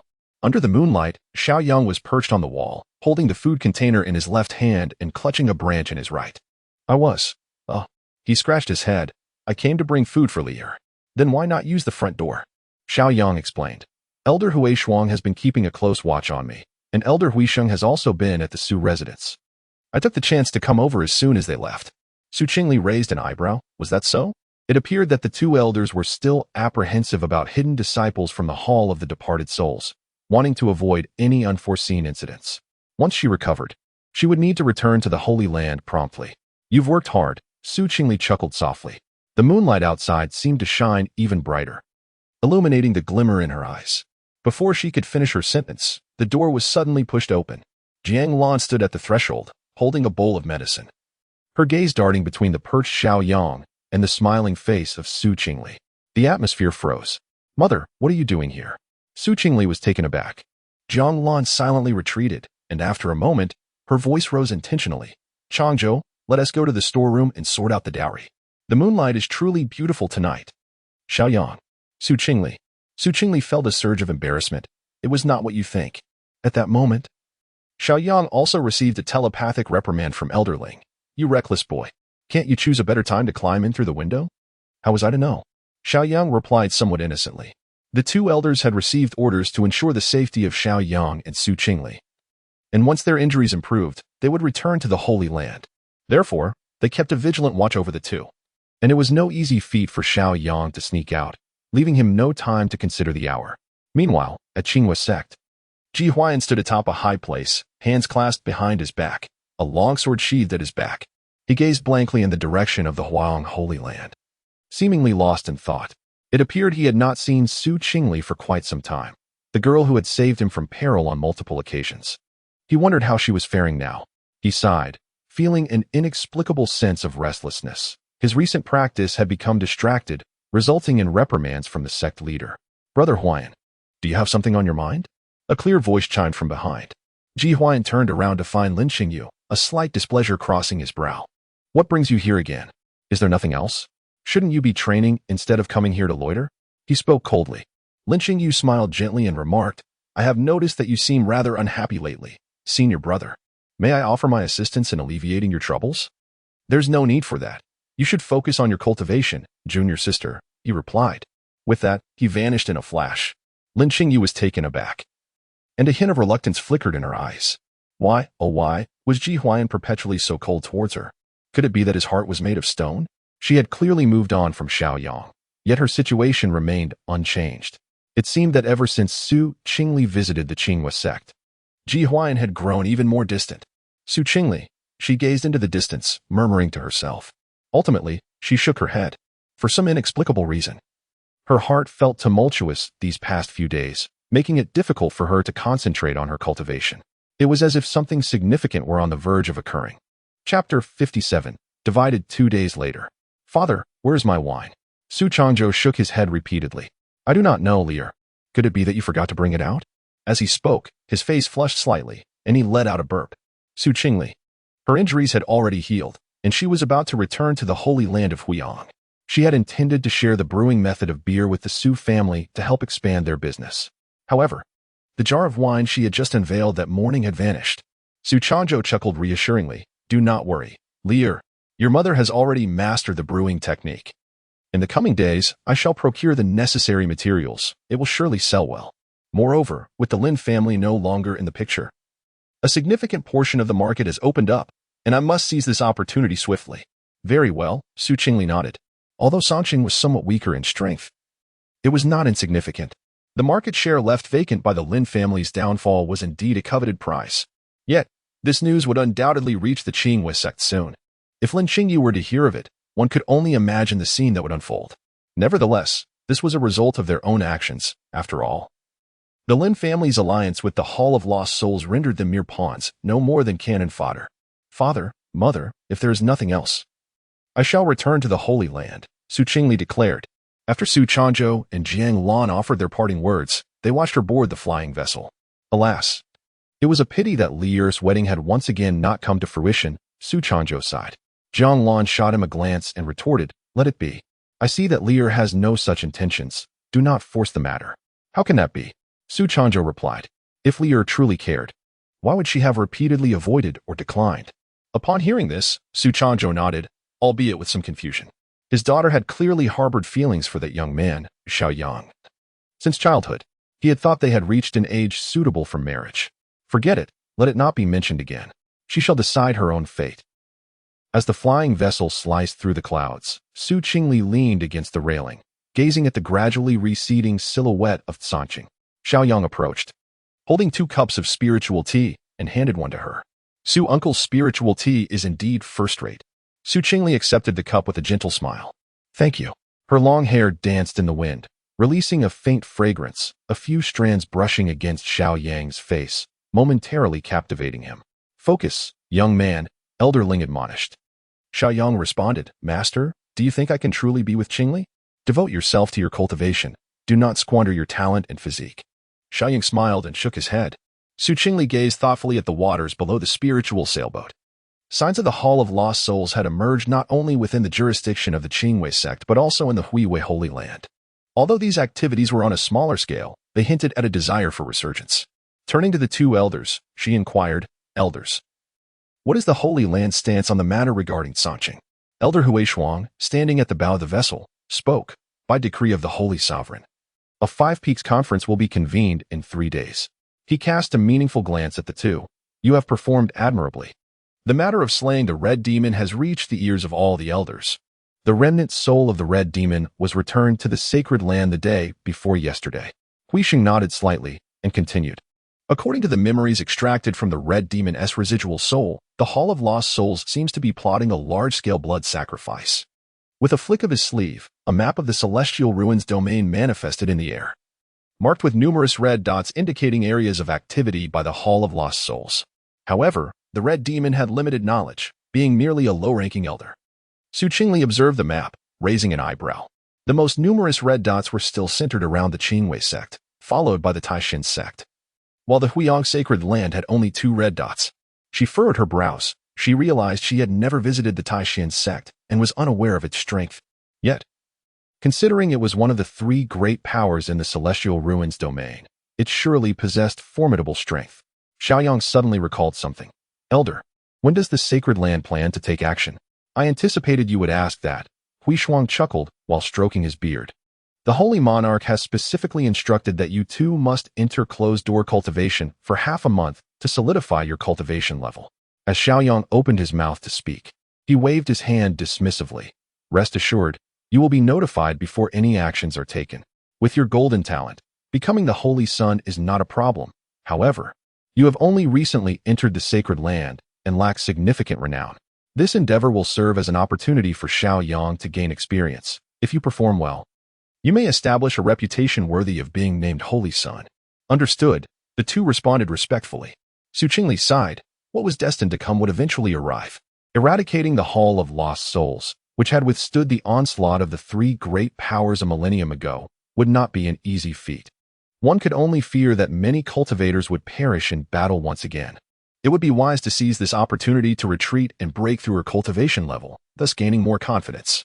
Lost in thought, the flying vessel traversed through the clouds, and the imposing gates of the Huiyang Sacred Land gradually came into view. Soon, it gently descended upon the welcoming platform of the Huiyang Sacred Land. Qingli bid farewell to Xiao Yang, and as she returned to Huayu Peak, a fiery red figure rushed toward her like a whirlwind. Junior sister, Ning Ran exclaimed, embracing her, her aura brimming with the energy of a recent breakthrough. I heard you made quite a stir in Sanqing. Qingli was pushed back a step, astonished to discover that Ning Ran had actually advanced to the 7th level of the profound pill realm. Seeing your sister has emerged from seclusion? Yes. I just broke through a few days ago, Ning Ran replied, winking with pride. But you must be aware that we are setting off together to eliminate the Hall of Lost Souls? Qingli nodded. I just learned of it. The elder mentioned that both you and Xiao Yang should enter closed-door cultivation for half a month, so the earliest action will likely be in a month's time. It's not easy for the 3 great powers to organize their forces. Ning Ran remarked, the Hall of Lost Souls employs ruthless tactics and will stop at nothing. Junior sister must focus on your training. Although elders will accompany us, we must still exercise caution. Qingli nodded and smiled gently. Senior sister, do not worry. Once I finish my current tasks, I shall also enter seclusion. The two chatted for a while before she made her way to Danding Peak. As she approached the peak, she could faintly hear the sounds of explosions and the occasional billowing black smoke rising. Ahem. Qingli was rendered speechless. The living conditions on Danding Peak remained as harsh as ever. Everyone was a master of endurance. Those who could not withstand the pressure surely could not survive. Navigating through the crowd, she made her way directly to Tianming's abode. Brother Qin, are you there? Brother Qin? Moments later, a hurried voice echoed from a distance. Sister Su, I'm coming. I'm coming. Tianming rushed over, panting, his robe dusted with alchemical residue. Were you just refining pills, brother? Qingli chuckled at his disheveled appearance. Tianming, somewhat embarrassed, replied, well, I've been preoccupied with selling wine lately. I haven't finished the medicinal pills for the various peaks, so I had to work through the night. As he spoke, he produced a storage bag. This is the share from selling drunken immortal brew recently, totaling 482,000 spirit stones. Chapter 58, Seclusion and Emergence. Qingli was astonished. So much? Are the disciples within the Holy Land truly this wealthy? She had thought that possessing around 80 or 90,000 spirit stones would be quite remarkable. But the results exceeded her expectations. There is a clear demand that surpasses supply. Tianming exclaimed with excitement. The Pill Cauldron Peak has now specifically allocated a piece of spiritual land for cultivating hops. He suddenly lowered his voice, however. There is a minor issue. Some disciples, after consuming inferior wines, became intoxicated and vandalized the plaque at the enforcement hall. They are currently facing a wall in reflection. Tianming lamented. Elder Mo has been constantly blocking me, making me too afraid to leave the Pill Cauldron Peak. I've been entirely engrossed in alchemy. Qingli smiled gently, perhaps due to the spiritual veins and springs in this area. The concentration of the brewed beer seemed significantly higher. Brother Qin could add more spiritual spring water to make it less likely for them to become inebriated. Ah, I see. Tianming nodded thoughtfully. The two conversed for a while before Qingli returned to Huai'an Peak. After paying her respects to Lu Kong, she returned to the side hall, where she traced her fingers lightly, causing layers of spatial restrictions for seclusion to unfold. With the final rune inscribed, the entire room was thoroughly isolated from the outside world. Even the flow of time seemed to slow. System, display the current martial skill status. Technique, 9 transformations of the mysterious Yin. First transformation, martial skills. Flowing cotton body technique, great accomplishment. Cold sword rain, perfection. Snow without trace, minor accomplishment. Frost condensation, entry level. Her gaze fell upon the technique column. After some contemplation, she remarked, it is time to break through to the second transformation. When she initially obtained the technique, each breakthrough brought considerable benefits, while also suppressing her mysterious Yin body to avoid backlash. Despite lengthy cultivation, she had been unable to advance to the second transformation. This time in seclusion, she must succeed without fail. With that, she drew her long sword. And in the next moment, frost enveloped the hall. Her speed was astonishing, her figure transforming into numerous afterimages within the confined space. As the sword energy surged, each strike accurately pierced the phantoms. 7 days later, clang, the final phantom dissipated, and she stood with her sword sheathed. Fine beads of sweat forming on her forehead. Cold sword rain has reached perfection. Snow without trace has attained perfection. Frost condensation has achieved great accomplishment. Yet, it was still insufficient. She continued to wield her long sword, as the blade trembled lightly. The entire space seemed to transform into a realm of ice and snow. 10 days later, Qingli sat cross-legged, her entire being illuminated by a soft blue glow. 6th level of the Xian Dan realm. She felt the spiritual power within her, a gentle smile gracing her lips. Her eye's spiritual power had grown remarkably stronger. With her emergence from seclusion imminent, she needed to swiftly attempt a breakthrough in the 9 transformations of the mysterious Yin. Soon, the heart of the 9 transformations of the mysterious Yin echoed in her mind. 9 transformations of the mysterious Yin, each transformation a new heaven. As her spiritual energy circulated, her dantian began to tremble violently. 7 days later, crack! It was as if some barrier had been shattered, and her internal spiritual power surged suddenly. She let out a muffled groan, blood trickling from the corner of her mouth. The breakthrough to the 2nd transformation was far more perilous than she had anticipated. In this critical moment, her nirvana bone radiated a gentle glow, gradually guiding the rampaging spiritual energy. Immediately, a formidable surge of spiritual energy surged within the hall, only to gradually dissipate after half an hour. The soul-wandering realm. A glimmer of surprise flashed in Su Qingli's eyes. Had she truly made a direct breakthrough to the soul-wandering stage? Before she could fully comprehend the situation, the system's voice resonated. The 9 transformation Profound Yin technique has advanced to the 2nd transformation. Gain talent. Profound Yin bodyguard can negate 10% of attacks from opponents of the same rank. She raised an eyebrow. Merely 10%? However, it seemed that each transformation would indeed add a layer of protection. If she could cultivate it to the 9th transformation, wouldn't that mean she could withstand 90% of attacks from the Taoist sovereign realm without the presence of the Divine Lord? She exhaled deeply, realizing that there was no need to rush. With a casual wave of her hand, sword energy coalesced into tangible ice crystals in the air, lingering for an extended period. She clenched her fist. The 9 transformation Profound Yin technique appeared to be far more extraordinary than she had anticipated. Moreover, since her near-death experience during the Nirvana Bone incident, resulting in the ascension to a red talent, she had noticeably felt a qualitative leap in both her cultivation speed and comprehension. It was unfathomable to imagine what it would feel like to attain the golden talent of a child of destiny. She shook her head, casting aside her thoughts, and spent another 2 days solidifying her realm before lifting the restrictions.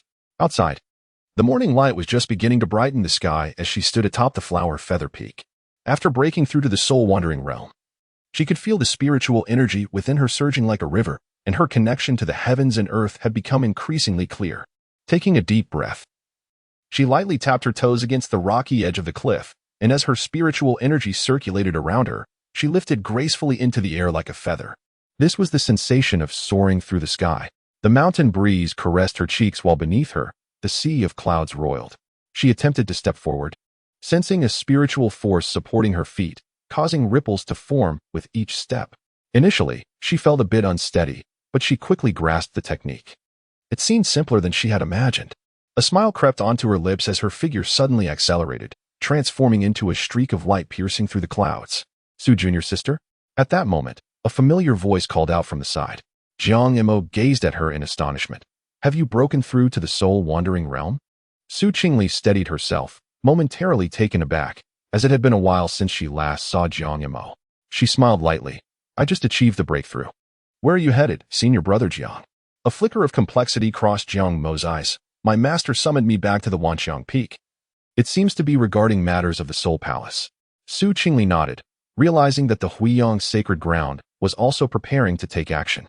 Junior sister, your cultivation speed is indeed remarkable, akin to Xiao Yang. You've already caught up to me, Jiang Mo said with a wry smile. When the 3 of them first met, Su Qingli was the weakest, with Xiao Yang following closely behind. Now, in the blink of an eye, he had only just broken through to the soul-wandering realm. While the 2 of them had already caught up, this left him questioning the authenticity of his red talent. Has Xiao Yang also broken through to the soul-wandering realm? Yes, he emerged from seclusion 3 days ago. Su Qingli was somewhat surprised, but quickly regained her composure. She had taken a few extra days to emerge from her retreat, and it was entirely expected for someone like Xiao Yang, a child of destiny, to have made such a breakthrough. She clasped her fists. Then, senior brother, please return to report. Farewell, Su junior sister. As Jiang Mo spoke, he cast a final glance at Su Qingli before turning to soar towards Wanxiang Peak.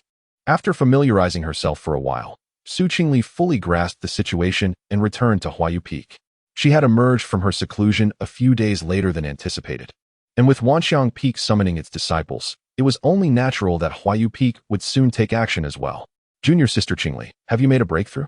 In the main hall, Ning Rant's eyes widened in disbelief, her expression a mixture of astonishment and incredulity. How could this young sister, who had only recently joined Huaiyu Peak, already match her cultivation level? This left her somewhat dazed.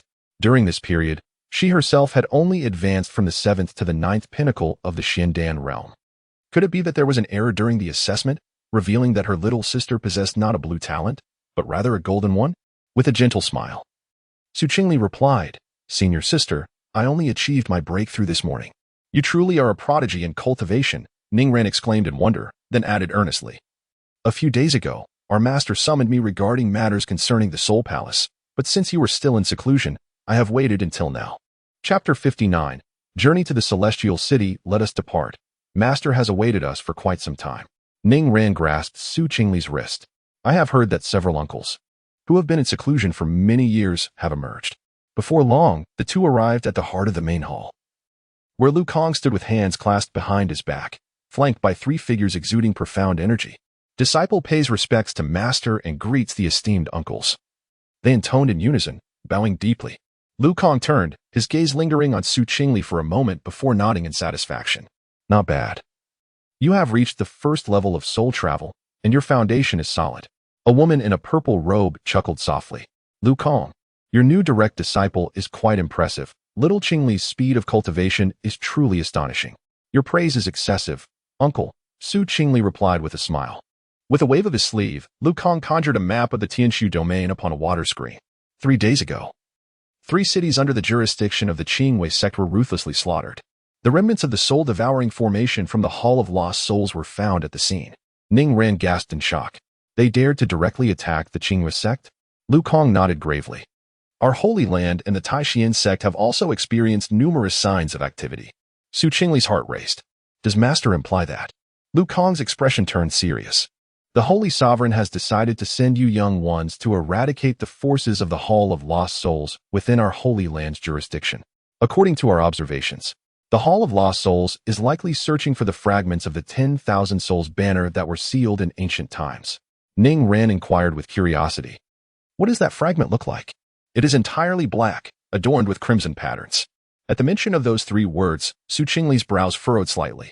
Such a sinister and powerful artifact, which ensnares and manipulates sacred souls, would indeed spell great trouble if fully assembled.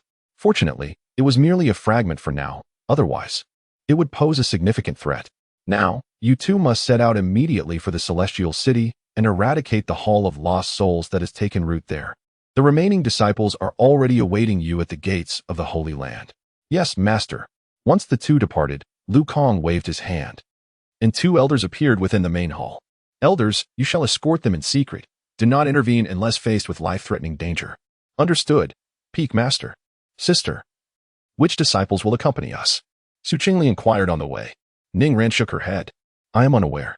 However, the Holy Land began dispatching disciples a few days ago, typically in groups of 3 or 4.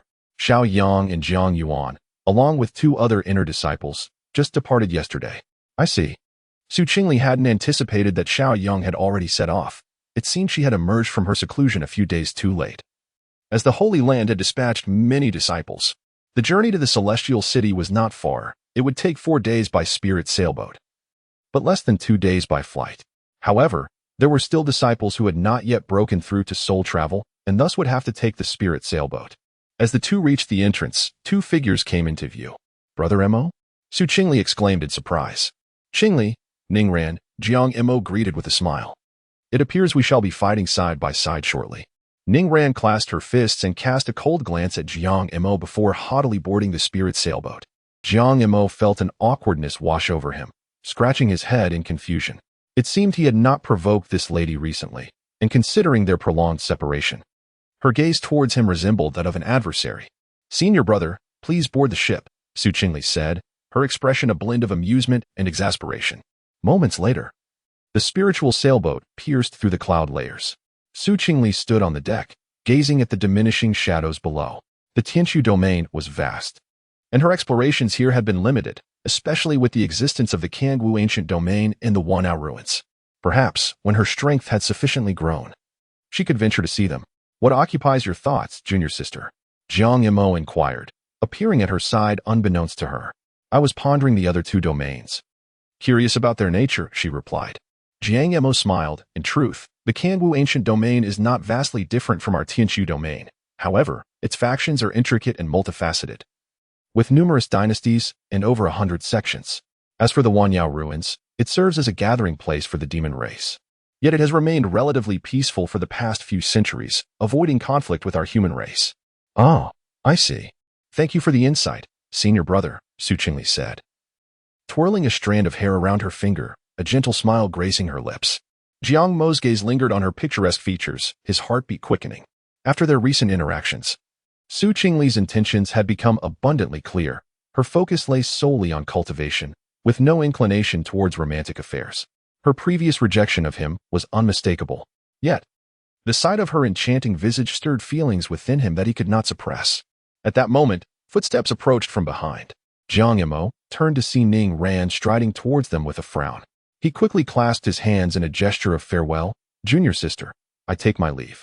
Once Jiang Mo departed, Ning Ran shot a disapproving glare at his retreating figure before addressing Qingli. Do not be swayed by the flowery words of such individuals. Rest assured, senior sister, Qingli is devoted solely to her cultivation and harbors no thoughts of romance. Qingli reassured her. Ning Ran chuckled softly. Indeed, focusing on cultivation is the wiser path. Qingli nodded in agreement. For days later, as she beheld the outer city walls glimmering with a bronze sheen and the Lord's mansion enveloped in morning mist, it resembled a celestial city floating amidst the clouds, leaving Qingli in awe. Are you mesmerized? Ning Ran approached her, a smile gracing her lips. This is the third largest city in the eastern region under the jurisdiction of the Holy Land. Qingli nodded. It is indeed splendid. Upon the flying vessel's descent at the eastern square of the city, a squad of silver-armored guards stood in formation, awaiting their arrival. The leading commander stepped forward and clasped his hands. We warmly welcome the esteemed celestial masters of the Huiyang Holy Land. The city lord has prepared a banquet in the mansion. Please lead the way, Jiang Mo responded. Qingli trailed at the end of the procession, observing her surroundings. The square was alive with the shouts of merchants, while a few children dashed after a candied hawthorn stall, radiating vitality. It bore no semblance to the presence of the Hall of Lost Souls, yet her master had indeed dispatched them to assist the city lord in his extermination efforts. As she passed an elderly woman selling sachets, the woman suddenly erupted in a fit of coughing, her body swaying unsteadily. Grandmother, are you all right? Qingli knelt beside her, supporting her, while discreetly channeling a thread of spiritual energy through her fingertips. The elderly woman's murky eyes suddenly widened, and her bony hand grasped her wrist tightly, 500 meters southeast of the city. Before she could finish her words, a flurry of hurried footsteps interrupted her. Two guards forcefully parted the crowd, shouting, "Make way. The city lord has decreed that no idle persons may approach the immortal master." Soon, the guards dispersed the old woman, and she vanished into the throng. What happened? Ning Ran inquired, glancing back. Nothing, Qingli replied with a smile, shaking her head as she rejoined the procession, discreetly stowing the leaves into her storage ring. The city lord's residence was quieter than anticipated. After passing through 3 grand vermilion gates, Qingli caught a faint whiff of sandalwood, mingled with an almost imperceptible hint of blood. A banquet was set by the waterside pavilion adjacent to the lotus pond, where over 20 cultivators had already taken their seats. This must be the newly accepted direct disciple of Master Lu. A middle-aged man clad in a deep purple robe approached, his jade pendant jingling with every step. I am Ji Huai'an, the Lord of Tianqiu City. Chapter 60. Fragments of the Soul Banner. After greeting Lord Chui, the few individuals took their seats. Sister Qingli, take a seat here, Ning Ran beckoned her. Qingli whispered, Sister, something feels amiss. This place does not bear the aura of the Hall of Souls. It is far too tranquil. Ning Ran nodded in agreement. At that moment, Jiang Mo cut straight to the chase. Lord Chui, may I inquire about the current situation in Tianqiu City? Observing the seriousness of the matter, Chui Huang set down his wine cup and sighed, gazing into the distance. The 3 celestial masters may be unaware, but not long ago, countless corpses began appearing in the city. Upon investigation, I found that they were collected by the followers of the Hall of Souls. All the cultists in the city have been executed, yet hidden within a nearby mountain range are several practitioners of the Hall. Our strength is insufficient to eradicate them. With the arrival of the 3 celestial masters, I trust they can completely resolve this issue. Qingli turned her gaze toward the direction he indicated, where lay an unremarkable mountain range inhabited by some lower-tier beasts. Given that Lord Chui was at the pinnacle of the Xiandan realm, if he could not eliminate this threat, It was likely that the enemy was at least at the soul-wandering stage. It seemed quite troublesome. Lord Shui, is it only the malevolent practitioners within the mountains that remain? Su Qingli inquired. Shui Huang nodded, a look of despair crossing his face. Indeed. There is still one follower who has yet to be dealt with. He is my confidant. His expression darkened with anger. I rescued him from the hands of enemies and nurtured him, only to find he has become a lackey of the Hall of Souls. I have betrayed the citizens of Tianming City and the radiant Yang sacred land. As soon as Cui Huang's words fell, the atmosphere grew heavy. A confidant? Ning Ran's brows furrowed. Are you suggesting there is still an insider from the Hall of Souls within the city? Cui Huang's pain was evident as he slowly nodded. Yes. His name is Lu Wuchen. I adopted him as my own from a young age. However, 3 days ago, I discovered he was practicing sinister arts. Su Qingli's gaze sharpened. Where is Lu Wuchen now? Zhang Yimou asked in a low voice. Cui Huang forced a bitter smile. He has escaped. 3 days ago, realizing his cover was blown. He fled the city under the cover of night and is likely hiding in that mountain range now. Lord Cui, Su Qingli inquired, does Lu Wuchen have any distinct characteristics? Cui Huang sighed. He wields a green blade, and, he paused, there is an old wound on his left shoulder, left from the time I saved him. After the banquet concluded, the three were arranged to stay temporarily at the Listening Snow Pavilion. As soon as the door was shut, Ning Ran set up a soundproof barrier. Qingli, what are your thoughts? Su Qingli recounted the old woman's words. Jiang Emo remarked, it seems Lord Cui harbors some secrets. Ning Ran nodded in agreement, indeed. Lord Cui is indeed suspicious. If the practitioners of the Hall of Souls in the mountains are truly at the soul-wandering stage, why do they not take action directly? Given the current strength of Tianming City, it should not have remained stable for this long. The three fell into silence for a moment. Tonight, my sister and I will venture outside the city to investigate the old woman's claims, Su Qingli declared as she rose. Jiang Yimou, you should head to the Lord's residence to gather information. Tomorrow, we shall decide when to embark toward the mountains. Agreed, the two nodded in affirmation. Soon, Su Qingli and Ning Ran donned their dark cloaks and departed the city. Above, two elderly figures, cloaked in secrecy, observed this scene after exchanging a glance. They parted ways, one following Jiang Yimou, the other accompanying Su Qingli. A chilling wind swept through the air, accompanied by the low cawing of crows. As Su Qingli treaded upon the damp, yielding soil, she soon halted before a mound of earth. This must be the place. According to the old woman, 500 meters southeast of the city, this mound was freshly turned. Ning Ran concentrated her spiritual energy at her fingertips, making a gentle incision, causing the earth to part and reveal a body beneath. A corpse, desiccated and wooden in appearance. The visage of the deceased was contorted, eyes wide open, as if he had beheld something profoundly terrifying in his final moments. Strangely, his skin had taken on a pallid gray hue, as though all blood and moisture had been siphoned from his being. Ning Ran wrinkled her nose at the stench. Junior sister. Is this the body the old woman spoke of? Is this not Lu Wuchen? She pointed at the nearby Qifeng sword and the old wound on the left shoulder. Su Qingli nodded, pondering how the old woman could have known that Lu Wuchen had perished and was buried here. Yet, according to Cui Huang, he should have sought refuge in the mountains. Suppressing her revulsion, she crouched down, her fingertips brushing the corpse's forehead, a thread of spiritual energy penetrating. The soul had been entirely drained. After her examination, her gaze fell upon a slender incision on the corpse's chest, as if pierced by a sharp object. Surrounding the wound lingered a faint, dark aura, the mark of the Hall of Lost Souls. Junior sister, just as Su Qingli was lost in thought, Ning Ran interrupted her. Following her gaze, they noticed the corpse's right hand clenched tightly, as if grasping something. With her sword, she pried open the stiff fingers, revealing a shard of pitch-black material that fell into her palm. This is a fragment of the soul banner? Su Qingli was taken aback, astonished to find the shard sought by the Hall of Lost Souls right here. She gently picked it up. The shard felt icy to the touch, and her consciousness was immediately assailed by the wails of countless vengeful spirits. She stifled a groan and swiftly stowed it away in her storage ring. Lu Wuchen, why did he possess this? Ning Ran shook her head. For now, let us return. This journey has not been without its rewards. Su Qingli nodded in agreement. At Tingshui Pavilion, as Su Qingli and Ning Ran entered, Jiang Yimou was frowning as he polished his longsword. What news? Ning Ran inquired softly. Jiang Yimou shook his head. The city lord's mansion is heavily fortified, but aside from a few patrolling guards, no abnormalities were detected. No abnormalities is the greatest anomaly. Zhao Qing sneered. If Cui Huang had nothing to hide, why fortify the mansion like a fortress? Su Qingli remained silent, retrieving the fragment of the soul banner from her storage ring and gently placing it on the table. We discovered Lu Wuchen's corpse outside the city. What?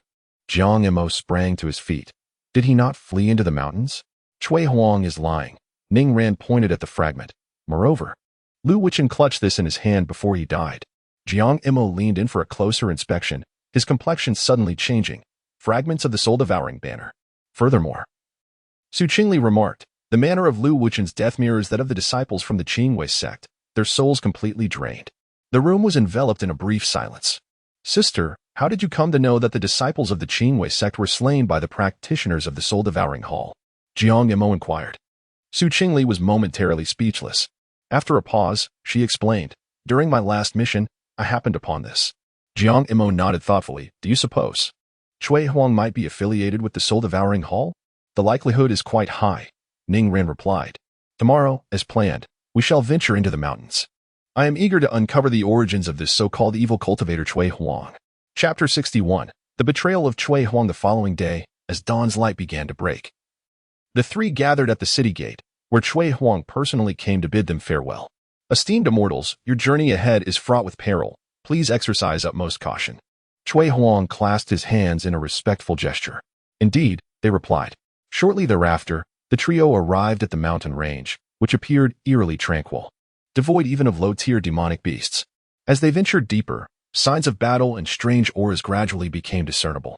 Su Qingli stepped forward for a closer inspection, her delicate brows knitting together.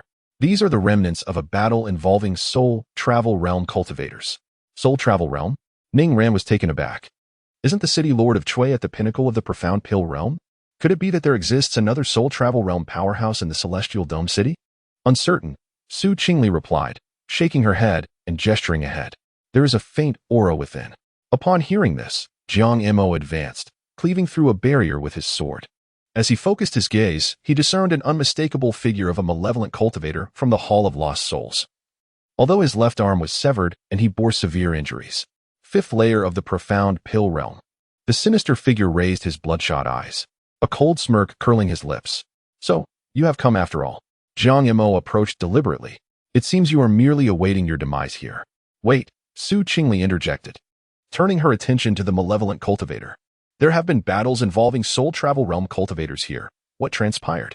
Moreover, with your strength at the fifth layer of the profound pill realm, it is illogical for you to seek death in a place under the watch of a pinnacle powerhouse.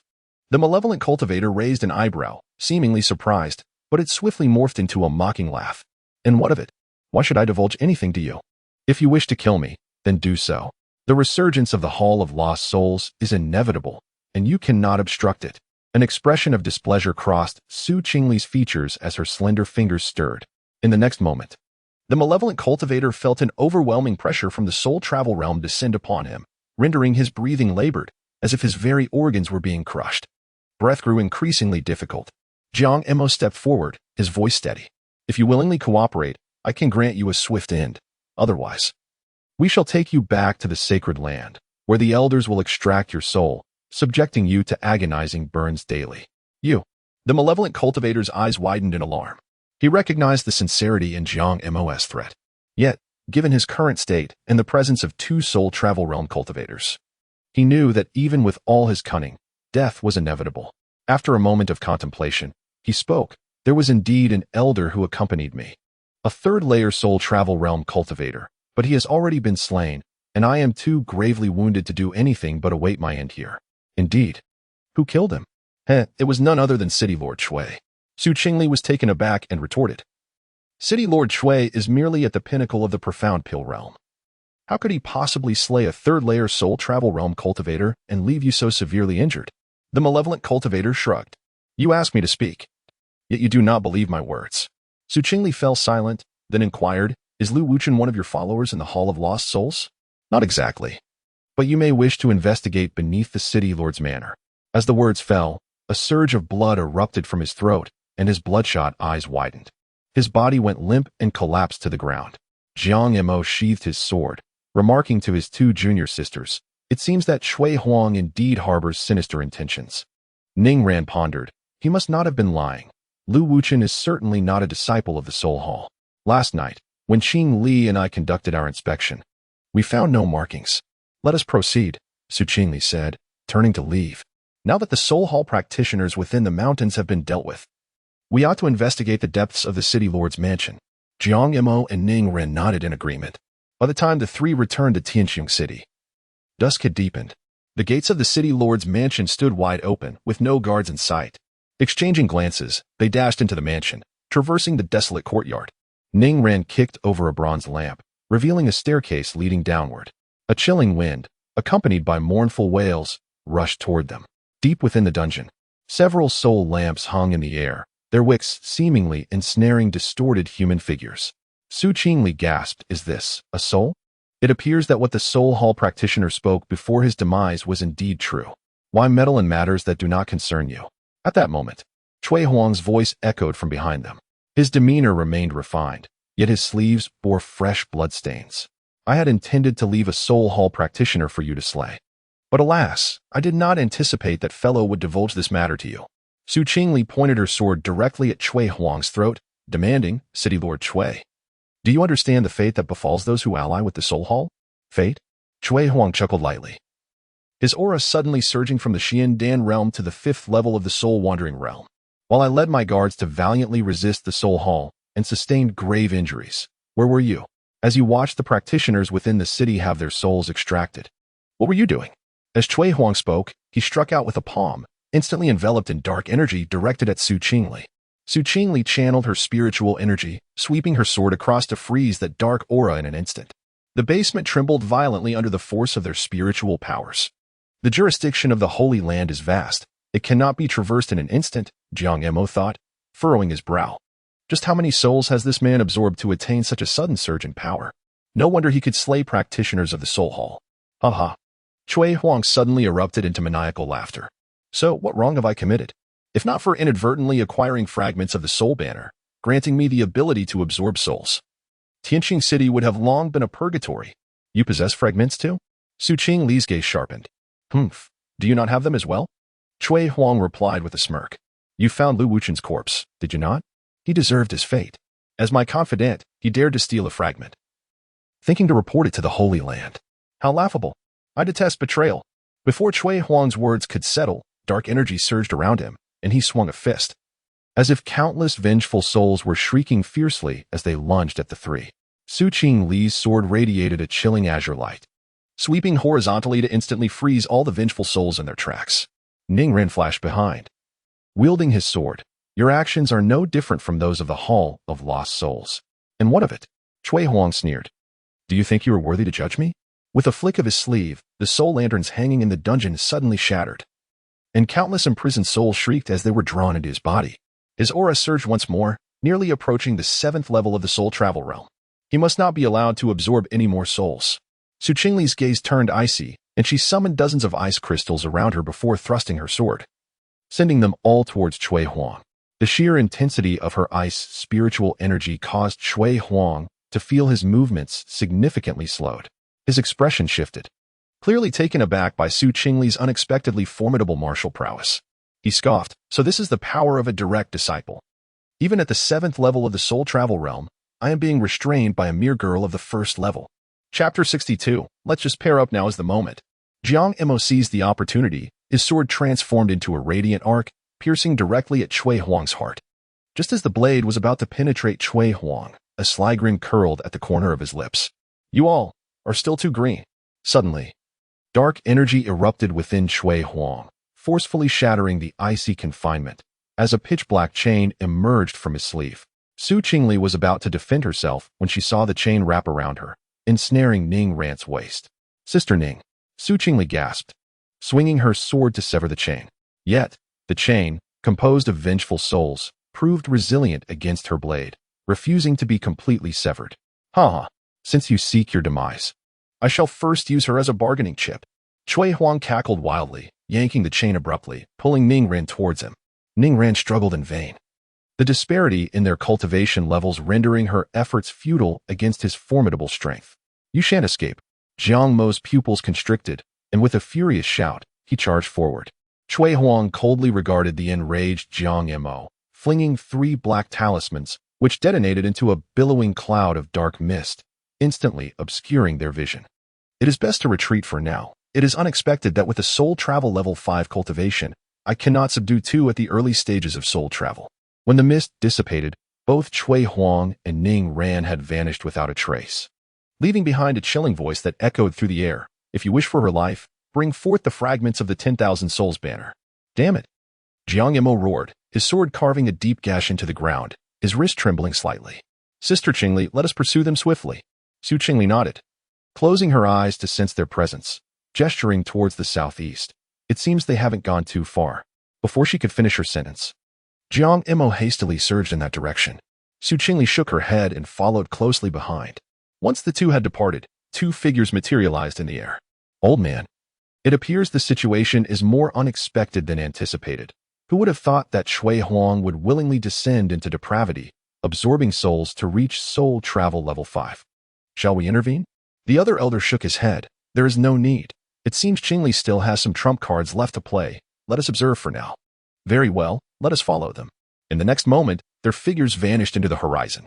Su Qingli and Jiang Imo were hastening towards that lingering aura. Observing his anxious demeanor, Su Qingli smiled. It seems brother is quite concerned for Sister Ning.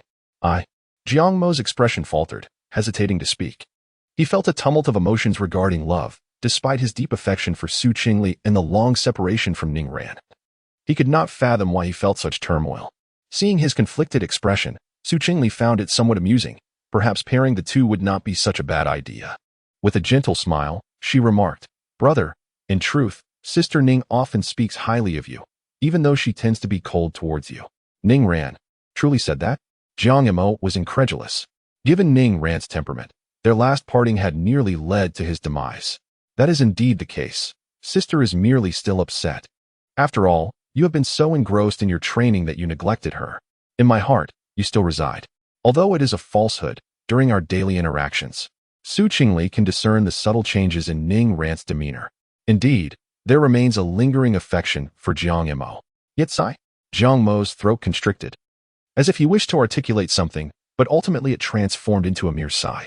Having recently confessed to Su Qingli, and despite being rejected, he finds himself unable to fathom the depths of his feelings at this moment.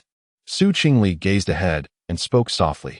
Senior brother's affection for me is merely a superficial attraction to my appearance. You ought to consult your heart and follow its guidance.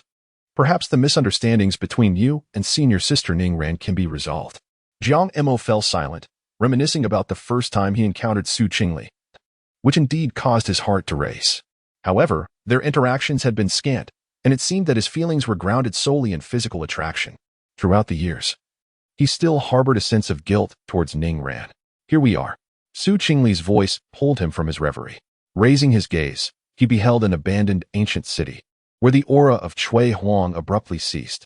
I shall draw Cui Huang's attention. Senior brother, you must rescue senior sister Ning Ran first. Allow me to handle this. Jiang Imo replied, shaking his head and drawing his sword. Having entered the soul travel realm before you, I can easily hold off Cui Huang. Do not hesitate. Junior sister Qingli, hand over the fragment to me. At his words, Su Qingli reluctantly retrieved the fragment from her spatial ring. Be cautious. Jiang Imo nodded in acknowledgement. He then ascended and bellowed, Cui Huang, you old dog, come out. I have brought the fragment you desire. Within the city, Cui Huang, upon hearing the commotion, slowly opened his eyes. One person, is it? It seems he wishes for another to save the disciple I have taken hostage.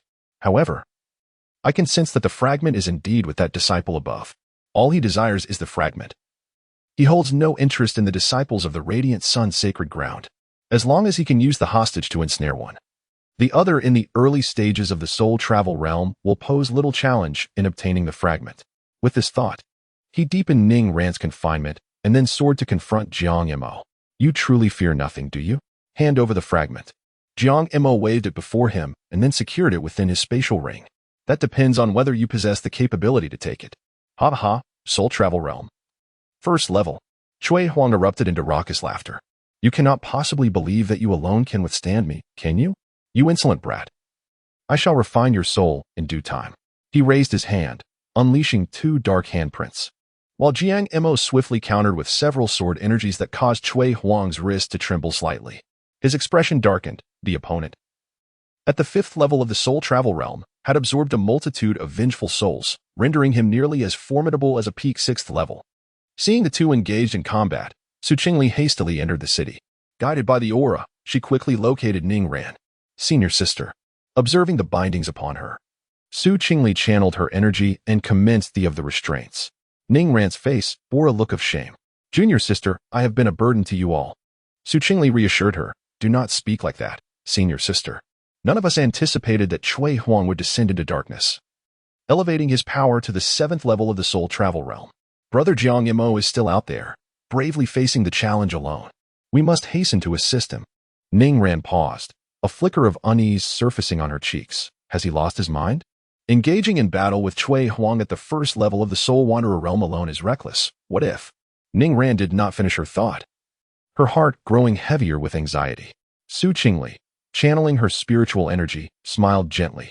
Sister, you seem quite concerned for brother Jiang Mo. Not at all. If he dies, so be it. Is that so? Just a moment ago, when he saw you being captured, his fury was palpable, vowing to slay Cui Huang. Since entering the Holy Land, I have never witnessed him so agitated. Really? Is that true? Ningran felt a twinge of insecurity, then retorted sharply, he must be worried about Cui Huang escaping and failing the mission. Qingli replied, Sister, do not try to absolve yourself. On our way here, brother spoke to me extensively about you. Chapter 63. Slaying Ningran was momentarily taken aback, her cheeks slightly flushed. What? What did he say? Qingli feigned a sigh. In truth, your senior brother harbors feelings for you. He was simply too dense to comprehend your intentions at that moment. He lamented that he once possessed a sincere love he failed to cherish, and only upon its loss did he realize the depth of his regret. The most agonizing thing on the path of life is precisely this. If given another chance, he would tell that girl, I love you. If he could set a time frame, he would wish for it to be an eternity of 10,000 years. Ningran felt as if struck by lightning, her expression frozen, her eyes brimming with disbelief. Did he truly say that? Her voice trembled slightly, and her eyes reddened. Qingli wore a look of feigned pity. Indeed, when he uttered those words, his eyes were filled with remorse. And Ningran bit her lip, hesitating to speak further. Your senior brother, alas. Qingli intentionally elongated her tone, sighing deeply. It was only after you were captured that he gained clarity about his own heart. However, you may discuss this with him upon your return. We must swiftly break the restraints and escape. He is stalling outside. Ningran lowered her head, her hands fidgeting. And after a long while, she softly remarked, he is just a blockhead. Boom. With a resounding crash, Jiang Mo was sent flying several meters before regaining his footing. A trickle of blood escaped from the corner of his mouth, and his sword hand began to tremble slightly.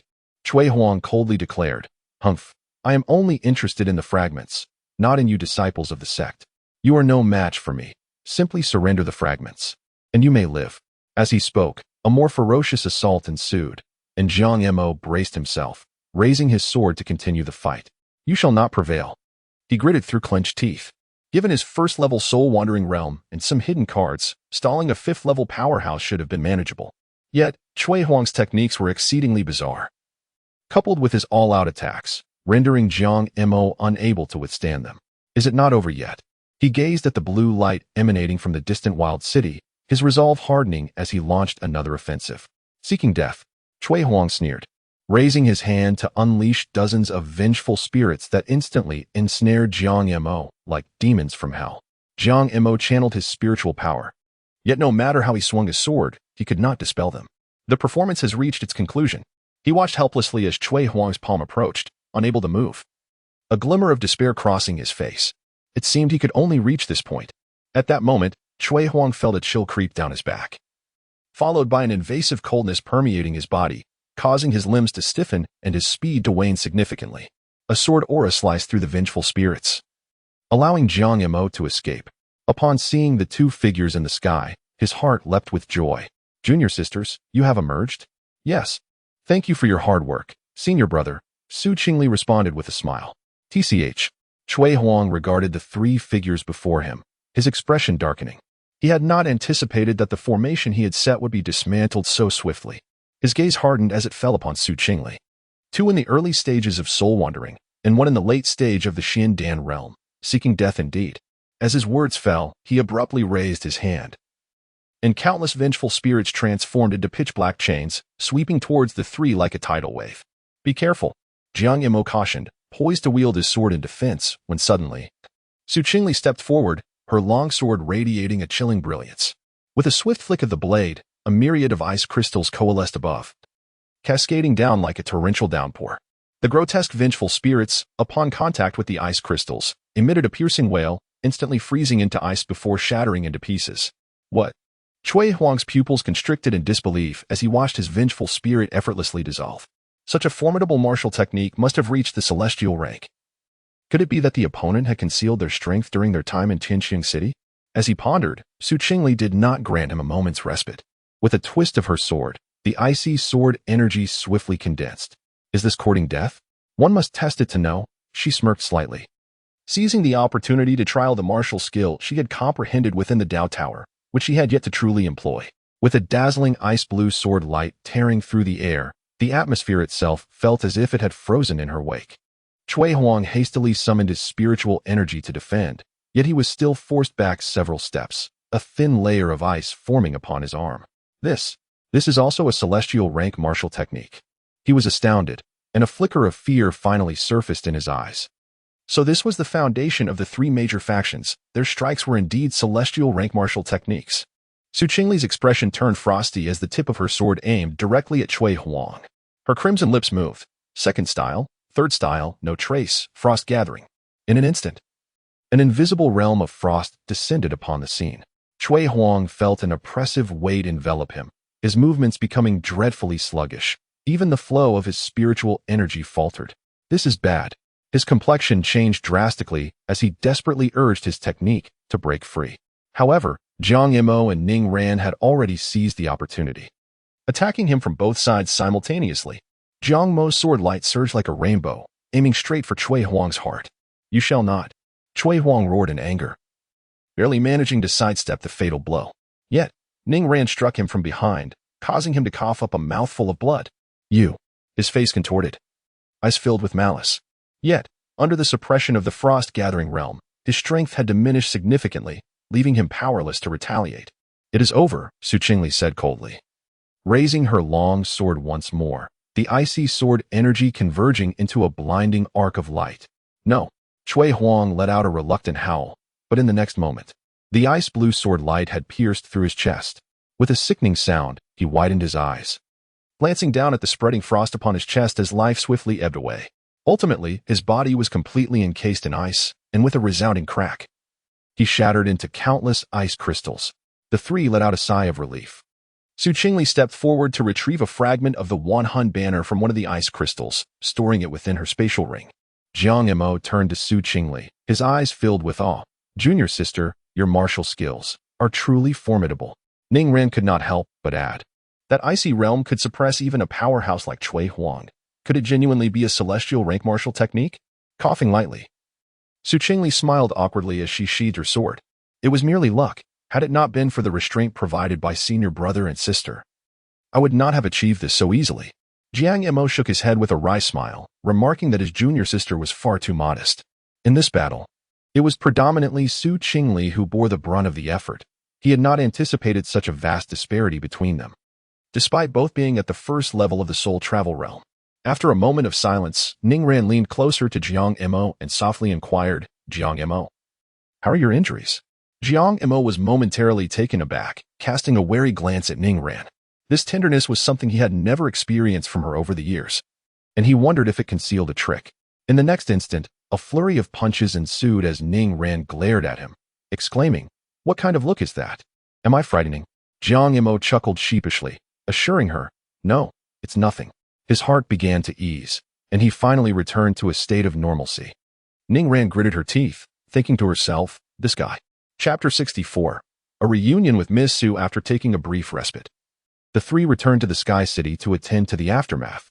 In accordance with the regulations of the Huayang sacred land, a delegation would arrive within the next couple of days to appoint a new city lord. After conducting a thorough inspection and confirming the absence of any followers of the Soul Palace, they boarded the spirit sail ship, which then ascended slowly into the sky, carrying them back to the Huayang sacred land. Jiang Imo leaned against the ship's railing and coughed lightly a couple of times, his complexion somewhat pale. Ning Ran caught a glimpse from the corner of her eye, her heart tightening, yet she maintained a calm demeanor. Is your injury severe? Don't die in front of me. That would be bad luck. Jiang Mo was taken aback, then scratched his head and smiled. It's nothing, just a minor injury. I want to die. Ning Ran scoffed. Who cares whether you live or die? I'm more concerned that you might faint halfway, delaying our return to the sect. Sister. Brother Jiang just risked everything to hold off Cui Huang. Without him, I wouldn't have been able to save you, Su Qingli whispered. I am well aware. Ning Ran murmured, retrieving a small blue vial from her storage ring. This is a recovery pill. You should take it. Thank you. Jiang Mo accepted the vial, and his fingertips accidentally brushed against Ning Ran's hand, causing both to recoil as if shocked. Ning Ran's ears turned slightly red as she turned her face away. Don't overthink it. It's merely the bond of fellow disciples. I understand. Jiang Mo scratched his head again, his smile somewhat awkward. Thank you, Sister Ning. Su Qingli, who had been quietly observing, couldn't help but shake her head. One was too proud to lower their guard, and the other was an oblivious, straightforward man. They seemed quite suited for each other. Ah, why is it suddenly a bit chilly on this spirit sail ship? Sister, brother, do you feel it? Ning Ran immediately caught on, feeling flustered. Sister, don't be angry, sister. I just meant that brother Jiang, being injured, is susceptible to the cold. Su Qingli blinked innocently. Brother, your complexion looks quite poor. Should we find a place for you to rest? Ning Ran blushed slightly at this suggestion and moved a bit closer to Jiang Mo. Just then, Jiang Mo smiled faintly. It's nothing, just a minor injury. I actually feel quite well. Su Qingli was left speechless. This dense fellow was hopeless. Ning Ran had already leaned in, and he could have easily taken advantage of the situation, yet he insisted he was fine. She rolled her eyes. Choosing to ignore Jiang Mo, her patience had reached its limit. 2 days later, Master, Cui Huang has been slain. The Sky City is temporarily stable. Lu Kang observed Su Qingli and Ning Ran below, nodding in satisfaction. Very good. Although Cui Huang betrayed us, I did not expect you to be capable of defeating a formidable opponent at the 5th level of the soul travel realm. Compared to the Sacred Lord's direct disciples, they are not inferior, Su Qingli remarked, raising an eyebrow. Master, has brother Xiao Yang returned as well? Indeed, Lu Kang replied. They went to another city to eradicate 2 followers of the Soul Palace there. Su Qingli nodded. Given the outcome of this mission, it was likely that Xiao Yang would soon be bestowed the title of Holy Son. After all, as the Sacred Lord's direct disciple, he was being groomed for such a role, and barring any unforeseen circumstances, he would be the next Sacred Lord. It seemed that not much time had passed. Such was the fate of the child of destiny, with an astonishingly rapid growth in both strength and status. At this moment, Ning Ran inquired, Master, does the Holy Monarch have any new instructions? Lu Kang replied solemnly, in 2 days. We shall convene at the Tian Shu Peak of the Taishan sect alongside the Qingyu sect to discuss the extermination of the Lord of the Soul Hall. It is imperative that we eradicate the Soul Hall completely from the Tian Su domain. Is it truly time to act so soon? Su Qingli's eyes widened slightly. Indeed. Lu Kang nodded. This operation will be led personally by the Holy Monarch. The two exchanged glances, their expressions grave. The Holy Monarch represents the pinnacle of the Huiyang sacred land, and only the leaders of the other 2 sects can stand against him in the Tiansu domain. His personal involvement signifies a resolute determination. Stepping out of the main hall, Su Qingli gazed at the busy disciples below and shook her head. She pondered the inevitable sacrifices that would accompany this assault. However, in 2 days, she would encounter the prodigies from the other 2 sects. It struck her that she had yet to meet any disciples from the Taishan sect. Meanwhile, the Qingyu sect. Master, when shall we depart? Ji Huai'an asked the sect leader, Qing Xuanzu, and the esteemed elders with a serious tone. In 2 days, Qing Xuanzu paused before continuing. Lin Qingyu has been found to have no connections with the Soul Hall based on recent investigations. Bring her out. He added, let her accompany us in the upcoming operation. Ji Huai'an clasped his hands in respect. Yes, Master, esteemed elders, I take my leave. Upon exiting the main hall, he proceeded directly to the confinement chamber. Recently, the sect had received alarming news from the Huiyang sacred land. Lin Qingyu's family, the Lin clan, had become followers of the Soul Hall. In an instant, she became the target of suspicion, leading the sect leader to confine her for investigation to prevent any backlash. If any ties were indeed discovered, even a direct disciple would not be spared. With a heavy push, Ji Huai'an opened the thick stone door, revealing a shadowy figure within. Junior sister. The master has completed the investigation. Your family's matters are unrelated to you. You may come out now. Lin Qingyu sat on the stone bed, her long hair disheveled and her complexion pale, clearly affected by her time in confinement. However, when she lifted her gaze to Ji Huai'an, her dull eyes sparkled with light, and a smile of joy graced her lips. Elder brother, you've come to see me? Ji Huai'an's expression remained cold, his tone calm. By the master's order, I am here to escort you out. Lin Qingyu's smile faltered momentarily but quickly returned as she stood and adjusted her sleeves. I knew the sect would vindicate me. Ji Huai'an stepped aside, allowing her passage, but did not meet her gaze. The master has confirmed that your family's affairs have nothing to do with you. Lin Qingyu hastened to keep pace, her tone tinged with grievance. My Lin family has resided in Song City for centuries. How could we possibly collude with the Soul Hall? It must be a conspiracy by the Xiao and Su families. Ji Huai'an halted, finally casting a glance in her direction. The Huiyang sacred land has conclusive evidence that certain members of the Lin family have indeed interacted with the Soul Hall. It is one thing to defend yourself, but do not resort to falsely accusing the Xiao and Su families. Do not go too far. Upon this thought, a flicker of disdain crossed his eyes. How could Xiao Yang, the son of the Xiao family and a direct disciple of the Holy Sovereign of the Radiant Sun Sacred Land, destined to become the future Holy Sun, possibly associate with the Hall of Lost Souls? As for the Su family, he placed his trust in Su Qingli. Although their acquaintance had been brief, an inexplicable sense of trust emanated from the depths of his heart. Reflecting on this, he realized it had been some time since he last saw Miss Su, and he wondered how she was faring. Regrettably, they belonged to different sects. But fortunately, they would be heading to the Taishan sect in a few days, and he was certain he would meet her then. At this moment, Lin Qingyu noticed a change in Ji Huai'an's expression and felt a surge of anxiety. She quickly defended herself, exclaiming, "That must be the doing of a distant branch. My father would never." Junior sister Lin. Ji Huai'an interrupted her, his tone remaining calm. "Since the sect master has released you, it signifies that this matter is set aside for now. In 2 days, the sect will join forces with the Radiant Sun Sacred Land and the Taishan sect to besiege the main hall of the Hall of Lost Souls. And you must accompany us." Lin Qingyu was momentarily taken aback, but a glimmer of determination soon shone in her eyes. "Very well. I will surely prove the loyalty of the Lin family." Ji Huai'an chose not to say more and turned to leave. As Lin Qingyu gazed at his retreating figure, she bit her lip and could not help but whisper, "Senior brother, do you not trust me either?" Chapter 65. Preparations. The following day, atop Danding Peak, Su Qingli stood beside the table, her gaze fixed upon the violet resuscitation pill. Its surface shimmered with a faint ethereal glow, hinting at the tremendous vitality contained within. "Senior brother Chun, can this resuscitation pill truly save a life?" she inquired, her eyes betraying a hint of skepticism. Tianming patted his chest, assuring her, "Rest assured. Junior sister, I spent 49 arduous days crafting this pill, using a millennium-old snow Ganoderma as the primary ingredient, complemented by 7 rare spiritual materials. As long as there is breath left, consuming it will preserve your life, placing you in a state of suspended animation, and you will awaken automatically after 2 hours." Su Qingli nodded slightly, then turned her gaze to another pill, the Crimson Frenzied Spirit Pill. "And what of this one?" "Well," Tianming rubbed his hands together, lowering his voice, "upon ingestion, your spiritual power will surge threefold for the duration of a stick of incense. The downside, however, is that you will feel extremely weak for 3 days afterward, and your meridians may sustain slight damage." A twitch of her lips betrayed her discontent. 2 pills combined cost 200,000 spirit stones? With a serious expression, Tianming replied, "Junior sister, this is a life-saving remedy. What is 200,000 spirit stones when compared to a life?" Su Qingli was rendered speechless. Each month, Danding Peak provided various medicinal pills to the other peaks, and any surplus had to be purchased with spirit stones. This disparity was why items within the sacred grounds were generally less costly than those outside.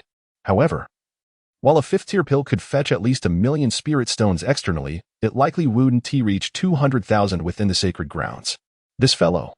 Surely he wouldn't be deceiving her with this thought. She lowered her gaze, pressing her crimson lips together.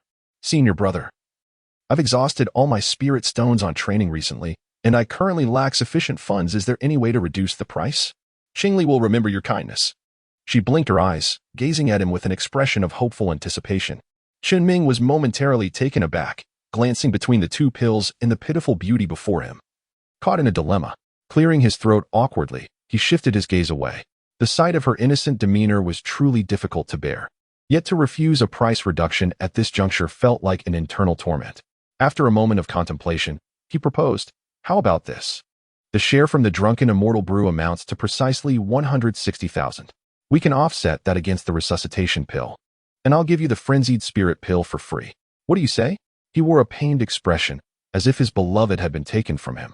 Qingli replied, "Very well, let it be so." She tucked the 2 pills away. "Thank you, senior brother. You are truly wonderful."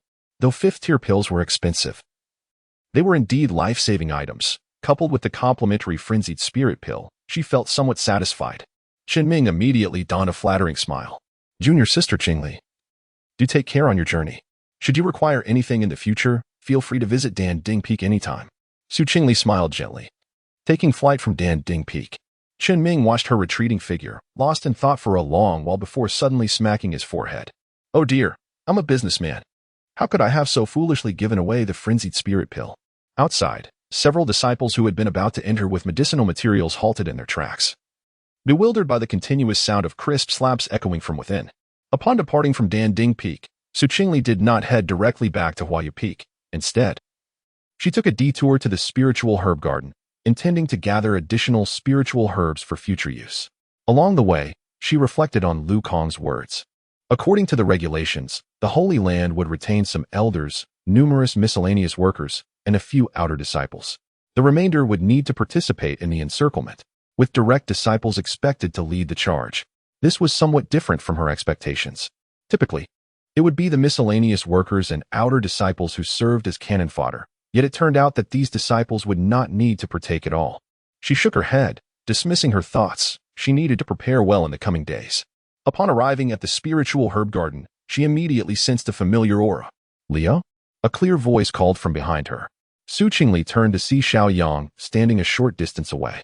Clad in the Holy Land's robes, he stood tall and sturdy, appearing even more robust than when she last saw him. His youthful demeanor had shifted, now embodying a steadiness that belied his earlier naivety, though his eyes remained as bright as stars. "Xiao Yang?" She raised an eyebrow. "What brings you here?" Xiao Yang strode towards her, a smile gracing his lips. "I intended to visit Huai'an Peak to find you, but when that didn't pan out, I unexpectedly encountered you here." His gaze fell upon the pills in her hand, and his brow furrowed slightly. "Did you go to Danding Peak?" "Yes, I purchased some pills from Brother Chen," she replied. "Recovery pills and frenzied spirit pills?" Xiao Yang recognized them immediately, his tone growing serious. "Lier, are you also participating in the encirclement?" Qingli nodded subtly. "Yes. My master has issued an order that direct disciples must engage in battle." After a moment of silence, Xiao Yang suddenly produced a jade talisman from his robe and handed it to her. "Take this." "What is it?" she inquired. "It's a heart-guarding jade talisman, capable of withstanding a single attack from a peak celestial realm practitioner." His tone was calm yet insistent. "I obtained it during my recent encounter with the soul-clearing temple's cultivators. You may find it useful." Qingli hesitated, shaking her head. "You should keep it. I have recovery pills." However, Xiao Yang grasped her hand firmly, placing the talisman into her palm. "Recovery pills merely prolong life. This talisman can directly nullify an attack. It is different." His hand was warm, yet slightly rough, a testament to years of martial practice. Instinctively, she attempted to withdraw her hand, but he tightened his grip. "Leo," he said softly, his gaze intense, "be careful during this operation." Feeling a bit awkward, Qingli pulled her hand back, sensing the atmosphere had grown peculiar. Ultimately, she nodded. "You too." After gathering a selection of spiritual herbs, she bid farewell and returned to Huai'an Peak. Xiao Yang watched her departing figure with a gentle smile, his heart feeling considerably lighter. "You rascal, giving away the precious items you just acquired." The voice of Elder Ling echoed in his mind. Xiao Yang paid little heed to it. "It's all right, master. With my current strength, even peak celestial realm cultivators cannot detain me." Elder Ling scolded, "You impudent boy. It's not the same at all. In a few days, you will face the branch of the soul-clearing temple, even the 10 main halls. Do you think you will encounter only Xiandan and soul wanderers? Reincarnation realm?" Xiao Yang raised an eyebrow. Old Ling cast a glance at him. It could possibly be divine retribution, or even a powerful being from the celestial spirit realm. After all, the Hall of Souls has endured 2 purges yet remains unscathed, its influence firmly entrenched. The number of ancient monsters within its ranks remains unknown to all. The celestial spirit realm? Xiao Yang was taken aback. The holy monarch of the radiant sun holy land is merely at the 9th level of the celestial spirit realm. Does that not signify a formidable adversary? Indeed, the Hall of Souls is truly a formidable opponent. Humph, does the little brat now feel fear? It's all right, teacher. Xiao Yang replied with a hearty smile. If anything were to happen to Lier, I would be even more reluctant to engage in battle. Besides, we have you, teacher. You were once a formidable being at the Dao sovereign level. Chapter 66. The Triumvirate Alliance, you mischievous lad, always summoning the teacher for arduous tasks. Elder Ling sighed with a hint of sorrow in his tone. Teacher? Xiao Yang sensed something amiss and inquired. What truly transpired in the past that led to your acquaintance with my mother? After a prolonged silence, Elder Ling let out a faint sigh. What has transpired is now behind us. In due time, there will be opportunities for further engagement. Seeing this, Xiao Yang refrained from pressing further. He had asked multiple times, yet received the same response each time. It was more prudent to focus on enhancing his strength. With the impending siege, he anticipated encountering the outstanding talents from the other two sects and needed to prepare accordingly. As dusk enveloped Huaiyu Peak, many disciples were busily preparing for the upcoming event in 2 days. Su Qingli, donned in a flowing white gown, wielded her sword, tracing sharp arcs through the air.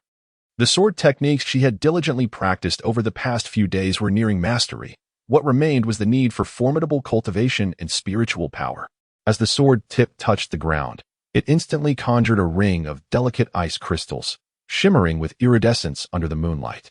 Lifting her wrist slightly higher, a voice drifted from a nearby peach tree. Ning ran, leaning gracefully against a branch, toyed with a freshly plucked peach blossom, her crimson hair ribbon cascading over her shoulders.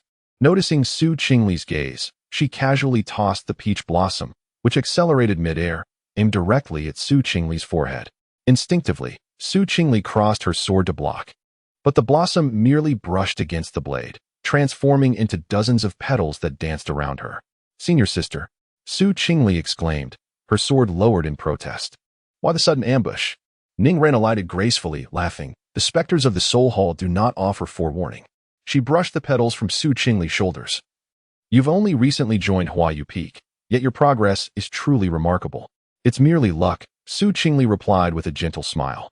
Ning Ran, having recently experienced a battle, seemed on the verge of a breakthrough into the Soul Wanderer realm.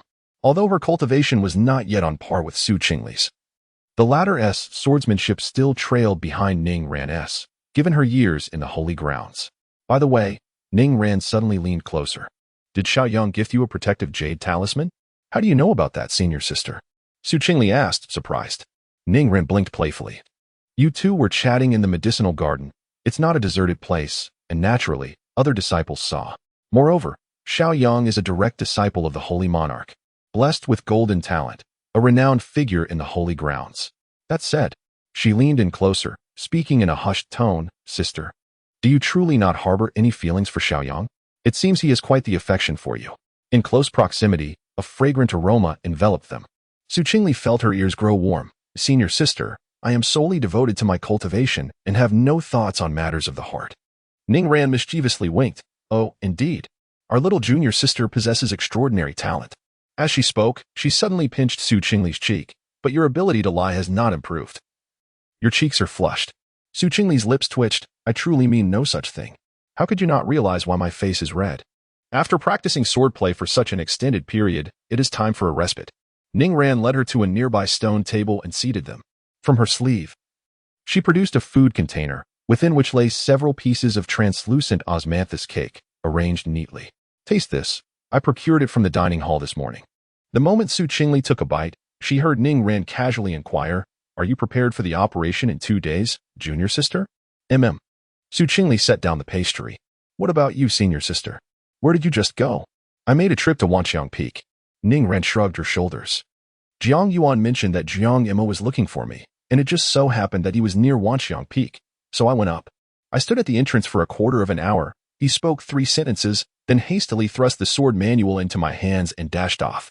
Unable to suppress her laughter, Su Qingli replied, Isn't brother Imo always like this? After all, I witnessed his steadfast nature back in Tianming City. Ning Ran propped her chin on her hand, her fingers tracing circles on the stone table. Indeed, with such high aptitude for cultivation, he is unfortunately rather tongue-tied. Nevertheless, you must exercise caution during this mission. Even the branch halls are exceedingly formidable. Su Qingli inquired earnestly, "Are you familiar with them, senior sister?" Ning Ran nodded. "During a previous expedition with Jiang Mo, we encountered a traitorous disciple from the Taishan sect who happened to pass by." She seemed to recall something and suddenly chuckled softly. That blockhead was clearly worried about ambushes, insisting that the moonlight was perfect for traveling. Yet when we truly encountered a soul envoy, he was the quickest to draw his sword. She then produced a scented pouch adorned with runes from her waist. Su Qingli squinted slightly, noticing the pouch bore a crooked peace knot. "This is made by Jiang Mo." Ning Ran grimaced in distaste. "He insisted on giving it to me. It looks dreadful."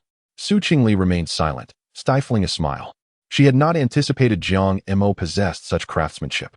It seemed their interactions had been rather harmonious.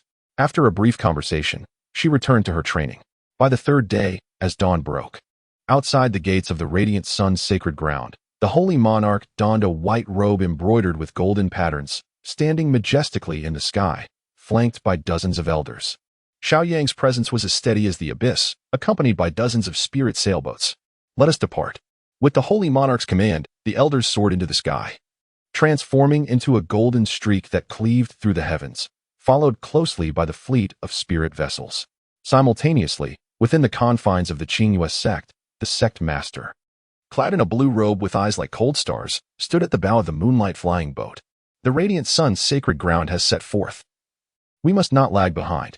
Qing Xuanzi's voice was crisp as he waved his hand, and the moonlight flying boat transformed into a streak of light, soaring into the void. At Taishan sect, Tianshu Peak, as the host of this encirclement, preparations had long been made. Outside the gates, Taishan disciples stood solemnly with their swords, exuding an air of gravity. At the peak, the sect master, robed and sword in hand, gazed into the distance. Suddenly, a resounding boom echoed from above. As golden light pierced through the clouds, the holy monarch of Radiant Sun had arrived. Almost immediately, the flying vessel of Qingli sect appeared in the blink of an eye. The sect master of Qingli had arrived. With the convergence of the three sects, a momentary eclipse enveloped the sunlight above Taishan sect. The master of Taishan let out a hearty laugh and welcomed them with a cupped fist, saying, "Lord Huiyang, master of the Qingyu sect, it is an honor to receive you from afar." Lord Huiyang responded with a serene smile. "The Taishan sword array truly lives up to its esteemed reputation." The master of Qingyu nodded slightly. "There is no time to waste. Let us discuss our strategies." As the three of them, along with the elders, entered, only a multitude of disciples and a few outer elders remained outside to maintain order. Within the Qingyu sect, Ji Huai'an suppressed his inner excitement, his gaze sweeping over the disciples of the Huiyang sacred land. Before long, he spotted a familiar figure he had not seen in ages. Su Qingli appeared in a flowing gown of snow white, her garments fluttering lightly, with a silver ribbon cinching her waist, accentuating her delicate yet formidable silhouette. The hem of her skirt was embroidered with several branches of pale ink plum blossoms, and she carried a long sword on her back, its scabbard frosty, tied with a faded red cord that swayed gently in the breeze. At that moment, she was engaged in warm conversation with a young man. Ji Huai'an's brow furrowed slightly as he observed Xiao Yang standing beside Su Qingli. Chapter 67. Provocation. Who is this person? It seems he has a close relationship with Miss Su, stirring a wave of discomfort within. "Senior brother," Lin Qingyu remarked, her gaze fixed on Ji Huai'an, a cold smile gracing her lips as she stepped forward. "Do you know that individual?" Ji Huai'an withdrew his gaze and shook his head.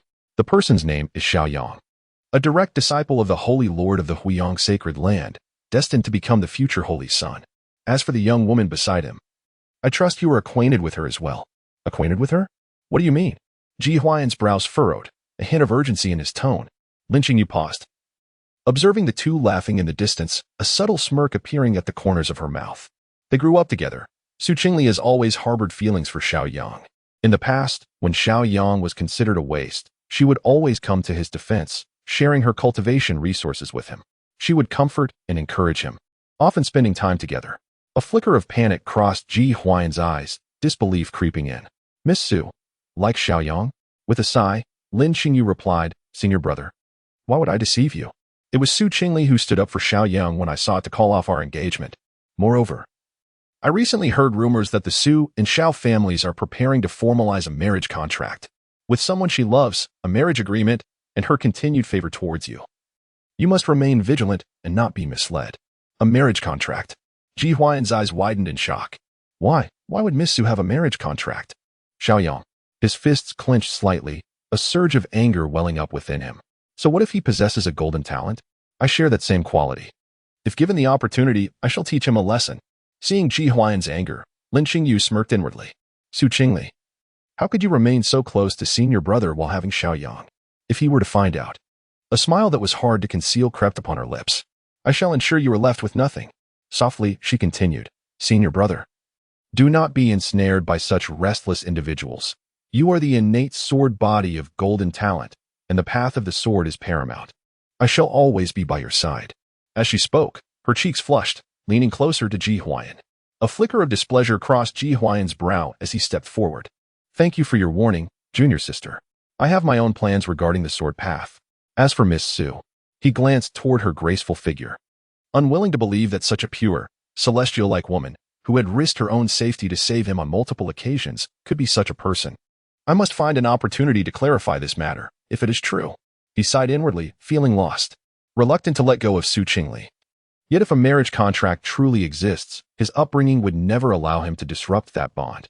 At that moment, Xiao Yang, still engaged in conversation with Su Qingli, suddenly felt a chill wash over him. Following the sensation, he turned to see a disciple from the Qingli sect staring intently at him. The young man donned a simple azure robe, its sleeves fluttering in the breeze, casually cinched at the waist with a dark belt. He bore on his back a plain, unadorned sword sheathed in ebony, which, though it remained in its scabbard, emanated a faint chill. His countenance was strikingly handsome, imbued with an aura of clarity and poise. A palpable strength radiated from him, yet there was an inexplicable hostility directed towards him. Ji Huai'an's gaze, sharp as a blade, pierced directly towards Xiao Yang, furrowing his brow. Xiao Yang felt an increasing sense of perplexity. He did not recognize this disciple of the Qingli sect, yet the other's animosity was unmistakably evident. Su Qingli, observing the unusual expression on Xiao Yang's face, inquired, What are you looking at, Xiao Yang? Following her line of sight, he noticed Ji Huai'an gazing in their direction. As their eyes met, a spark seemed to leap between them, momentarily stunning him. He had momentarily forgotten that they both were prodigies blessed with golden talents. Noticing her gaze, Ji Huai'an's icy demeanor softened slightly, and he instinctively took a step forward. However, at that moment, Xiao Yang subtly shifted his position. Discreetly placing himself half a step in front of Su Qingli, his eyes calmly locking onto Ji Huai'an's. Was this a provocation? Ji Huai'an's expression darkened. His right hand instinctively resting on the hilt of his sword, an aura of sword intent subtly swirling around him. Who was that person? Xiao Yang inquired softly, his tone remaining calm yet tinged with vigilance. Su Qingli paused for a moment before replying, Ji Huai'an, the chief disciple of the Qingli sect. A prodigy with innate sword body. Innate sword body? Xiao Yang raised an eyebrow, a flicker of battle intent igniting in his eyes. No wonder his sword intent is so pure. I did not expect the other golden talent from the Tianshu domain to be him. Su Qingli was momentarily speechless. What was this inexplicable surge of battle intent? They were in the midst of preparing to assault the Soul Hall, not engaging in a mere game. It would be prudent to avoid bringing the two together. Although her relationship with Ji Huai'an was merely that of fellow practitioners, a sense of unease lingered within her. Xiao Yang, you can spar with him another time. The current situation is paramount, Su Qingli advised. Xiao Yang nodded. Do not worry, Lear, I am fully aware. However, that individual seems to harbor ill intentions. You must be cautious. Avoid excessive contact with him. If he sets his sights on you, inform me, and I shall take action. Su Qingli wiped the beads of sweat from her forehead. You are overthinking it. Just focus on awaiting orders. At that moment, a fiery figure abruptly entered their line of sight. This celestial being must be the Taoist friend from the Huiyang Holy Land, no doubt. A disciple of the Taishan sect, clad in a crimson robe, strode forward, the jade pendant at his waist swaying. His grin was unabashedly bold. I am Xiao Yan, a direct disciple of the Taishan sect. It is an honor to finally meet the esteemed Taoist friend, Su. Su Qingli raised an eyebrow, somewhat surprised. You know me? Having heard tales of the stunning beauty of the flower-feathered peak of the Huiyang Holy Land, she was indeed struck by his striking appearance upon meeting him today. He gazed intently at Su Qingli, completely disregarding Xiao Yang standing beside her. Xiao Yang's expression darkened instantly. He stepped forward subtly, positioning himself protectively behind Su Qingli. What brings you here, fellow cultivator? Zhao Yan then noticed Xiao Yang, a flicker of disdain crossing his eyes. And who might you be? I am Xiao Yang of the Huiyang Sacred Land, he replied, his tone frosty, with a faint ripple of spiritual energy emanating from his body. Oh? Xiao Yan elongated his tone, a sudden spark of interest igniting in his eyes. So you are the direct disciple of the Holy Monarch. I have heard tales of your reliance on women to achieve prominence in Song City, a mere waste of talent, I believe. Qingli thought to herself. Is this fellow always so audacious? Were it not for the ongoing alliance of the three factions, Xiao Yang might have unleashed his fury upon him. At that moment, Xiao Yang's aura surged forth, an overwhelming pressure rendering Xiao Yan immobile. Is this truly your strength, the second level of the soul-wandering realm? I expected far more from you. Chapter 68. I am concerned about you. Xiao Yan gritted his teeth, his eyes wide with trepidation as tumultuous waves surged within him. Damn it. He had thought that despite Xiao Yang being the Holy Lord's direct disciple, his limited time in the Holy Land would hinder his progress. To his astonishment, Xiao Yang had already broken through to the second level of the soul travel realm. In the same realm, he found himself utterly suppressed and unable to move. Humph. Mind your words in the future. Had it not been for this situation today, I would not have let you off so easily. As Xiao Yang spoke, he dispersed his oppressive aura. Before Xiao Yan could regain his composure, a sudden and fierce sword energy surged from the side. He hastily retreated. His robes slashed open with a deep cut. Mind your tongue, Ji Huai'an remarked, having appeared at some point nearby, his long sword glinting with a cold light. Xiao Yan's face changed dramatically, cold sweat beading on his forehead. It dawned on him that he was simultaneously locked onto by two terrifying presences, Xiao Yang's golden spiritual power and Ji Huai'an's sword energy. I was merely... Xiao Yan stammered, retreating further, his back already soaked with sweat. At that moment, an elder from the Qingli sect noticed the darkening expression on the Taishan sect elder's face and hurriedly interjected, Enough. The alliance of the three sects is imminent. We must prioritize the greater good. What is this commotion about? Qingli gently tugged at Xiao Yang's sleeve and exchanged a glance with Ji Huai'an. Ji Huai'an snorted coldly and sheathed his sword, while Xiao Yang also retracted his aura. However, the sparks of contention still flared in the air between their gazes. Xiao Yan dared to turn back only when he returned to the ranks, feeling as if he had narrowly escaped a calamity, wiping the cold sweat from his forehead. Who on earth is Qingli to incite jealousy between two prodigies of golden talent? Meanwhile, Lin Xingyu observed everything from a distance, her nails digging deeply into her palm. She glared coldly at Qingli's graceful figure, a chilling smile curling her lips. Just wait. When I expose you, let us see how you manage. Unaware of Lin Xingyu lurking in the shadows, Qingli only sighed in relief when the two shifted their gazes away. In less than an hour, the sect masters of Taishan and Qingyue, along with the Holy Lord of Huiyang, emerged, accompanied by a multitude of elders, their spiritual power vast and profound. In this operation, the Hall of Souls had established three branches. With a flick of his sleeve, the Taishan sect master conjured three crimson points of light in the air. The first is located in the Ghost Valley, to be handled by my Taishan sect. The second is the Blood Fiend Abyss, to be addressed by the elite of the Qingli sect. The third is the Burial Spirit Ancient Ruins, to be overseen by the Huiyang Holy Land. However, considering the peril involved, the Qingli sect will dispatch some disciples to accompany them. Upon hearing this, the disciples present all changed their expressions. The Burial Spirit Ancient Ruins were the remnants of an ancient battlefield, perpetually shrouded in malevolent spirits and fraught with danger. They never expected that the Hall of Souls would establish a branch there. The Holy Lord Yi Tianfu scanned the gathered disciples, his gaze finally settling on Qingli and her companions. Qingli, you will lead 30 disciples to accompany Elder Huiyang. Qingli clasped her fists in acknowledgement. Disciple obeys. In the distance, Ji Huai'an furrowed his brow and stepped forward. Sect Master, I request to join the expedition to the Burial Spirit Ancient Ruins. After all, such a perilous place weighs heavily on my mind. Within this realm, one must not only guard against malevolent beasts and lingering souls, but also extract the sub-temples of the Hall of the Departed. A task fraught with far greater peril than that posed by the other two sub-temples. Qing Xuanzi cast a fleeting glance at him and declared, Huai'an, you must lead the expedition to Bloodslaughter Abyss. Ji Huai'an, his demeanor composed, shook his head gently, Master. It seems I have experienced an illusion of the ancient burial ruins while within the Enlightenment Tower, which may prove beneficial. Qing Xuanzi, somewhat taken aback, furrowed his brow in contemplation before ultimately nodding in acquiescence, agreed. At that moment, Xiao Yang's expression darkened. He had anticipated accompanying Qingli to the ancient burial ruins. only to find himself summoned to join the Holy Monarch instead. And Ji Huai'an would be entering the ruins alongside Leah? The Holy Monarch, Huiyang, turned his gaze upon him. Simply stay by my side. This mission is of great significance to you. Your Excellency, Xiao Yang attempted to voice his concerns, but was swiftly interrupted. Do not entertain unnecessary thoughts. This matter is not subject to your whims. It concerns the Huiyang's sacred land, and you must follow orders. The Holy Monarch reassured him. Worry not. I am aware of your concerns for the disciples of the sacred land, but there are elders present in the burial ruins, and no harm shall come. Clenching his fist, Xiao Yang ultimately complied, murmuring, understood. With the allocation of teams complete, the disciples of each sect prepared for departure.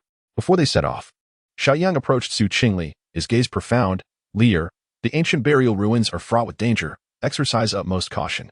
Su Qingli responded with a gentle smile, rest assured. With the elders present, all shall be well.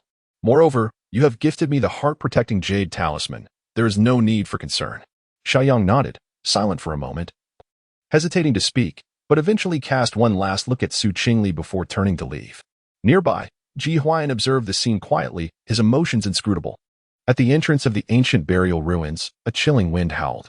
Elder Huiyao stood at the forefront of the group, cautioning, once we enter the ruins, no one is to act independently. Stay close to the formation. The disciples responded in unison. Su Qingli took a deep breath, gripping her sword tightly, and stepped into the ruins. Taoist Su, we meet again. A voice resonated, and Su Qingli turned to find Ji Huai'an standing beside her, a gentle smile upon his face. Taoist Huai'an, it has indeed been a long time, Su Qingli replied with a soft smile.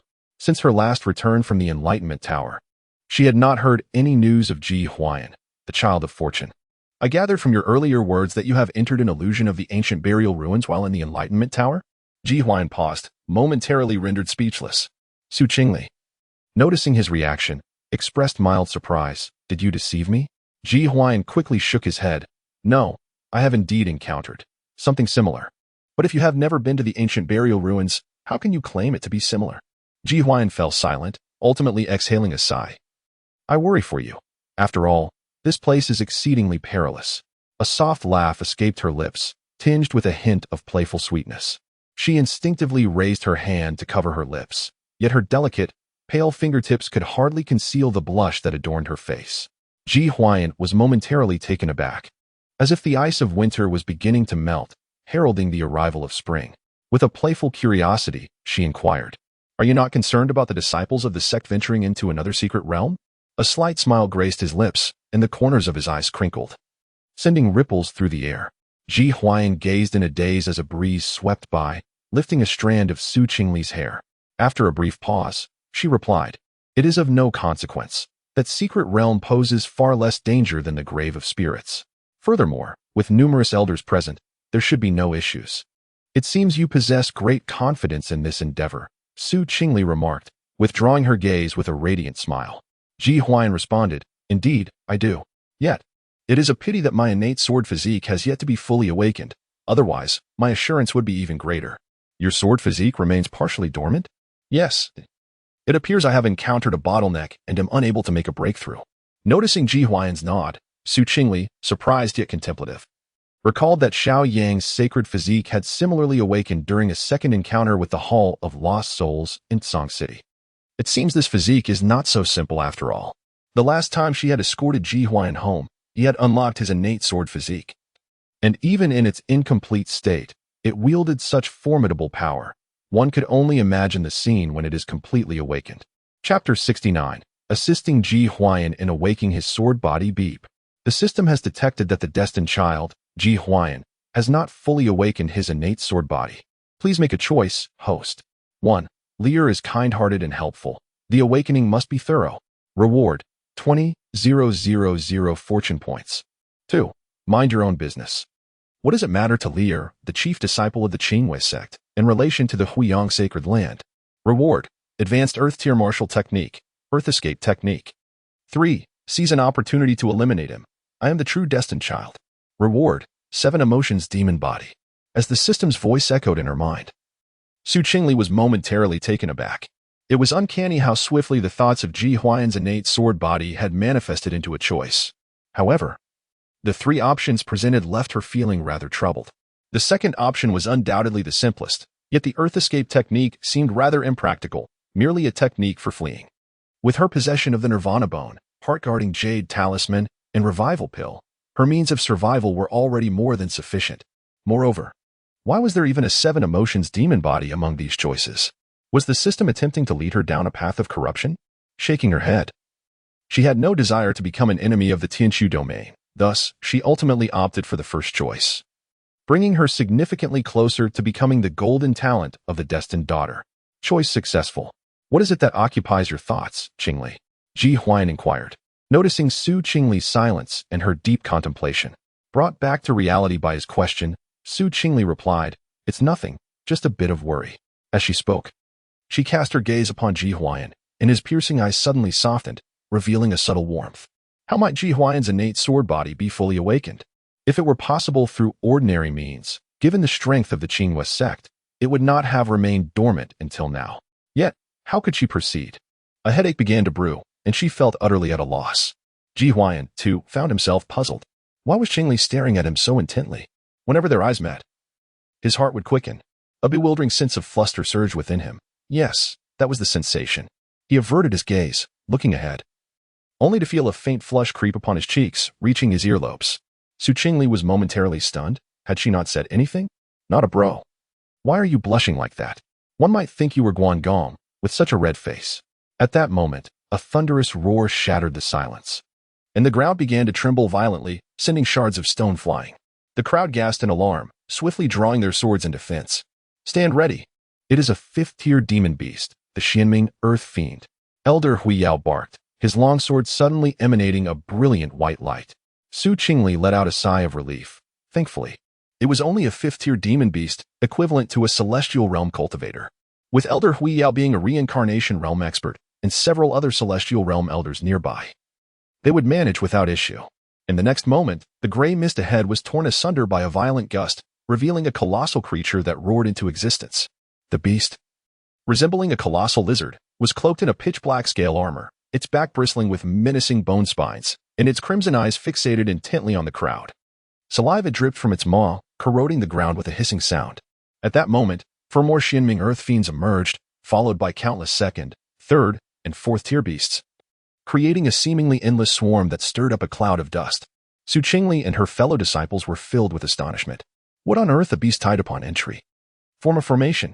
Elder Huiyao and the other elders waved their sleeves, and a white barrier unfolded instantaneously, shielding the disciples. However, the Tianming Earth Fiend moved with astonishing speed, its robust tail sweeping through the air and crashing against the barrier. Boom! The barrier quaked violently, causing several weaker disciples to stagger back. Something is amiss, Elder Huiyao remarked an inner door elder with a grim expression. Even within the secret realm, such a beast tide would not occur so fortuitously. Damn it, a flicker of murderous intent flashed in Huiyao's eyes. It must be the work of the Soul Palace. We cannot remain idle.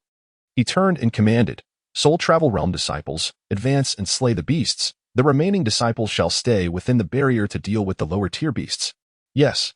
The crowd clasped their fists in acknowledgement. Ji Huai'an's gaze turned icy as he unsheathed his longsword, its blade shimmering with frost, stepping out of the barrier. Heavenly Punishment Thunder Prison. In the next moment, he summoned the thunder of the heavens, transforming it into a sword intent that ensnared one of the Tianming Earth Fiends. His sword intent surged like a rainbow, a purplish lightning sword energy cleaving towards the beast's head. The Tianming Earth Fiend roared in fury, its sharp claws striking down, shattering the sword energy with brute force.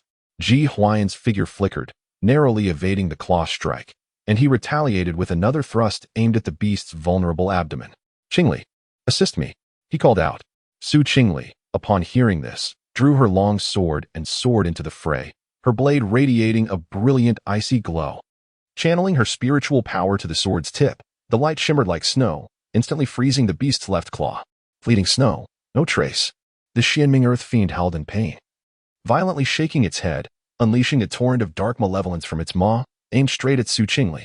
Ji Huai'an's pupils constricted. Qingli, be careful. He swiftly darted forward, grasping her wrist and retreating rapidly. The malevolence grazed past their garments, instantly corroding the ground into a deep pit. Su Qingli's heart raced, but she quickly steadied her mind. Thank you. I didn't anticipate that a fifth-tier beast, comparable to the celestial realm, would be so resilient. My sword energy barely left a shallow mark. At this moment, Ji Huai'an released her hand, his gaze cold and contemplative. This beast exudes a heavy malevolence. We cannot engage it head-on. We must identify its weaknesses. Huiyao had now summoned an ancient mirror spirit tool, white light coalescing into chains that ensnared the beast's limbs. He bellowed. Its abdominal scales are thin. Attack its lower belly. Upon hearing this, the disciples unleashed their skills, with sword lights and talismans converging and crashing towards the beast. The Tianming earth fiend erupted in fury, its malevolent energy surging forth, shattering the white light chains and swiping its claw towards the nearest disciple. Not good. Huiyao's expression changed as he prepared to re-release the chains, when suddenly, a chill swept through the air. Clang! The colossal hand crystallized into ice at a visibly rapid pace, ultimately halting before a disciple of the inner sect, barely half a meter away. The disciple broke into a cold sweat and, looking up, beheld Qingli gritting her teeth as she manipulated the icy spiritual power midair. Immediately following, a brilliant white sword chi erupted, piercing through the abdomen of the demonic beast in an instant. The Tianming earth fiend beast let out a heart-wrenching howl, its massive form crashing to the ground as its malevolent energy dissipated. After a quarter of an hour, they finally succeeded in exterminating several fifth-tier demonic beasts, along with a few lower-tier ones. The disciples heaved a sigh of relief, and Huiyao remarked, "Qingli, Huai'an, you performed admirably. This task would have been insurmountable without the assistance of the elders and fellow disciples." Qingli replied, "Indeed." Huiyao nodded, "Do not let your guard down. Let us first seek a secure location before resting." Just as the disciples were about to sit down, they clasped their fists in acknowledgement. Understood. However, before they could make a move, the ground trembled once again. To their astonishment, a much larger demonic beast appeared nearby, accompanied by several fifth-tier beasts. A sixth-tier peak demonic beast. Huiyao gritted his teeth, his expression darkening completely. Many disciples displayed despair. Beside the beast loomed several fifth-tier creatures.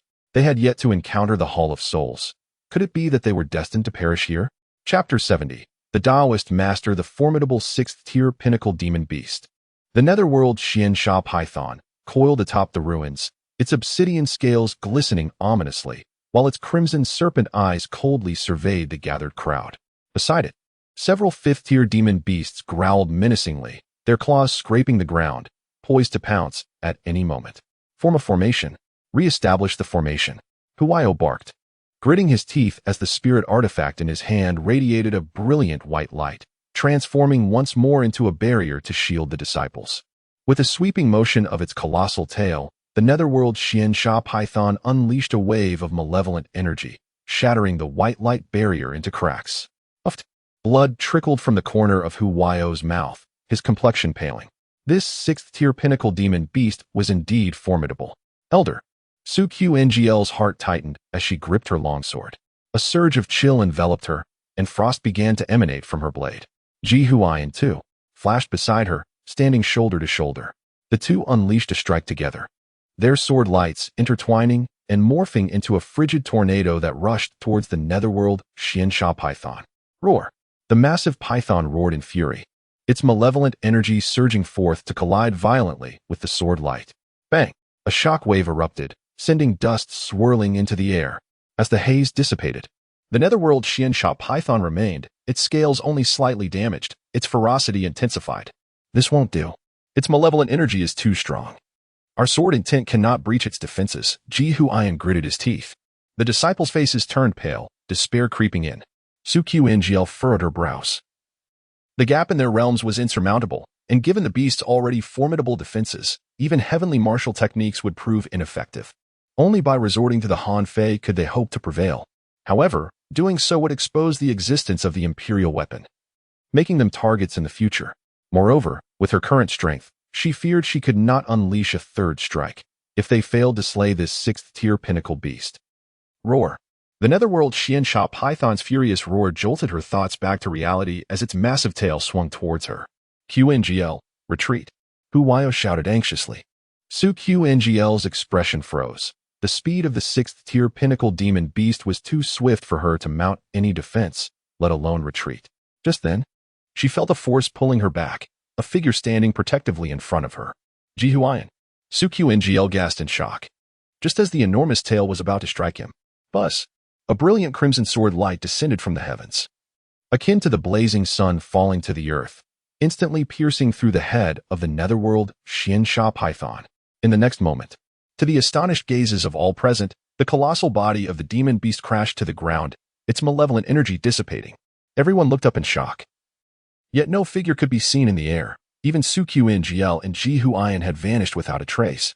In the blink of an eye, the sixth-tier pinnacle beast lay dead, and the two disciples were nowhere to be found. What on earth is happening?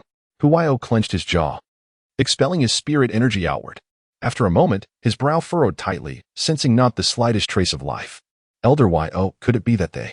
Huaio retorted angrily, impossible. That beast never even touched them. He then turned his gaze toward the remaining demon beasts. Very well. Let us deal with these creatures first, and then reconsider our strategy. Understood.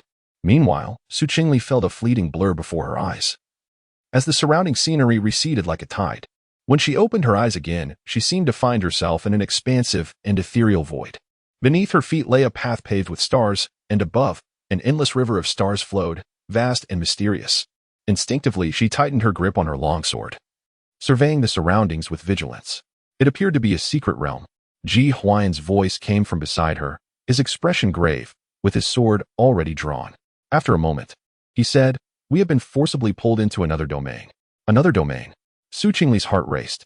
The ability to open a domain was a power possessed only by formidable beings of the Dao respect level. Could it be that such a being was present here? As her mind raced with questions, an ancient and resonant voice emerged from the depths of the void, reverberating throughout the starry expanse. Hee hee hee. Two little ones. Quite alert indeed. The two turned towards the sound, and before them, where the stars converged, sat a skeletal figure in a meditative posture. The skeletal remains were draped in tattered Taoist robes, and the bones shone like jade, faintly inscribed with flowing Tao patterns. It seemed to have been in this state for millennia, yet still exuded a chilling aura of power. Senioress. Su Qingli bowed respectfully. Sudden flames of ethereal blue ignited within the hollow eye sockets of the skeleton, and that voice resonated once more. I am the Star River Sword Master, Chu Wui. In life, I was a cultivator of the Dao respect level, traversing the Xianxiao continent for 3,000 years without encountering a worthy opponent. Alas, during a great battle, I was besieged and, unwilling to perish, I opened a small domain to sit in meditation here. Dao respect level. Su Qingli and Ji Huai'an exchanged glances, both astonished by the revelation. Such a being transcended the realm of the immortal spirit, and above that lay the divine sovereign. Even the illustrious Huiyang Saint Lord remained stuck at the 9th level of the immortal spirit realm, unable to break through. Throughout the entire Tianqiu domain, it was unlikely that one could find another like him. Su Qingli breathed a sigh of relief. Indeed, ancient powerhouses were numerous.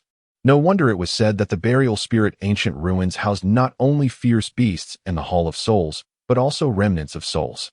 Had it not been for this being's intervention today, they might have suffered greatly.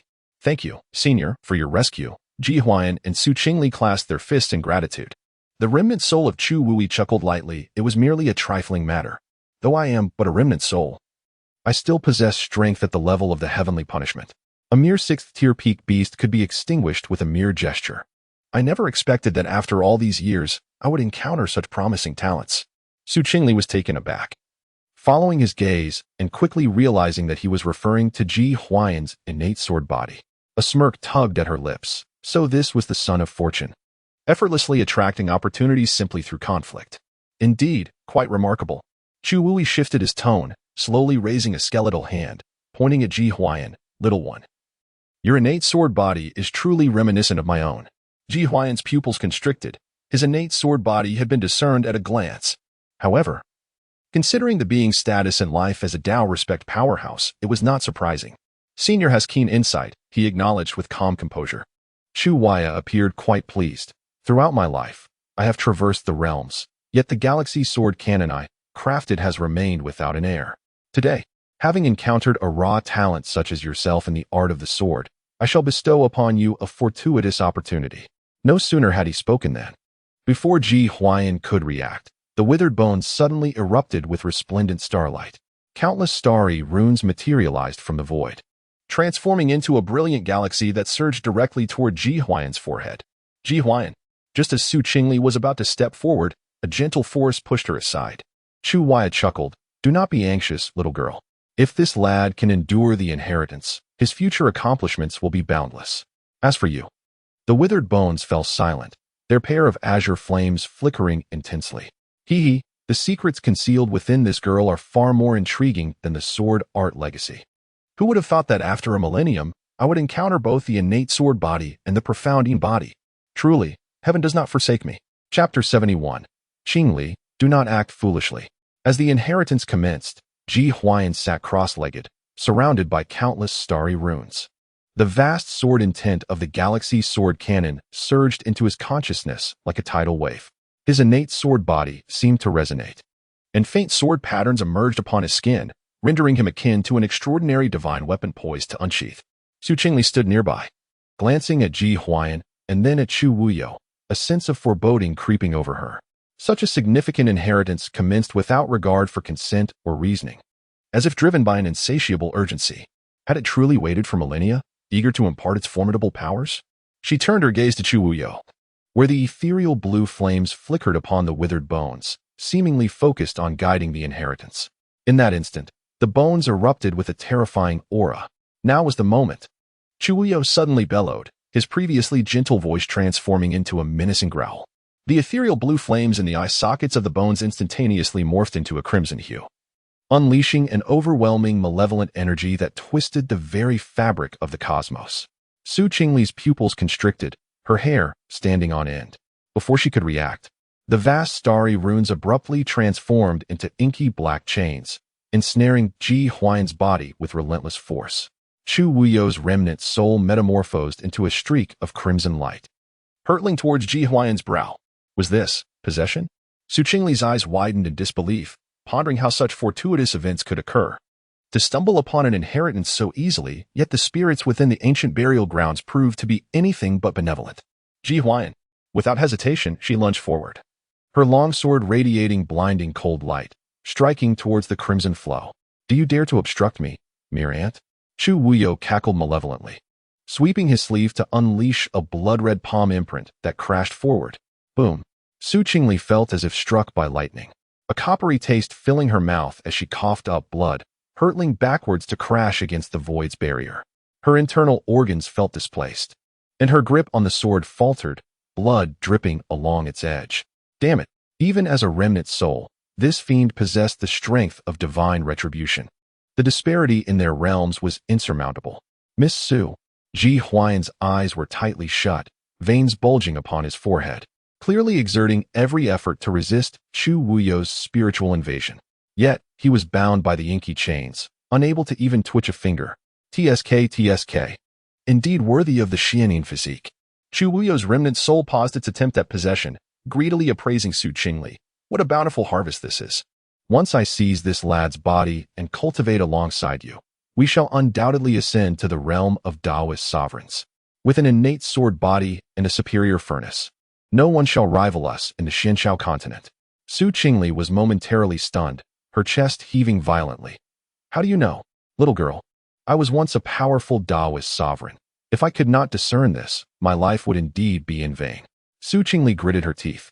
The system had merely concealed her physique, stating that none below the realm of Taoist sovereign could uncover it. She had almost forgotten this detail. You shall not succeed. She wiped the blood from the corner of her lips, accentuating her crimson mouth, and forced herself to stand tall. In the next moment, a chilling gleam surged in her eyes.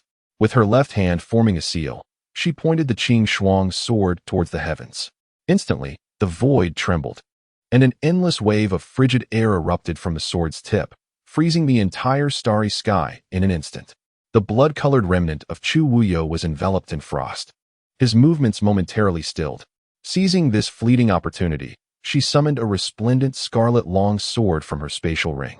The imperial weapon, Han Fei, was 3 great realms beyond her current capabilities, a gap too vast to be bridged by mere heavenly martial skills. Should this fiend succeed in possessing Ji Huai'an, she feared her days would be shrouded in darkness. Although uncertain of how much strength she could wield with Han Fei, she had no other choice at that moment. As the Han Fei sword was drawn, the void shattered. A scarlet sword light, akin to a celestial comet, slashed towards Chu Wuyo's head. An imperial weapon. Chu Wuyo's expression shifted in alarm, hastily conjuring a blood-colored barrier. How do you possess such a treasure? The clash of sword light against the blood barrier erupted in a thunderous roar. The backlash sent Su Qingli flying once more. While Chu Wuyo's remnant soul suffered a significant blow, his aura visibly waning. "You little wretch." Chu Wuyo fumed, his skeletal form rising abruptly. The ethereal patterns on his pale bones flickering wildly. "Today, I shall make you wish you were dead." He formed seals with his hands. And the entire starry expanse began to collapse, countless stars transforming into blood-red meteors hurtling towards Su Qingli. Cough, cough. Su Qingli continuously unleashed heavenly martial techniques, forcibly activating the imperial weapon, her spiritual energy nearing depletion. Desperate, she could only swing her sword once more. In the face of this cataclysmic onslaught, she could only barely parry. A meteor struck her left shoulder, and excruciating pain surged through her body like a tidal wave. And she distinctly heard the crack of her collarbone breaking.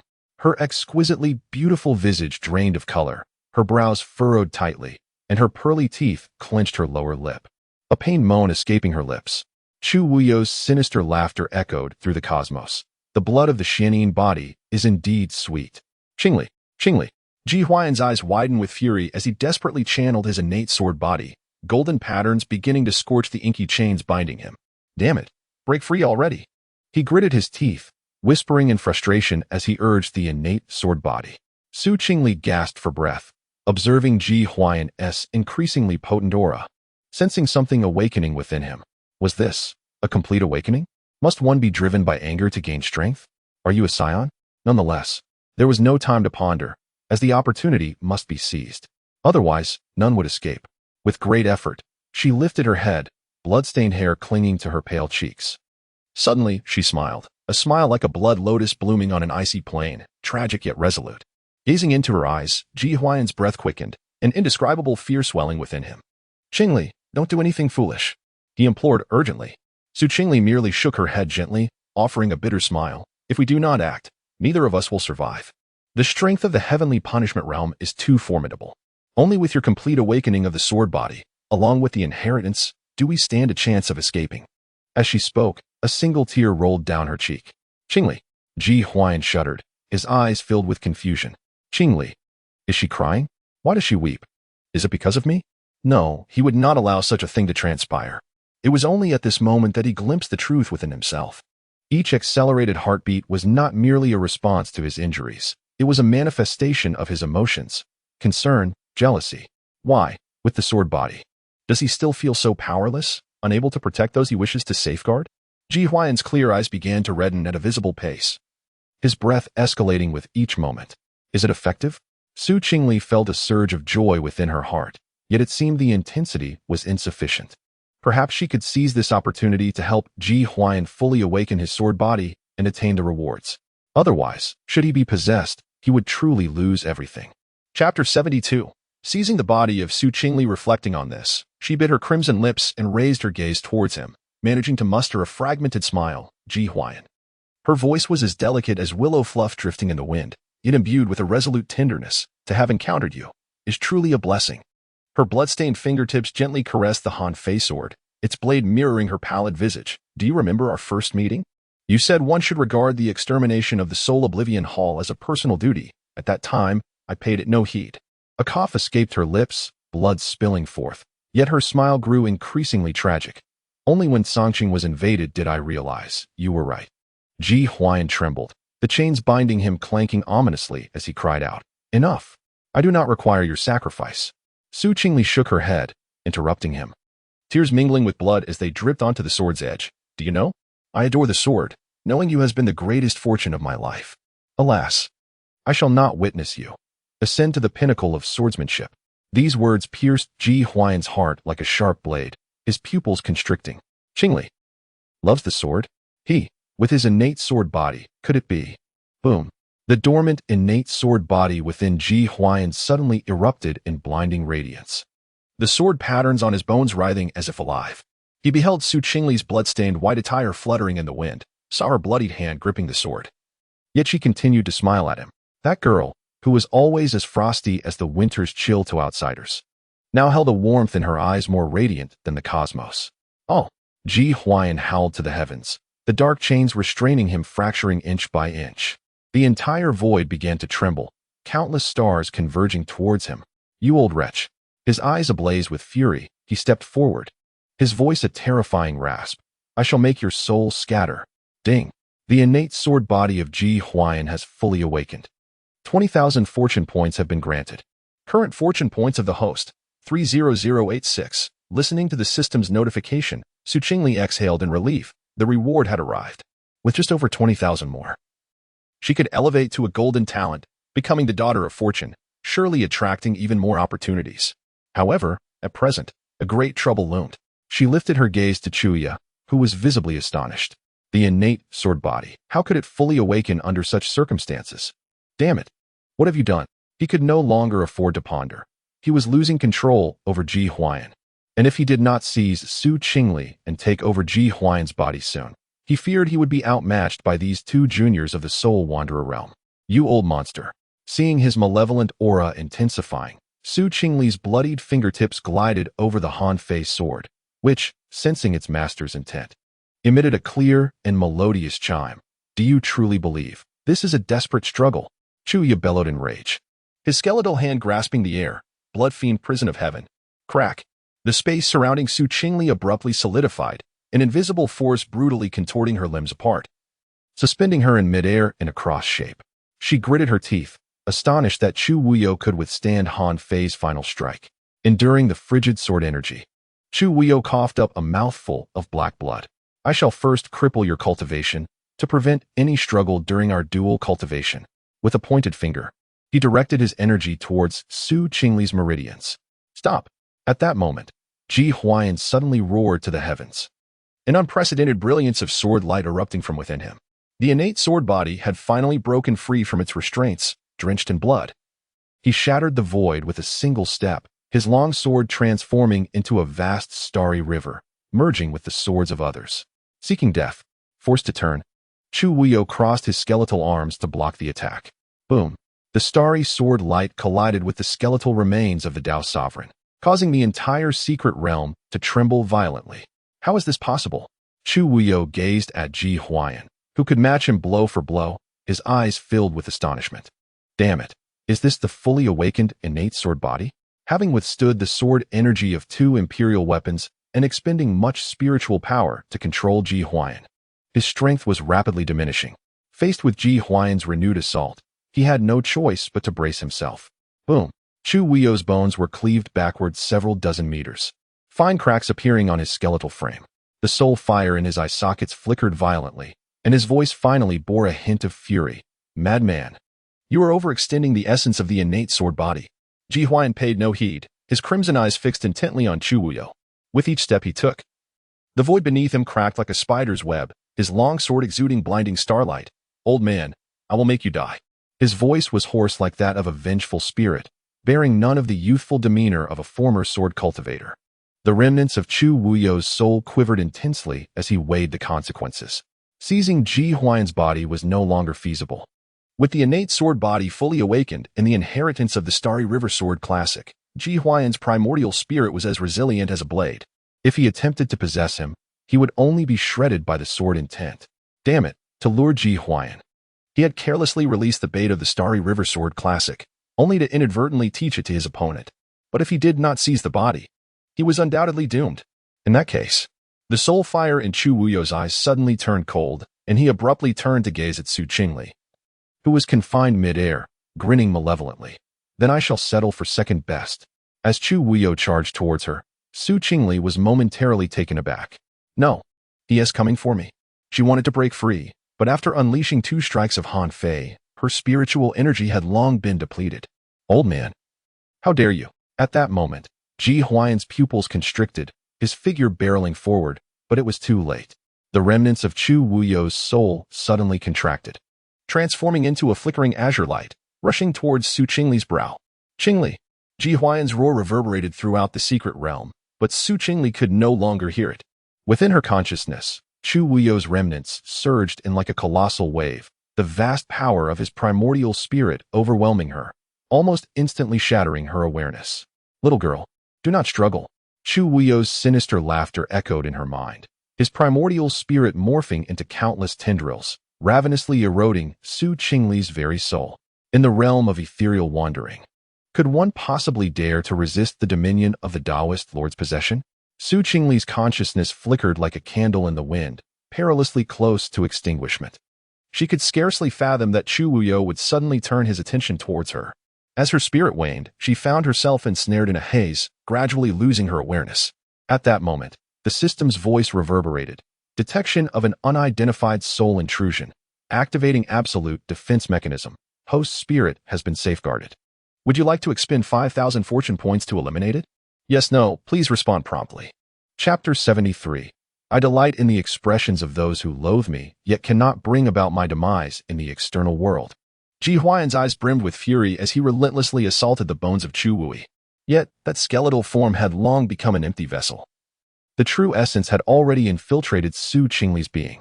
Come out, he bellowed, his sword light cascading like a torrential downpour. But Su Qingli's form remained suspended in midair, utterly unmoving. Gradually, ethereal blue patterns began to surface upon her skin, as Chu Wui's essence took possession of her corporeal self. No, no. Ji Huai'an's voice trembled, the crimson hue in his gaze slowly fading, replaced by boundless dread. Was he to lose her? Qingli. He reached out, yearning to touch her, but as his fingertips brushed against her garment, Su Qingli's body shuddered violently. Then, she slowly opened her eyes. Her left eye remained clear, while her right burned with ethereal blue soul flames. Qingli? Ji Huai'an's voice quivered. Su Qingli gradually curled her lips into a peculiar smile, her tone oscillating between icy detachment and ancient weariness. Ji Huai'an, the possession has succeeded? A chill coursed through Ji Huai'an. As if he were plummeting into an abyss, Su Qingli fixated on him, a wave of confusion surging within her. What was amiss within this girl's consciousness? Despite being merely a soul traveler, she could not be entirely dominated. Just moments ago, as he endeavored to obliterate the essence, it seemed obstructed by an unseen force. Even as a Taoist sovereign in life, he could not breach this barrier. Consequently, he could only wield a fraction of control. It appeared that this girl harbored numerous secrets within. First, he must address the immediate dilemma before delving deeper. TSK. Su Qingli tilted her head, the blue soul flames in her right eye flickering, a devilish grin gracing her lips. She slowly raised her hand, her fingertips entwined with dark malevolence, gently caressing her cheek. This body, indeed, was exquisite. Her voice fluctuated between frosty clarity and hoarse antiquity, as if two souls vied for dominance over a single vessel. Ji Huai'an stared at her intently, his grip on the sword tightening, veins protruding, yet he remained motionless. What's the matter? Su Qingli chuckled lightly, her eyes brimming with mockery. Did you not intend to slay me? Suddenly, she raised her hand, a surge of malevolence coalescing into a blade that lunged fiercely towards Ji Huai'an. He sidestepped, narrowly avoiding the attack, but his garment was still torn, blood seeping forth. Gritting his teeth, he aimed his sword at Su Qingli, yet he found himself unable to strike. Aha! Su Qingli laughed heartily, her voice echoing throughout the secret realm. Ji Huai'an, is your sword not formidable? Do you not wish to save her? Come. Then, Su Qingli abruptly spread her arms wide, the blue soul flames in her eyes surging, tauntingly declaring, kill me. With that stroke, she shall be liberated. Ji Huai'an's breath hitched, the sword's tip trembling slightly. He could not do it. How could he possibly strike at her? Coward! Su Qingli scoffed coldly, suddenly raising her hand, her fingers curling into claws, and fiercely lunged towards her own heart.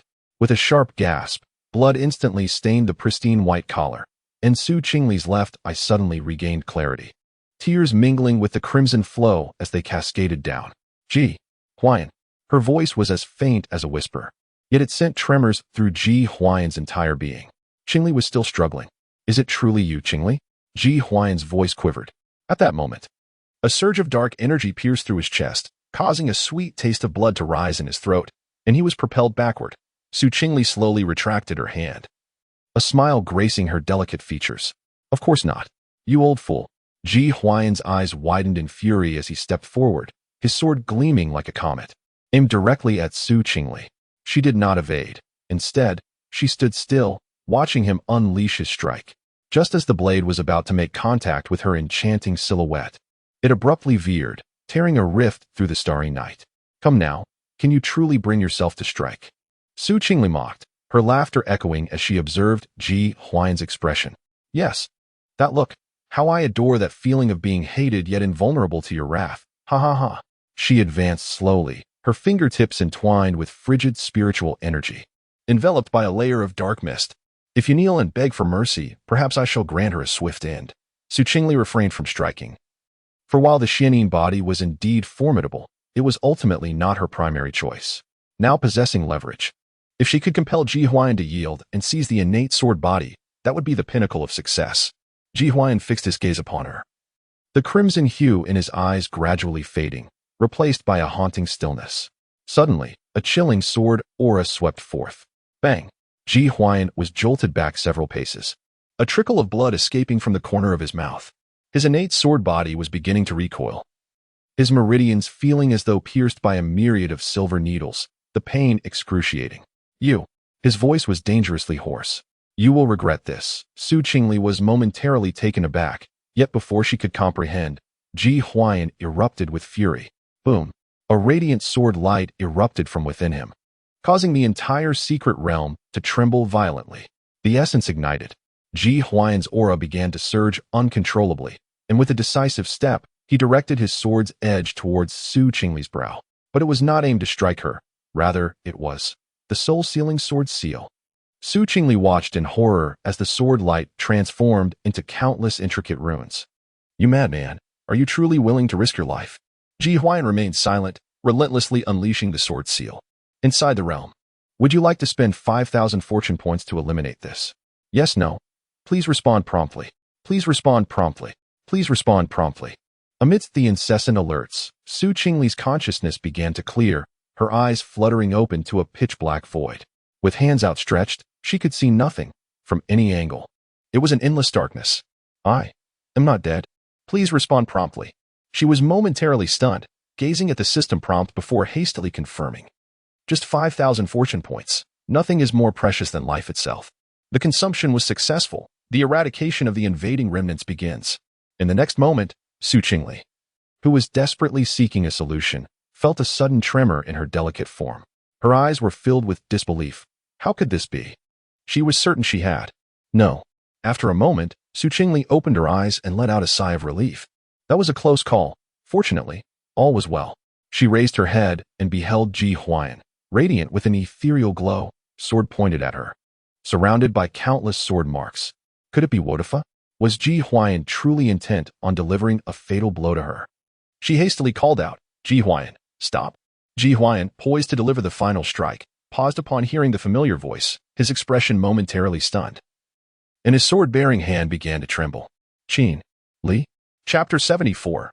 Harvest. Ji Huai'an's sword hovered in midair, the myriad sword imprints quivering and humming, yet remained suspended. Not descending. He fixed his gaze upon the girl before him, his eyes swirling with emotions that were difficult to articulate. Fear, hope, anguish, and a hint of a desire that dared not be spoken. Qingli. His voice was hoarse, as though forced from his throat. Is it truly you? Qingli regarded the destruction surrounding her, beads of cold sweat forming on her brow. She sensed that had she hesitated even slightly moments ago, those sword imprints would have torn her to shreds in the blink of an eye. It is I. After a moment of contemplation, she spoke. Do you not recall the ambush by the 2 soul hall cultivators on the spirit sail ship, and our passage to the 5th level of the inquiry tower? Ji Huai'an's pupils contracted slightly, the sword tip trembling imperceptibly. Qingli continued, I helped you suppress the fire poison back then. Have you forgotten? Clang, the sound of the long sword hitting the ground resonated sharply. The sword imprints encircling Ji Huai'an dissipated like bubbles, and he stepped forward, trembling hands cradling her face. His thumb gently brushed over the skin beneath her eyes, as if to confirm the warmth of her existence. You. His voice caught in his throat, tears welling in his eyes. How could you? How could you bid farewell in such a manner? Had he not awakened his sword body at that crucial moment? He could scarcely imagine the consequences. Qingli patted his hand, hesitating briefly before softly saying, But it is all well now. That soul's consciousness has utterly perished. Ji Huai'an said nothing, merely gripping Qingli's hand more tightly, as if relinquishing it would cause her to vanish. After a long silence, he rasped, That soul has truly been vanquished? Extinguished. Qingli blinked. I employed a few special methods. She refrained from mentioning the system, and he did not inquire further. Sensing Ji Huai'an's diminishing aura, her brows furrowed slightly. What did you just do? Ji Huai'an offered a faint smile. I overextended some of my essence, thinking that even if I were to lose my sword body, I would expel that soul. I did not expect you to awaken at the last moment, so I restrained my force, just expelling its consciousness. Indeed, it will not harm you."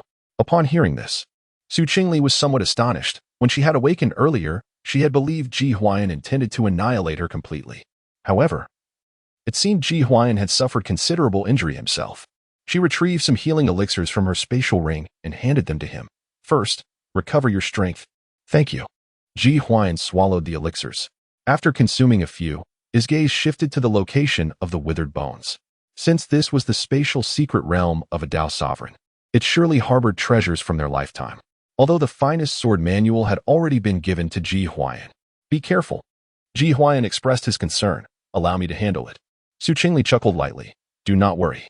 She stepped forward, removing the spatial ring from the skeletal frame. A surge of spiritual energy flowed in, and in the next moment, the items within the ring revealed themselves. Countless treasures floated in the void, their brilliance illuminating the secret realm as if it were broad daylight. Qingli could not help but hold her breath, her fingertips brushing against them. Ji Huai'an, propped up by his sword, rose to his feet, a sigh of relief escaping his pale lips. It seemed this old curmudgeon's collection was indeed quite substantial. 3 eternal Jiuyo red lotuses, capable of dispelling 100 toxins. A vial of starlight essence, shimmering with silver, a precious elixir for refining one's constitution. 2 Tianming pills. A mid-tier celestial spirit sword, and a talisman. Along with the celestial martial technique, star-shifting steps, which allowed one to traverse as if treading upon stars. Gazing upon such an array of treasures, Qingli could not help but click her tongue. Indeed, the old monster's storage ring harbored a plethora of remarkable items. Even an appendix comparable to a heavenly punishment realm expert could be found, though regrettably, there were no imperial tier treasures. Yet, merely the items before her were sufficient to incite envy among many factions of the Tianshu domain. This sword. Qingli gently caressed its blade, which instantly responded with a blue halo. "Very well, I shall take it." After all, Han Fei was an imperial weapon, and she could not casually wield it lest it attract unwanted attention. Moreover, with her current strength in the soul travel realm, she could not unleash its full potential. Thus, this celestial spirit weapon was just right. Ji Huai'an gazed at her, seemingly resonating with the spirit sword, his gaze softening. Indeed, they are well matched. Qingli glanced at the star-shifting steps, a celestial martial technique she already possessed and had no immediate use for, as well as the starlight essence and a Jiuyo red lotus, pushing them toward him. "This, Qingli, is too much." Ji Huai'an shook his head. "Take it. Your sword's essence has just fully awakened, and you have depleted your foundation. You should refine it properly, I think." Ji Huai'an still wished to decline when the girl suddenly leaned closer, a faint fragrance wafting from her. Her delicate fingers poked at his chest, and she retorted with irritation. "Why are you being so wordy? If you refuse again, I shall freeze you into an ice sculpture." His breath caught abruptly. Ji Huai'an looked at her face, so close, where vibrant light danced in her bright eyes, a stark contrast to her previous near-lifeless state. He lowered his head slightly, obediently responding. "All right." Qingli squinted slightly, observing the change in Ji Huai'an's expression. He needed to be threatened to acquiesce. This fellow.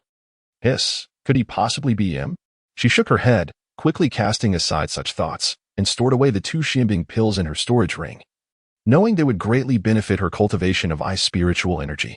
They belonged to the 7th grade medicinal category. Ultimately, she decided on 2 Jiuyo red lotuses, 2 Tianming pills, the celestial spirit sword, and the talisman. The 2 rested for a moment, contemplating the vastness of the secret space. Previously, they had been drawn in by that wraith. And now, with their souls scattered, the secret realm had not vanished. How were they to exit? Qingli rubbed her temples. In the outside world, deep within the burial spirit ancient ruins, the radiant Dao robe had been soaked in blood. He knelt on one knee. A spirit weapon split open with a ghastly gash. Behind him lay 6 or 7 corpses of disciples, many of their faces frozen in expressions of terror. Having cultivated in the radiant sanctuary for an eternity, I had never before encountered such a gruesome spectacle. "Elder, a disciple stammered, clutching his severed arm. "Silence." Wanyao abruptly raised his hand, his murky old eyes fixed intently on the dense gray mist ahead. The ground began to tremble, and the putrid air was filled with the sound of dragging chains. Cackling laughter echoed from all directions as 5 specters from the hall of the damned emerged, treading upon the corpses. The leading elder, his face adorned with sinister tattoos, held a bony staff from which 7 wailing souls dangled. "Huiyao, my old friend, you seem well," the tattooed elder said, licking the staff. "Are you satisfied with this grand gift? You vile bone demon." Huiyao's eyes widened with rage, his entire being radiating with spiritual energy. "It was indeed your doing." Chapter 75, Seizing the Branch Hall, now you comprehend? Yinggu sneered, suddenly shattering the skull of a deceased disciple beside him with a swift strike of his staff. "After 2 waves of beast tides, how much spiritual energy do you have left?" The remaining disciples wore grim expressions. Though they refrained from admitting it, they were indeed at the brink of exhaustion. The previous 2 onslaughts had depleted a significant amount of their spiritual reserves, with some even unable to firmly grasp their swords. "Damn it!" Huiyao gritted his teeth. Just then, Yinggu unexpectedly hurled a pitch-black coffin. Bang! The coffin lid exploded, and 3 golden-armored corpses emerged amidst a surge of malevolent energy, one of which was clad in the sacred robe of the Yang Holy Land.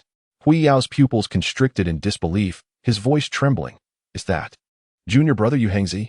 He could hardly believe that before him stood a long-lost comrade from decades past. Yinggu had actually transformed cultivators into puppets.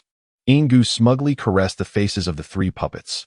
"How does it feel to be crafted from the remains of 3 sect cultivators? You beast." Huiyu spat out a mouthful of blood onto his spiritual artifact. "Even if I perish today, I shall ensure you accompany me to the grave." Just as the 2 forces were about to collide, a sound akin to shattering glass echoed through the air. Cracks in the fabric of space spread like a spider's web, and 2 figures leaped forth from the rifts. With a crackle, as the sword light flashed, the final barrier of void shattered. The icy blue sword energy passed through, leaving a thick layer of ice on the ground. "This is..." Huiyao's eyes widened, nearly dropping his bronze spiritual artifact in disbelief as he beheld the sudden appearance of the 2 individuals. "Good, very good." He could hardly contain his excitement. Ji Huai'an exuded a significantly enhanced sword in tint, while Qingli's ice blue longsword emanated the oppressive aura of a celestial tier spiritual artifact. It seemed that the previous beast tide had inadvertently scattered the 2, granting them an unexpected opportunity. Finally seeing the light again, Qingli sighed with relief. Had it not been for Chu Wuyo's soul scattering, she and Ji Huai'an would have expended considerable effort and might not have escaped. At this moment, Yinggu's shock gradually subsided, and he let out a derisive laugh. "I was wondering what formidable beings had arrived. Turns out they are merely 2 juniors from the soul-wandering realm." Ignoring him, Qingli swiftly moved to Huiyao's side and produced half a 9 nether red lotus. "Elder, quickly consume this." Huiyao was taken aback, feeling the potent spiritual energy contained within, his eyes wide with astonishment. "This is a 7th-grade medicinal herb." Qingli nodded. The 9 nether red lotus not only neutralized various toxins, but, as a 7th-grade herb, also possessed the ability to restore spiritual energy. Without a moment's hesitation, Huiyao consumed the red lotus, as the current situation left no room for delay. In the next instant, his depleted spiritual energy erupted like a volcano, and he laughed maniacally as he reactivated his spiritual artifact. "Yinggu, now it is my turn to send you to your end." "TCH." Yinggu gritted his teeth, dismissively retorting, "What does it matter if you've recovered? You must first pass through the puppets." In an instant, the 2 puppets advanced towards Huiyao. At that moment, Ji Huai'an finally regained his composure from the encounter with the puppets. The elder clad in the robes of the Qingli sect bore evident markings of an elder. "You beast." His eyes instantly turned a fiery red, and a voice squeezed through his teeth. "You dare." In the next moment, he transformed into a dazzling sword rainbow, the awakened innate sword body erupting entirely.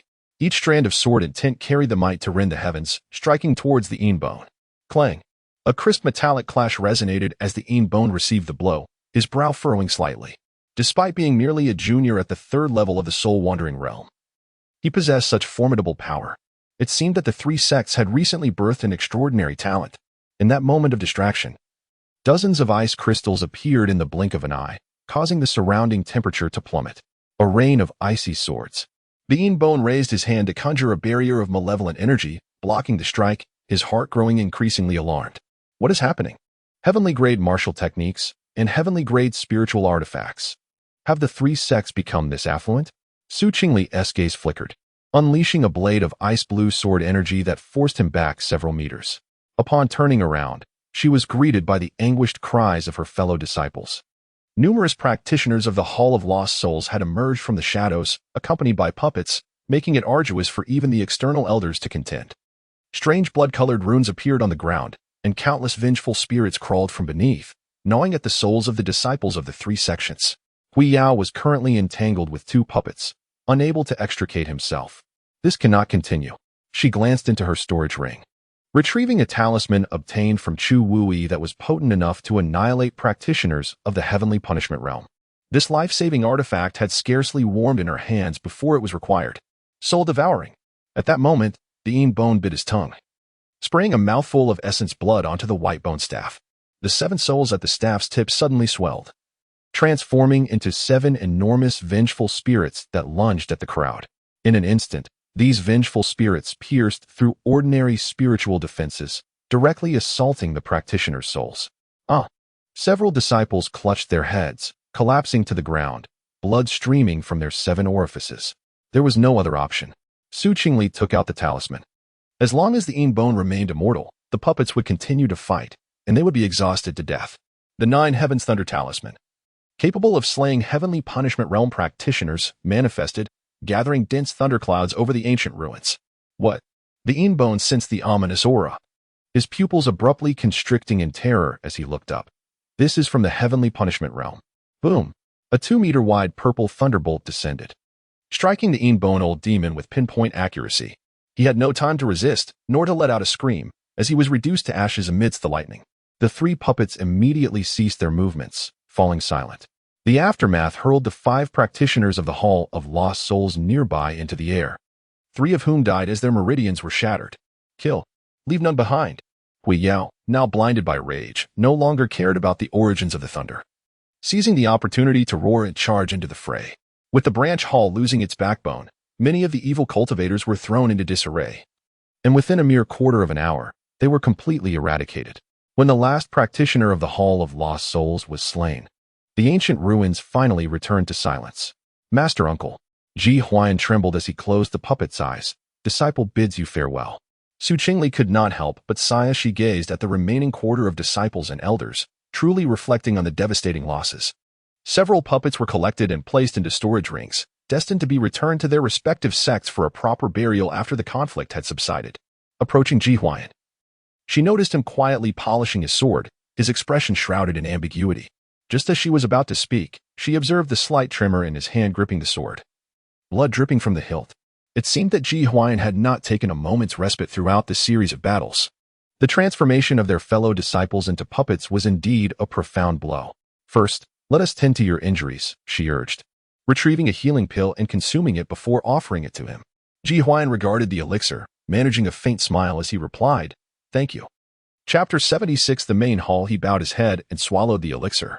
As its effects began to permeate, the withered spiritual energy within his meridians gradually revived. However, the turmoil in his heart remained unresolved. Silently, he polished his long sword, its blade reflecting the obscure emotions that clouded his expression. Lin Qingyu's words pierced his heart like a thorn. Su Qingli had always been fond of Xiao Yang. The Su and Xiao families had arranged a betrothal. He had thought himself indifferent to such rumors, yet when confronted with the truth regarding Su Qingli, he realized he was far more invested in the answer than he had anticipated. After a prolonged hesitation, he finally managed to utter, "Qingli." His voice came out low and hoarse, yet he faltered again, unsure of how to proceed.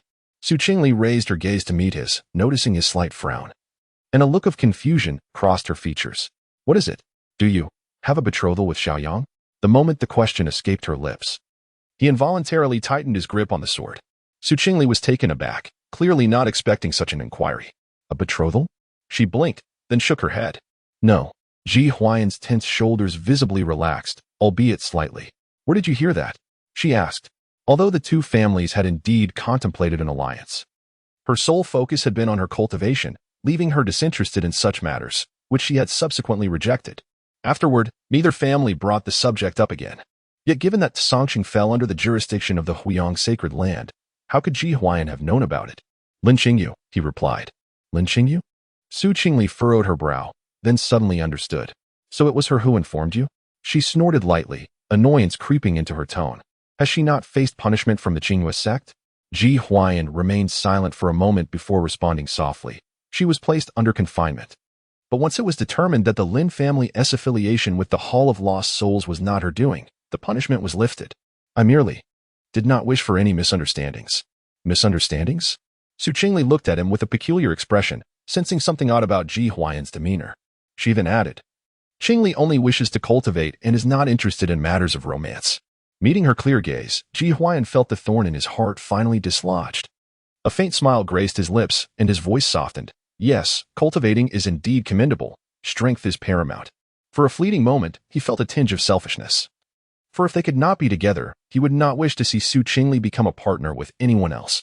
Yet, he pondered. Why had Lin Xingyu spun such a web of deceit? A flicker of coldness flashed in his eyes. At the outskirts of the burial of heaven's secret realm, Xiao Yang stood at the edge of a precipice, the howling wind whipping around him. Below, in the valley, 3 factions of elders and disciples were uniting to eradicate a horde of demon beasts. Each surge of spiritual energy sent tremors through the heavens and earth. Boom! A crimson palm imprint descended from the sky, obliterating dozens of 6th-tier demon beasts into mere pulp. The elder who struck bore an expression of fury, surrounded by an oppressive wave of spiritual energy. This is the power of the heavenly punishment realm? Xiao Yang's pupils contracted, and he instinctively clenched his fists. Though he was a direct disciple of the holy monarch, witnessing the elders wield their full strength was a first for him. Are you frightened? A gentle voice resonated from behind.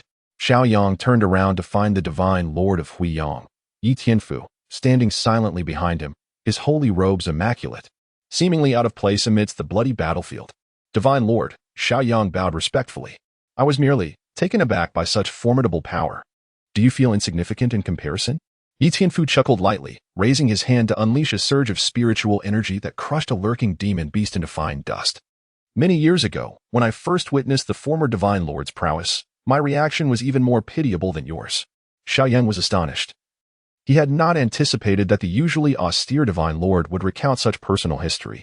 Yi Tianfu gazed toward the distant, ominous palace. The location chosen by the Hall of Souls this time is quite intriguing. This burial ground, the secret realm of the heavenly tomb, is in fact a remnant of the ancient Xiantian sect. The Xiantian sect? Xiao Yang's heart quaked. It was a sect far mightier than the combined strength of the current 3 sections.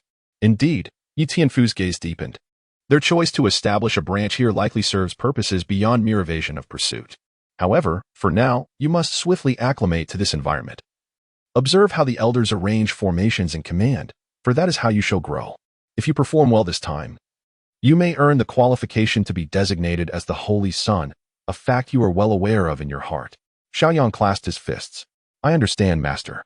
Yi Tianfu's intention to take him as a personal disciple was unmistakable, aimed at his elevation as the Holy Son. Yet, mere talent without contributions and achievements would render it difficult to establish oneself. That was why he was brought close this time. However, Xiao Yang found his thoughts wandering. Within every secret realm, there were disciples of the Hall of Souls and numerous demon beasts. He wondered how Leah fared. Was she injured? A persistent worry clung to his heart, yet he could not defy the Divine Lord's command. Leah. Meanwhile, in the Valley of Souls, amidst the swirling blood mist, the sword formation formed by disciples of the Taishan sect began to fracture. An elder wielding a heavy sword, the blade's edge long stained crimson with blood, shouted fiercely. Hold the line. Do not retreat. His forehead was beaded with veins. Suddenly, the ground heaved, and 3 soul-eating earth dragons, their bodies bristling with bone spikes, erupted from the soil. These demon beasts appeared to have been trained by the Hall of Souls, specializing in devouring the souls of cultivators. Ordinary sword energy could barely inflict any damage upon them. Elder, the eastern front is on the verge of collapse, Zhao Yan said through gritted teeth, blood trickling from the corner of his mouth. The Taishan sect elder swung his sword to fend off an attacking corpse puppet, glancing toward the entrance, where disciples of the Hall of Souls continued to unleash vengeful spirits. The message Jade Slip has been dispatched for so long, he grumbled. Where are the reinforcements? Just as despair began to spread, the sky was suddenly rent by a beam of azure light. 2 elders from the Qingli sect arrived with reinforcements, surveying the beleaguered Taishan sect before shaking their heads. TSK, how pitifully you find yourselves in such a predicament.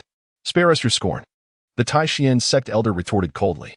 The group exchanged few words, but with the arrival of the Qingli sect, the tide of battle began to turn. 2 hours later, when the last of the monstrous beasts and the malevolent cultivators fell, the disciples of the Taishan sect had already suffered over half their casualties. An elder knelt on one knee, his heavy sword plunged into the pool of blood, his arms trembling uncontrollably. as they cleared the battlefield and tended to the wounded. He gazed upon the numerous corpses behind him, feeling a profound anguish within. These were all disciples of the sect. After dealing with the soul abyss, the losses were already grievous, and there remained the assault on the main hall. He could not help but sigh inwardly, indeed. Every time they purged the Hall of the Damned, it exacted a tremendously heavy toll. Yet, he wondered if this time they could eradicate it completely. After a brief respite, they would proceed to rendezvous with the main force at the Burial Sky secret realm. Henceforth, only the main hall remained. Chapter 77. Confrontation 2 days later. The beasts surrounding the Burial Heaven secret realm had been nearly eradicated, and the three factions continued to converge. Xiao Yang stepped forward, clasping his fists. Holy Monarch, the perimeter has been cleared. When shall we depart? Yi Tianfu nodded in satisfaction. Very good. Let us wait a while longer. In these past few days, Xiao Yang's performance had indeed surpassed his expectations. Originally, he thought Xiao Yang would require additional time to acclimate, yet within merely 2 days, he was already capable of commanding medium-scale operations. His burgeoning strength was not to be underestimated, having consecutively broken through 2 minor realms. Thus, Yi Tianfu felt increasingly assured about appointing him as the Holy Son, entrusting the Holy Land to him in the future. However, many matters still required a gradual approach. He began to speak. Xiao Yang, during this waiting period, you ought to. Just then, he noticed Xiao Yang's distraction, his gaze repeatedly drifting towards the rear. Turning to look, he saw Huiyao leading a group of disciples approaching. With a resigned sigh, he said, "Go ahead." "Thank you, Holy Monarch." Xiao Yang vanished in the blink of an eye. Yi Tianfu felt a twinge of frustration. After all, Xiao Yang was to be the Holy Son, the next Holy Monarch. Yet he seemed completely engrossed in matters of the heart. However, it seemed that the Huiyang Holy Land had not seen a holy maiden in many years. So perhaps appointing one was not entirely out of the question. Yet, although Su Qingli was a personal disciple under the Lu Kong sect, her azure talent ultimately fell short in comparison. At this moment, Su Qingli was following closely behind Huiyao when a familiar voice called out to her. "Leer." She turned to see Xiao Yang rushing towards her, his face alight with excitement. Approaching her, he assessed her condition, worry etched on his features. "You're injured." Su Qingli flashed a charming smile. "It's nothing serious, don't worry." Xiao Yang shook his head, retrieving a jade vial and offering it to her. "Healing pill." Just as Su Qingli was about to respond, she was interrupted by Ji Huai'an, who coldly interjected, "No need. I have my own." Xiao Yang was taken aback. He gazed at the young man blocking his path, who was clad in a green robe with striking features, his brow furrowed. This was the swordsmanship prodigy with golden talent from the Qingli sect, who had exhibited hostility towards him during their convergence at the Taishan sect. Initially, he had been puzzled as he felt no enmity towards this individual, but now he finally understood. The young man harbored feelings for Leer. Narrowing his eyes, he remarked, "I've known Leer since childhood, and we are fellow disciples. It seems unnecessary for an outsider like you to interfere." Leer, the intimate address, coupled with the emphasis on those words, caused a flicker of displeasure to cross Ji Huai'an's eyes. After a moment's pause, he suppressed his feelings and spoke slowly. "Firstly, I share a bond of life and death with Qingli. What is wrong with my concern for her well-being?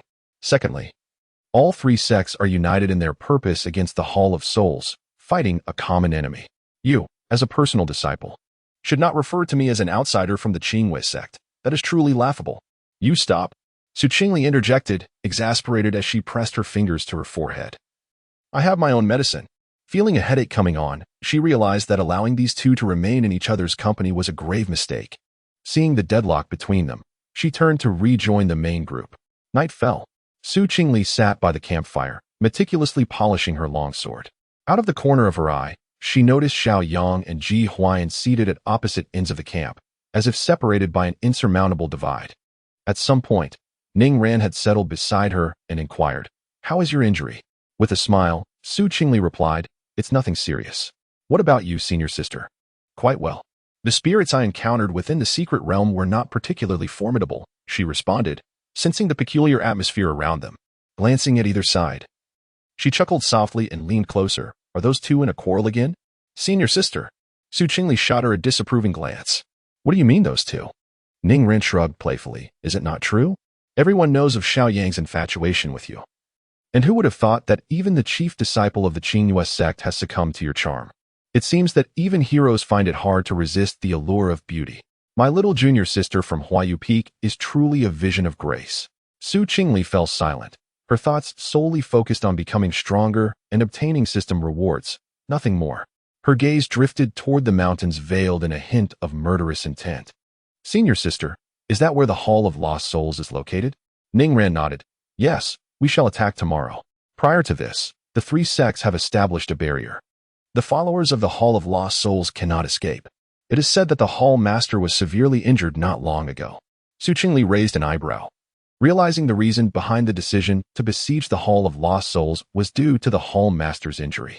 This was information she had only just learned. After conversing for a while longer, Su Qingli closed her eyes to meditate, allowing her spiritual energy to circulate and mend the wounds sustained from the previous battles. Ningran sat beside her, resting her chin on her hand, observing with keen interest. Suddenly, she lowered her voice. Junior sister, what do you intend to do? What do you mean? Su Qingli opened her eyes, somewhat perplexed. Ningran smirked mischievously. Do not feign ignorance. Those two have been watching you intently. Not far away.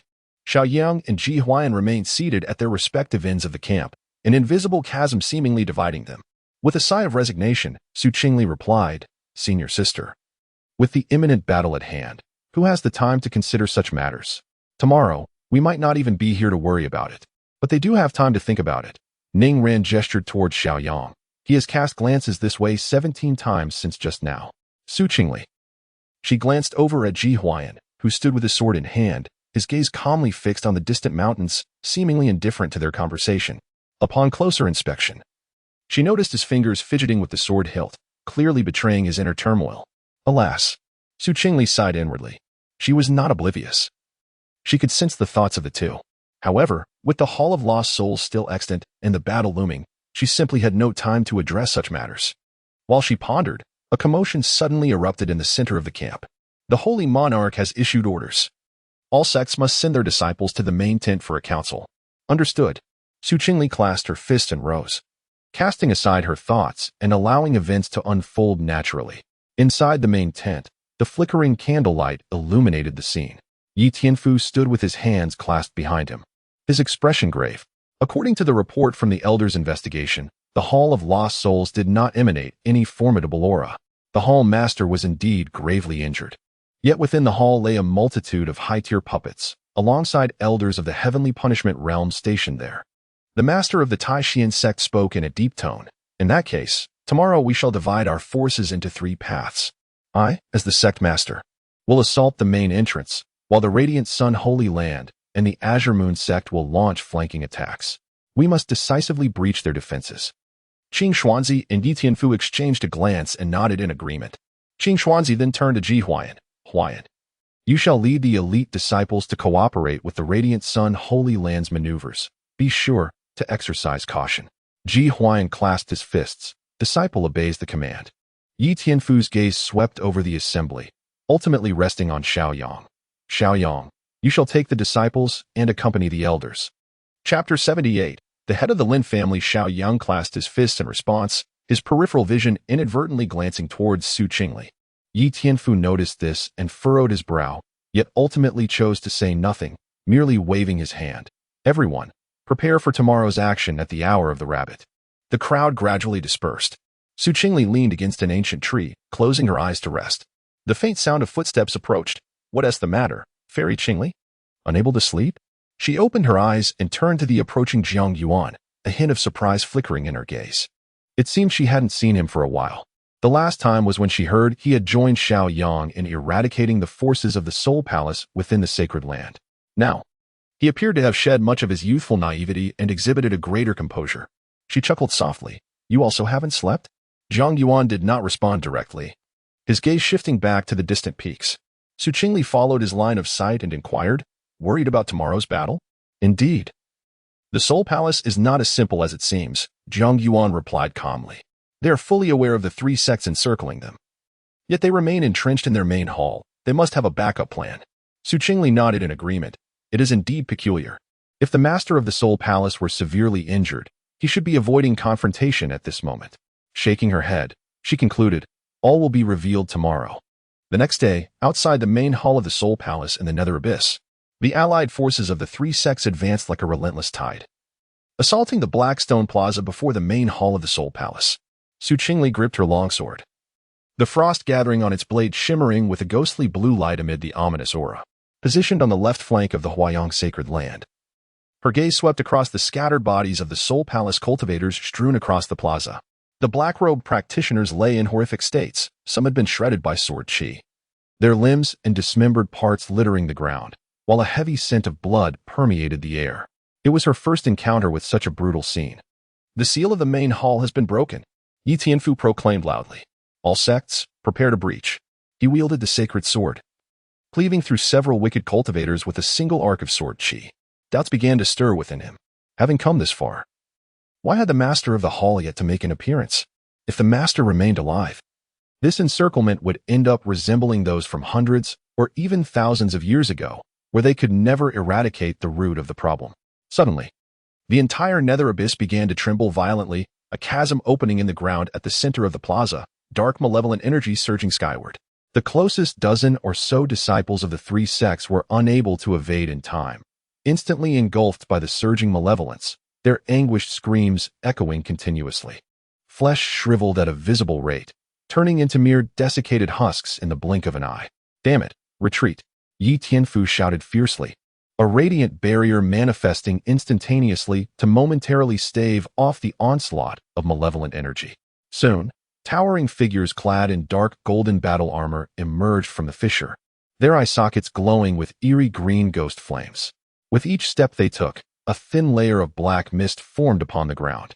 Golden armored corpse kings, exclaimed Qingli, his expression drastically changing. And they are at the heavenly punishment realm. This is troublesome. Qingli couldn't help but gasp in shock. There were at least 20 of these corpse kings, impervious to ordinary sword chi. The battlefield descended into chaos. Stay composed. Maintain formation, Lu Kong bellowed, disciples of Huayu Peak. Step forward. As he spoke, his longsword traced a flawless arc through the air. Qingli, accompanied by her fellow disciples, advanced, their sword energy intertwining to form a vast net of icy blue. Junior sister, to the left, came the urgent call from Ning Ren beside her. Qingli turned sharply, only to find a sinister figure in black robes stealthily approaching, his gaunt face and eerily pale eyes sending a chill down her spine. A celestial realm expert? Die. The malevolent figure sneered as he unleashed a palm strike, a grotesque visage materializing at his palm. Gritting her teeth, Qingli hastily crossed her sword in defense, but was forcefully pushed back several dozen meters, a trickle of blood escaping her lips. The gaunt fingers of the dark cultivator clawed toward her throat. In that moment, a cold glint surged in Qingli's eyes. Her longsword suddenly erupted with an unprecedented radiance, freezing the air in its wake. The claws halted mere inches from her throat, the assailant encased in ice. How is this possible? The dark cultivator gasped, his voice warped with disbelief. You are merely at the soul travel realm. Crack. In the next moment, her longsword pierced through his chest. The dark cultivator stared in shock at the blossoming ice flowers erupting from his heart, his vitality waning rapidly. Qingli exhaled, having expended nearly all her spiritual energy and employing 2 heavenly-grade martial techniques in quick succession. Before she could catch her breath, the entire main hall of the Hall of Souls began to tremble violently. The ceiling started to collapse, massive black stones plummeting down. From the fissures in the ground, a surge of malevolent energy erupted, forming swirling black tornadoes. Retreat. Quickly retreat. Distant voices cried out in urgency. Just as Qingli prepared to withdraw, her gaze caught a familiar face, causing her pupils to constrict. Is that Lin Yuanming, the head of the Lin family? A shock coursed through her. The news she had received upon returning to Tsang City indicated that Lin Yuanming had fled, yet here he was, within the Hall of Souls. Lin Yuanming had broken through to the soul travel realm, and now he recognized the figure in the air above. A glint of malice flickered in his eyes. I never expected to encounter you here. Very well, let us accompany each other to the grave. He roared, a terrifying black aura enveloping him, ensnaring Qingli's ankles in an instant. Gritting her teeth, she thought, this old fool, even in death, wishes to drag me down with him. Just as she prepared to slash at the dark energy with her sword, the main hall collapsed with a thunderous crash. Lear, having just retreated, Xiao Yang's eyes widened in horror as he unleashed a surge of golden spiritual energy, dashing back inside. Ji Huai'an's expression shifted dramatically as both rushed towards Qingli, but just as they were about to reach her, A suddenly expanding spatial rift engulfed everything. In the blink of an eye, the main hall vanished, the rift sealing shut with a resounding boom, leaving behind a battlefield in ruins. Hiss! It hurt so much. After an indeterminate time, Qingli slowly opened her eyes, rubbing her arms. Before her lay a vast underground cavern, its ceiling soaring out of sight, the stone walls adorned with moss that emitted a faint, ghostly blue glow. A cavern. She was momentarily stunned, wondering if she had entered yet another realm. Attempting to sense the ethereal energy, she realized her cultivation remained intact. However, the presence of Han Fei within her spatial ring seemed exceedingly restless, and the air was permeated with an ancient, oppressive aura. "Is someone there?" she called out, but received no response. Taking a deep breath, she summoned her strength to rise. As she groped her way forward, her feet met the slick, treacherous rocks, occasionally encountering hard, brittle objects beneath her. Glancing down, her lips involuntarily twitched. It was a grim tableau of scattered white bones. What manner of place is this? Qingli tightened her grip on the sword, her senses alert as she surveyed her surroundings. Not far ahead, a subterranean river emerged. The water was as dark as ink, eerily still as if it had solidified, and by the riverbank stood a crumbling stone tablet, upon which 3 ominous characters were inscribed in dark red, "Burial Ground of the Gods." She couldn't help but shake her head. Yet another dimension. Chapter 79. The salt has lost its flavor. At that moment, a hoarse voice emerged. "Oh, is it a mere coincidence that someone has arrived here?" Qingli raised her gaze to see a figure seated cross-legged in the shadows across the dark river. Clad in a black robe, the face was obscured beneath a hood, revealing only a pale chin. Even from several dozen meters away, beads of cold sweat trickled down Qingli's forehead, for she could not sense the presence of this individual at all. "Ah well, it is merely a soul traveler," the hoarse voice echoed with an eerie resonance. "However, your constitution is rather unusual. I cannot fully see through it." Drawing her sword, Qingli pointed it at the figure. "Who are you?" The figure in the black robe chuckled softly and slowly lifted the hood. What emerged was a face strikingly beautiful, almost otherworldly, with skin as pale as parchment and a blood-red vertical mark on the brow. The eyes were particularly chilling, with pupils of an uncanny silver hue. He inclined his body slightly, his movements exuding the elegance of one attending a grand banquet. "I am the Lord of the Netherworld, Wang Tianya. Since you have come, you shall become a part of me." Meanwhile, Xiao Yang was adjusting his posture as he fell, landing with a jolt that sent his vital energy surging. He quickly rose to his feet, golden spiritual energy coalescing into a luminous sphere in his palm, illuminating the surroundings. It appeared to be another fork in the path, with the rock walls marred by numerous sword scars, suggesting human craftsmanship. "Lear," he attempted to call out, but the only response was the sound of dripping water. At that moment, footsteps echoed nearby, causing him to grow vigilant. Upon recognizing the approaching figure, his expression darkened. "It's you." Ji Huai'an emerged from the shadows, his sword stained with the blue blood of an unknown creature, casting a cold glance at Xiao Yang. "Where is Qingli?" "She hasn't been found." Xiao Yang suppressed his rising agitation. "There is something strange about this place. I can't sense anything beyond 10 feet. Ji Huai'an fell silent for a moment before abruptly turning to leave. "Wait." Xiao Yang swiftly blocked his path. "Can you sense where Lear is?" Ji Huai'an shook his head, his tone flat. "I can't sense her, but it's better than wasting time here." The two exchanged a glance, the silence chilling. Ultimately, Xiao Yang suggested, "Let us split up. It might be easier. Signal if you find any clues." Ji Huai'an nodded and was about to depart when the ground quaked violently. Boom! Countless fragments of rock plummeted from the ceiling, forcing both to take refuge in a hollow in the rock wall. The tremors persisted for approximately 15 minutes before subsiding, and when the dust settled, the path they had taken was entirely sealed off. "It seems." Xiao Yang forced a smile. "We must cooperate for the time being." Ji Huai'an snorted coldly but tacitly acquiesced to the proposal. Moments later, they cleared a path. The two walked in silence through the narrow corridor, neither daring to speak. Xiao Yang concentrated golden spiritual energy in his palm, yet his peripheral vision remained fixed on the azure figure behind him. The atmosphere was stifling. Finally breaking the silence, Xiao Yang inquired, "Can you sense Lear's presence?" Ji Huai'an's footsteps momentarily faltered as he heard the call, his sword-like brows knitting together. After a brief pause, he coldly replied, "I cannot sense anything." Xiao Yang remarked, "This place seems capable of shielding spiritual perception." Ji Huai'an offered no response, suddenly halting to crouch down and examine the ground. Following his movement, Xiao Yang noticed a faint half-impression of a footprint in the damp earth, small and delicate. Unmistakably a woman's trace. The two exchanged a glance and quickened their pace. On the opposite bank of the dark river, Qingli's hand trembled slightly around her sword. Wang Tianya approached slowly, the hem of his black robe brushing the water's surface without disturbing a single ripple. His silver-white pupils glimmered with an eerie light in the darkness. A ghost of a smile lingering at the corners of his mouth. A rare Xianin body, he murmured, but alas, you are far too weak. Qingli's heart sank. To discern her physique, this individual was at least of the immortal spirit realm, perhaps even a Dao sovereign. No wonder she had been unable to perceive his cultivation earlier. Her lips twitched involuntarily. Was it her fate to be so unfortunate? Twice she had inexplicably entered a secret realm, and now she had directly encountered the elusive master of the Soul Hall. Moreover, it appeared he was in the midst of a ritual, which she had interrupted. I have changed my mind. I shall spare your life for now, Wang Tianya said with a slight smirk. Before his words had fully settled, Qingli's vision blurred, and he had already appeared before her, his fingertip aimed at her brow. Buzz! In the next instant, Hanfei burst forth from her storage ring, radiating a blinding cold light that barely deflected the approaching finger. Yet, Qingli was still sent flying several meters, crashing heavily against the rock wall.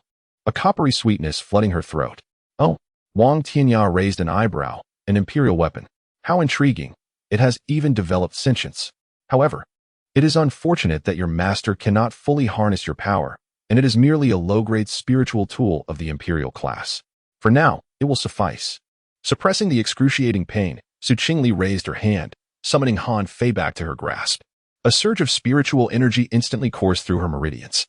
With a deft twist of her sword, the icy sword energy surged forth like a tidal wave, chilling the very air into frost. Wang Tianya finally exhibited a hint of surprise, waving his sleeve as black mist transformed into a shield before him. The clash of ice and darkness sent tremors throughout the cavern. Wang Tianya retreated a half-step, glancing at the frozen part of his sleeve, chuckling softly. Now this feels more appropriate.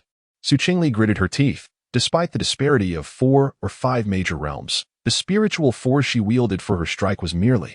Yet, she had no other choice now. Swallowing a recovery pill, she formed a sword flower and charged at Wang Tianya. Wang Tianya raised an eyebrow, offering a faint smile. Oh, you are not using your spiritual power. However, with your current strength, you will likely be able to unleash no more than 3 strikes. Which is quite normal. But such attempts will not harm me. Qingli's sword strikes were fierce and rapid, each aimed at Wang Tianya's vital points. Yet he evaded them with the ease of a leisurely stroll, the corners of his robe untouched. Your swordsmanship is commendable, Wang Tianya remarked with a light laugh, but unfortunately. Suddenly, he flicked his finger. The cold crimson sword trembled violently, causing Qingli's palms to crack and blood to trickle down her wrists as she staggered backward. Her chest heaving with intensity. Wang Tianya's silver eyes narrowed slightly. Now, it is my turn. He raised his hand, and an ethereal grip ensnared Qingli in a shroud of darkness, lifting her off the ground. Coughing, she struggled with all her might, only to realize that her spiritual energy was being rapidly siphoned away. The purity of the Xianin physique's energy was indeed remarkable. Wang Tianya inhaled deeply, almost in ecstasy. Not enough? Too little, far too little. If only you were a bit stronger. Qingli's heart sank in terror. She had only heard of dual cultivation with the Xianin physique before, but witnessing such a remote absorption of spiritual energy was a first for her. Utterly devoid of any restraint. Chapter 80. Qingli stands back for you in the depths of the cave. Xiao Yang and Ji Huai'an rushed towards the sound of battle. It was Liar's sword aura. A surge of golden light filled Xiao Yang's eyes. He could sense that she was engaged in combat. Ji Huai'an remained silent, his figure darting through the narrow passage. However, as he turned a corner, an invisible barrier suddenly materialized, forcefully rebuffing him. A barrier? Ji Huai'an furrowed his brow, gathering spiritual energy to tentatively press against the void. Ripples spread out with astonishing resistance. Immediately, he raised his sword and struck, but the sword energy was consumed the moment it made contact with the barrier. Xiao Yang spoke solemnly. It's futile. This is at least a restriction set by the heavenly punishment realm. Ji Huai'an's grip on the sword tightened, veins bulging. What should we do? After a moment of silence, Xiao Yang, feeling anxious, asked inwardly, Master, do you have a solution? Moments later, Elder Ling's voice resonated in his mind. The person inside is a powerful being of the immortal spirit realm, likely the Lord of the Soul Hall. Disciple, are you certain? Immortal spirit realm? Lord of the Soul Hall? Xiao Yang's heart raced with alarm. Master, please tell me how to break it. Liar is in danger. Elder Ling sighed. The southeast corner of the barrier is relatively weak. You may attempt to breach it. Xiao Yang opened his eyes and dashed towards the southwest corner. Ji Huai'an closely following. They indeed discovered the barrier was somewhat weaker there. The two unleashed their spiritual power, forcefully tearing a gap wide enough for one person to pass through. Before them stood a figure in a black robe, gripping Su Qingli's jade neck. A surge of fury welled up within Xiao Yang. You old wretch. A streak of azure sword energy shot through the air.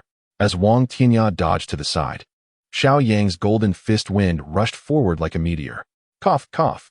Su Qingli fell to the ground, gasping for breath. Xiao Yang swiftly shielded her behind him, his eyes blazing with golden light. Liar, are you all right? I'm not dead yet. Be careful of Wang Tianya. She struggled to support herself, the cold crimson sword emitting a faint hum. Wang Tianya gazed at the two who had suddenly appeared, intrigued. It seems two more ants have intruded. Before his words could fade, a streak of azure sword light silently pierced towards his back. Ji Huai'an's sword tip traced an arc too weak, far too weak. Wang Tianya did not even glance back. From his sleeve erupted 3 bone chains that instantly ensnared Ji Huai'an's limbs. Eerie black energy shimmered on the chains, and Ji Huai'an stifled a groan, his complexion turning ashen. Xiao Yang's pupils contracted sharply. Suddenly, Elder Ling's urgent voice echoed in his mind. Wang Tianya is employing a secret technique to absorb the blood essence of the deceased from the outside world. He aims to break through to the Dao Respect realm in one fell swoop. Blood essence. Xiao Yang finally understood why Wang Tianya, the Lord of the Hall, had not appeared in the main hall. He intended to sacrifice all his followers to engage in a battle with the 3 sects, using them to assist his breakthrough. Master, do you have confidence? Just then, Wang Tianya raised his hand, a black light shooting directly at Xiao Yang's throat. He hurriedly blocked it. The collision of golden spiritual energy and black light erupted in a deafening roar, sending all 3 of them hurtling back, crashing heavily against the rock wall. Cough. Xiao Yang spat out a mouthful of blood, his golden spiritual energy noticeably dimmed. Old Master Ling sighed. My current soul power has only recovered to the level of the heavenly punishment realm. Even with your sacred body, our chances against a peak figure in the immortal spirit realm are slim. Xiao Yang gritted his teeth, feeling a sense of unwillingness. Am I truly destined to fall here? Wang Tianya slowly approached, casting a glance at the 3 of them, a mocking glint flickering in his silver eyes. Today, I am in a good mood, so I shall grant you a clear understanding of death. He spread his arms wide, and suddenly, a multitude of blood-red threads appeared at the cave's ceiling, each one connected to the battlefield outside. Do you see? Each of these bloodlines represents a fallen cultivator. Wang Tianya inhaled deeply, intoxicated by the prospect. Once I absorb this essence of blood, I shall be able to. His sinister laughter echoed in their ears. Su Qingli glanced at the injured Ji Huai'an and Xiao Yang, her heart growing increasingly uneasy. Although she believed they still had hidden cards, their realms ultimately differed too greatly. She recalled Chu Wuyin and asked, System, can you obliterate Wang Tianya's soul? Beep. No soul invasion detected. Self-protection cannot be activated. Indeed, it is impossible. Yet, at this moment, there was no better alternative. Even if defeat was inevitable, she had to try. As her spiritual energy surged, the Han Fei sword radiated an unprecedented brilliance. Biting her tongue, she spat a mouthful of vital blood onto the blade. Flying snow, no trace. The frigid sword chi surged forth, freezing everything in its path. Wang Tianya raised an eyebrow, intrigued. A desperate gamble, is it? This sword does pique my interest. He waved his hand, conjuring a wall of black mist before him. Boom.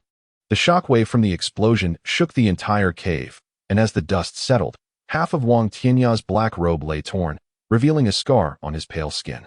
Interesting. He licked the blood welling from the wound. It seems I underestimated the might of your sword. No sooner had he spoken than he vanished, reappearing before Su Qingli, striking toward her heart with a palm. But the game must come to an end. At this moment, Su Qingli had nearly exhausted her spiritual energy. Gritting her teeth, she barely managed to raise her sword to block, only to be sent flying from the impact. The Han Fei sword slipped from her grasp, crashing against the rock wall like a severed kite, blood spilling from her mouth. Leo. Xiao Yang's eyes widened in desperation. Master, save Lear. Old Master Ling's expression was complex. Xiao Yang, the power of the peak in the heavenly punishment realm is far beyond what you can withstand at present. The last time in Song City, even the power of the soul travel realm nearly left you exhausted. Though you have improved since then, it is still. He sighed. Let us end this quickly. At that moment, Wang Tianyao had already reached Su Qingli's side, his cold laughter resonating as he waved his hand, lifting her with an invisible force, leaving her suspended in midair. TSK, the Xianyin body, coupled with such ethereal beauty, no wonder two prodigies are enamored with you. Wang Tianyao turned his gaze toward Xiao Yang and Ji Huai'an, a disdainful smirk gracing his lips. A battle saint body and an innate sword body, should you perish here. Two of the three sects would surely lose their heirs. However, to kill you righteous ones in such a manner would be too merciful. As he spoke, he reached out as if grasping something from thin air, and Su Qingli's complexion transformed into a ghastly white at an alarming rate. The ice blue spiritual energy dissipated swiftly, as the essence of her Xianyin body was forcibly extracted. Cough, cough. Su Qingli coughed delicately. A flicker of despair crossed her eyes. Her strength was vastly inferior, and despite any means at her disposal, she felt as inconsequential as an ant attempting to shake a tree. She cast a sidelong glance at the two individuals. Even at such a critical moment, they still hesitated to unleash their full potential.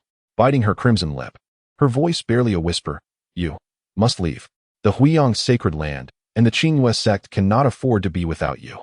Do not concern yourselves with me. I am merely a direct disciple, and it is an honor for me to have made the acquaintance of two such prodigies. Qingli will hold the rear for you." Chapter 81. The Taishu sword sect. As soon as the words left his lips, a tightness gripped Xiao Yang's heart. Observing Lear's demeanor, could it be that she intended to self-destruct? The corners of her bloodied lips bore a resolute smile, as if to convey that such an outcome would suffice. No.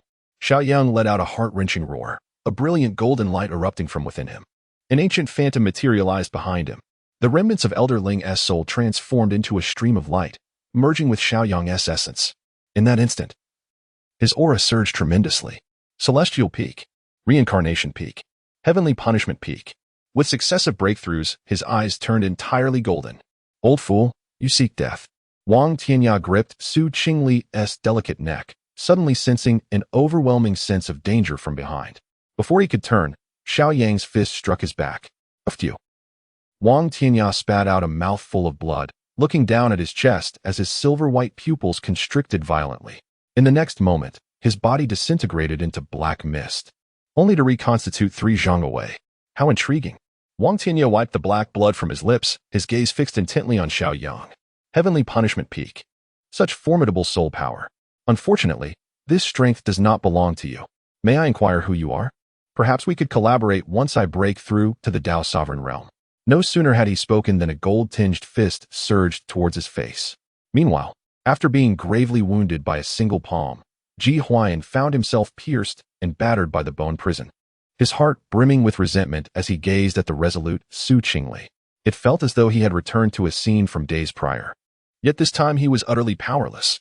Grinding his teeth, his consciousness began to fade. In a daze, he felt as though he had plunged into chaos. Floating amidst the void, surrounded by an endless gray mist, he looked down at his semi-transparent hands, bitterly reflecting, "Is this the world after death?" With a sigh, he lamented his own weakness. He was unwilling to accept that.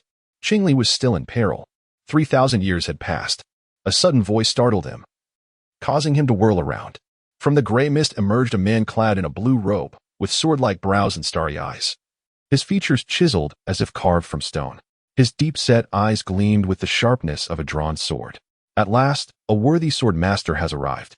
The man stood with his hands clasped behind him, his voice steady. "You are." Ji Huai'an warily stepped back a half-step, only to find his sword inexplicably floating before him. The once ordinary blade now shimmered with a faint azure glow. The man extended his hand to caress the sword's surface, a flicker of nostalgia passing through his gaze. "When I perished, I sealed a fragment of my essence within this mortal iron, awaiting someone who could awaken me. The innate sword body. No wonder it could revive me. This is impossible." Ji Huai'an exclaimed in disbelief. The sword had belonged to his father, appearing merely as an ordinary earthly-grade spirit weapon. How could it possibly possess a sword spirit? Yet, it seemed equally implausible.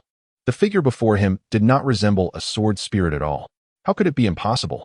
The man suddenly pointed his fingers like a sword, touching the center of Ji Huai'an's forehead. The essence of the sword lies not in its form, but in its spirit. In an instant, a torrent of information surged forth. The man in the azure robe was named Qingli, the foremost swordsman of the ancient sect, Tai Su sword sect, 3 millennia ago, to eradicate the blood demon ancestor. He sacrificed his own existence, sealing his lifelong sword intent into a scrap of iron he casually picked up. This scrap, after 1,000 years, was ultimately forged into the sword carried by Ji Huai'an's father. Ji Huai'an's pupils constricted. Tai Su sword sect, that was a sect from ancient times, during which there were at least a dozen cultivators who had reached the pinnacle of the Tao sovereign realm, but could not break through to the divine lord stage. The era was abundant with immortal spirits and Tao sovereigns. He clasped his fists. Senior you. Qingli smiled faintly. To demonstrate my sincerity, I shall first assist you in escaping danger. We shall discuss the remaining matters later. A glimmer of excitement flickered in Ji Huai'an's eyes. With this, he could confront Wang Tianya. He nodded eagerly. Senior, what must I do? Simply allow me to utilize your body. The moment Qingling's ethereal form overlapped with Ji Huai'an, the chaotic space shattered with a thunderous roar. Half an hour earlier, boom, the main hall of the Hall of Souls collapsed amidst a deafening roar, with black stones shattering and malevolent energy surging, causing the entire nether abyss to tremble. As the dust settled, the remaining disciples from the 3 sects exchanged bewildered glances, their faces etched with shock and confusion. Was it over? The Hall of Souls has been destroyed? We have won. We are alive. After a brief silence, cheers erupted suddenly. Surrender, you lackeys of the Hall of Souls. Perhaps you will meet a swifter demise. Many disciples relaxed, looking at the 30 or so remaining members of the Hall of Souls, who were slowly retreating, and began to shout. A sinister-looking, tattooed cultivator from the reincarnation realm curled his lips in a smirk.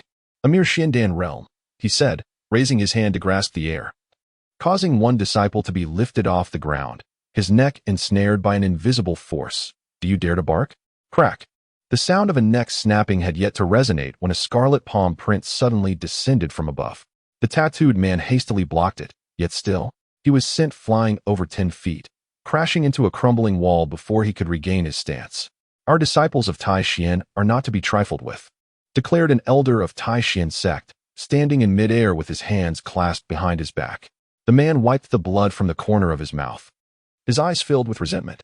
If it weren't for the Hall Master being gravely injured and currently in seclusion, the Hall of Souls would not have met such a dire fate, utterly defenseless. He glanced at the remaining 20 or so companions from the reincarnation and heavenly punishment realms. His brow furrowed. Qing Shuzi approached the leader of Tai Xian sect and Yi Tianfu, whispering, how shall we deal with these individuals? If we engage in combat, we may suffer considerable losses, and it is not impossible that these individuals could resort to self-detonation under duress. In response, Yi Tianfu felt a headache coming on. Even though the 3 of them were in the immortal spirit realm, they could not swiftly eliminate over 20 formidable opponents. If pushed to the brink, even these formidable beings may resort to self-destruction, which could severely deplete the vitality of the 3 great sects, requiring centuries for recovery. After all, those present are elders and exceptionally gifted disciples. Let us first attempt to persuade them to surrender. If that fails, we shall resort to forceful extermination, suggested the leader of the Tai Xian sect. Yi Tianfu shook his head, expressing skepticism. Do you truly believe that such desperate individuals would capitulate? A moment of silence enveloped the 3. Yi Tianfu, feeling a twinge of concern, cast a glance behind him, only to be taken aback. Where is Xiao Yang? He was by my side during the battle just moments ago. An unsettling wave coursed through him as he extended his consciousness beneath his feet. Yet he still could not perceive Xiao Yang's presence. His expression darkened. After all, he was to be the future saint's son. Ning ran, Jiang Mo, and Jiang Yuan stood at the periphery of the battlefield, still shaken. The main hall has vanished? Ning Ran murmured, her fingertips trembling slightly. Jiang Mo grasped his sword firmly and gently patted her shoulder. Fear not, I am here. It is all coming to a close. Everything will be fine. Ning Ran's fair hand rested upon his, and she nodded, yes. Jiang Yuan observed the two, a wave of irritation washing over him as he scanned the surroundings. Furrowing his brow, where is Fairy Qingli? Chapter 82, to the celestial maiden Qingli. Surrender? Ha ha ha, the remaining evil cultivators suddenly burst into wild laughter, their voices resonating with madness and determination. How amusing that you still consider yourselves the masters of a sect, uttering such words. It is our honor to sacrifice ourselves for the grand scheme of the Hall Master. Qingli furrowed his brow, and his sword emitted a resonant hum, unleashing a surge of spiritual power that rippled outward. Seeking death, a blade of sword energy was unleashed, and the celestial punishment realm cultivator hastily struck out with the palm. But it faltered in mere moments, his palm being cleaved, the sword energy striking him directly. His grotesque visage turned pale at a visible rate. Two of you. It seems these individuals are utterly obstinate. Let us resolve this swiftly. The master of Tai Xian and Yi Tianfu nodded, their spiritual power surging. Many disciples were witnessing their master unleash his full strength for the first time, feeling as though their very breaths were becoming increasingly labored. With the combined might of 3 celestial spirit realm experts, the tide of battle shifted dramatically in just a quarter of an hour. Nearly half of the Soul Hall cultivators had been slain. Esteemed ones, it appears we shall not await the Hall Master's emergence. At that moment, an evil cultivator roared in fury. If that is the case, even if we must perish, we shall ensure they do not find ease. Indeed, the Hall Master will avenge us. For the grand scheme of the Hall Master. In an instant, emotions ran high. One cultivator abruptly tore open his chest garment, revealing a torso inscribed with eerie runes that pulsed with a crimson glow. Yi Tianfu's pupils constricted sharply. The very scenario he had dreaded had come to pass. This is bad. They intend to self-destruct. Qingxi's complexion changed drastically as he waved his sword, erecting 3 barriers of spiritual energy before him. Almost simultaneously, over a dozen Soul Hall cultivators tore open their robes, each revealing similarly glowing blood-red runes upon their chests. Their eyes blazed with frenzied fire. Faces twisted into malevolent grins as they charged toward the densest cluster of disciples from the 3 sections. With their reincarnation level, celestial punishment realm strength. Even if they might severely injure the masters of the 3 sects, they certainly would not be able to kill them. Rather than that, it would be preferable to sever the potential of the younger generation of disciples from the 3 sects. Everyone disperse. Quickly scatter. The master of Tai Xian bellowed, his spiritual power surging as he transformed into a beam of white light, cleaving through the nearest evil cultivator. Yet, it was already too late. Boom! The first explosion sounded like thunder, a reincarnation realm evil cultivator erupting into a mist of blood amidst the crowd. The violent shockwave of spiritual energy instantly engulfing dozens of disciples and sending others flying. A cacophony of screams erupted, and even many elders, once submerged, were reduced to nothingness in an instant. Following this was the second, the third. The entire ruins of the Soul Hall transformed into a hell on earth. Madness. Observing this scene from the battlefield's edge, Jiang Mo's expression darkened. In just a fleeting moment, over 100 disciples had been reduced to blood mist. These were all disciples of merit within the sect, the least among them being from the outer sect. Brother Wei. Jiang Yuan was about to speak when he was interrupted by Jiang Mo. Do not go over there. This situation is beyond our capacity to handle. Even if an elder were to approach, survival is not guaranteed. Jiang Mo understood Jiang Yuan's thoughts, which centered around rescuing the disciples of Wanyao Peak. Although he had recently joined the Holy Land, Jiang Yuan had established quite a reputation among the disciples of Wanyao Peak. He was also making amends for the preferential treatment he received as a child. However, the self-detonation of such powerful beings was no longer within their realm of intervention. The explosion's radius was drawing perilously close. Despite the sect leaders erecting spiritual energy shields, they could not protect all the disciples. We need to retreat. Jiang Mo's expression darkened. Jiang Yuan sighed, preparing to withdraw, when suddenly his pupils dilated. Several inner disciples from Wanyao Peak were being pursued by the practitioners of the Hall of Lost Souls, their chests glowing with runes, indicating imminent self-detonation. Locking eyes, the disciples cried out in desperation, "Brother, save us. This is bad." Jiang Yuan's expression shifted dramatically as he clenched his fists. Don't act impulsively. Jiang Mo grasped his shoulder firmly. Those are celestial realm experts. You are no match for them. Jiang Yuan shrugged off his hand, gritting his teeth. Brother, when I entered Wanyao Peak, did you not vow to exert every effort for the Holy Land in Wanyao Peak? He continued. Moreover, we are direct disciples. How can we stand by as fellow disciples perish? Before his words had fully left his lips, he dashed forward like an arrow released from a bow, his spiritual energy surging wildly. This fool. Jiang Mo was taken aback for a moment before gritting his teeth. Ning Ran, cover me. I will pursue him. Be careful. Just as Ning Ran finished speaking, Jiang Yuan's figure darted through the battlefield like a wraith, his sword radiating a blinding cold light. Anxiety coursed through him. He was right. As direct disciples, endowed with talent and resources, they indeed had a duty to contribute to the Holy Land. However, in the face of impending self-detonation, the objective was to disperse the crowd and minimize losses, not to engage recklessly. With a swift thrust, the pursuing evil cultivator felt a chill down his spine, laughing maniacally as he did not evade the incoming sword, allowing it to pierce his chest. "Zhang Yuan, brother?" The disciples exclaimed in admiration of his prowess. "Truly impressive, Brother Zhang Yuan." Yet he shouted back, "Run. What are you waiting for?" In the next moment, the evil cultivator clutched Zhang Yuan's wrist tightly. "A direct disciple, is it? Let us die together." With a deafening explosion, Zhang Yuan was hurled backward by the violent surge of spiritual energy, crashing heavily against the ruins. He coughed up blood, a searing pain tearing through his chest. Had he not burned his essence earlier, he likely would have perished by now. "Brother!" The disciples gazed at his blood-soaked figure in terror. Zhang Yuan did not look back. With gritted teeth, he severed the head of the evil cultivator with a single stroke. Just then, another nearby evil cultivator grinned malevolently as he detonated himself. Another thunderous explosion reverberated through the air. This time, it was the self-detonation of the mirror cultivator. And the explosion occurred too close for Zhang Yuan to evade. Cough. Blood gushed from his mouth as his internal organs felt as though they had been shattered. And he slowly sank to his knees. "Xiao Yuan." Zhang Mo's voice echoed in his ear, filled with an unprecedented terror. In Zhang Yuan's blurred vision, he saw Zhang Mo desperately rushing towards him. He wished to smile and assure them that he was fine, but as he opened his mouth, blood continued to pour forth uncontrollably. "Brother." He struggled to raise his hand, retrieving a delicate jade hairpin from his bosom, for Fairy Su Qingli. It was a gift he had secretly prepared for Su Qingli but had never had the courage to present. Jiang Mo knelt beside him, trembling hands supporting him. "Hold on.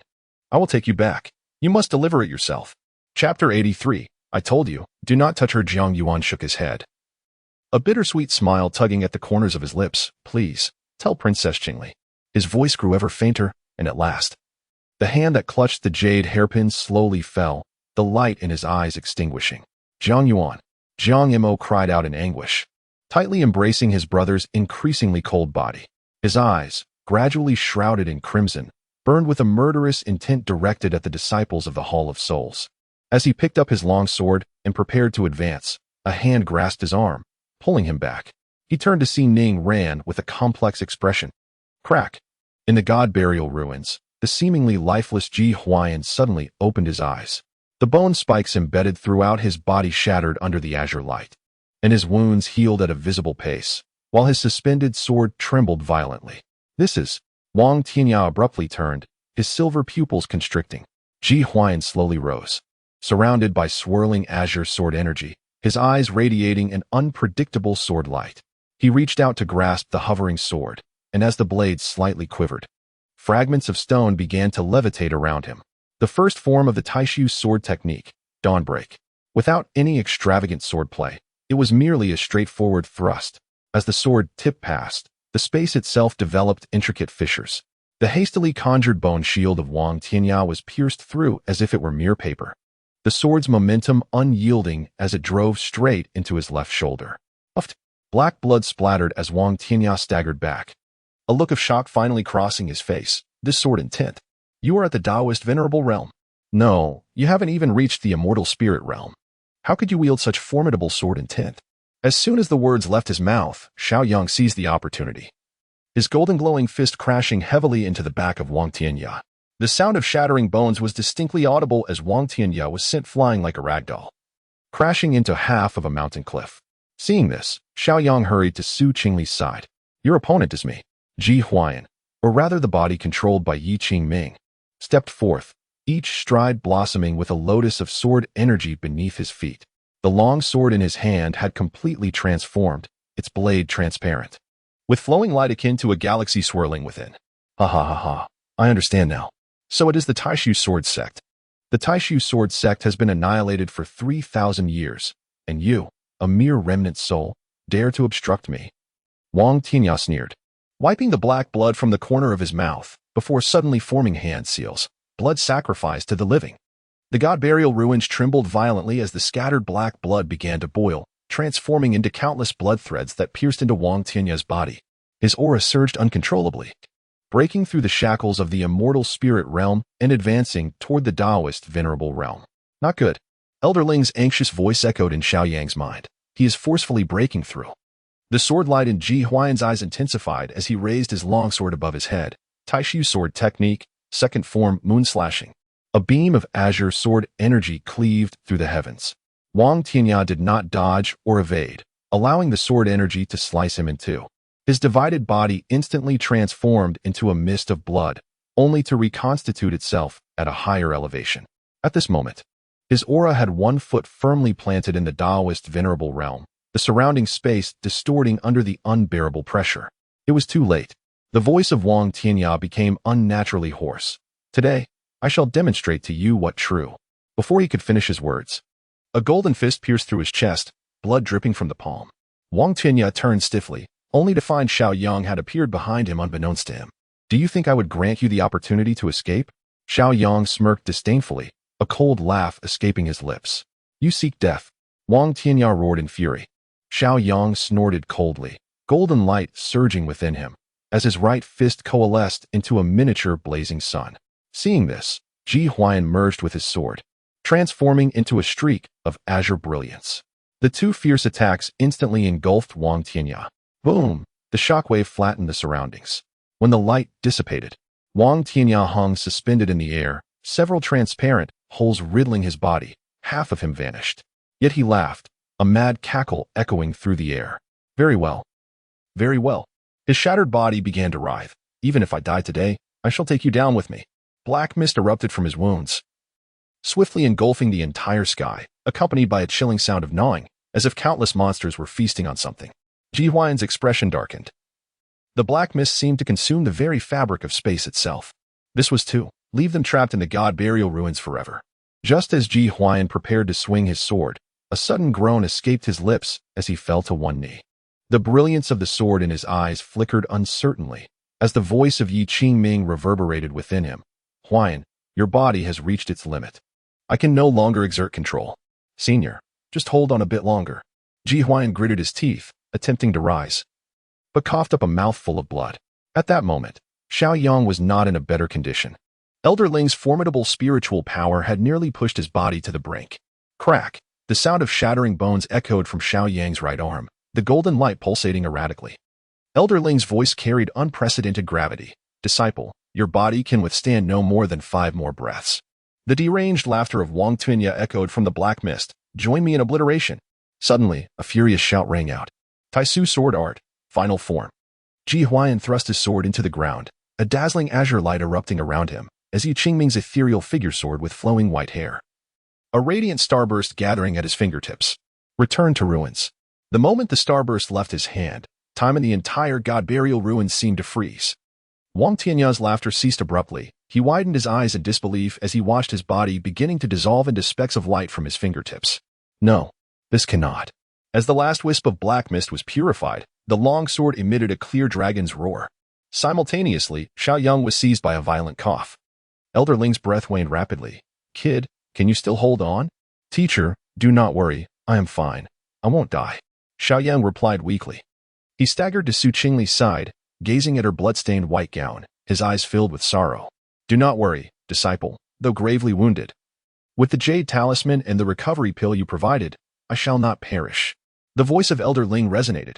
However, some of the essence has been extracted, so she will likely need a period of recuperation. Xiao Yang nodded, feeling a sense of relief within. Miss Su Qingli. At that moment, a hand reached out. Ji Huai'an sought to examine Su Qingli's injuries, but Xiao Yang seized his wrist with a firm grip. Do not touch her, Xiao Yang warned, his expression stern.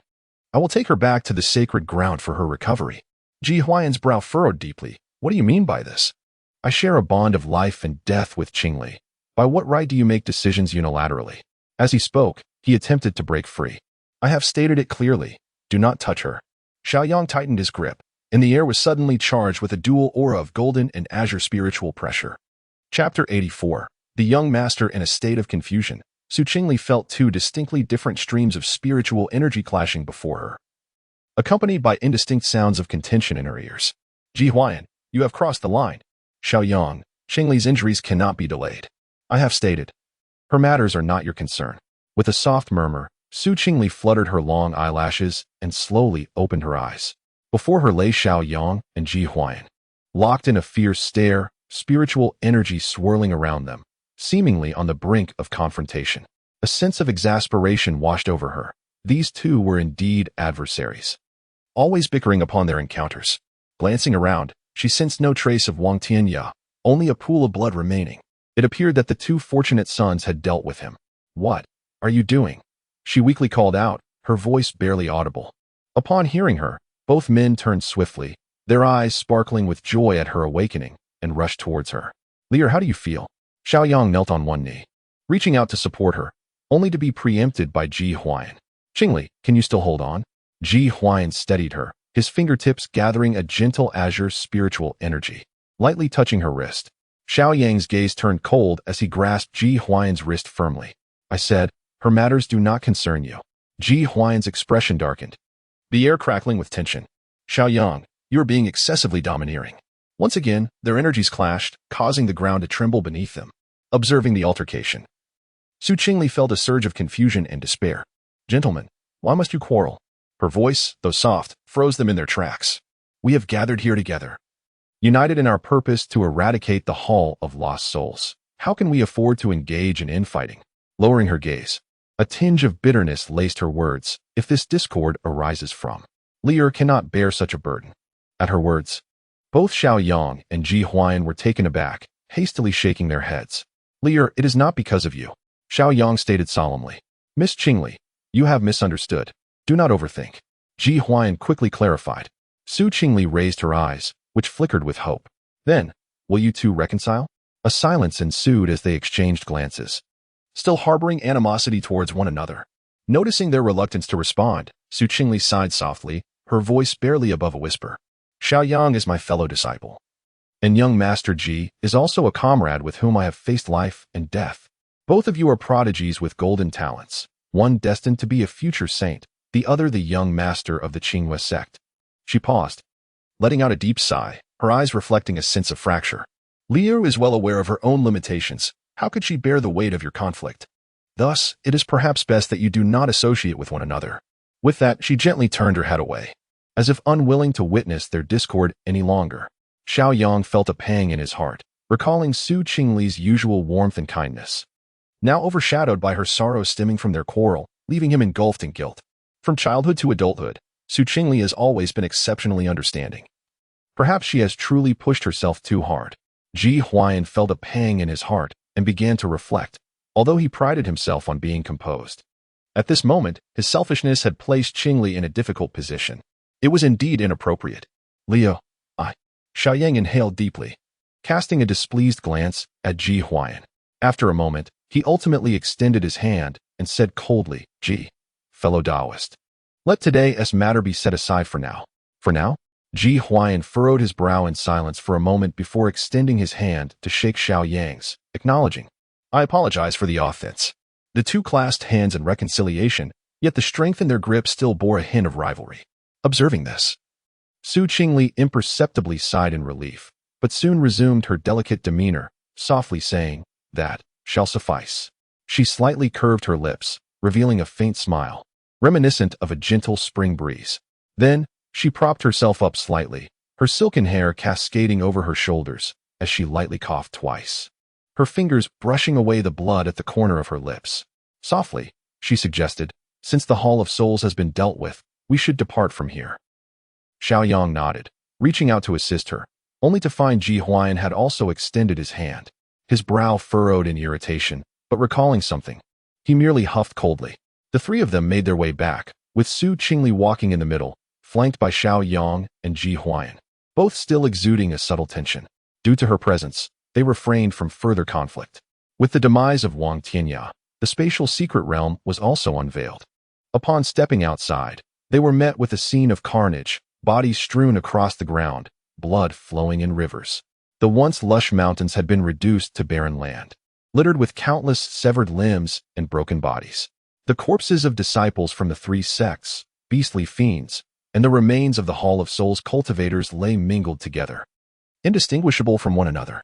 The air was thick with the stench of blood, Few remained on the battlefield, as many seemed to have already withdrawn. At that moment, a figure appeared above them. The Holy Monarch, Huiyang Holy Monarch. Upon seeing Yi Tianfu, the three clasped their fists in greeting. "Where have you all been?"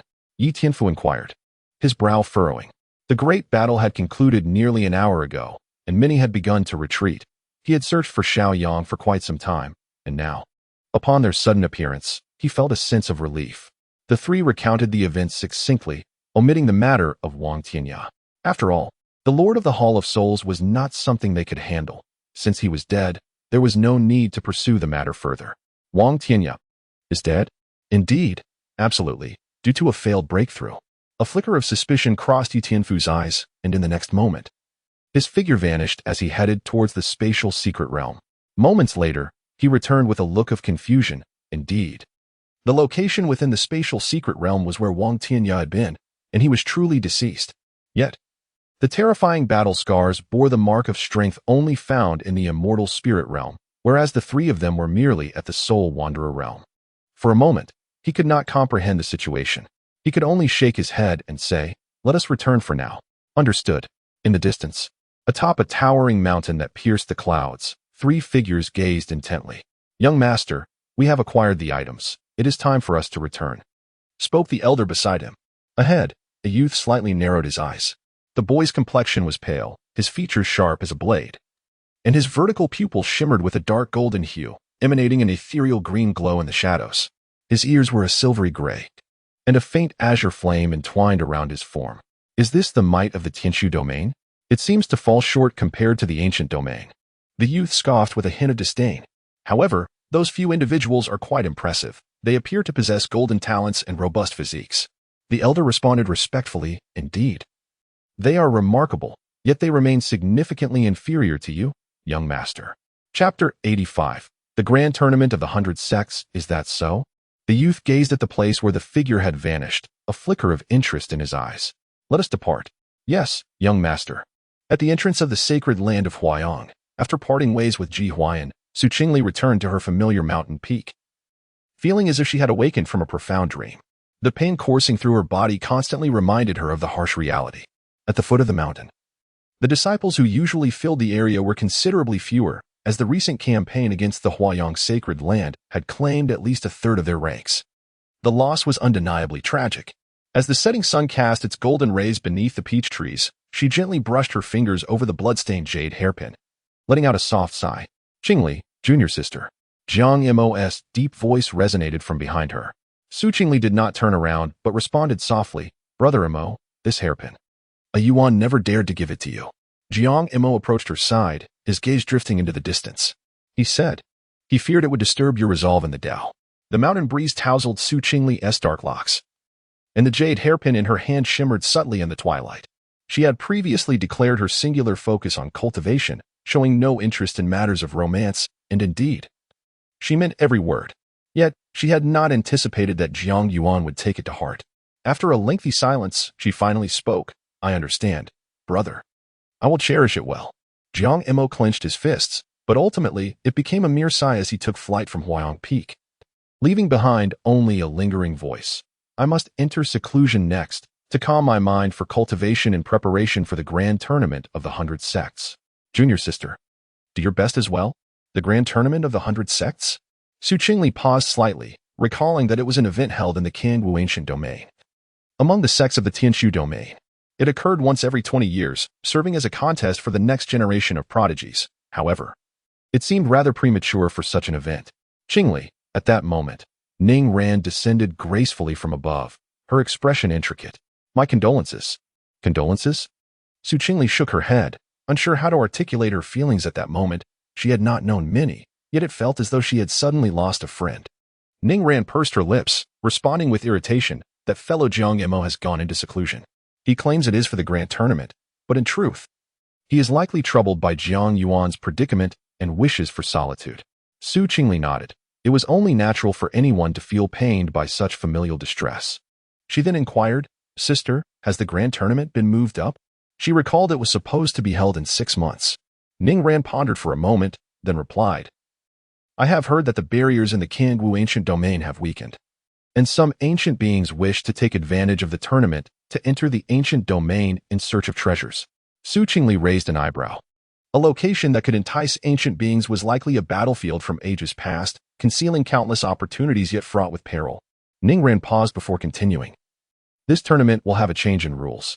It is said to be a stage elimination format, where each sect selects 5 disciples to compete in turn. Defeating all disciples from a sect will yield victory and advancement. The other format will be a team-based system, entering a secret realm together, aiming to collect medicinal herbs and slay beasts for scoring. In a month's time, we will need to journey to the ancient region of Qingli, and it is prudent for us to arrive early to familiarize ourselves with the surroundings. Su Qingli nodded, realizing that there remains a month for her to cultivate and enhance her abilities. Currently, she has only achieved the 2nd level of the soul travel realm. While she may appear formidable within the sacred grounds, it would likely be insufficient among the 100 sects. Thank you for the information, senior sister, Su Qingli said, clasping her hands together. I must also devote myself to rigorous training. Ningran called out to her, junior sister, wait a moment. As she spoke, she produced a pill and handed it over. This is the Breaking Spirit pill. Our master is currently with the Holy Monarch and cannot return. So I was instructed to deliver this to you. Su Qingli gazed at the pill in her palm, which shimmered faintly, her heart racing. This 5th-grade elixir could significantly increase the chances of breaking through the bottleneck of the soul travel realm to achieve the heavenly aspect realm. Its value is indeed considerable. The Master's expectations seem exceedingly high. To elevate from the 2nd level of soul travel to heavenly aspect within a month is nothing short of fantastical. Although consuming it would hasten the absorption of spiritual energy to elevate her cultivation, such an approach would be wasteful. After a brief conversation, Su Qingli resolved to visit the Alchemy Peak. Upon rounding a cliff, the entire visage of the Alchemy Peak soon came into view.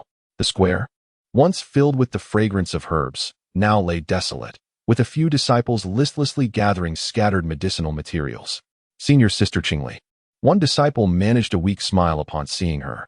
Senior brother Tianming is in the alchemy chamber. Su Qingli nodded in thanks, her gaze sweeping across the periphery of the square, noticing a stark decline in the number of disciples. At this moment, a long queue formed outside the alchemy chamber, mostly comprised of injured disciples. Some bore bandaged arms stained with blood, while others leaned against their companions, their faces ashen. Su Qingli circumvented the main entrance, taking a side path toward the rear hall. Upon pushing open the heavy wooden door, a potent aroma of medicinal herbs assailed her senses. Tianming stood before the central alchemical furnace, wholly absorbed in casting incantations into the cauldron, beads of sweat trickling down his brow. Senior brother Tianming, Su Qingli called softly. Tianming abruptly turned, a flicker of surprise crossing his weary face. Qingli Fairy? It is truly wonderful to see you unharmed. I have heard that many inner disciples sacrificed themselves during the eradication of the Soul Hall, including several direct disciples. The two shared a moment of silence before approaching the tea table. This is the distribution from the recent endeavor. Tianming finally broke the silence, retrieving a storage bag from his robes. A total of 230,000 spirit stones. Su Qingli accepted the bag, her gaze falling upon the burns on Tianming's hand, her brow furrowing. Your injury. It's nothing. Tianming waved dismissively. You came here for the heart-nourishing pill and the gathering essence pill, did you not? Su Qingli nodded. You are heading to the ancient region? The 100 sects competition has been moved forward, she stated. I must rapidly enhance my strength. Tianming said nothing further, instead retrieving 2 small vials from his storage ring and passing them to her. Many disciples have sustained serious injuries, and the alchemy peak is short on elixirs. I can only provide you with this much. Su Qingli accepted the pills, sighing softly. Thank you, senior brother. This will suffice. Senior brother Tianming. 5 more severely injured individuals have been sent from the Wanyao Peak. Tianming's expression changed, and he hastily thrust a small package into her hands. Take care of yourself. After speaking, she quickly departed. Su Qingli opened the package to find a selection of healing elixirs. She carefully stored the items away and cast a final glance at the bustling alchemy chamber. The flickering flames illuminated the weary faces of the disciples at Dan Ding Peak, while the fragrant aroma of herbs mingled with the scent of blood. The wounds inflicted by this fierce battle would likely take a long time to heal. She glanced at the Shenyang Palace before making her way back to Huaiyu Peak. Since her return, Xiao Yang had been taken away by the Holy Lord, seemingly engaged in preparations for matters concerning the Holy Sun. Chapter 86. The Holy Sun. 3 days later, the chimes of the Huayang sacred land resonated through the heavens. echoing amidst the mountains. Within the Huaiyu Peak, Qingli had taken several days to recuperate and felt her injuries had nearly healed. The ceremony of the Holy Sun. She mused with a slight smile as she rose to make her way to the training ground. At that moment, thousands of disciples from the sacred land were neatly arranged in the square, clad in white robes adorned with golden patterns. Their expressions varied. On the high platform, dozens of elders stood on either side, their gazes profound, quietly awaiting the protagonist of the day, Xiao Yang. After a brief moment, a figure in a long robe, its hem embroidered with dark golden blazing sun patterns, strode with measured steps toward the platform. Having experienced various trials, he seemed markedly more stoic. The sharpness in his brow no longer concealed, and an unsettling aura radiated around him. Qingli raised an eyebrow. In just a few months, Xiao Yang had transformed from a mere passerby trampled upon in Song City to a formidable presence that commanded respect within the sacred land. Moreover, he appeared to be on the verge of reaching the 5th level of the soul journey realm. Is that brother Xiao Yang? His aura is so powerful. A disciple whispered in awe beside her. Indeed, it is said that during the battle at the Soul Hall, he single-handedly vanquished 3 soul journey realm demonic cultivators and commanded several operations. It is no wonder he has been deemed worthy of the title of Holy Sun, given his extraordinary talent. Within the crowd, many disciples engaged in fervent discussions, their sentiments steeped in reverence. It was almost a foregone conclusion that the golden talent of Xiao Yang would ascend to the position of Holy Sun during the disciple selection ceremony. On the high platform, the elders exhibited a range of expressions. This child possesses unparalleled talent and a resolute spirit. He is indeed deserving of the title of Holy Sun, nodded a white-haired elder. Stroking his beard. Humph, merely fortunate, scoffed another elder with a sinister visage. Had it not been for the loss of so many talents during the battle at the Soul Hall, it might not have been him. The white-haired elder's lips twitched. The only 2 golden talents in the Tianshu domain. If Xiao Yang is unworthy, then who is? Yet this elder bore a grudge against Xiao Yang, hence his bitter words. Fortune? The Holy Lord's voice, though soft, silenced the crowd. To break through in life and death battles and slay formidable foes is not merely luck, it is strength. Furthermore, are you questioning my discernment? The sinister elder's countenance paled, and he quickly clasped his fists. I would never dare to do so, Holy Lord. Humph. Observing the Holy Lord's expression, he wiped the cold sweat from his brow, astonished that his words had carried so far. At this moment, Xiao Yang stood at the center of the high platform, his gaze sweeping over the gathered crowd, yet he could not locate that familiar figure. Has Liu not come? A heaviness settled in his heart, but soon he caught a glimpse of her silhouette at the edge of the throng. Qingli stood quietly, her eyes sparkling with joy as she regarded him, seemingly offering her congratulations. His gaze lingered on her for a moment, a smile gracing his lips before he withdrew his attention. He wondered how Liu was faring. Since returning from the secret realm, he had been taken away by Yi Tianfu to prepare for the Holy Sun matters, leaving him unable to check on her. He clenched his fist, a surge of intense emotion welling up within him. The events of the Hall of Souls had clarified many things for him. In the past, he had been too weak. Whether in Song City or upon entering the sacred land, he could only watch helplessly as Qingli confronted dangers alone. But now, he had ascended to the position of Holy Sun, the strongest among the younger generation of the sacred land. At last, he was qualified to stand by her side. Xiao Yang. At that moment, the voice of the Holy Master resonated. From today onward, you shall be the 2nd Holy Son of my Huiyang sacred land, enjoying the resources of the sacred land and inheriting its fortune. A resplendent golden token floated up and gently descended into Xiao Yang's palm. He remembered it well. Xiao Yang bowed slightly, his voice steady. The Holy Master nodded subtly, then raised his hand to point, a beam of golden light entering Xiao Yang's brow. Holy Sun Seal. Established. In an instant, a brilliant golden light enveloped Xiao Yang, and an overwhelming aura swept across the venue. The disciples below bowed their heads, not daring to meet his gaze. After the ceremony concluded, numerous disciples approached to offer their congratulations. Xiao Yang responded to each, yet his expression remained serene, even somewhat distracted. It was not until the crowd dispersed that he finally seized the opportunity to approach the familiar figure. Liu. He spoke, his voice softened compared to usual. Qingli turned, her gaze calm. Congratulations, Xiao Yang. However, it is time to address you as Holy Sun. Xiao Yang shook his head. Before you, I shall always be merely Xiao Yang. Qingli paused momentarily, then smiled faintly. The position of Holy Sun carries significant responsibilities. You should strive diligently. Observing her somewhat pale complexion, Xiao Yang furrowed his brow. Your injury? It's nothing. I have nearly recovered, she replied lightly, interrupting him. The grand competition among the 100 sects is imminent. We should prepare more. Xiao Yang withdrew his hand, remaining silent for a moment before suddenly producing a vial from his sleeve and handing it to her. 6th grade returning essence pill, beneficial for your meridians. Qingli raised an eyebrow. Holy son, you were quite generous, casually gifting a 6th grade elixir? The returning essence pill was known to enhance spiritual power, with each level of refinement yielding vastly different effects. It appeared that becoming a holy son indeed provided ample resources. Xiao Yang gazed at her, chuckling softly. Others are not worthy, but you are different. He continued. Moreover, I have heard that the Qingli sect is departing tomorrow. Qingli looked up. So soon? Xiao Yang nodded. Indeed, there is no need for haste. We have a month's time, and we can set off in half a month. After chatting for a while, Qingli returned to Huai'an Peak to cultivate. Master, what is the situation in the Qingli ancient domain? Xiao Yang pondered. Knowing little of this corner of the continent, he had yet to tread. Elder Ling's voice echoed in his mind. The Qingli ancient domain differs from the Tianshu domain. There are hundreds of sects there, though most are 2nd tier or 3rd tier. Only a few 1st tier sects can be compared to your Huiyang sacred land. However, it is far more chaotic than the Tianshu domain, as the multitude of sects and people leads to fierce power struggles and frequent sect annihilations. Annihilation of sects? Xiao Yang was taken aback. Is there truly no power capable of exerting control over that area?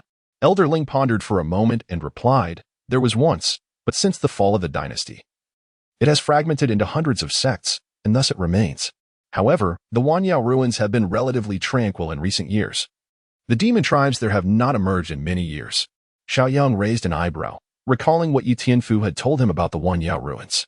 The demon tribes there were distinct from the beasts of the secret realms. Most were high-ranking demon beasts endowed with intelligence, consisting of only 3 or 4 races, with almost all members being formidable beings of the 6th rank or higher. However, following the cataclysmic battle a millennium ago, which saw the slaying of several powerful entities, they retreated into the ruins and ceased to venture forth. I understand, Master. Well, as long as you comprehend, Elder Ling replied calmly. What you must focus on now is your cultivation, leaving all else behind. Chapter 87 Departure to the Ancient Domain. Huai'an Peak, Side Hall. Qingli sat cross-legged, enveloped in a mist of spiritual power. She retrieved the gathering yuan pill obtained from Tianming and began her cultivation. Inhaling deeply, she consumed the pill. Instantly, a scorching wave of spiritual energy erupted from her dantian, surging through her meridians like a torrent. Qingli furrowed her brows, circulating her mental techniques to guide the energy within her body. On the first day, the energy burned like fire, and she gritted her teeth, persistently assaulting the barriers of her meridians. By the second day, the energy within her gradually stabilized. On the 3rd and 4th days. Finally, on the 5th day, Qingli slowly opened her eyes, a glimmer of brilliance flashing within them. She had successfully broken through to the 3rd level of the soul travel realm, aided considerably by the pill. As for her martial arts, nearly all had reached perfection. It seemed that only the 9 turns of mysterious Yin technique remained, currently cultivated to the 2nd turn. The 9 turns of mysterious Yin technique comprises 9 turns, with each completed turn condensing a strand of mysterious Yin energy within her, rendering her spiritual power more refined. After completing the 2nd turn last time, she had consecutively broken through several minor realms, yet following that, her progress had been minimal despite her attempts at cultivation. Next, she would delve into the mysterious Yin technique. Calming her mind, she began her practice according to her memories. The 1st turn transformed her spiritual power into Yin, the chill penetrating to the bone. The 2nd turn, her meridians turned icy, and her spiritual power condensed like blades. The 3rd turn, 7 days later, a surge of extreme cold emanated from Huai'an Peak, instantly coating the entire side hall in frost. Her skin became even more translucent than jade, with glimmers of ice crystals shimmering amidst her hair, and her aura surged exponentially. The 3rd turn of the 9 turns of mysterious Yin technique had been achieved. Qingli was somewhat astonished as her cultivation soared from the 3rd level of soul travel to the 7th. This. Qingli gazed at her hands, feeling the tumultuous power within her, her heart filled with awe. She vaguely sensed that her physique had undergone some transformation, though the specifics eluded her for the moment. As the introduction indicated, Each breakthrough brought about earth-shattering changes. The last time she achieved the second turn, she also broke through several minor realms. Calculating the time, she realized there were still 2 days before departing for the Qingli ancient domain. Perhaps it was indeed possible to attempt a breakthrough to the celestial aspect realm. She then took out the 6th turn returning Yuan pill given by Xiao Yang, a 6th-grade spiritual medicine, whose potency was gentle yet immense, ideal for stabilizing her realm. After consuming the pill, it transformed into a warm flow, nourishing her meridians. Building upon the foundation of the mysterious in energy, her spiritual power condensed further. And her cultivation soared. 2 days later, exhaling softly, Qingli slowly opened her eyes, which seemed to shimmer with cold stars, her entire demeanor growing increasingly ethereal and refined. 8th level of the soul travel realm. Had she only advanced by 1 level? It appeared she had been too hasty. After all, the time was too brief. Nevertheless, achieving a leap from the 2nd to the 9th level in merely half a month was an extraordinary outcome. Such a pace of cultivation, within the entire Tianshu domain, was indeed exceptional. The great door of the side hall slowly opened, and Qingli stepped out. Outside, Ning Ran had been waiting for quite some time. Upon seeing her emerge, he widened his eyes in astonishment. "Junior sister, your aura." Qingli smiled faintly. "Just a slight breakthrough." Ning Ran's lips twitched. "A slight breakthrough? Your cultivation has nearly reached the level of the Holy Sun." Qingli was somewhat taken aback. "What realm has Xiao Yang reached now?" "The Holy Sun is currently at the 9th level of the Soul Wanderer realm and may even be on the verge of touching the threshold of the Heavenly Manifestation realm. He is likely to break through soon." Ning Ran couldn't help but smirk. "You two are monsters." Just then, a beam of golden light streaked across the sky, swiftly landing before the two. As the golden light dissipated, Xiao Yang, clad in a long robe, stood with his hands clasped behind his back.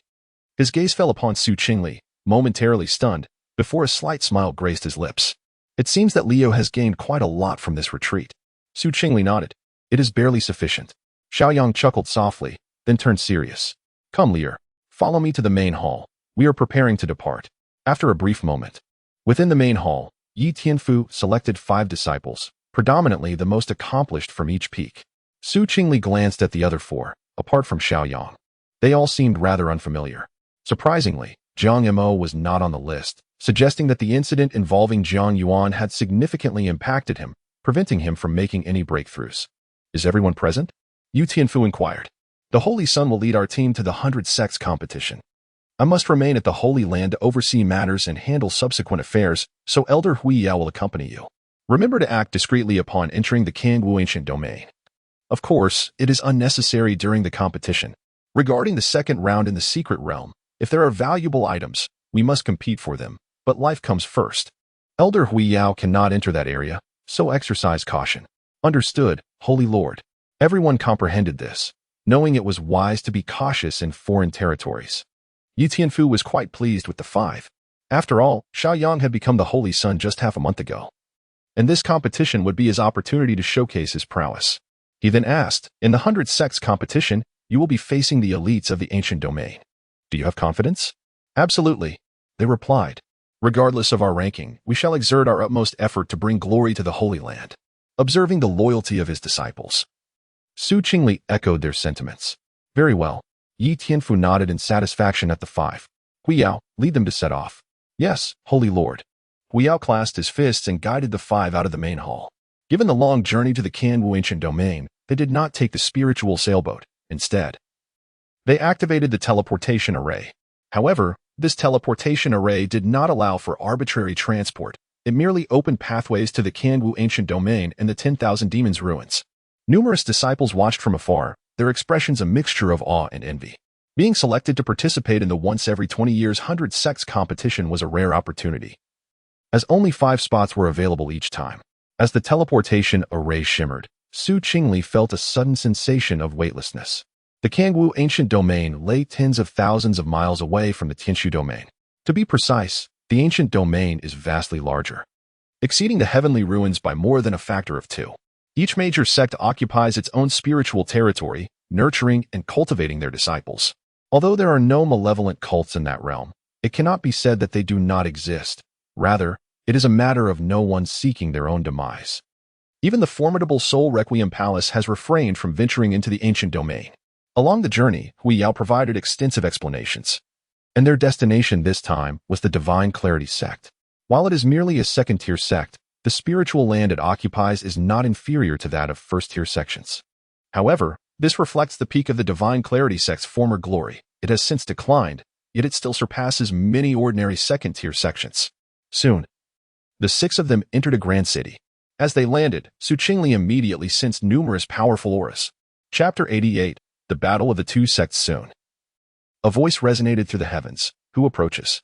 Huiyu swiftly stepped forward, declaring, "This is the Tianshu domain, the Huiyang sacred land. Here to participate in the 100 sects competition." With a swift motion, several figures appeared above the city, surveying the 6 individuals before clasping their fists. "Ah. It is indeed the esteemed friends from the Tianshu domain. We apologize for not extending a warmer welcome." Wanyao, accompanied by his 5 companions, descended gracefully.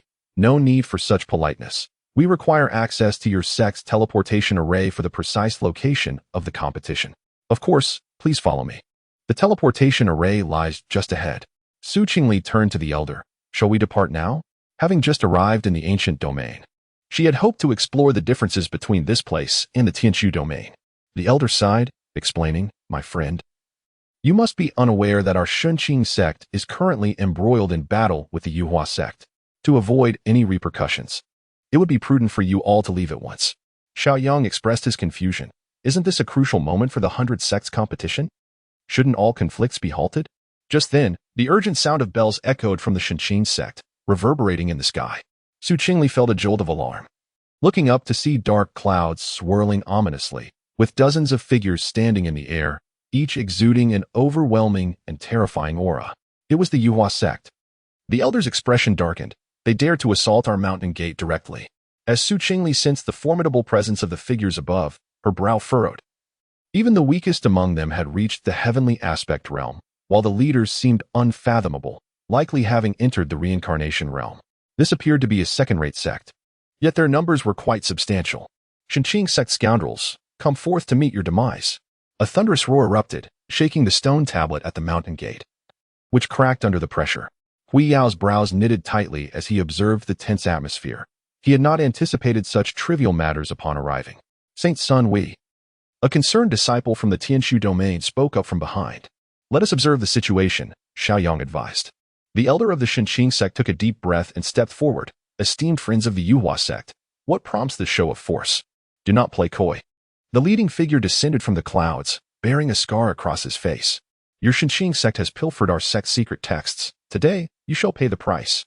As he landed, Qingli and her companions were fully exposed to the gaze of their adversaries. The scarred man's eyes swept over the group, halting in surprise upon seeing Qingli, a flicker of admiration shining in his eyes. "I did not expect the Shunqing sect to have summoned such a stunning ally." He sneered, his gaze fixated on Qingli, unable to look away. The elder hastily interjected, "To fabricate charges is easy. Our sect would never commit such theft. Moreover, these esteemed friends are from the Tianshu domain, here to participate in the tri-domain competition. They have no part in the grievances between our two sections. Even if conflict ensues, they should remain unharmed." "Tianshu domain?" The scarred man licked his lips, a glimmer of wicked delight igniting in his eyes. "I did not realize that the Tianshu domain harbored such a breathtaking beauty." The elder's expression darkened. "Are you from the Yuhua sect intent on bringing shame upon our ancient domain, turning the Tianshu domain into a laughingstock?"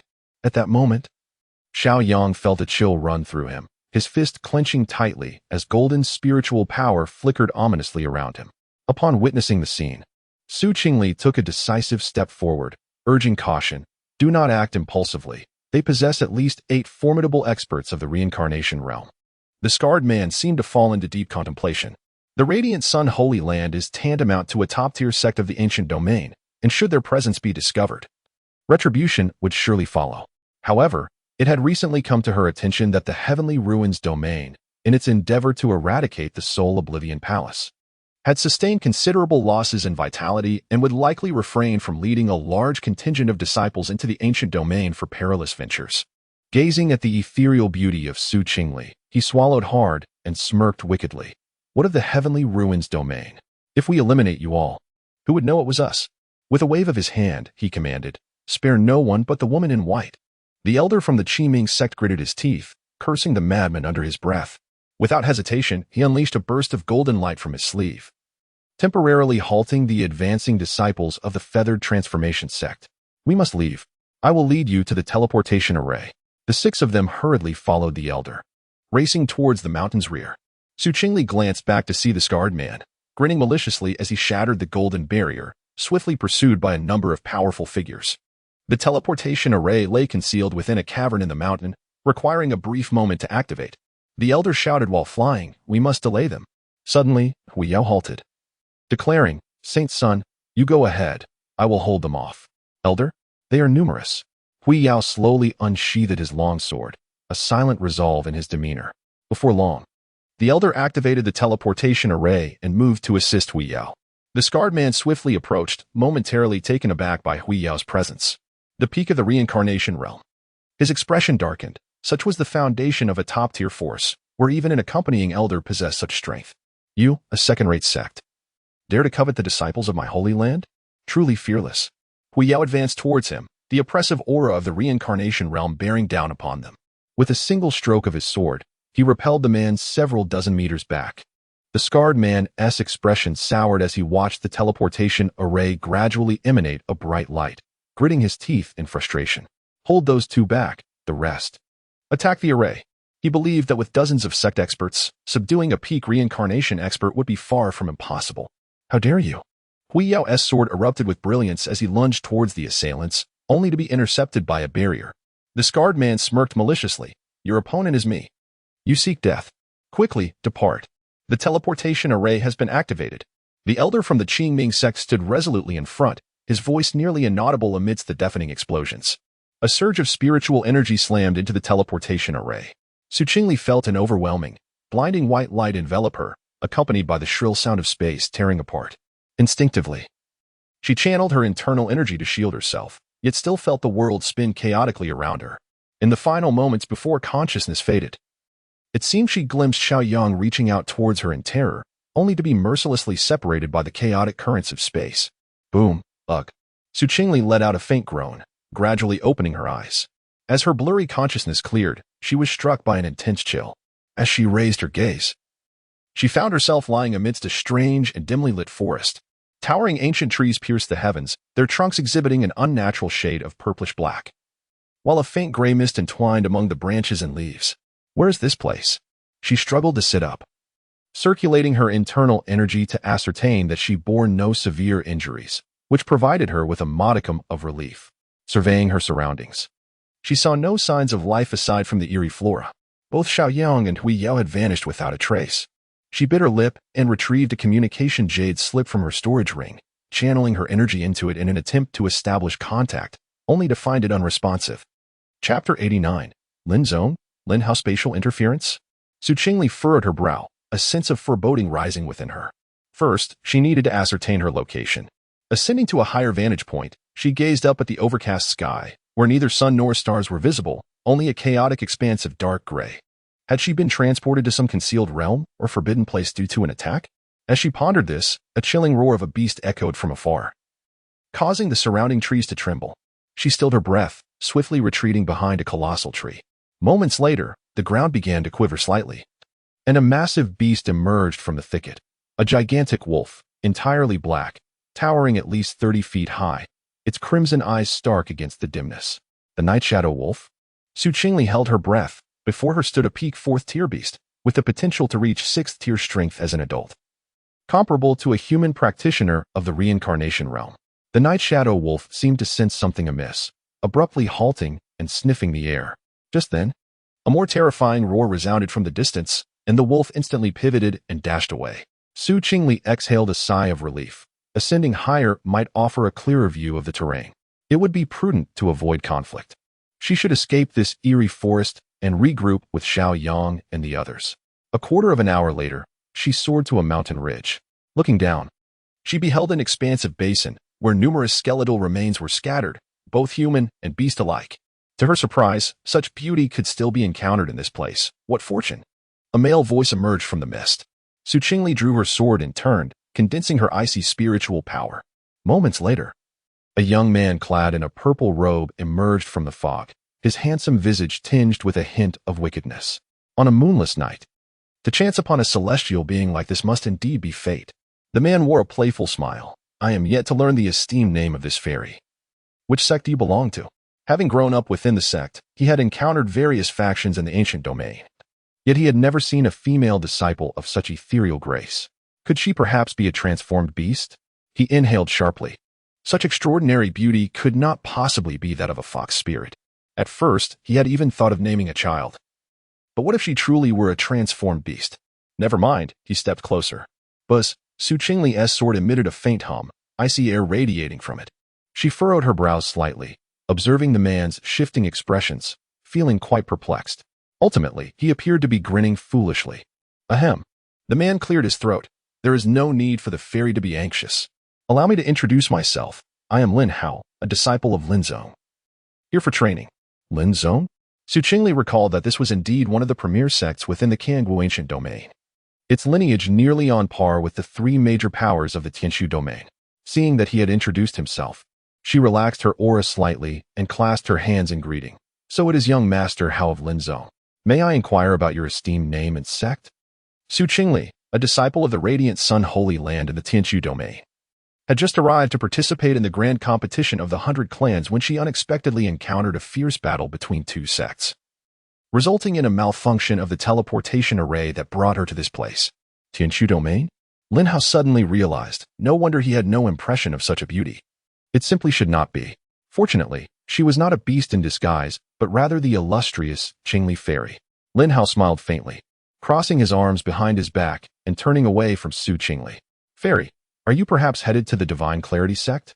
Noticing Lin Hao's slightly pretentious demeanor, Su Qingli's lips twitched. Ultimately, she nodded.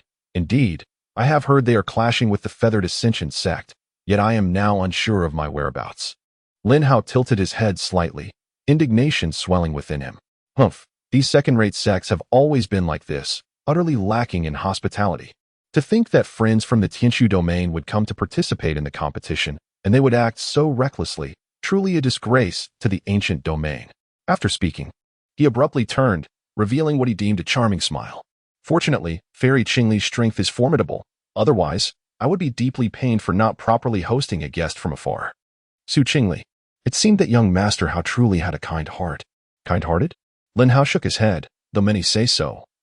I merely adhere to the hospitality expected of one from the ancient domain. I cannot bear such a lofty reputation. Su Qingli regarded the slight upward curve of his lips and found it difficult to maintain her composure. Yet, she still required his assistance. She swiftly shifted the topic. Where are we now? I need to reunite with my companions. I request you to inform me. Lin Hao replied. This place is a mountain range, home to numerous high-tier beasts. My sect has sent me here for training. As for your companions, he pondered for a moment. According to the teleportation array of the Divine Clarity sect, they should be headed to the central city of the ancient domain, but it lies several thousand miles from here. If you require it, you may come to my Lin sect for teleportation. Upon hearing this, Su Qingli felt somewhat helpless. Several thousand miles would take an indeterminate amount of time to traverse. It seemed she had no choice but to head to the Lin sect. She raised her gaze, looking at Lin Hao, who wore a subtle smile, and replied with a charming smile of her own, in that case, I shall trouble young Master Hao. Her smile was as delicate as the first melting snow of spring, causing Lin Hao to feel as if time itself had momentarily paused. Her clear, cold eyes curved gently, the corners tinged with a faint blush reminiscent of peach petals brushing against the heart in March, leaving him breathless. Since their meeting, this was the first time he had seen Su Qingli smile. The gentle curve of her lips was slight yet captivating, making him yearn to reach out and touch her. But he feared disturbing this fleeting beauty. The landscape paled in comparison. It was truly a sight that eclipsed the world. Observing Lin Hao's murmuring to himself, Su Qingli's eyes flickered with confusion. What is young Master Hao saying? Nothing. Nothing at all, Lin Hao stammered, shaking his head.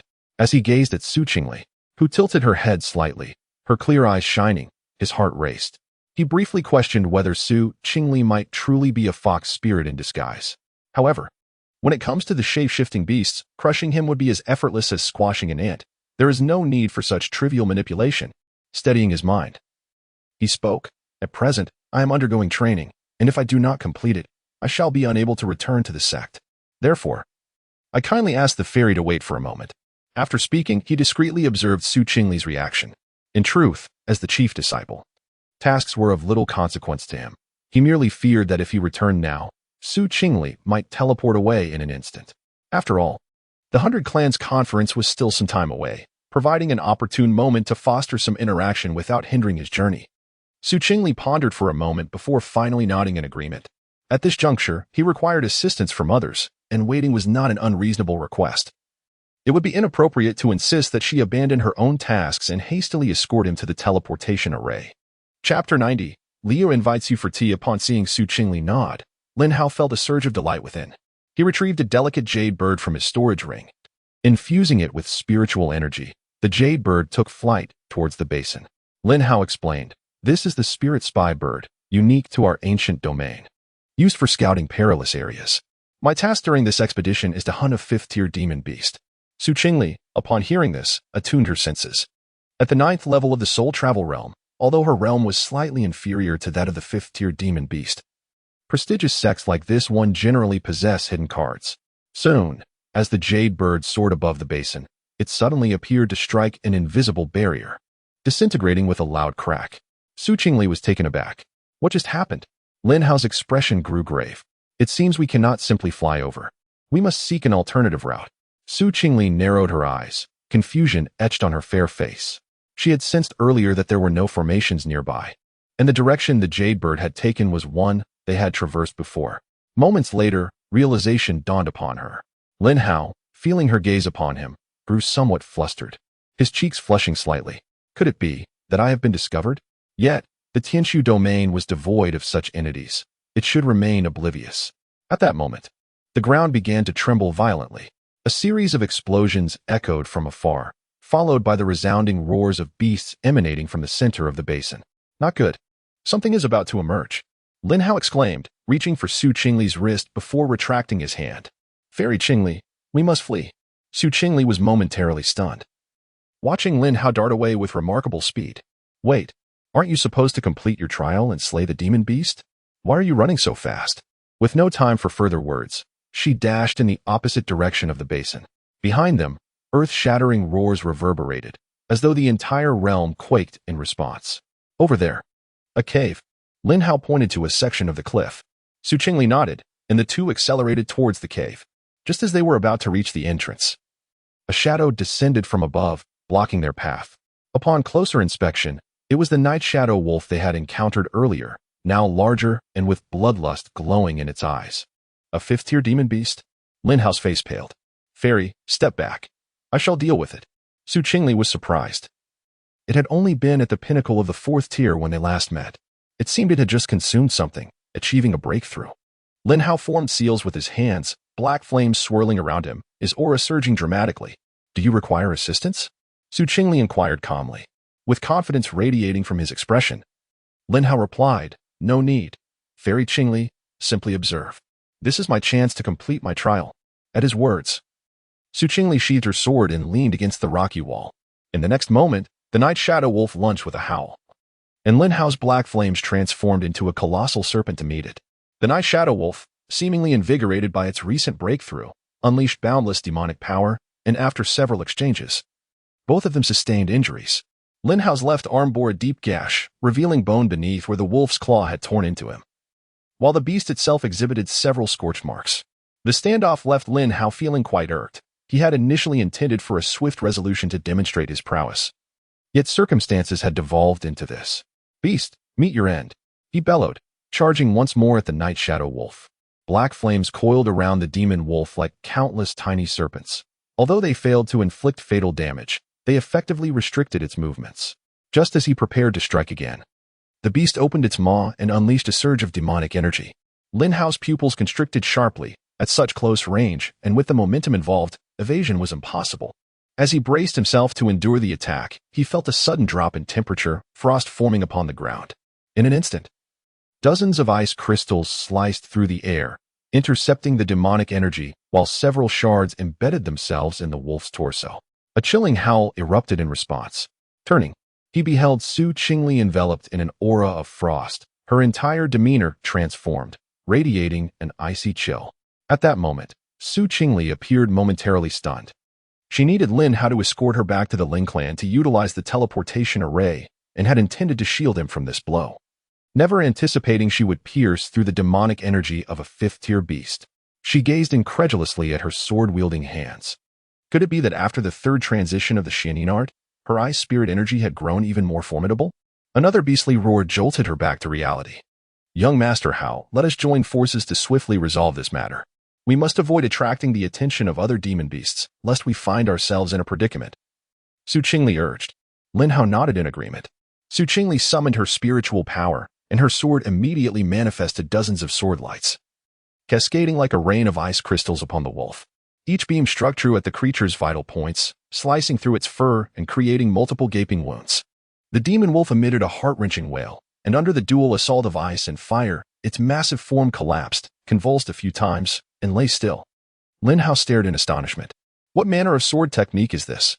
Su Qingli's fair complexion paled slightly. Ice blade rain. Let us retreat to the cave and discuss further. Lin Hao quickly supported her until he was certain they were temporarily safe, carefully allowing Su Qingli to lean against the stone wall. She retrieved a medicinal pill and consumed it, feeling somewhat revitalized. Thank you for your timely assistance. Lin Hao leaned against the opposite wall, still in shock. Miss Qingli, are you not a direct disciple of the Radiant Sun's sacred ground? How did you know? She inquired. Such a powerful technique, at the very least a heavenly tier, is not something one could casually employ unless they were a direct disciple. Lin Hao shrugged nonchalantly, adopting a demeanor of casual indifference. As for someone like me, though I am a disciple of a first-rate sect, I am limited to learning only one heavenly tier martial art. Unless absolutely necessary, I would rarely resort to using it, for it consumes a tremendous amount of spiritual energy. Su Qingli's lips twitched. This fellow. Lin Hao sensed the ire in her beautiful eyes and felt a bit awkward. The situation was too dire earlier. I had no time to employ it. I hope you can forgive me, Mississippi. With a deep sigh, Su Qingli released a breath of relief, unwilling to engage in trivial banter with him. She stated, Now that your training is complete, it is time for you to return to the sect. Lin Hao nodded in acknowledgement. Indeed, it is time to report my task. However, let us wait until Fairy Qingli has had a moment to recuperate. Su Qingli raised an eyebrow. Observing the apologetic expression on his face, she gritted her teeth, convinced that he was doing this intentionally. Just as she was about to voice her thoughts, a system notification echoed in her mind. Ding. In response to Lin Hao's delay and frivolous chatter, a choice has been triggered. 1. Since young Master Lin is so considerate of Lier, let her rest for a while. Reward, Cultivation Enhancement Card 1. 2. Enough of this nonsense. Reward, Celestial Realm Cultivation Experience Card 1. 3. Is this little ploy truly lost on Lier? I shall simply invite him for a cup of tea. Reward, Luck Value Based on Performance Rating, Chapter 91, Superior Tea.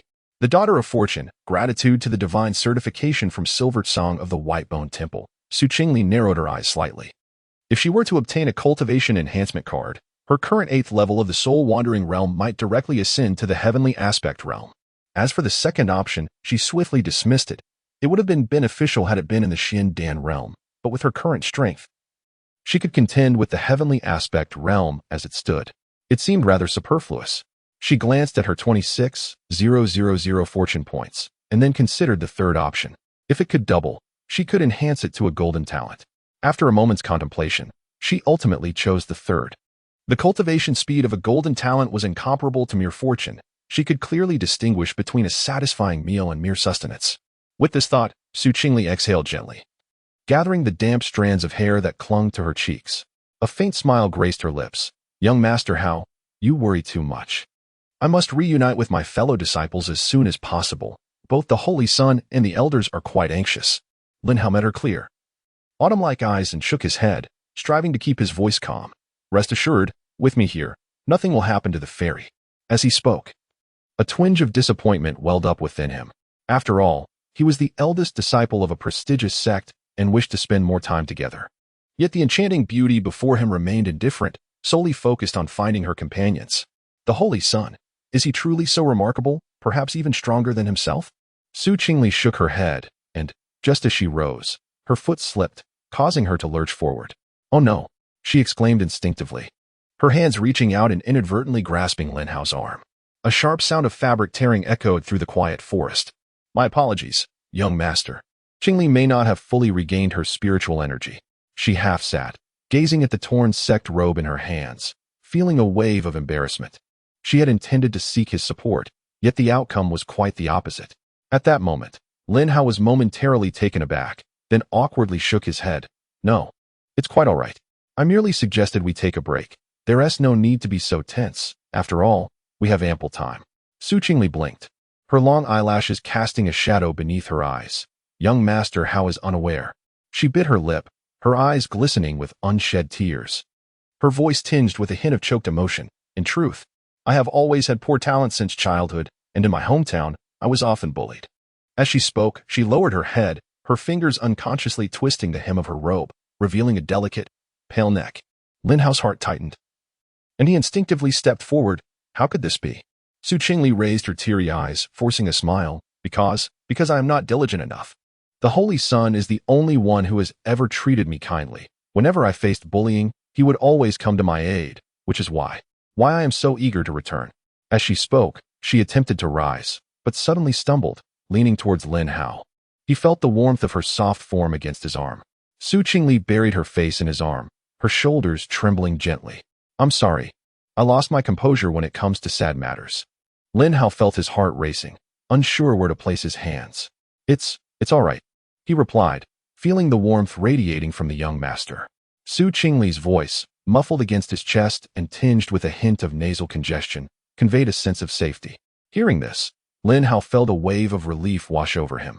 Moments ago, he had listened to the beautiful woman recount her childhood experiences of being bullied, all at the hands of that so-called Holy Sun, and he couldn't help but wish he had met her sooner. Yet, fortune seemed to favor him at this moment. Sensing that the time was ripe, he was about to extend his hand to embrace Su Qingli when she suddenly lifted her face. Young Master Hao. The proximity between them was such that one could count each other's eyelashes, and Lin Hao caught a whiff of the delicate orchid fragrance that enveloped her. Did I say something wrong? She asked timidly, her red lips slightly pursed, tears still glistening in her eyes. Are you angry, young Master Hao? Lin Hao swallowed hard, his voice hoarse as he withdrew his hand. No, not at all. Then why? Su Qingli gazed at his chest, exhaling a warm breath. I think I can hear your heartbeat. Instantly, Lin Hao's ears flushed crimson, and as he struggled to find a response, he was taken aback when Su Qingli suddenly broke into laughter. Young Master Hao is truly adorable.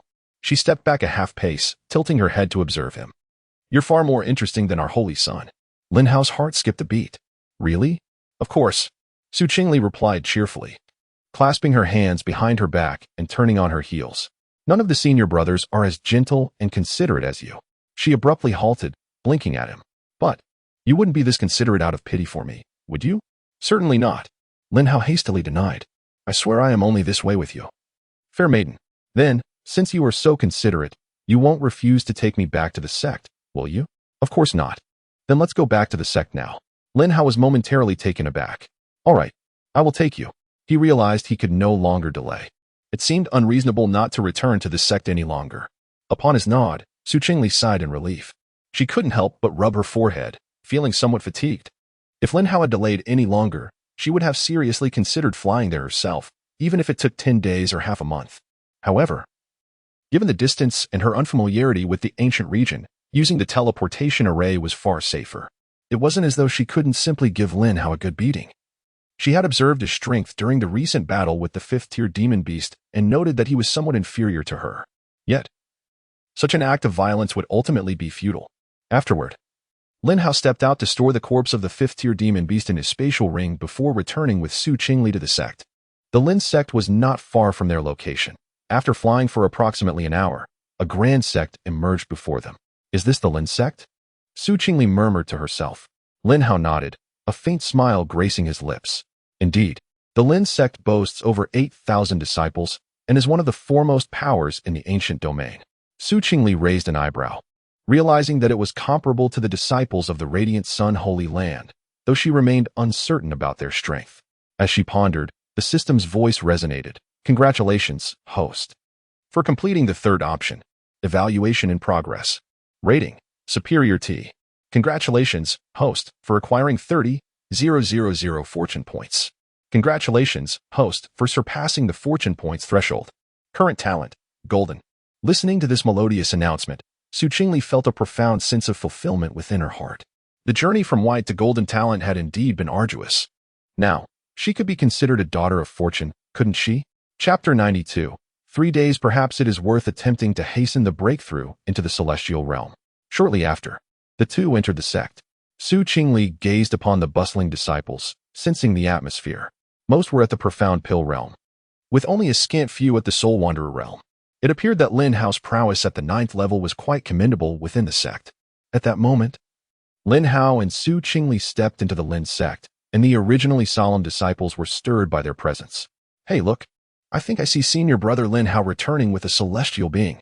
Indeed, she is remarkable. That figure, that aura. Could she be a saintess from another sect? Could it be that she is senior brother's partner? Impossible. Senior brother Lin Hao seldom interacts with female disciples. How could this happen? Suddenly a few female disciples stood at a distance, their expressions complex as they stared at Su Qingli, biting their lips, some tightly clutching their sleeves. Clearly feeling discontented, male disciples cast envious glances, wishing they could stand beside such a beauty. Listening to the whispers around her, Lin Hao's lips subtly curled upward. Taking secret pride in the attention, he turned to glance at Su Qingli, curious about her reaction, yet found her demeanor unchanged, merely lowering her head slightly, seemingly unfazed.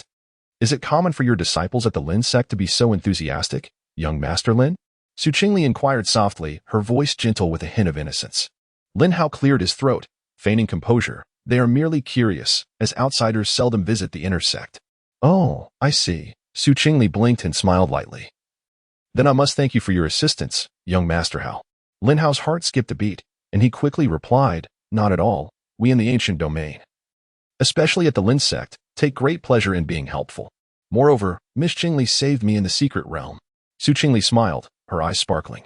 The two continued to the transmission hall, where the elder managing the formation was meditating with closed eyes. Lin Hao approached respectfully, bowing. Elder Mo, this is Miss Su Qingli, who has come from the Huayang sacred land of the Tianshu domain. She wishes to use the transmission array to travel to the central city of the ancient domain for the grand competition of the 100 sects. Elder Mo slowly opened his eyes, his gaze lingering on Su Qingli for a moment. Filled with curiosity, what brings a friend from the Tianshu domain to our Lin sect for the transmission array? Su Qingli had no choice but to recount the events. Elder Mo could not help but snort disdainfully, his tone laced with contempt. Humph, the Yuhua sect truly lacks judgment. With the grand competition of the 100 sects approaching, they dare to create trouble. This is unacceptable. To act against friends from other domains is utterly disgraceful. Elder Mo, may I inquire if we can use the transmission array now? Su Qingli asked. Elder Mo shook his head, unfortunately. The transmission array is currently unstable and requires 3 days of adjustment. It cannot be activated at this time. Upon hearing this, Lin Hao felt a surge of joy within. Though he maintained an expression of regret, I see then we must wait for 3 days. After all, the Lin sect was not in close proximity to the entrance of the Tianshu domain, nor was it a primary transmission point. Occasional instability was quite normal. Su Qingli furrowed her brows slightly, a flicker of anxiety crossing her eyes. 3 days? But she bit her lip, hesitating to voice her thoughts. Elder Mo, observing her distress, stroked his beard and casually remarked, if the young lady is anxious, she may seek assistance from other sections. Lin Hao immediately interjected. The teleportation arrays of other sects are even more unstable. If something goes awry, it could be perilous. Moreover, the sect closest to us would still take 4 days to reach, by which time our teleportation array may very well be operational. Su Qingli lowered her eyelashes, letting out a soft sigh. Then, I shall trouble your esteemed sect for a few more days. No trouble at all. Our Lin sect delights in being of assistance, Lin Hao proclaimed, patting his chest. Elder Mo merely observed, seeing his fervent demeanor. Su Qingli couldn't help but twitch her lips. Were it not for having returned with this fellow, and not witnessing any underhanded antics, she would genuinely suspect collusion. With a sense of resignation, she exited the grand hall. Lin Hao, seemingly in high spirits, offered, if the fairy does not mind. I shall first escort you to the guest quarters for some rest. Su Qingli raised her gaze to meet his, nodding in agreement. That would be much appreciated. But do call me Qingli. Being addressed as fairy feels rather odd. Lin Hao paused, then nodded. Very well, Qingli fairy. You may simply call me by my name. As they made their way, numerous disciples covertly observed them, their expressions peculiar. Su Qingli, sensing their stares, met their gaze, causing them to quickly avert their eyes and scurry away. She shook her head, thinking that were she in their position, she would have stared unabashedly. Upon reaching the guest quarters, Su Qingli stood at the door, performing a graceful bow. "Thank you, Lin Hao." He hastily waved his hand. "It is nothing. You should rest first. I will come to check on you later. Should you require anything, just call for me." Qingli acknowledged his words. Meanwhile, Lin Hao walked back to his quarters, unable to suppress a smile. 3 days. He clenched his fist, determined to uncover Qingli's secrets within that time frame. To alter the standing of that so-called holy son in her heart and make her willingly stay, simultaneously, in the central city of the ancient domain. Xiao Yang paced anxiously within his guest room, his brow furrowed with agitation. "No news yet?" His voice was low, suppressing his ire. The door swung open, and a disciple hurried in, beads of sweat forming on his forehead.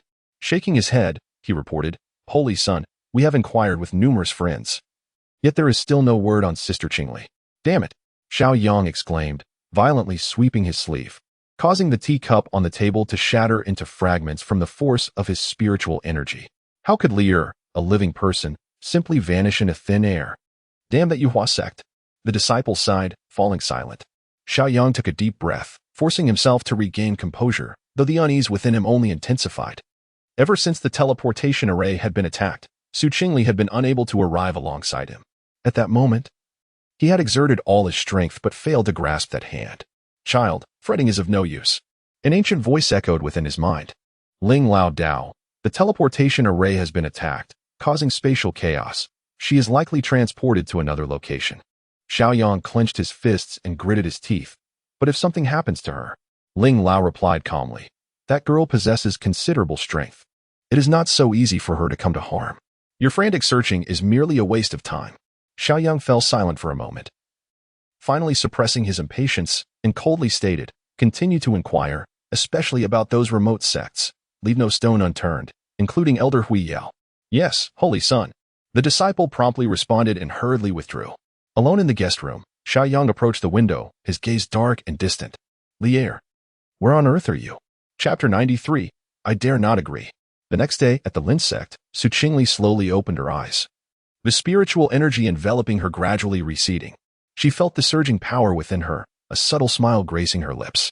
9th level of the soul-wandering realm. She murmured softly, her fingertips coalescing a wisp of pale blue spiritual energy that traced a graceful arc in the air. After awakening her golden talent, her cultivation speed seemed to have significantly accelerated. Even the breakthroughs felt effortless. It appears that this talent is stronger than anticipated. She pondered thoughtfully, contemplating whether she might attempt to break through to the celestial transformation realm before the grand competition of the 100 sects. Just then, a faint sound of footsteps approached from outside, followed by the gentle voice of Lin Hao. "Fairy Qingli, do you have a moment?" Qingli raised an eyebrow, suppressing her aura, and replied softly, "Lin Hao, please come in." The door opened, and Lin Hao stepped inside, momentarily taken aback as his gaze fell upon her. Today, Qingli donned a flowing pale blue gown, her hair adorned with a single white jade hairpin, exuding understated elegance that accentuated her snow-like complexion and autumn-like eyes. "Fairy, you look exceptionally beautiful today," Lin Hao remarked, his ears slightly reddening, his tone sincere. Qingli covered her lips and chuckled lightly. "You flatter me, young master." Ahem. Lin Hao cleared his throat, suppressing his inner turmoil, and spoke gently. "There is an auction in Rain City today, quite lively. I wonder if the fairy would be interested in attending?" "Rain City?" Qingli inquired. "Which city is that?" Lin Hao explained. "Rain City is a territory of our Lin sect, but many other cultivators frequent it as well, offering various elixirs, spiritual tools, and rare treasures." Qingli pondered for a moment and nodded. "Then I shall trouble you to lead the way." After all, she had yet to see a city from the ancient domain. And since she had 3 days to spare, it would be a good opportunity to explore. Perhaps she would find something she needed. An hour later, the two arrived at Rain City. Situated in the southwest of the Lin sect, the city was built against the mountains, flanked by bustling shops, with numerous cultivators engaged in trade along the streets. The air was thick with the fragrant scent of spiritual herbs, and the calls of vendors echoed all around. "This place is even more vibrant than I imagined," Qingli remarked, somewhat astonished. She had expected it to be quieter away from the central area. Yet the crowd was quite substantial. Seeing her delight, Lin Hao felt a surge of joy and eagerly explained, "Though Rain City is not large, it is close to several secret realms, hence the frequent auctions that attract many cultivators." He led Qingli on a leisurely stroll through the city. where the shops displayed a dazzling array of wares. Qingli, the jewelry at the Lingyun pavilion ahead is quite exquisite. Shall we take a look? Lin Hao suggested, gesturing toward a nearby elegantly decorated shop, his eyes sparkling with anticipation. Following his gaze, Su Qingli observed the window display filled with various jeweled hairpins and jade ornaments. A bit dazzling. A faint twitch at the corner of her mouth indicated her disinterest in such feminine trinkets at this moment. Thank you for your kind offer, but... She began to decline, yet Lin Hao had already enthusiastically ushered her into the shop. The shopkeeper was a graceful middle-aged woman who approached them promptly. What can I do for you, esteemed guests? Upon beholding Su Qingli's countenance, his eyes widened in astonishment as he hastily produced a box. Miss, your stature and grace are unparalleled in my experience. We have recently acquired a collection of jewelry crafted from South Sea pearls. Su Qingli felt a twinge of embarrassment while Lin Hao enthusiastically began to select pieces. Ultimately, he chose a hairpin adorned with ice blue gemstones. This frosty hairpin harmonizes splendidly with your ethereal demeanor. As Su Qingli gazed at the exquisitely crafted hairpin, her heart remained unperturbed. She coughed softly, your kindness is duly noted. But as a practitioner, such adornments are rather cumbersome. Lin Hao appeared slightly disheartened, glancing at the pin atop her head before reluctantly nodding. I have not considered this adequately. Just as the atmosphere grew awkward, a hearty laughter resonated from outside the shop. How, brother? What a surprise to find you here. A young man clad in a dark robe, with long flowing hair, strode in, a long sword slung across his back. Lin Hao, previously feeling uncomfortable, brightened suddenly. Mo Yun, brother. He turned to introduce Su Qingli. This is Mo Yang, a disciple of the Xuanwu sect and my closest friend. Mo Yun's gaze fell upon Su Qingli. A flicker of admiration flashing in his eyes as he clasped his fist in greeting. And this enchanting maiden is. This is Su Qingli, a celestial from the Huayang sacred land of the Tianshu domain, who is visiting our Lin sect, Lin Hao proclaimed, pride evident in his tone. Upon hearing this, Su Qingli assessed him with mild surprise. At the first level of the Tianxiang realm, he must hold a significant position within the Xuanwu sect. She inclined her head slightly. Young Master Mo Yun smiled brightly. So, a fellow from the Tianshu domain. It is truly a stroke of fortune to make your acquaintance. He turned to Lin Hao. By the way, are you here for tomorrow's auction? Lin Hao nodded. Indeed, though primarily to show Qingli around and explore our ancient territory. Could it be that you are here for the same reason? Mo Yun inquired. Indeed, he lowered his voice. I have heard that the finale will feature a relic from a secret realm, with several sects sending representatives. He cast a significant glance at Lin Hao. Even your sect's rival, the Qian sect, is in attendance. Lin Hao furrowed his brow. The Qian sect? Have they not always operated solely in the northern domain? Mo Yun shrugged. Who can say? However, he suddenly turned to Su Qingli, pulling Lin Hao aside, a glint of insight in his eyes. How, brother? Is she not your partner? At this, Lin Hao chuckled awkwardly. No, I met Qingli in the secret realm. She requires a teleportation array to reach Central City and is merely staying a few days with us. Mo Yun understood. So you intend to present her with some gifts? Yes, but Qingli has declined, and I did not expect to encounter you just as we left the sect. How, brother, you are being foolish.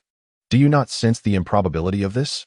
After all, Miss Qingli has shown no interest in your offerings. Do not speak carelessly, Yin brother.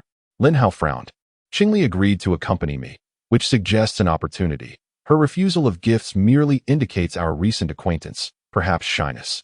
Could it be that one must demand spirit stones, spiritual tools, and elixirs as a testament of affection upon acquaintance? I cannot concur with such a notion. Mo Yun, after a moment of contemplation, he seemed to recognize a certain validity in the argument.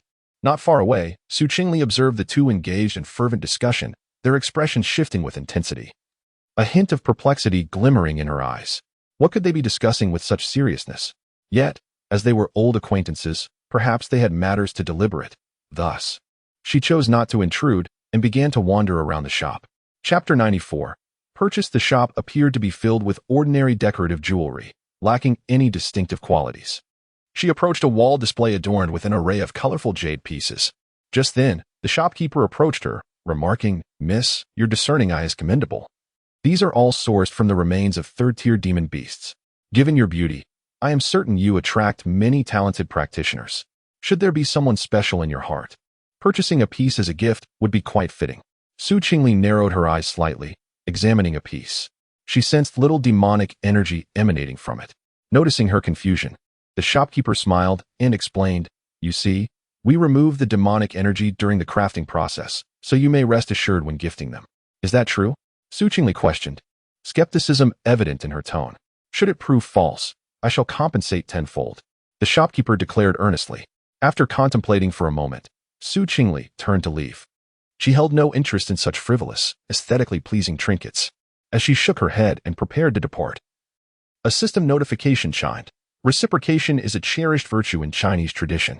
In light of Lin Hao's recent gift of jewelry, please make a choice.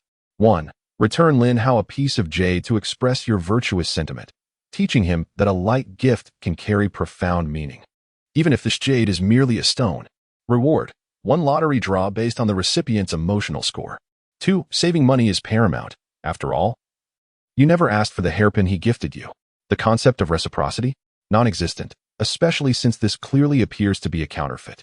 Simply ignore it and leave the shop with Lin Hao. Reward: 200,000 spirit stones. 3. It is momentarily gratifying to dismantle the facade, deriding the shopkeeper's goods as superficial and publicly exposing the truth. Reward: Good Person Card X1. Good Person Card validates your status as a benevolent individual. Gazing at the final option, the Good Person Card, Su Qingli paused in surprise. Wait, the system offers such seemingly useless rewards? Her steps faltered as her gaze flickered. Initially unwilling to squander time on such trivial decorations, she found the potential rewards from the system surprisingly appealing. She noted that a higher emotional score would enhance the chances of drawing golden items and increase critical reward opportunities. With this in mind, she hesitated no longer and confidently chose the first option.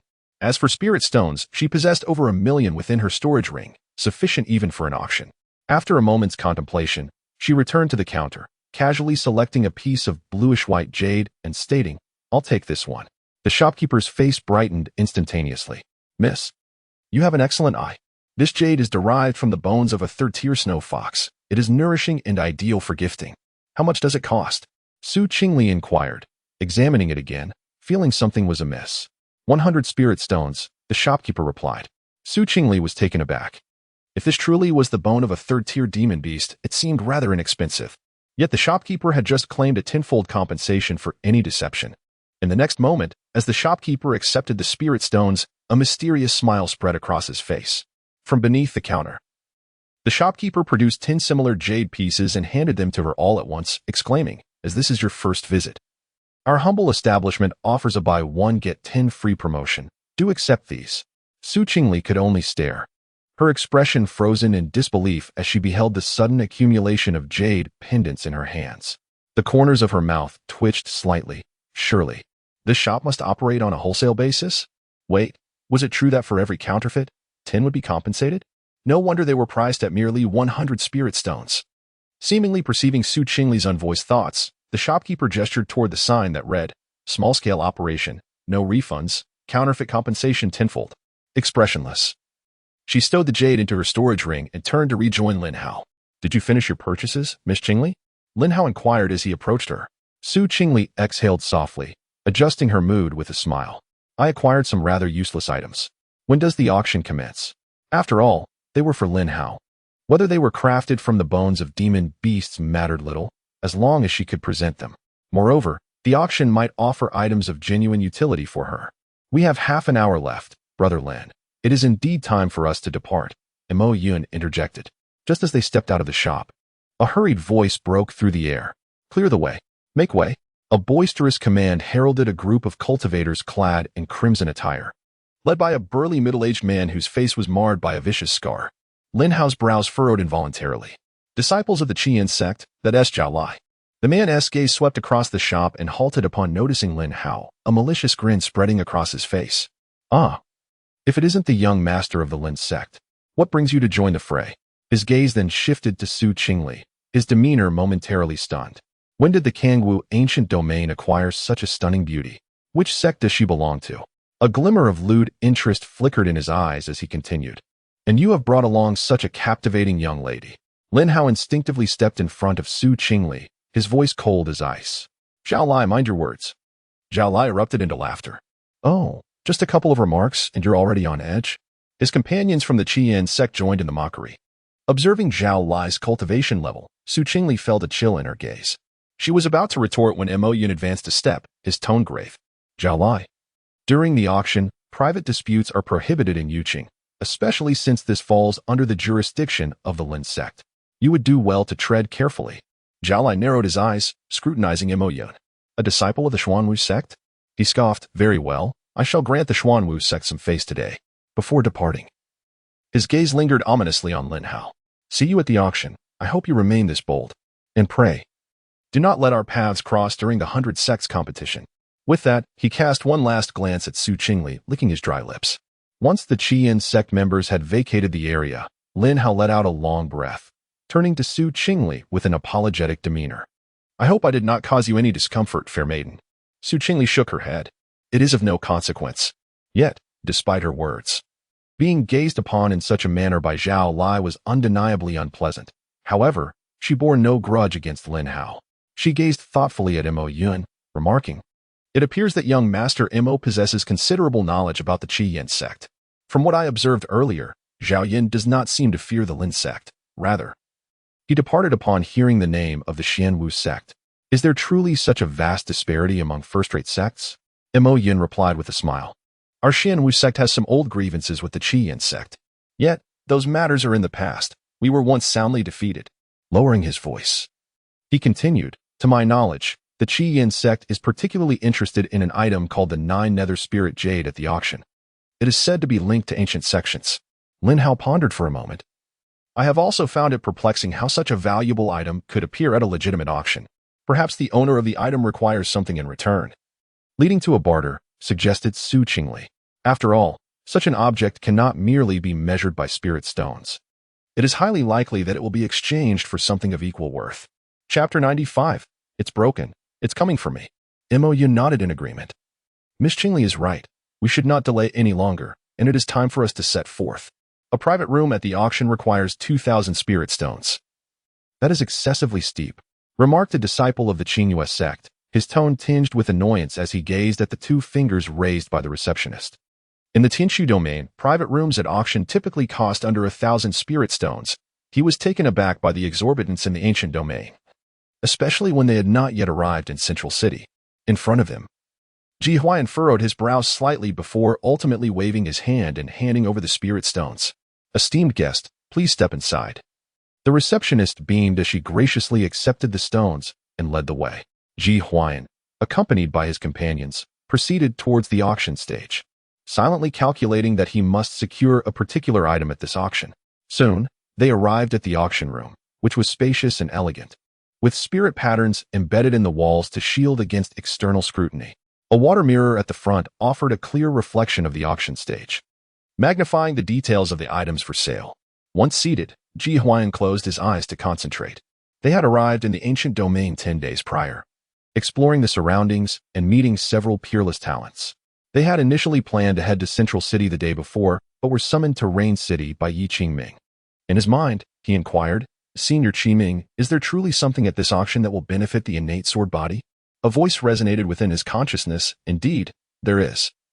When have I ever deceived you?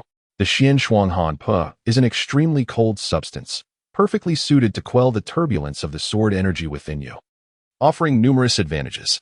Ji Huai'an nodded slightly, choosing to remain silent. Meanwhile, on the other side of the auction house, Lin Hao, Su Qingli, and Mo Yun entered the venue.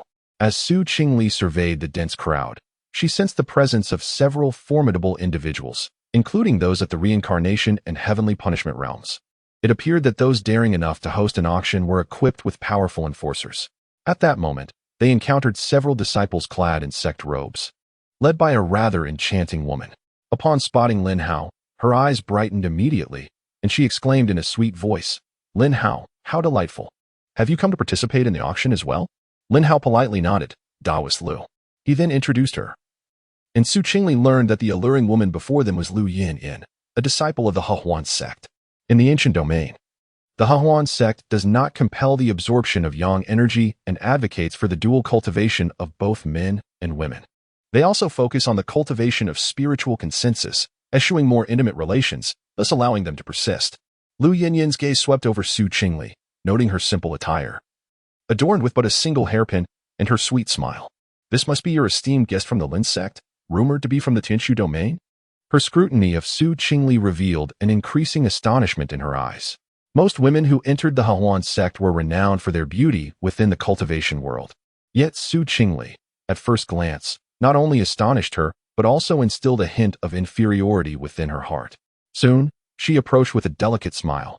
"Ah, Sister Su. The items at the auction are rather expensive. If you find yourself short on spirit stones, feel free to let me know." Su Qingli cast a faint glance her way, remaining silent. There was an odd taste in the air, reminiscent of tea. Moreover, she couldn't shake the feeling that Lu Yanyan was occasionally watching her. Yet when she turned around, there was nothing amiss. Was it merely an illusion? At that moment, the auction house steward approached, bowing respectfully. "Esteemed guests, do you require an auction platform?" Lin Hao nodded. "We would like a premium platform." The steward's smile widened. "Very well. A premium platform costs 2,000 spirit stones." Upon hearing this, Su Qingli raised an eyebrow. The price was indeed exorbitant. Lin Hao, however, was quite straightforward and paid the spirit stones without hesitation. Lu Yanyan feigned surprise. "Oh my, Brother Lin is indeed generous towards Sister Su." Enduring her veiled sarcasm, Su Qingli could hardly contain her annoyance. She turned to Lu Yanyan, her delicate face displaying a hint of impatience. "Miss Lu." Lu Yanyan replied. Su Qingli continued. "Do you serve as the auction's commentator with all your chatter?" Lu Yanyan. Mo Yun chuckled, and Lin Hao tugged at him, signaling him to restrain himself. Lu Yanyan's expression shifted between shades of anger and embarrassment, ultimately pouting and sashaying away. The trio successfully entered the auction platform and had just settled in. Lin Hao eagerly perused the auction list. Fairy Qingli. There are several century-old cold essence herbs at this auction, which should greatly benefit your ice-based spiritual power. Mo Yun lounged lazily on the soft couch and remarked with a smile. "However, I suspect there will be considerable competition. Those fellows from the Qian sect will certainly not make it easy for us." Su Qingli responded with a nonchalant hum, her gaze sweeping over the list, finding little of interest apart from the cold essence herbs. As for the final item, she glanced at the time. There were still 2/4 of an hour before the event commenced. Standing up, she announced, "I'm going out for a breath of fresh air. I shall return before the auction starts." Lin Hao quickly offered, "Would you like me to accompany you?" "No need." Su Qingli shook her head and walked straight out of the private room. Just as she turned the corner, a pink figure leaned against the railing in the corridor, smiling sweetly at her. Sister Su. Lu Yanyan's voice was honeyed, her fingertips lightly twirling a lock of hair. "I knew you would come out." Su Qingli paused, her brow furrowing slightly. "Were you waiting for me?" Lu Yanyan chuckled, gracefully closing the distance between them. "Of course, after all, I find you quite intriguing." Su Qingli raised an eyebrow, her expression skeptical. What scheme was this woman concocting? Could it be that she fancied Lin Hao and intended to use Su Qingli as a pawn? Lu Yanyan's lips curled into a subtle smile as she leaned closer, her breath fragrant. "Sister, you cultivate ice-based spiritual power, correct? This auction has several cold essence herbs, which are treasures for ice cultivators."